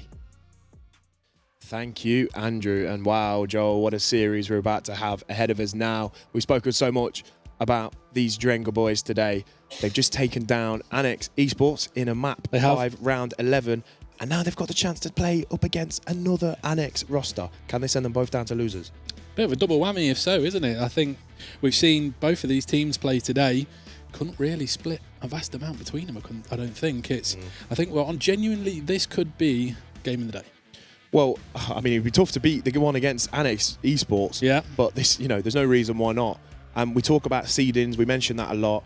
Clearly, on paper, Drenga are once again the underdogs. Yep. But they've already, put down one giant today. Who's to say they can't go and do it again? And what I will say is there's a particular member on this Drenga roster, Alfredo, who has always been a member and player in the past of Annex. And I know firsthand from Annex owner Lecky Wecky that he's not going to be a happy man if Alfredo takes both of his rosters down to losers. So we'll see. Time will tell. There he is there having a little chuckle. But yeah, no, that's what I mean. It's all built on storyline stuff like this, isn't it? And ultimately, how you can decide to write your own script is up to him. I think we're just going to bring the maps up for everybody to have a glance through, and it is typically, with me and you on board, always going to be a red card and bit of an interesting start, I think. Don't you think? Yeah, double red card to get us started. Nice and slow, but we say that it was going to be nice and slow, but it was an exciting one we still had last time. Stringing a few hills together made it a bit exciting, and you do think often the red card does favourable the kind of more experienced and kind of more fundamental teams, as we use that word a lot today, just because it is one of the few maps, I guess, that plays like a kind of classic Call of Duty map. Your rotations win your maps, holding the angles and getting those spawns is what wins you the map. There's not an awful lot of chance and not too many hills where it's just kind of pure carnage. It is mainly won on that fundamental Call of Duty. So you've got to think it would favour the higher seed loading to that map early on, but seeing a double red card to get started is going to be interesting. Yeah, I'd be interested to see who did the vetoes for that one. It's not, you tend to see red card down towards the bottom of the list in terms of the map pool. So a lot of people really like it, Yeah, evidently it's pulled up on both of them today, so obviously we're looking forward to getting ourselves stuck into that one. Obviously, like we mentioned, we've seen both of these rosters today. Obviously, the Drenga boys high on confidence at the minute after what was, like we mentioned, potentially game of the day, from going all the way down to map 5, round 11. That's what stuff like this is for. This is why we enjoy doing what we're doing. So any early predictions? I don't want to make a prediction on this one. I'm glad that both of these rosters are going to be coming back tomorrow, as obviously, whatever happens, somebody's going to be in that losers bracket, and they've made Sunday. Really happy that, obviously X-Force and Annex come together to put this team in. Know the owners of both of that, all good guys, all really glad they do a lot for the scene. I'm glad that they're kind of getting a bit of exposure at this LAN, X-Force in particular, a bit newer to the competitive side. And then Drenga, as we've mentioned, we've said it so many times, really glad that they've got a team that's really given them a chance to get really excited and behind their team. Yeah, absolutely. I couldn't agree more. I think we're in for what should be a really strong series. Yeah, obviously, hope so. red card to kick us off. Do you reckon it goes further than 3? I hope so. I hope this isn't a 3 and done. Again, if you look at this if you looked at this fixture at the start of the day, you'd kind of write off Drenga, but there's no way you can write off Drenga against anyone at the minute. The kind of passion that they've shown and the fight, that map 5 round 11 and some other series earlier on in the day, they've just been so impressive. Yeah. They're going to be glad that they might, hope they don't take the foot off the gas, knowing that they're going to come back for Sunday. But if they can manage to take down this roster too, it's going to be a very interesting one. And I think we are just about to load into map 1. Here we go then, Joel. Indeed it is. What should be a fantastic series that I'm sure plenty of people down in that main room are going to watch, and it is going to be Infinity that's going to kick us off early doors. And nobody, a couple of members in around time for both teams here. Looks like potentially, I think it's Nathan that's probably going to be in and around. CJP gets himself off the board, preemptively trying to find one of the members of Drenga off of that time pistol. Once again, CJP this time. And I think, a lot of the break-offs we've seen on this, as he pauses, this is a lobby reset. Or is he just... Ooh, is he changing class? Not too sure. Don't know if the controller's not working. He's twirling the knife around. We've switched. Something's happened to CJP. We're not quite sure what. Don't know if this is gonna reset. Yeah, it seems that way. We did. didn't go too far into that game before, you know, so don't think there's going to be too many disgruntled people. That P1 break-off, there's not an awful lot of kind of advantage you can get early on. Especially in the middle of the map, you're not exactly taking a lot of map control. Yeah. It's a lot of people are probably up top for either side and around your sort of tickets area. Nobody's really going to be focusing on how the first 15 or 20 seconds panned out. But both teams were fairly active there. So we're, I think a couple players are potentially just trying to get a few things sorted here. Obviously, as soon as we hear anything, we will, of course, make you guys aware. I'm not too sure if they're feeling that confident. They want a 2v4, it looks like. So we'll see how this is going to go. Do you fancy stepping in and taking on the hot you. seat? Yeah, you want to load in, shall we? Yeah, let's do it. Let's do it. No, I'm not quite sure what's going on. Obviously, we'll give you any updates once we get them. But yeah, we're just... Two of them seem to have left the set. We can see what you can see at the moment, so bit of uncertainty going on. I'll tell you what we should do. Let's bring the maps up, guys, if we could, and just have a bit more of a run through here. So obviously we've seen Control a couple of times today on all modes really. Skyline, map 4, usually probably the more interesting of the one, and then if needs be all the way down to Hacienda. A really slow map for a map 5. Yeah, it is. I mean, you briefly mentioned that potential map 4 we could see on Skyline. I mean, I didn't even spot that the first time. I was so kind of gripped on the double red card and finding too many things to say about that. But the Skyline hardpoint, I really would like to see these two teams match up on that. It's an explosive map. Yeah. It's mayhem. You know, there's still a lot of chance to kind of play clever Call of Duty, but not for long because the other team is just on you instantly. So far... Okay, we've got an empty chair we've zoomed in on right now. Yeah, so they're not ready just yet, so we'll see, you know, when they're going to be back at the seats. We're still not quite sure what exactly is going on, but fingers crossed we get back and we get started. It's typical, you know, the last game of the day, John Beanie on there. It would Such a great fixture ahead of us. Oh, I've just been told that they needed a toilet. These gamer divas, guys, you know, use the break given to you. Use the brakes given to you. But anyway, so at least that's a positive. It's not technical difficulties. They just needed to nip to the loo. And as soon as they're back, we should be able to load back in and get started. So that's a positive thing. Yeah, no, absolutely. I think it's the first time I've seen someone go to the toilet 21 seconds into a map. Yeah, but take your time. If you got to go, you got to go. The nerves kicked in. The nerves kicked in. That's, I mean, a big game for both teams. So, like you say, I think...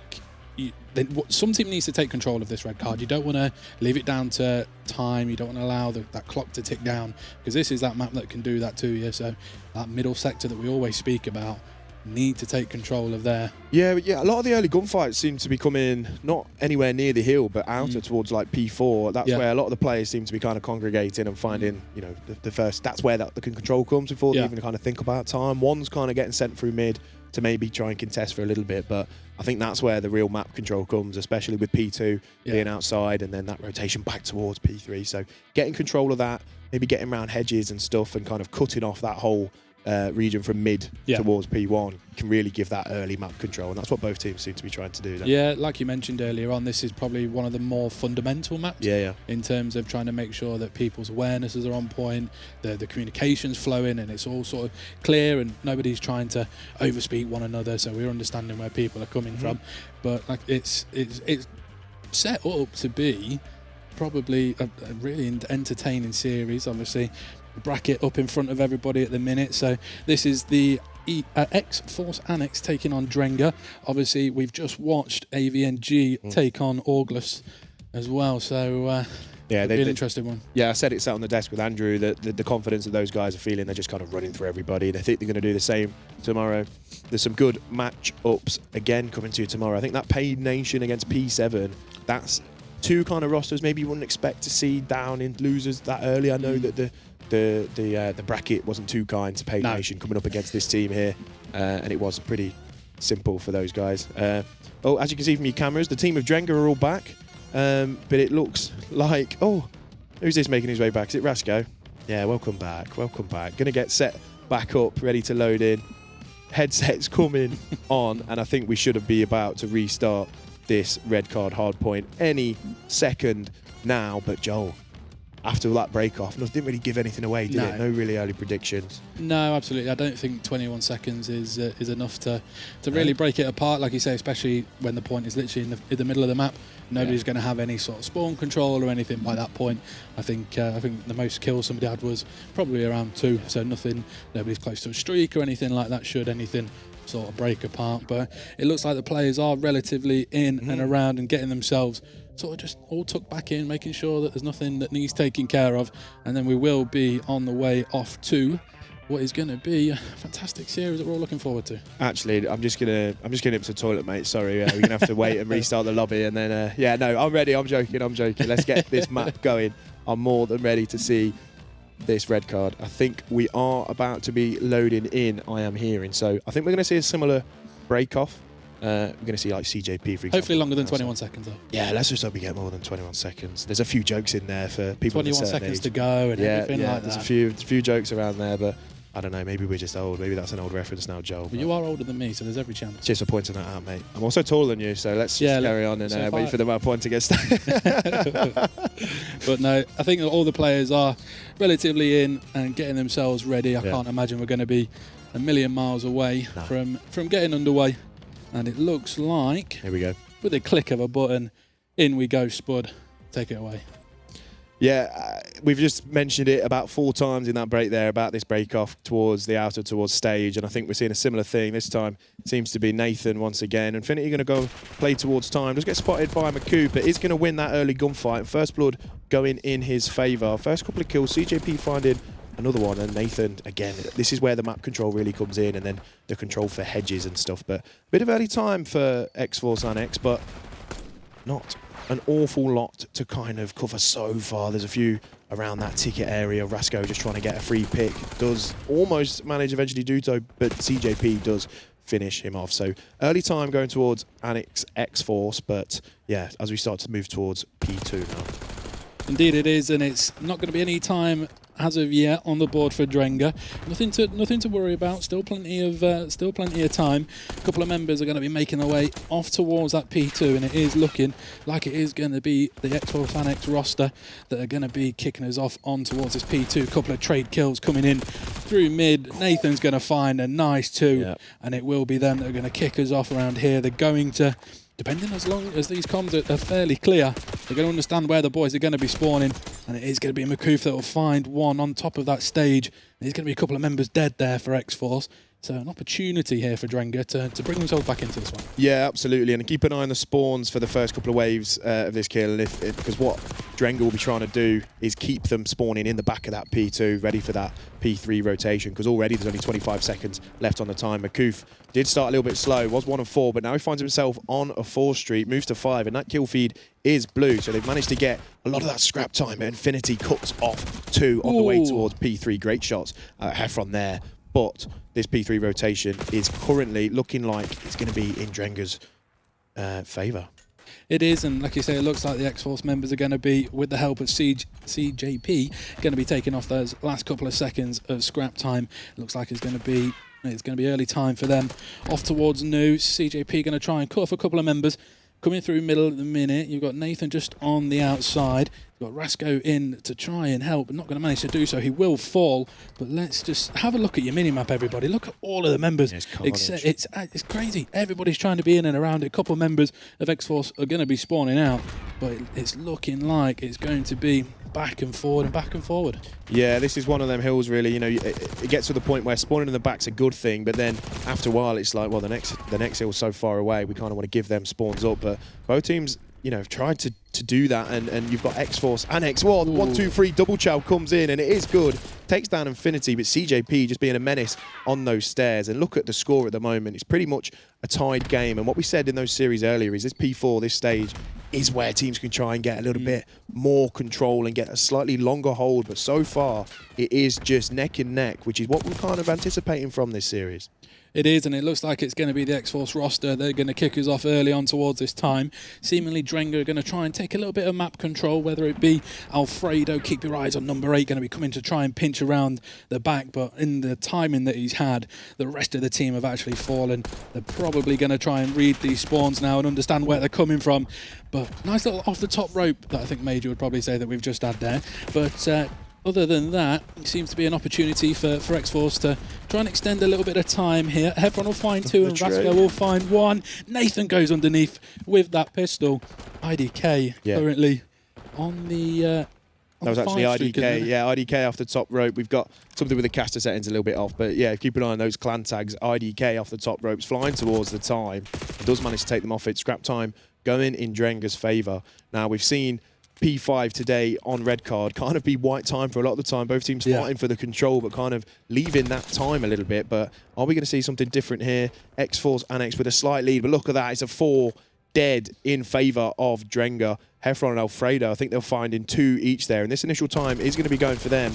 You've got number 6, IDK. Just, I mean, the way this guy moves, I mean, he's so quick. The reaction times, I'm not sure. Ooh. I think it took me half an hour to get out of that situation, but he's just dipped and he's flying around the map and his teammates are finding the kills around him. And this is a good bit of control and a solid bit of time so far in his P5 for Drenga. Absolutely. So it's only CJP that's going to be close towards this time. He will get taken out by Heffron. And once again, that's 3 more dead in favour of the Drenga roster with only sort of 20 seconds left. You can see on your mini-map, IDK on that 8 streak in a minute. Going to probably be quite close to having that Hellstorm if he doesn't have it already.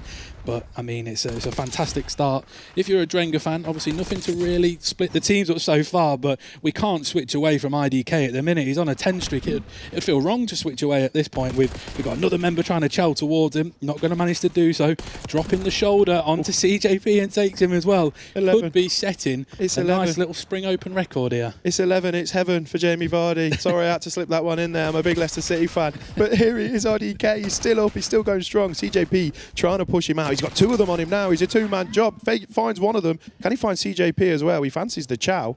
CJP just staying down, playing his life at the moment. But while all this is going on, and IDK is on the 12th street, almost gets help from his teammate. Heffron's 20 and 12 as well. Absolutely frying. There we go. It's only going to be 12, but only 12, Joe. I mean, the damage is done, and Drenga have got themselves a nice lead with some solid time on this P1 once again. Yeah, absolutely. Like you say, we're getting towards that sort of 40-point mark, and we're in that period of time where that team that starts to try and pull themselves clear only have to start then trying to face the last sort of 20 seconds of that time and keep on building on that lead. But trade kills coming in for both teams. Nobody really sat on towards this P2 as of yet, so it's probably going to be a couple of kills that you'll see come through the middle of your map. Seemingly it's a fairly blue feed in favour of the Drenga boys. I'm sure the boys will be loving that one. Alfredo coming through, but a 3-piece from IDK with that Hellstorm breaks the boys of Drenga straight in towards that P2, and a fantastic opportunity to build on this lead. I'll be honest, I mean, we spoke about the kind of fundamentals of the... Oh, great shots out of Alfredo. He's so locked for this. We spoke about the fundamentals of this map and how important it is to kind of play for these spawns and get the structure and get that control. But if you look at the slaying at the minute, look at the kills on the side of Drenga compared to X-Force. Everybody on that X-Force lobby at the minute, he's going negative, and everybody is positive by at least a few kills on that side of Drenga. It's actually kind of a fact that there's only 70 points in it at the minute is kind of, you know, a disservice to how well they're actually playing right now. Yeah, no, absolutely. You can... It doesn't take a statistician as such to try and pull the numbers apart, but like you say, 80-point lead at any point of the map is something that I think anybody would snap your hand off at any point. Absolutely. So Rasko's going to come through mid. He'll take out one of the members. Sat on board with Nathan at the minute. He'll find one with the help of Infinity, and a couple of members of Drenga going to be spawning out the back here. It's only by the looks of it, Heffron having a fantastic map that has got an opportunity to try and play a little bit of a pinch or start thinking that he doesn't want to get flipped out towards that new point should they need to really start to set themselves up for there. But a contest coming in. Makuf will find 1. Trade kills for both teams again, Spud. Yeah, you can't underestimate just how important this time is now for X-Force and X. They are finding the kills. CJP pushing out and frying out a little bit. Big trade out of Infinity, doing what he needs to do with that AR in hand. There's another huge kill. This is now in a situation where you can't afford to give that 20 seconds. The rotation to new is so important, but this scrap time is vital with how much of a lead that Drenga have currently got. And this next hill, does get taken down. over towards Old. Rasco going to play the exit, does find that kill. Now set up towards P4. Nobody's going to be on it and getting that initial time, but there are some white arrows surrounding it. So X-Force Annex trying to claw back this deficit ever so slightly, and they're doing well so far with it, Joel. They are indeed, and this is that sort of point where they can't afford to allow themselves to be broken here. It looks like they've managed to deal with potentially the first wave. Couple of members of Drenga are going to be underneath. Heffron's going to find 2. We do have Nathan just waiting underneath, seeing if anybody's going to chow towards him. Got a couple of members of Drenga coming from that sort of P2 side, going to try and work their way through. It looks like Makoof, with the help of Alfredo there, will find one. But X-Force have managed to deal with the first wave. Still got Nathan underneath. Got a member of Jenga that's going to try and chow towards him. Not going to manage to do so.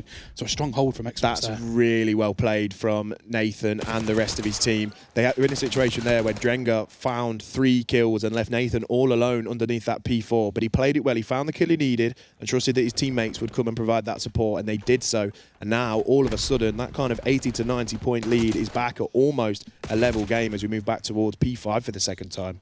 Exactly that, and probably the more mixier of the hill alongside that P1 as well. Nobody seems to really get a vast amount of time. Pinches coming in from both teams here. Drenga are going to find 3. It's only going to be CJP but Heffron with that pistol. Honestly, every map there's always someone with a pistol that seems to do well, and it is going to be Drenga that at least hold that first wave of X-Force here. Here they come again. That's going to be 3 more dead. It's only going to be Nathan that's going to have to wait for a couple of members. They can't win from here, so we are at least going to be going through to the next point. Yeah, we are going to go and see a third rotation, but I'll be completely honest, again, looking back at those kills, this map should be over by now. The way, just by how many kills they are out slaying by, but there's still barely anything separating them. Heffron's got himself nearly to 40 kills already, and we've still potentially got a couple of hills left in it. So just how many is he going to end up on? But it's so important that Drenga, who have played this so well, do manage to get this over the line from this point, because they really would be upset if they did manage to see this one out. But X-Force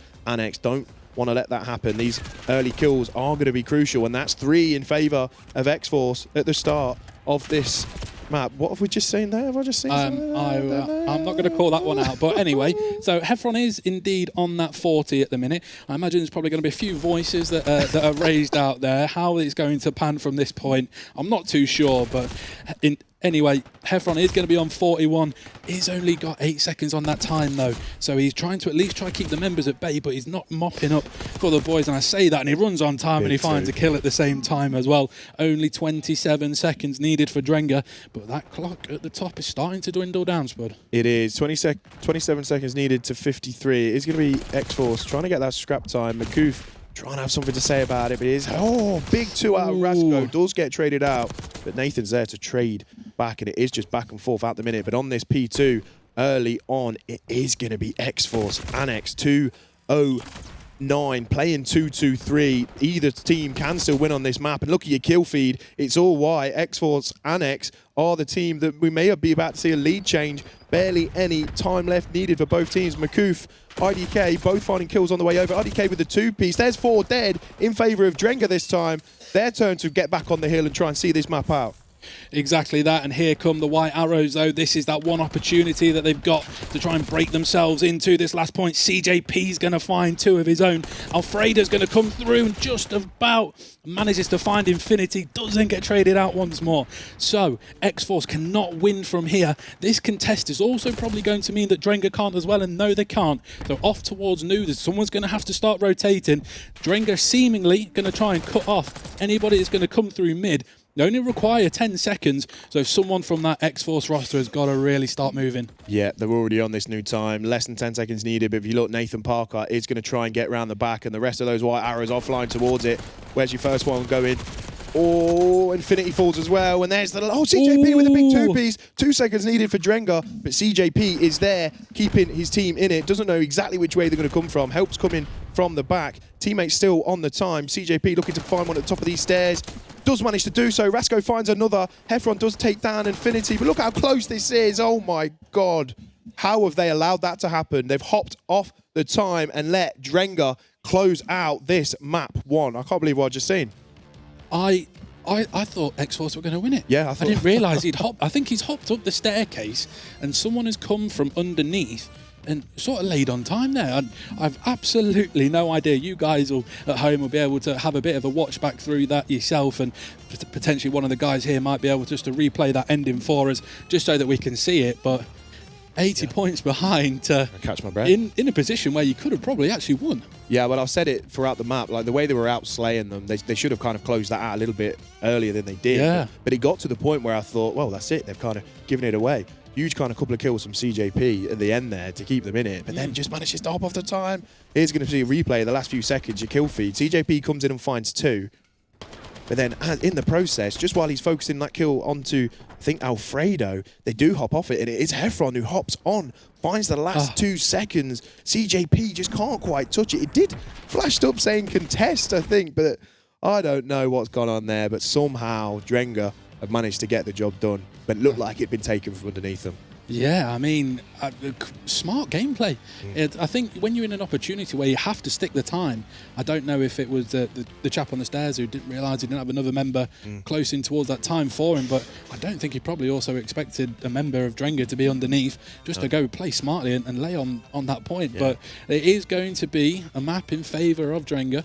They have done it. They've eventually got over the line from what was looking like going to be a fantastic map. So Red Card didn't disappoint this time. Not at all. It was one of probably my favourite maps I've casted over the day. I mean, the fact that it's had such an exciting finish, the fact that kind of the team that were the lower seed, I know we keep saying that, but they outslayed so much, but the kind of fundamentals from your kind of higher seed did come back into play and keep them in it that whole map, and then those huge moments towards the end of it. Oh, what a great map to get started. Yeah, massive obviously shout out to Heffron as well. I think he finished sort of 43, 44 I think on that map. Maybe even more. I think that's potentially probably the most that we've seen on the day at all across all of the stations. Maybe, I'm not too sure. There's been, I mean, I've seen a few 40 pluses, but that's up there. But to drop that against, a team as high seeded as this is a bit of a statement in the series.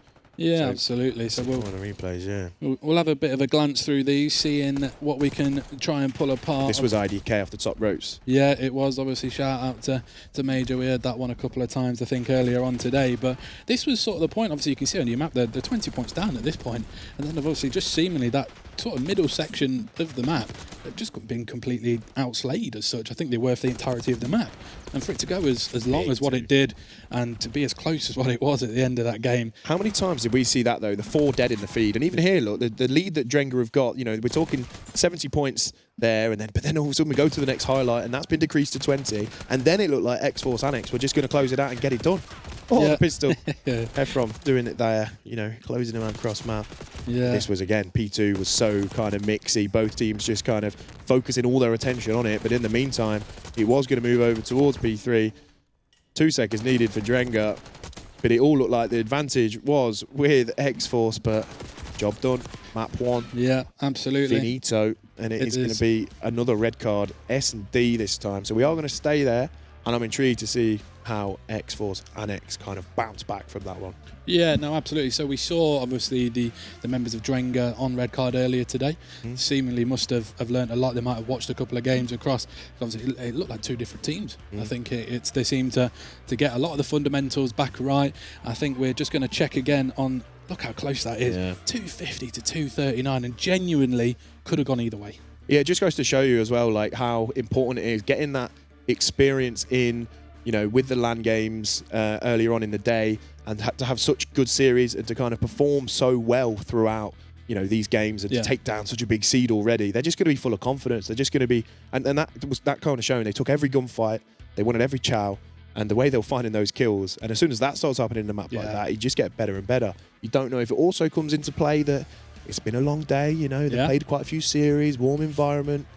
Very social. You're exerting a lot of energy, so maybe that's come into play for this for either side as well. So I don't know. There's a lot more factors on LAN I think you get online, but I'm really enjoying it. Yeah, no, absolutely. I think what the guys have put on from a production aspect today, I think everything's been fantastic. Obviously, the players have done, I say the easy bit, but it's certainly not easy whatsoever. No. Loading up and playing in the sort of the way that they are doing. Obviously, you've got all the eyes on you at this point, but obviously, massive shout out to all the guys that are putting in all the hard work out there today. Players and staff both involved. But I think we're going to be potentially not too far away from what is going to be map 2. I think we're just waiting on a couple of things just to tie themselves up. But let's have a look at, if we just head off into the main stage and see a couple of the people who are still lurking around in there today. I'm sure the boys of all the Drenga lot will be in there to watch this one, will they? X-Force, the Annex guys. Let's see if we can take a look at the crowd in that main stage and see who's still here for this series. I think obviously this is the last series of the day on the main stage. The players are there locked. They're going to be full of confidence after winning that first map. These boys, but we've seen from earlier, they're so calm and so composed. Yeah. I don't think this will rattle them. I don't think it will rattle them. They know how good they are. They know what they can do. And they will feel like, okay, yeah, we've lost a map, but we will just bounce back. There we go, lads. Here we go. It's your If you can opportunity, hear us, guys. give us away, boys. There we go. Everybody is still here, still having a look through this evening and trying to make sure that we'll get as far as what we can as far as this game goes. But here it is. The production, guys. Here's the they've done guys. such a fantastic job for us so far already today. Made our life so much easier, Joel. We just stand here and talk a load of nonsense. They're the ones who kind of tell us exactly what's coming, when it's coming, and we just stand there and talk a load of waffle, but we're quite good at that, I guess. We're good at talking pure nonsense. Yeah, mate. no, absolutely. That's what a lot of this is, I think, really. You sort of try and mix stuff up and try and say stuff that sort of sounds right, whether it does or not. But as long as words come out, mate. As long as words come out. As long as there's something. But so we've just been told that we are going to be heading off into what is going to be another red card, search and destroy. Obviously, it doesn't seem to be just 1 point that's normally taken on this one. I think you've got the opportunity to go either. The B one's normally a slower push. Yeah. It seems to be if you're heading off towards that A side, it's a little bit quicker. So opportunity for both teams here. I think the B site's kind of the money site. If you can get in there and get control of it, it's quite hard to kind of give up that control. They've got to time the push so much to retake it. But obviously, because of that, it is harder to take. But here we go then, loading into the S&D. It is 1-0 to Drenga Esports in this series at the moment. And it is kind of an aggressive push. Kind of a lot of players meeting mid-map. No first blood in as of yet, but just as I say that, Infinity is going to take down Makuf with IDK now at the minute. Looking like he's going to try and get that bomb down over towards A. Planting it in a bit of a precarious spot, Joel. He is indeed, and I like that word. I was waiting for that one to arise itself today. So, X-Force in the 4 versus 2. Heffron will find one to get one of the members of X-Force off the board. He's got another member sliding towards him, not going to manage to do so. So it is just going to be IDK as the last member up for Drenga. He's going to have a couple of members of X-Force to try and deal with here. 25 seconds on the clock. He's got the read onto one. Out goes the stun. It's been hot. Probably found the info, but ladies and gentlemen, we might be seeing it. He's not going to have had the peek through. He's got to try and look over, not going to manage to do so. And that will be the first round of this S&D in favour of X-Force Annex. It is. I mean, I thought there was a chance there. He locked straight onto him through that wall as well, just to kind of, you think, oh, what if that's wall bangable? But he just needed to try and stay up. But that retake, he never really thought they were going to lose it. 1v3, once they'd found out he was isolated towards stage, one of them hopped the bomb. The other guy just kind of played around and, kept him busy so that the guy could get it defused. But, yeah, well played out of X-Force Annex. Good early bounce back to take that opening round. It was indeed, and it seemingly that A point was the one that was favoured straight away. Nobody trying to play slow off towards that B point. So in we go for your next round. It will be the members of X-Force that are going to be on offence this time. And seemingly we've had the A push to start us off. And maybe, and by the looks of it, off towards B we go. It is going to be, I think it was IDK that will be the first player that's fallen. No, taking down CJP in that early gunfight. Infinity, though, 3-0, found 3 in that opening round. They still look like they're going to try and maybe commit a player towards this B side, but your bomb carrier is still way back towards the spawn. So maybe Infinity's just there to try and gather a bit of info. But look what's waiting. Oh. Nearly. So like we said, this B point's normally quite slower, and pretty much everybody, bar Makuf, is going to be in and around this B point time at the minute. I imagine you'll probably see a couple of trade kills coming in quite quickly, and it will be Rasco that'll find one, finds two. Did actually find 3 as Rasco, and it is just Makuf to try and deal with, who's going to have to come all the way from that A point off towards B. And 2 of the members of X-Force are going to be flying towards him, found 1, and it is going to be them that do eventually take that round. Yeah, big 3 out of Rasco there. Yeah. And look at him, cool, calm, collected. It's been highlighted a few times today. He's just like, this is just what I do, mate. Good early bounce back, as I've already said. But, Makuf, there was an opportunity there when 2 of them were flying at him. There's you've seen before 2 players drop like that. But yeah, solid start to this round so far, to this map. And X-Force looking to try and level it up. But a long way to go. Yeah. 2-0. Yeah, 2-0. I thought we were going to see 2 defenses hold up straight away. Not going to be the case. So it is going to be IDK with bomb, by the looks of it at the minute. Off towards B, seemingly we're going to go. But naturally, a little bit slower, but a smart kill onto Nathan there. And they've opened the door seemingly to what's looking like a free B plant at the minute. Potentially. You do have CJP looking to try and maybe wrap back around there. Infinity trying to come and join him, but yeah, they've not quite been as aggressive. They didn't know how free it was, of course, but this is a good spot. If he spots Infinity, which he doesn't matter. Down he goes. Infinity 4-1 now. Sets up 3v2 in favour of Drenga. And that bomb is going to be picked back up by Makoof, so it is going to be a case that they are going to be still in and around that B point, not going down as of yet. 3v2, as I say, that bomb is now going down, does get taken off by Infinity, and seemingly Rasko's going to come through with the help, and it is just going to be that man Alfred that we were speaking about earlier on, an opportunity to make a little bit of a story here and see what he can do against the X-Force Annex roster. So bomb hasn't gone down, 20 seconds on the clock, not going to manage to do so, and it will be another round back on the board for the X-Force roster. Oh, big stretch, there we go, there's the fist bump. So it's nice to see, it's nice to see, sharing the love at the end of the rounds, but that's it, good to see a smile on their faces. They'd been, you know, a little bit kind of, you know, I said they wouldn't be too bothered, but still, you're coming into this feeling confident. You lose your first map. It's good to go into map 2, going 3-0 up straight away. These lads want to try and bring it back. Don't want to see themselves go 4-0 down. Need to try and take a round and take one soon if they are going to use that advantage to their favour. Absolutely. So Insanity on a 6-1 already, only 3 rounds in, currently on that 3 streak as it stands at the minute. Seemingly we're going to be maybe slow playing. Infinity is just waiting for that door to open to eventually allow him through. I wonder what music would have been going on whilst he was on the way up there. All I'm focusing on is I know the fact that you just called Infinity Insanity. The boy Insanity in the room's going to have his day made by that. He's on your mind. He's found 6 kills. Nice work, Insanity. But yeah, CJP does move over towards his side. Alfredo, he's going to take down Nathan Parker, and CJP guns down Makoof. Rasko falls. That's a big pick. Advantage Drenga. This could be the round where they manage to get one on the board, and it is all going to be down to CJP in the 1v3. Down he goes, and Drenga have a round on the board. Indeed, they do, and it's a much needed one as well. You can't allow yourself to, even going 3-0 down is always a tricky space to bring yourself back from. But ultimately, a round back on the board from them. If they've gone 3 rounds down, there's an opportunity to claw 3 of them back and make it back to an even level. But nobody doing too crazy at the minute. It's a case of you've probably got one sort of standout player, but everybody else is doing what they need to, I think. I don't think there's anybody who is specifically letting them down as such like that. No. Everybody's seemingly involved.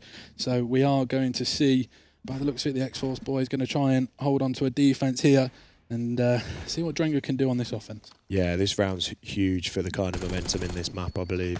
I think this first pick could be crucial. I mean, Drenga find themselves 3-0 down, but all of a sudden, if they can get this next round as well, 3-2 is much more generous than a 4-1. Yeah. And this is a chance for them to kind of do that. It is going to be IDK floating around this stage with the bomb in hand. So he's going to slowly try and get over towards this A side. Nobody gets a pick just yet. Still 8 players left up in the lobby, and nobody's kind of giving anything away for this X-Force Annex roster. They're hoping they can get themselves a free pick. Infinity floating towards that side. The stun check does land and does hit, so they have got that information. So maybe they are just going to start rotating over towards this site now.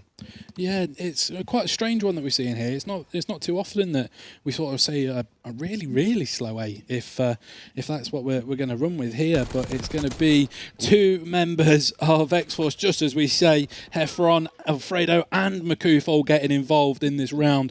It is just going to be Rasko as the last member up.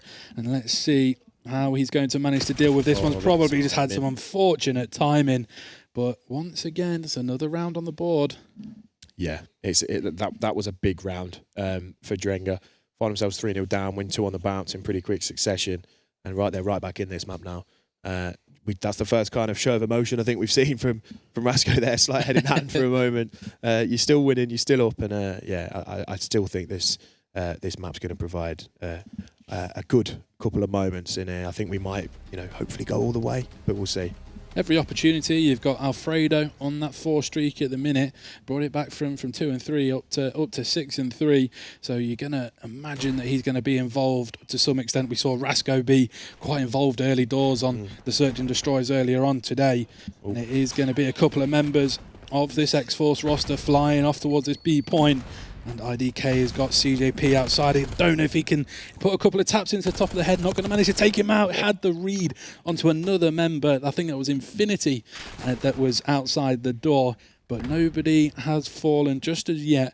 A little bit of trying to work out where people are going. Rasco being involved and still somehow alive. How has IDK not found a single kill? The bullets he's put into 3 of those enemy players. There's your first blood. And another one. He's put some more into Rasco, but it is going to be advantage Drengo, who are looking to level up this map. X-Force did just try and take the bull by the horns a little bit and just fly towards this B side to take that control that we spoke about at the start of the map. But so far, CJP does come in, find a quick one, levels it up with a 3v3, and CJP does land some more shots into IDK, who again, those reflexes, manages to get out.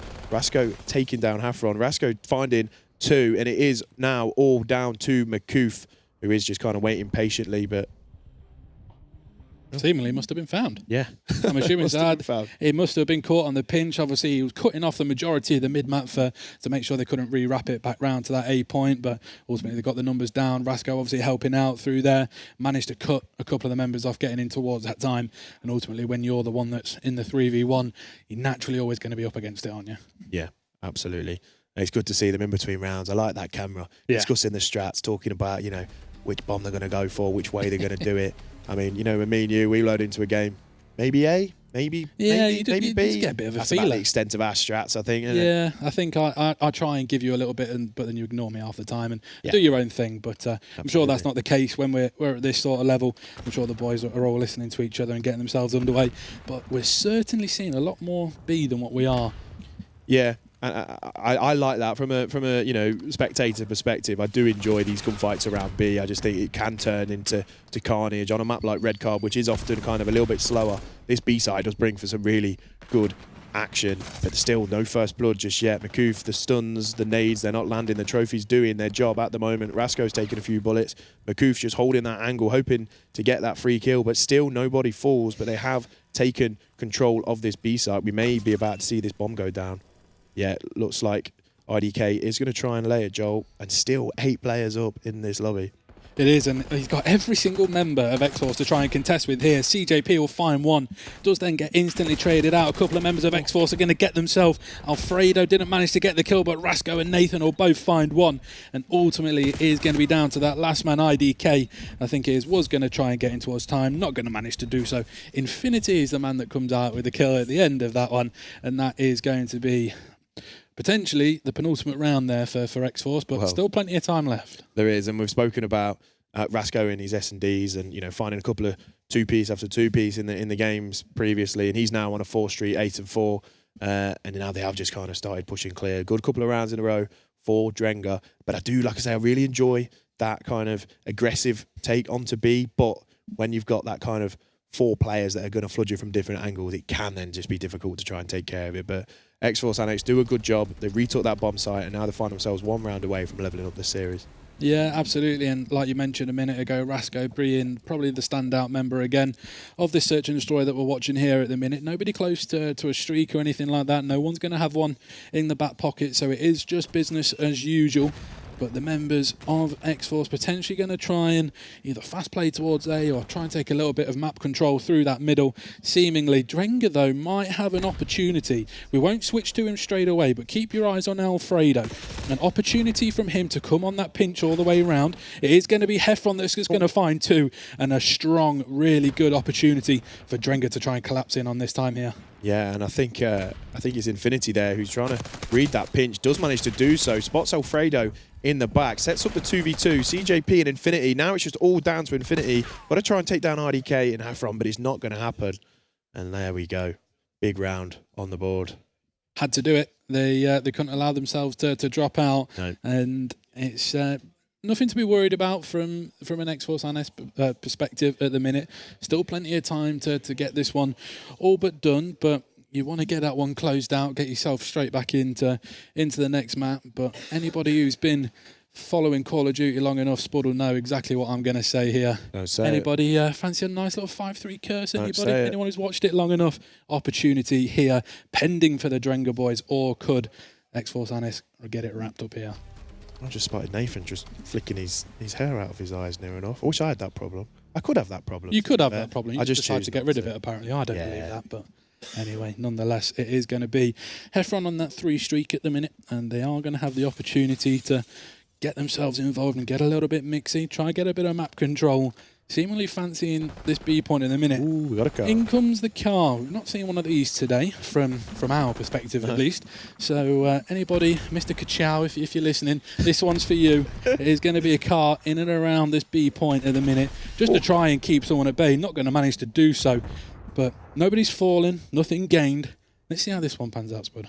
Yeah, they're all just kind of flooded from a defensive perspective around that B site, and that is where the attacking player is. But the few of them, because they've not heard much noise over there, they have started to move away from that site. This could just give Drenga the opportunity to get themselves in there. Here comes the noise, and here comes the gunfights. Where's the first blood going to be? Alfredo's just going to keep his head down and get the bomb down. CJP sliding in and finding a big pick advantage on the kills to X-Force Annex, but that bomb does go down. It does, and indeed it is going to be advantage to X-Force here. They have got the man advantage. Couple of members of Drenga are going to be backed up here. Makoof having a bit of a slow map, will find one. Infinity is going to put some bullets into him, down to just 17 HP, and it will be advantage here. I say that, he's going to try and flick round the corner. The opportunity comes around. He's going to fly towards him with the pistol, and Drenga keeping themselves alive in this map too.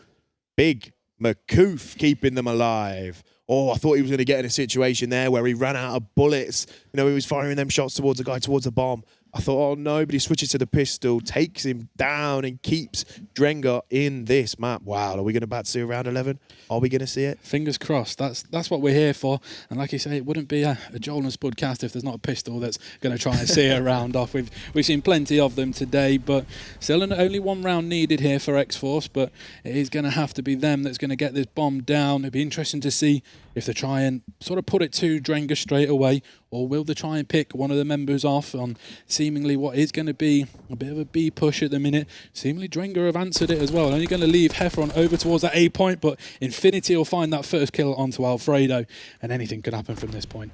Yeah, that pick was a big advantage, you'd think so. They flood towards the time, but it does get leveled up with CJP falling to the shots of IDK. Does get returned, and it is that guy Makoof, who did find 3 in that last round, who does get taken down. Advantage X-Force Annex, 3 play 2. They do get into that side, but look at your bomb carrier. But now Heffron all alone in the 1v3. Down he goes. The trades are good, and X-Force managed to level up the series, Joel. 1-1 we go as we move towards the control. Indeed, so there was no 5-3 curse, and typically it was Rasko who found that 2-piece to close us out of that one there. Looks like we're going to have potentially a little intermission here, so anybody watching at home, feel free to grab a glass of water or anything like that before we load into, I believe it's a protocol map 3. So you've had your wish granted here, because we are going to actually see that Skyline hardpoint. Yeah, I'm looking forward to that now. I'm looking forward to seeing that Skyline. I'm looking forward to kind of the way that these guys played that map 1, especially the way the Drenga's guys played, and how well we know that the guys of X-Force Annex can play. It could just be absolute carnage. I mean, one team might run away with it completely, but yeah, that's going to be good for them. Obviously, we've got the control first, but let's take a little look back at how that S&D went. And you can see here, Makoofa's got 2 of the members of X-Force running at him now. He did find 1, but ultimately 2 is better than 1. This was what I mentioned about IDK. How it looked like he put damage into every single person on that X-Force Annex roster, but didn't manage to take them down. And this was where Alfredo managed to get that trade, dipped out of there for now, but then I think he got just slid out on, didn't he? I think so. A couple of members, pretty much everybody was in and around this B point. Quite often, it only ever seemed to be sort of one member that would try cut off the sort of middle of the map. Here comes that car that did eventually get taken out, didn't manage to find anybody or keep the stairs, keep the bomb at bay. But certainly nothing to really split the teams. Obviously, map 1 we saw could have gone completely either way. This was that big moment from Makoof. Absolutely, and I think it was indeed going to be him.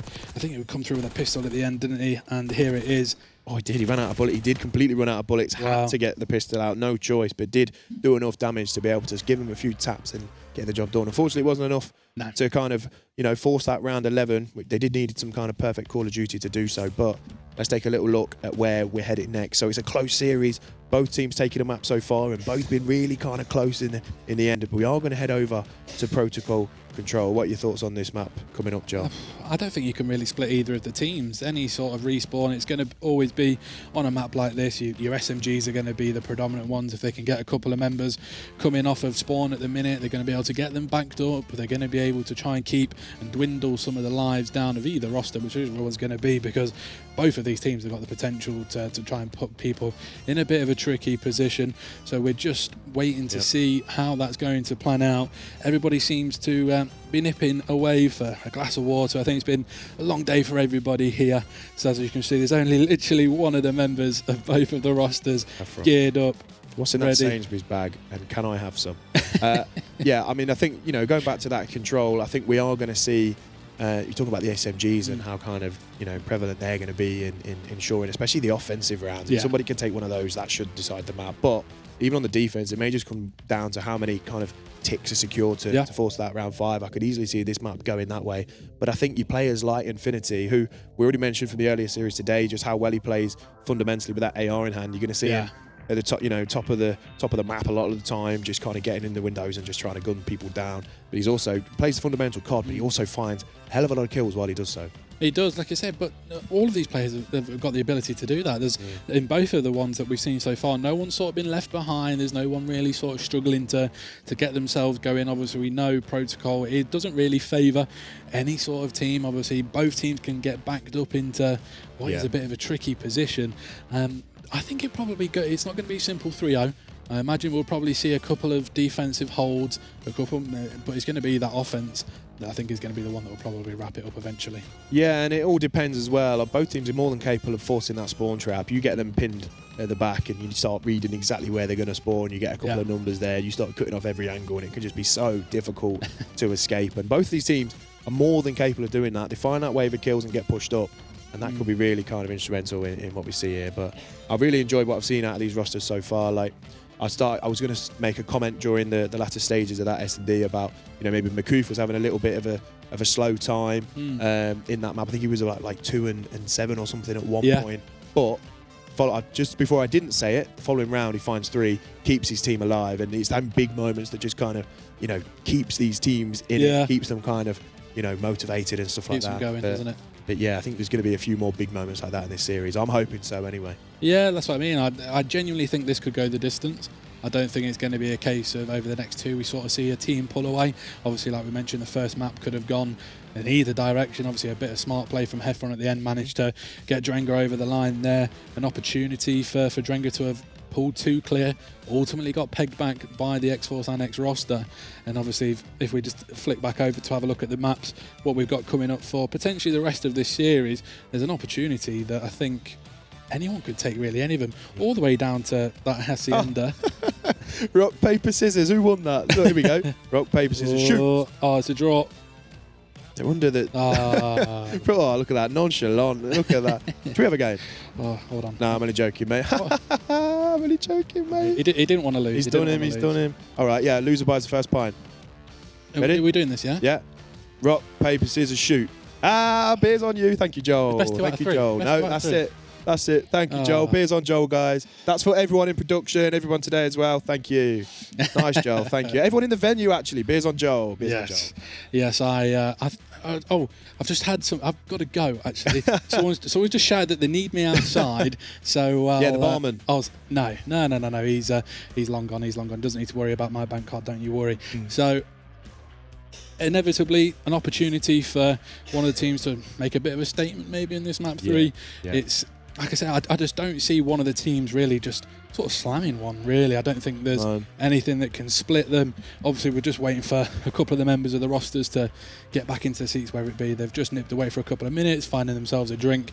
So if we probably just have a quick run back through some of the players and everyone around here. Everybody is seemingly, hopefully, getting back in towards in towards this map. I don't know what is inside that Sainsbury's bag. Well, that's a different one, I think. But we're just waiting on Natty P. There he is, making his way back. So this is going to be your Annex X-Force roster. Come on, Nathan, sit down, mate. Thank you.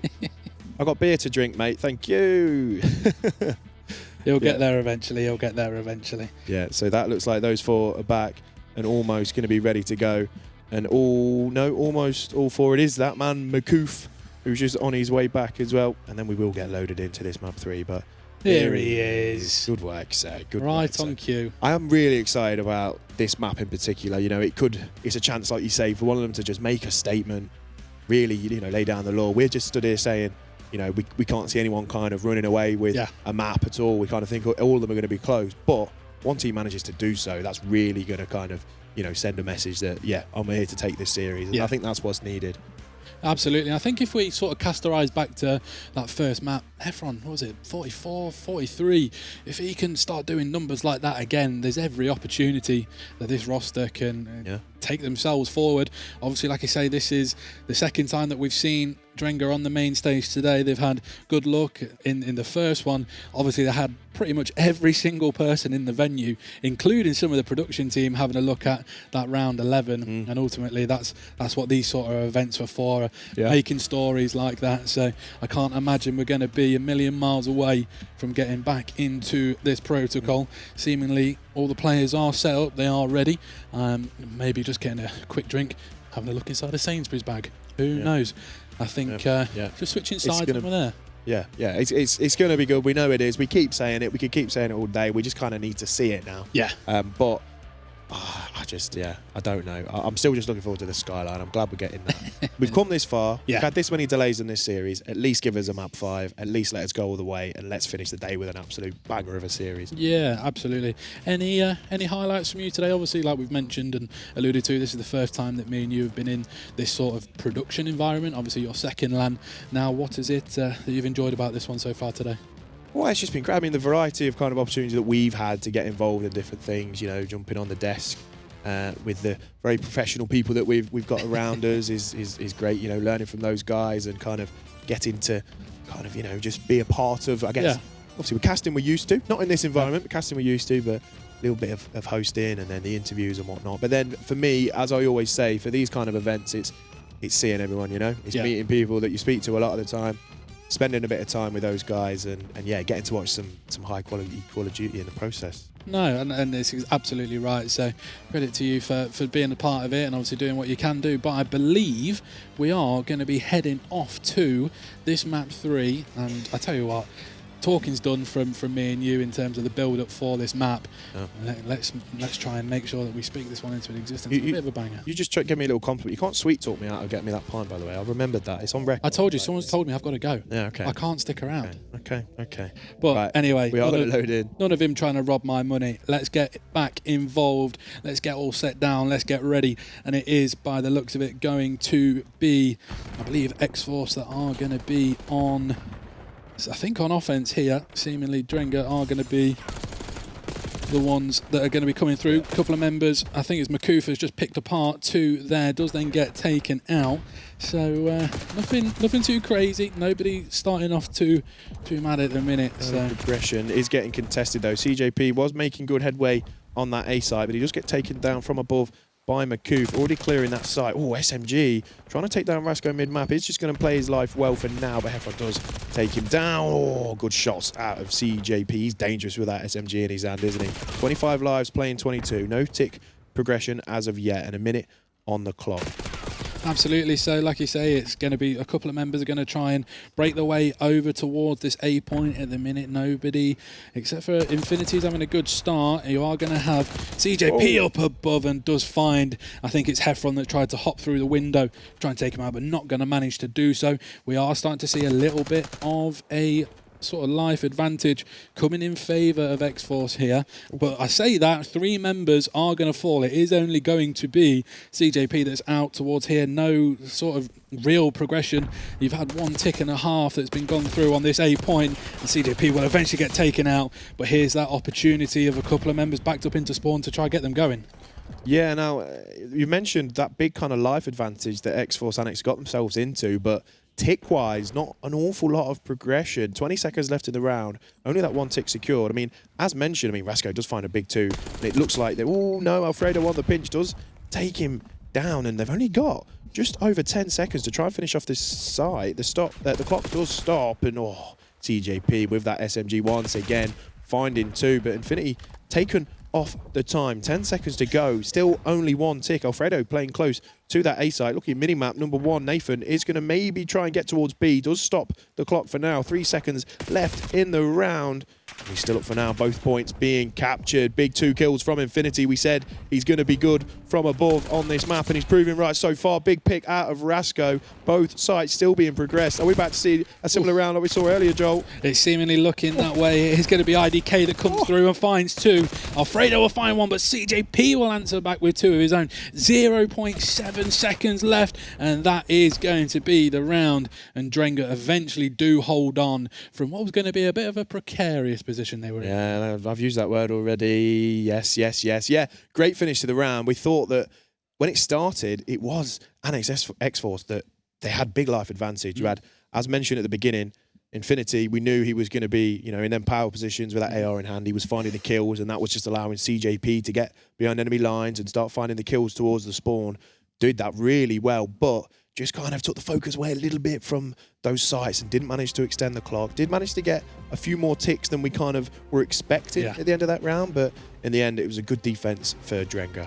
Yeah, absolutely. Obviously, you've got CJP on the X-Force roster starting us off 10-4 on that offensive round. Let's see what the members of Drenga can do on their offense now. They've managed to hold on to the defense. Makoof will be the first one to find us one.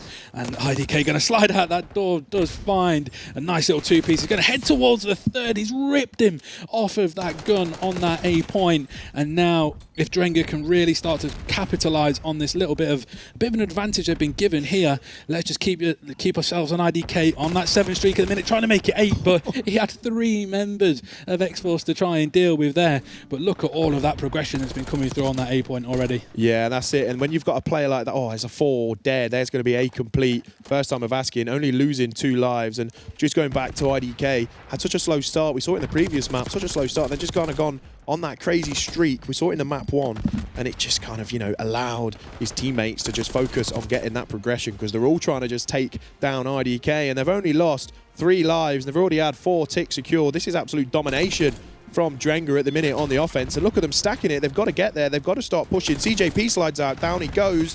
Nathan Parker, 1 from above. There's 3 dead. Rasco finding 2. God, what a crazy turn of events. I think everybody on the map was in there. It looked like it was going to be pretty much done, but over 2 minutes, and you are only up 5 lives. They've just lost quite a few in quick succession there, really, but they are going to be trying to make their way through the middle of the map. 2 of the members of X-Force are going to fall. Nathan will find 1. Let's make it 3 that will fall, so it's going to be all on Infinity to try and pick a couple of the members off coming from the spawn side. He's got a couple potentially at bay here, but there's nobody really so close from the Drenga perspective on towards this B point, but you've got the time to try and play with. The lives are starting to be a little bit of a gap once again. There's only 1 tick needed left to finish this one. Yeah, there is only 1 tick needed, but I think if you're Drenga right now, you kind of know you've got that life advantage. You've still got 1 minute and 20 seconds. I mean, they are going to push towards it because they do find the kills, but they know they can just maintain control and keep dwindling those lives. And when you have a slow 4 dead like that, this round should be done and dusted. And this... almost there it goes. Has been one hell of an offensive round from Drenga, who do find themselves going 2-0 up. Joel, we spoke at the start of this map about not expecting any team to kind of come out and dominate like this. We expected the round 5. Yeah. Still could happen, but so far for Drenga, so good. No, absolutely. And realistically, that round's gone on probably a little bit longer than what we thought it was going to. Absolutely. They had an opportunity, a couple of members that are going to fall sort of straight away. You've got 2 Drenga members that are going to get themselves tucked in towards that B time early doors, only ended up having to need to get the 1 tick at the end. And when you've got sort of 6 or 7 lives to try and play with over a minute of time, law of averages is going to say that you'll get that one tied up. But this is going to still be, if someone can go 2 maps up now, no reason why the X-Force boys can't bring this one back to send us off to a round 5. Who knows? But let's see how this one plays out. CJP will be the first one to get us underway. And yeah, let's Looks like a little bit of progression off towards this A point in a minute. Nathan just going to have a bit of a peek around. Rasco will find one as well.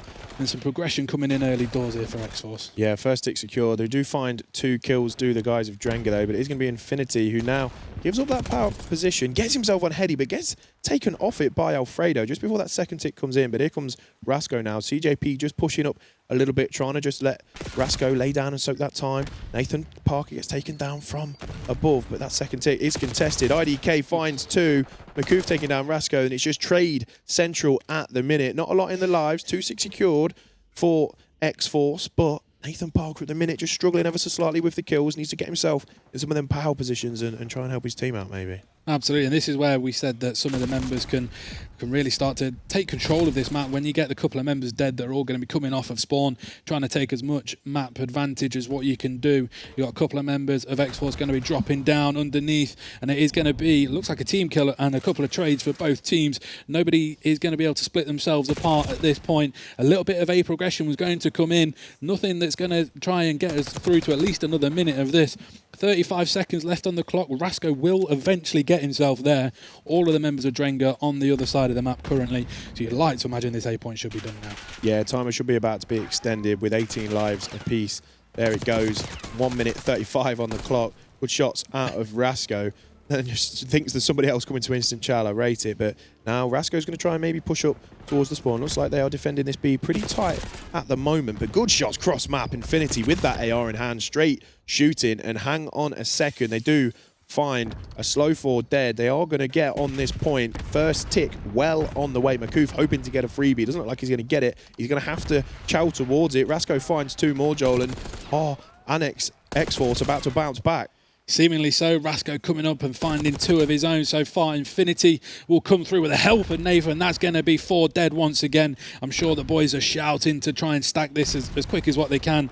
And I don't know if Drenga are going to be able to get there before this one's done. I think they might have a couple of members that might do though. Makoof is going to come through and find 2 of his own. Heffron's going to try and find the 3rd.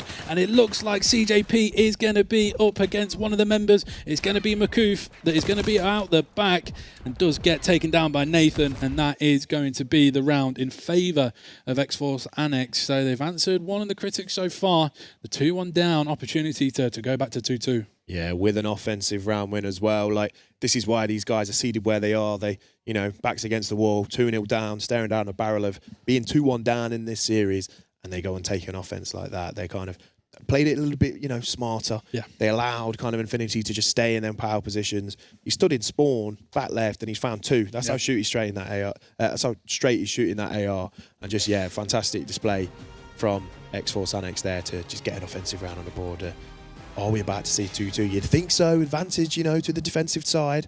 But don't count Drenga out. It could be over here and now. Let's see. Absolutely, like I say, they won the first 2 quite comfortably, really. But Rasco, if it's got anything to do with him, as soon as we say his name, he seems to find one of the kills on the map. And just like that, IDK will come through and find 2 of his own. But there's nothing to split anyone early doors. Nobody straight on time, so no one 4 dead straight off the rip.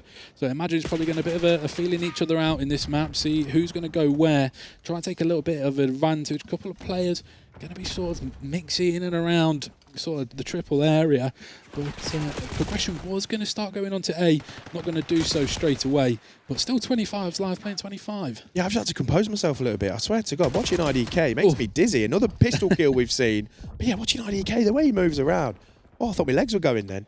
But yeah, a bit of control on the map now and an opportunity to try and play towards the spawn. No tick secured, 35 seconds left in the round. And are we... Ooh, Rasco finding that big kill. Just as we said it, I thought he was going to get the second there, but does get traded out. Couple of kills for Drenga, trying to push up. Should get that trade. Doesn't manage to do so. Big 2 out of Natty P. And just the slow pause from IDK. Does now hop onto this A site to stop the clock, and he does need to. Teammates falling around him though. Needs the help, needs it quick. Just try and stay down. And it is just going to be IDK that was the last member on time. Every single member of Drenga coming off of spawn now. Infinity on a 3 streak, tried to make it 4, not going to manage to do so. Look how high up Rasco is at the minute. Did eventually, I think he killed himself when he was out in the water there. I'm not too sure what happened there, but CJP will keep one of the members at bay. 5 seconds on the clock. Progression from Drenga is coming on this A point at the minute. They are going to have Rasko to deal with. He's going to have to try and fly towards them, but advantage is going to be in the favour of X-Force here. Yeah, but surely they've not just been allowed them to extend that clock. I know there is a full life advantage and extended, but I thought that round was as good as done. But they've just been allowed to get that A site done, but then they find 3 dead, and now comes the push over towards B. Oh my God, who's going to run into who? CJP, oh, it leaves him weak. Both stop shooting each other and play their life, but the help from the teammates is in. Heffron does get stunned, but the help again from Alfredo finds that gunfight, wins it. 7 plays 7, 40 seconds on the clock, and they are on this B site. Big kill, Alfredo taking down Nathan.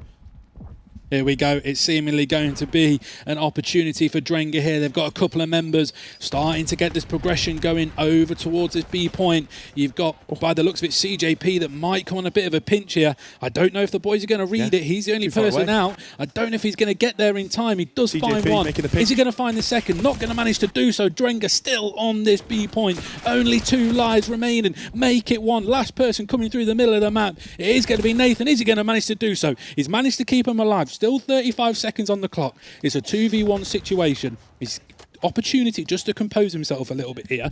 I don't know if the members of Drenga are just going to try and play for the trade, and it's all going to be on Nathan. He's got 2 members so close to him. He's going to drop down and find one. Nathan doesn't manage to find the second. Wow. And Drenga do just about hold on to that round, and indeed will extend us out here now. Oh my word.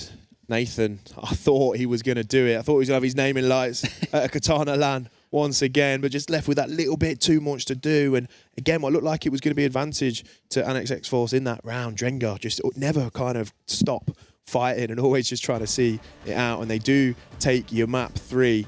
Take a look at your kills there. Everyone, like we've said for a lot of the day, everyone's doing their job. Yeah. Everyone's pulling the weight.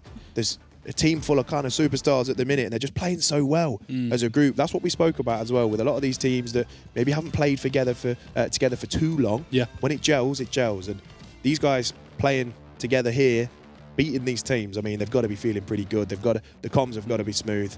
Let's take a look at some of the highlights of that match. There's plenty to look through, let me tell you. So I think we saw a bit of everything, really. I think both teams had the opportunity to take so many rounds, and they didn't manage to capitalise them on the end.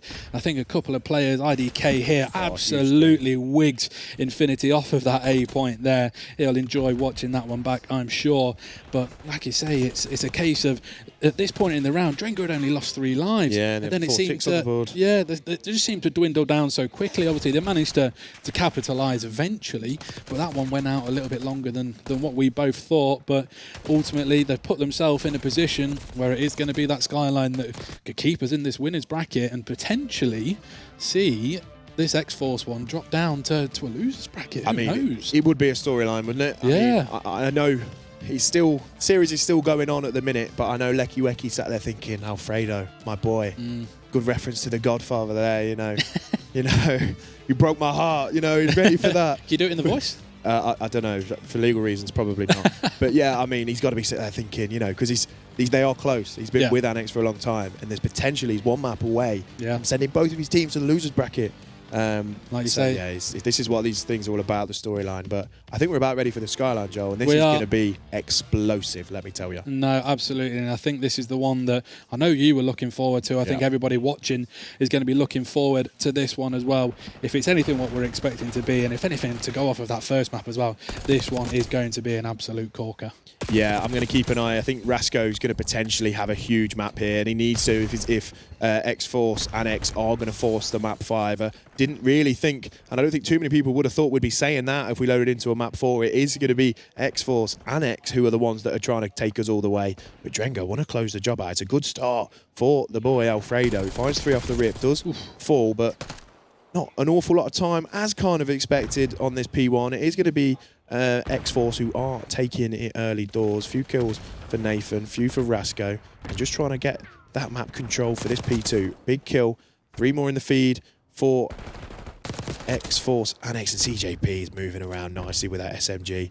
It looks like this P2 spawn is going to be going in favour of X-Force Annex then. So a good start for those guys trying to force the map 5.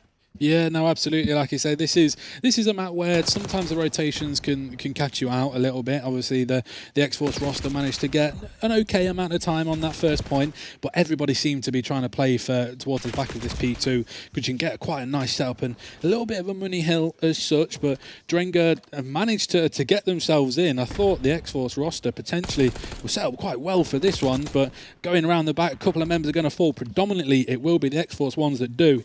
But an opportunity, because it's not such a big map, you're never a million miles away from the action here, and an opportunity of a bit of a lead change. But God knows what's going to happen at this point. A couple of members going to be flying up the zip at the minute. CJP is going to try chow in, and he manages to find a smart two-piece. Does then get eventually taken out by IDK. Trade kill is then from Rasco as well. And off towards kitchen we go. Yeah, I think Drenga did really well to kind of break that P2. They didn't hold it for an awful lot of time, but getting in there and breaking it, that could have easily been a full 60 in favour of X-Force. But they kept it mixy, did get some time on the board for themselves. But talking to mixy, P3 Skyline, this is about to be explosive. Let's try and keep up with this one after a long day, Joel. Yeah. It's to be Makoof holding P1 Hot Tub, just trying to cover everything on the cross. It is white time at the minute, but Infinity sliding through to find one as well. And this is just kind of slight extension for X-Force, but yeah, playing for these P4 spawns already, Joel. He is, and Makoof nearly just chucked himself off the map there. I don't know if that was intentional or not, but he has managed to keep himself up, and he is going to be playing his way round towards to try and block these spawns.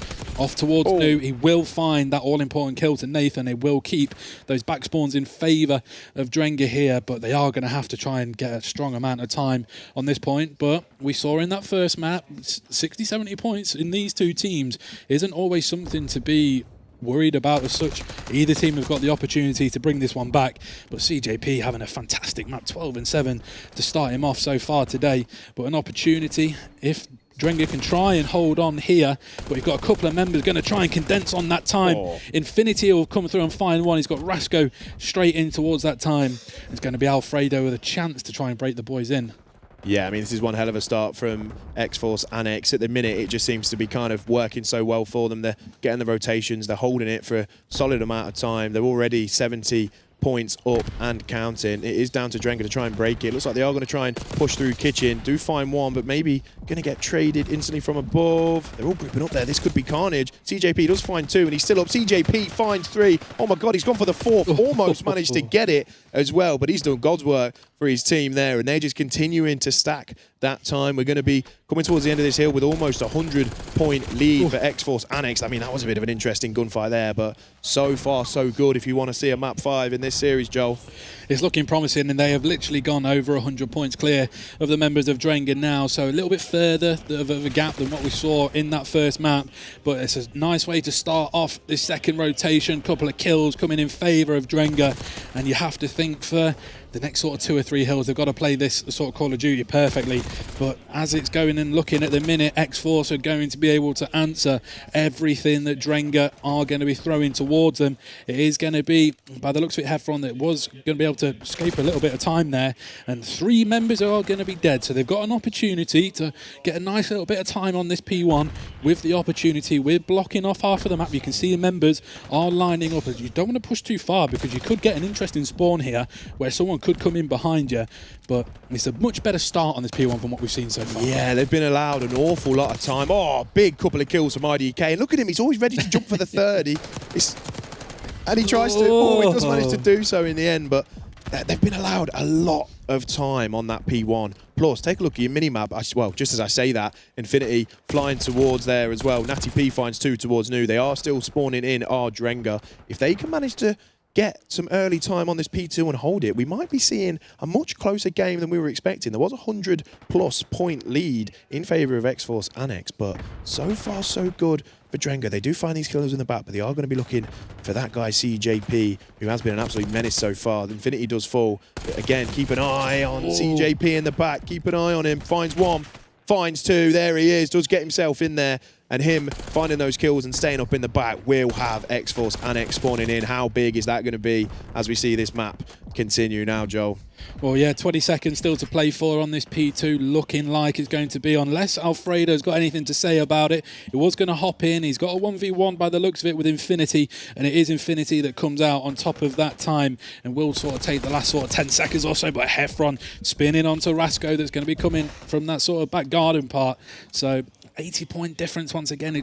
We thought that Drenga was just chipping away quite nicely with an opportunity to break their way through, but X-Force have seemed to just compose himself a little bit. As you can see, Infinity, CJP and Rasco getting themselves all on the board, starting to spread the kills across, but CJP once again having another fantastic map to keep the boys of X-Force going to potentially get us into a map 5. Yeah, I mean, I'd go as far to say the work he did in the back of that P2 was so crucial to making sure they broke it, because he didn't just find the kills in the back, he allowed them to spawn in as well and take that last 30 seconds or so and keep that lead pretty healthy. I mean, it is Drenga that are soaking a lot of this P3, trying to claw back at the lead at the moment. It looks like X-Force and X are going to try and push through the left, some of them going through the top, just to try and flip it out for this P4, as we know how important that can be, but they are not even going to allow that scrap time. They do find the kills in the back. Alfredo looking to get the trade onto Nathan, does find it, but does get traded instantly back. And it is going to be X-Force and X who are spawning in for this P4, Joel. Difficult ask for Drenga now. Doable, but difficult. Yeah, no, exactly that. Like you say, they seemed like they had an okay setup that was going to start us off, seemed to get broken on that transition over towards this point. You've got a couple of members that are going to fall straight away. There is going to be 3 of them that will fall. It is only Makoof that was close towards it. You do have IDK that was going to try to get around. He's not going to manage to do so, and it's starting to look pretty tricky for the members of Drenga here. Going to have to try and play pretty much perfectly to keep themselves alive in this map 4, but we've seen one team come from a bit of a tough situation, and with the help of Infinity they're going to be able to get back some more important time. But the 1v1 Charles are coming in. Makoof is there to pick up what could be a very important 20 seconds or so. You'd imagine Nathan and the boys are just going to be saying, let's calm ourselves down here, let's not worry too much, but it's going to have to be all action go here from Drenga. Yeah, see, Drenga now are in a situation where they've still got to be trying to play for that time on P1. If you're X-Force and X, you're saying, you know, let's just keep it mixy, keep it white on that P1 and focus getting ourselves set up ready for the P2, because there's not an awful lot of time needed for those guys. But we saw in the last rotation, Drenga were allowed to soak up a lot of that P1. It looks like so far they're managing it to do well again. There's still a big deficit that they're trying to claw back, but so far so good. Big few kills though. It is going to be Heffron left up, and just as we say it, there's a 4 dead. And X-Force are going to hop on that hill whilst they start to try and push through, keep the enemy away from it. And look, I think they believe they have flipped them out as well, ready for P2 incoming soon. Yeah, it might not even go as far as that. As long as it's not contested for 3 seconds, they've got the opportunity to win it on this hill. Still 20 seconds left to try and play for. I don't know if a couple of the members, so they've given up the rotation from Drenga there. So they're going to try and potentially turtle, but by the looks of it, Heffron's managed to flip them through, and Alfredo and IDK are going to spawn in the back here, albeit there's only going to be sort of 6 seconds to try and play for, but it's going to have to be literal perfect from this point onwards. But it is going to be a couple of members of X-Force teeing off against Annex as part of him, against Drenga out the back there, and they have managed to break themselves through. But it is going to be IDK that will come through. He gets traded out, not going to matter. And I tell you what, we couldn't write it, could you? Off to a map 5, fancy it? Map 5 alert. Map 5 alert. Drenga going to be taking another Annex roster to a map 5, which is what happened in the last one. But I tell you what, the X-Force Annex roster there, CJP in particular, oh my word. I mean, he did not want to go down to that loser's bracket in that series. He's just played fantastic Call of Duty then. The way he's moving around the map, he's finding the kills, the right kills at the right times, and then just playing his life exactly what he needed to do. That was great to watch. Found himself on about an 8 streak at one point as well. But I keep going back to it, but the way that he got in the back of that P2, the way that he timed his push after found those 2 kills as well, you just saw on the minimap his teammates just spawned up behind him. Then they flood it together, take the rest of that time, and that's when they really started to extend that lead. Yeah, sometimes it's not about being the hero. Silly is that, like, he's done the hard work in terms of playing his life as best as what he can. It's not somebody that has to constantly break themselves into a point and find 3 people and rip them out. It's what can you do to try and impact that game, and ultimately he's managed to do that in a strong fashion. Managed to do both. Well, yeah, exactly. He's finding 2 pieces, left, right, and rhubarb. But like you say, it always just seemed to be Drenga were just constantly chasing after the X-Force Annex roster here. They had an opportunity in and around this P2 to maybe start to flip themselves through into Kitchen to try and drag themselves maybe a little bit closer towards this time, but X-Force just calmed themselves down, and then it was pretty much lights out from them from that point onwards. Yeah, a little bit too strong for them there. I mean, again, we keep coming back to the seedings and whatnot, but they really showed their class on Skyline. It is a map that can be quite favoured for, you know, your fast-paced SMGs. They have a field day on there. Just let me loose, let me run around, find the kills. But you know, if you can, because in doing that, you automatically get the spawns because everyone dies and spawns up so quick. Just doing that and finding the kills in the right places is going to leave your teammates spawning in. But a map 5 with these 2 teams, going to be interesting, isn't it? Right at the end of day 1. Yeah. Oh, I couldn't be happier. No. Couldn't be happier. And it's going to be Hacienda, so it's a map that obviously fairly new to rotation. Everybody will know it, but not one that you tend to see too often. I think it's starting to get themselves in. As you can see, a couple of people have heard the murmurs of a map 5, and it looks like we're not going to be waiting too much longer. Wow. And I say that, and probably the quickest transition of this series Lovely so far. stuff. We all just want to see this map 5 get started. We all want to see who's going to progress through to that winners bracket. Is it going to be X-Force Annex, or is it going to be Drenga Esports? Any early thoughts into this one as Rasco finds the first blood, Joel? Well, if he continues to do that like we've seen him to do a couple of times today, it's going to be tricky. But as soon as I say that, Heffron said, well, what about me? I'll find 2 for you. And just like that, he has done. So it's going to be 2 against 2. And it is going to be Nathan with bomb in hand at the minute. He has got that man CJP that we've been alluding to a little bit recently to try and help him take this one. Makoof and IDK are the 2 members up for Drenga. Bomb was going to be going down on B. I don't know if they just spotted one of the members. I think they have done. CJP is going to fly through to find him. Nathan's going to try and chow back out. Makoof says, you're not doing that to me. You've had the bomb in your hand. You've just let that go. So I'm going to take that from you if you're going to try and chow me like that. Let's see what Makoof can do. He's not going to manage to find him. So close. And X-Force just about got themselves through that round. Yeah, CJP kills quick, doesn't he? Oh my God, he's come around that corner and just deleted Makoof there. Checks his corner as well and just bang, zapped, dead. Good start for X-Force Annex there. Oh, I'm excited. I'm trying to compose myself. It's a difficult task. If you're trying to compose yourself, how do you think they feel?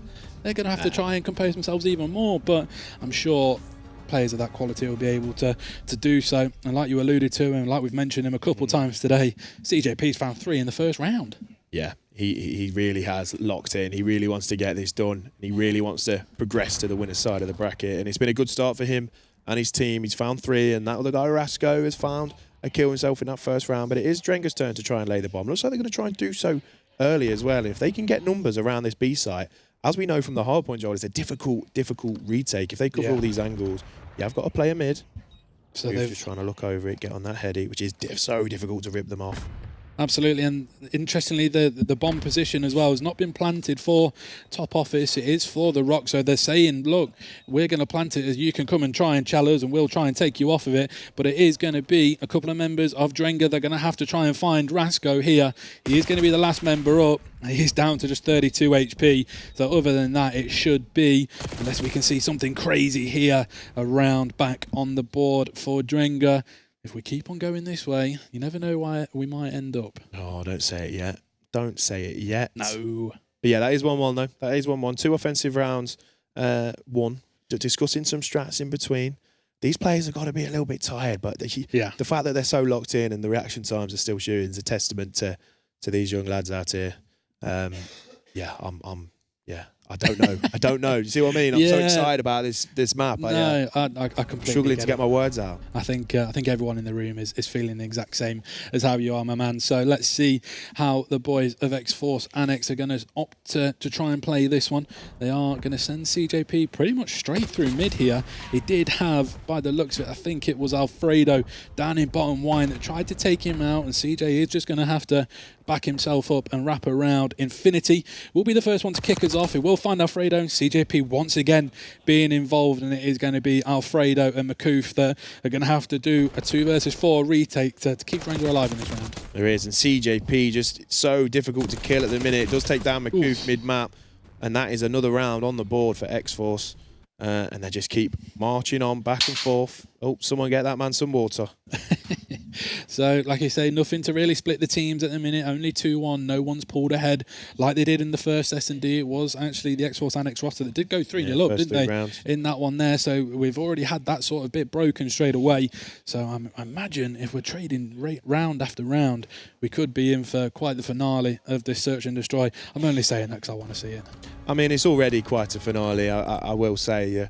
A map 5 of 2 teams of this caliber, 2 kind of, rosters that have had such great days. It's only fitting that this is the way that it comes down to. But we do just keep seeing offense after offense. And are we going to see that pattern continue? Maybe not. First Blood goes in favour of Infinity and the defensive team.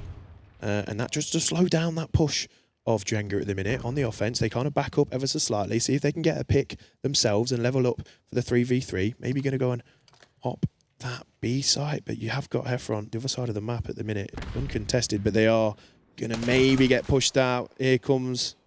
No, it's patient. It's patient. It is. From X-Force. I think in all fairness, I think they've taken a little bit too much time. I think they had a pretty much free B plant at that point. Not that they'd have known that, of course, but you sort of trust your instincts on Search and Destroy. And if you're going to try and plant for that rock side, you want to try get it down straight away.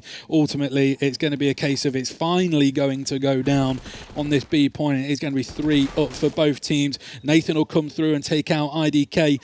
Bombs planted for the same side once again. CJP will run through McCoof, and it is just going to leave Heffron as the last member up for, by the looks of this, Drenga is going to manage to find one to Rasco. So 25 seconds on the clock here. They have hopped the bomb. They're going to look to try and play the trade. I don't know if Nathan's going to have a look. He's probably just had some wrong timing. Hopped off, hopped back on, and eventually will get the round done for the boys of X-Force Annex there.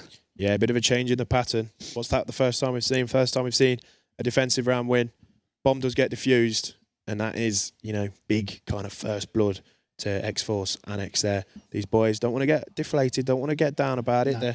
They're playing well. It's just, that was a big kind of retake. Maybe, like you say, a little bit too slow to kind of get that bomb down in the first place. But, obviously we're the ones, we can see the minimap, we see where everyone is, but it's so hard to kind of trust your kind of instinct, like you say, and just dive and lay that bomb. But they might have had better chance trying to defend that B site if they had just got it down that little bit earlier. Absolutely, we could be looking at a 2-2 series at that point if it had gone there, but as is Call of Duty, it's always if, buts and maybes, isn't it? And like you say, we have the advantage of seeing from the perspective that, like yourselves do, where we've got the entirety of the map on show. So it will be Rasco that's the first member to fall in this round, so hopefully an opportunity for Drenga to try and capitalise on the man advantage, but Bomb just being held off a little bit. I don't know if X-Force are going to try and just pick one of the members up to make it a little bit even. It seems to be that Drenga have pretty much got the entirety of the map under some form of control as such, and they are going to fly through. Hef will find one, Nathan will then trade him out, and still 3 versus 2, so this genuinely could go anywhere.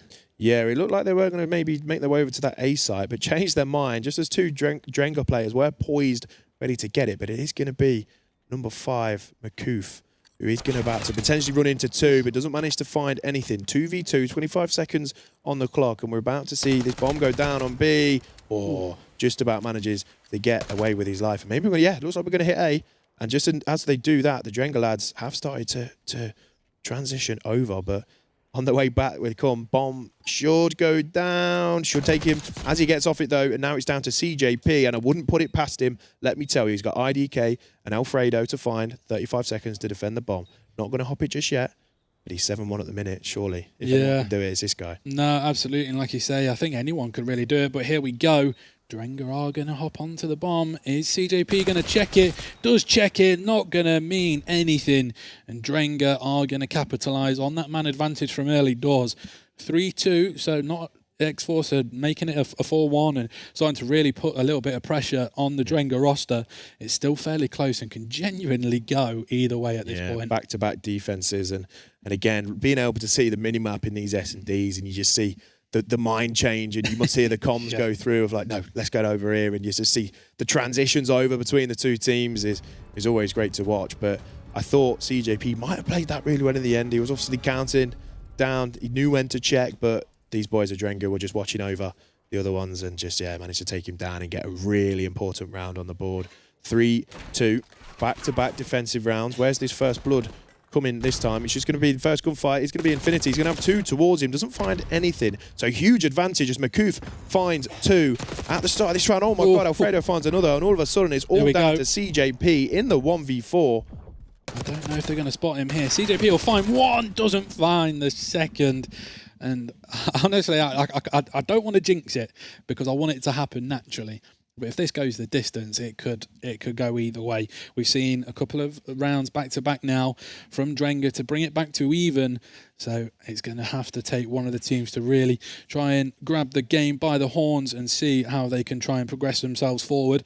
But that man Makoof, big 2-piece off the start there to keep the boys alive. Yeah, huge early too. I mean, if you're CJP at the minute, you're just looking across at your team and just asking for a little bit more. He's finding the kills, but then he's often finding himself alone in these, 1v2, 1v3, 1v4 situations, and just needs a little bit of help from the rest of his team. We are on board with him. I think he has just stuck someone off of spawn. What a start. Does stick IDK with that nade off of spawn, and Alfredo does take down Nathan Parker, down to 5 HP, manages to play his life, should be able to heal up as well. 3v3.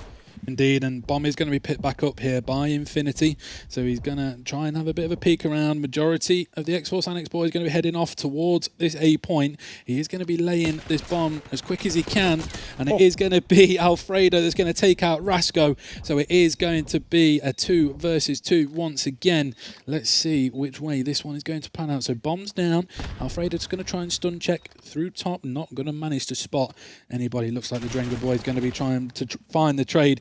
Infinity's going to come through and find 1, and it's going to be on Alfredo to do as best as what he can. He's got 20 seconds in and around the bomb, will get taken out, and it is a round on the board for X-Force here. Yeah, not a lot more he could have done there. The time was ticking against him. He knew that the players were going to be surrounding that bomb. Got 2 players to take down, plus get the defuse. Tough ask. Big round on the board for X-Force Annex. And just as we said at the start of that round, CJP needing a little bit of help from his teammates. Did definitely get it there. Infinity found a big kill up top when they're in that 2v2 scenario and just made it almost impossible for Alfredo to find the kills and get that bomb defused. Absolutely, and he did actually find 2 of his own, I think, in that round. He stuck someone early doors, and then he's managed to continue off from that point. So on board with Drenga as it stands at the minute, going to be potentially with the car down. So Alfredo's going to try and work his way over towards B with the car. Going to try and just keep a couple of members of X-Force at bay here to try and potentially allow the boys to break their way through and get this bomb down. And seemingly that is going to be the case. So it is going to be an absolute bang out that you would imagine for this next 40 seconds. And no one's dead as of yet, so it could genuinely go either way. Yeah, we've basically got a P4 hold, P4 break here as X-Force are going to try and get towards, trying to find that first pick. It's just not coming for Rasco at the minute. He's going to maybe peek around the left and find something, but every angle's being watched. Does get taken down, and here comes the carnage. 2 kills in favour of X-Force, makes it a 3v2. Oh, all alone now is Efron. Down he goes. Big 2 out of Infinity. That bomb's going to get diffused, and now X-Force Annex 1 round away from progressing through the side of the winner's bracket. Indeed, it is going to be potentially match point from their perspective. They're going to not want to try and do anything too crazy here. Might be a little bit of a slower round to try and pick somebody off and then start to capitalise on that advantage. Or we could see the Drenga boys, we've already had 1 round 11 from them today. We're going to have to be in that position again to be able for them to see themselves through on this one. Oh, maybe. Maybe. Is it going to happen? We'll see. Yeah, 1 round away from closing out this series, but regardless, whatever happens now, what a series it's been. Drenga on the defense as well, so Nathan Parker picking up that bomb. He's going to fly towards the top of the map. It looks like a lot of them are just flying through mid, seeing if they can get an early pick. It is a 3-1 split, but Rasco does find that first blood onto Makoof, so big advantage for X-Force Annex now. CJP finding Alfredo as well for play 2. Just IDK and Heffron in there to try and keep Drenga in it. But Joel, it's looking difficult now. It is. They've got to be literally perfect from this point just to extend themselves out to another round. Heffron going to try and play in and around sort of the wine area towards the top office. But as you can see on your mini-map, X-Force are not going to allow any opportunity. They are literally running in a Congo to try and get this one down here. And it is going to start with 1. Heffron going to be the last member up. Bomb's going to go down. So 2 versus 1. We're going to have Nathan Parker, and it is going to be Infinity.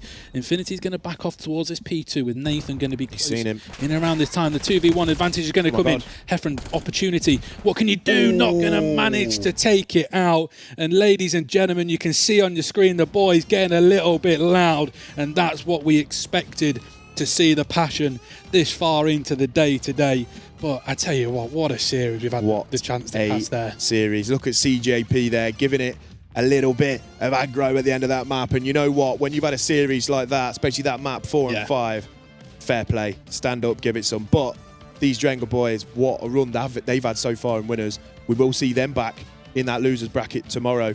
And marching on in winners is X-Force Annex. Fantastic series. What a final series to close the day out, Joel. Been an absolute pleasure casting that one. Yeah. Oh my God. I don't think we really expected to see it go as far as what it did. I think everyone probably had their expectations with the X-Force Annex roster being seed number 2. It could have genuinely gone in any direction, but fantastic from the Drenga boys. Like I say, that's not them done.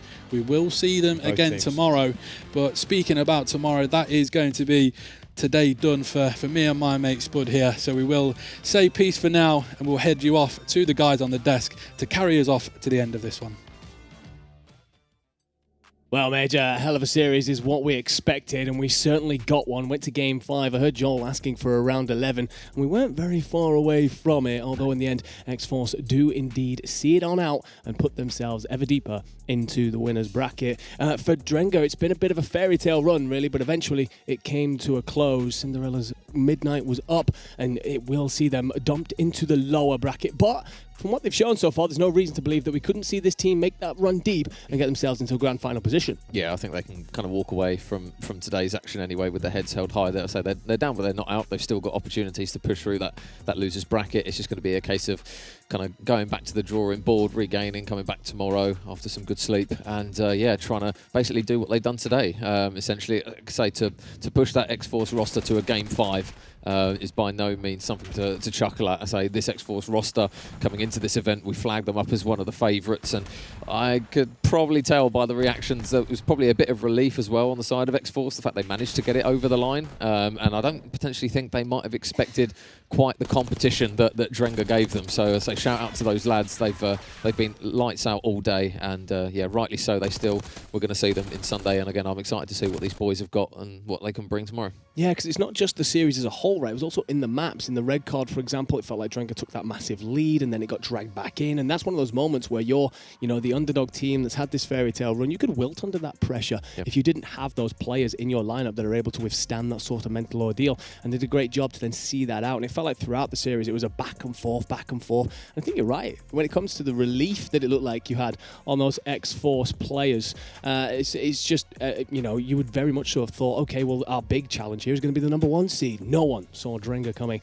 but they have indeed had a performance and will be a great team to watch tomorrow. But another squad that's going to be here tomorrow, of course, that Avenge team who will be looking to hold on and push up against this X-Force Annex squad. And we've got a couple of things to find out about the X-Force Annex squad, and we've got an interview with CJP right now.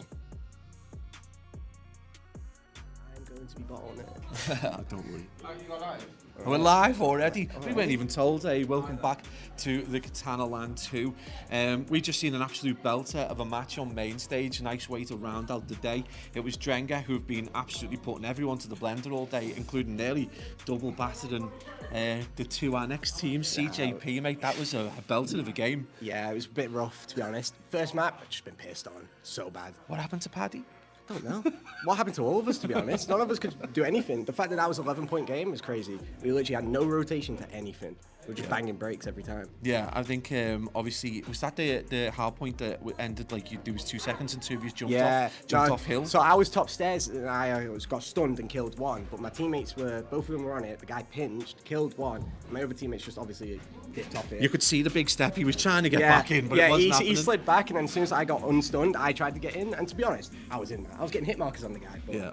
Well, you kind of made a bit of a solid comeback in the S&D, I think. So yeah, that was a bit better, but it was a bit back and forth at times. Yeah, well, we're making up S&D strats on the fly, to be honest. I'm just every round I'm calling something. I'm like, all right, we got to do this, and I'm just hoping that everyone can pick it up properly. It's just all on the fly. No strats involved before this. I'm just saying, yo, 3 people go here. I'll need something.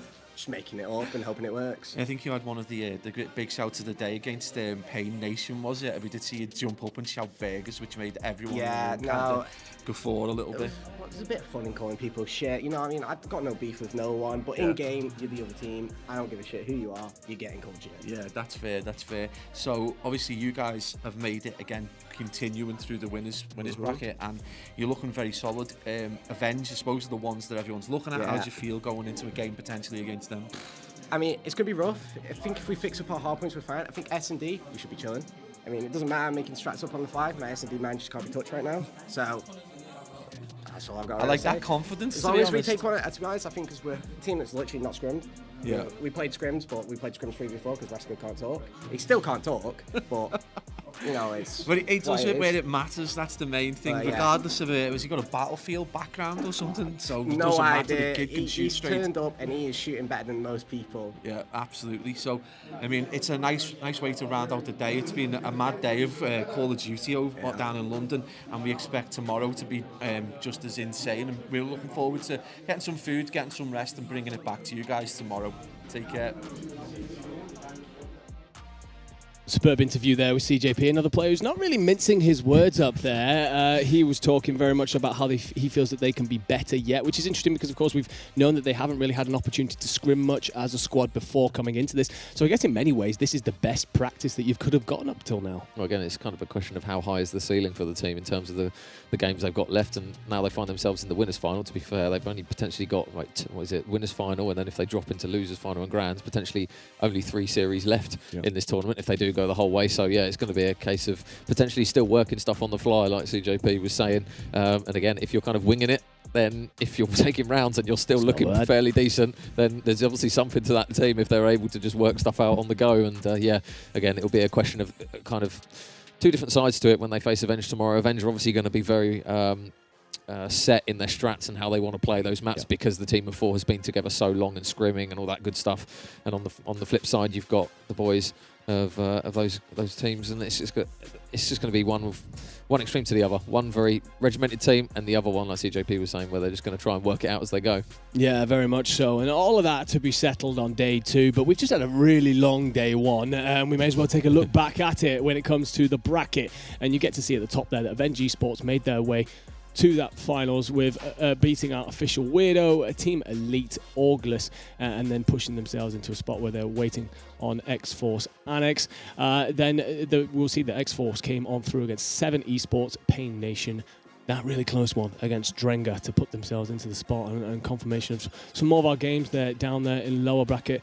I'm going to come to you, my friend, and kind of ask it for, I guess, going again with like your best matchup of the day or the matchup that you're most looking forward to tomorrow. Yeah, I think it was actually quite fitting that, in my opinion, the best series of the day was that final one that we ended on. Obviously went the distance. We didn't quite get that round 11, but say beggars can't be choosers. But yeah, I think that game tomorrow, that winners final, that's one that I'm really looking forward to, because it will be one where potentially both teams aren't necessarily going to be warm going into it. Yeah. And again, you could end up with a swift 3-0 either way if one team starts off slowly. So that's one that I'm really going to keep an eye on. The losers bracket, I mean, it's anyone's game really for the next couple of series. Obviously, we've got those 2 games that are going to be played first thing in the morning.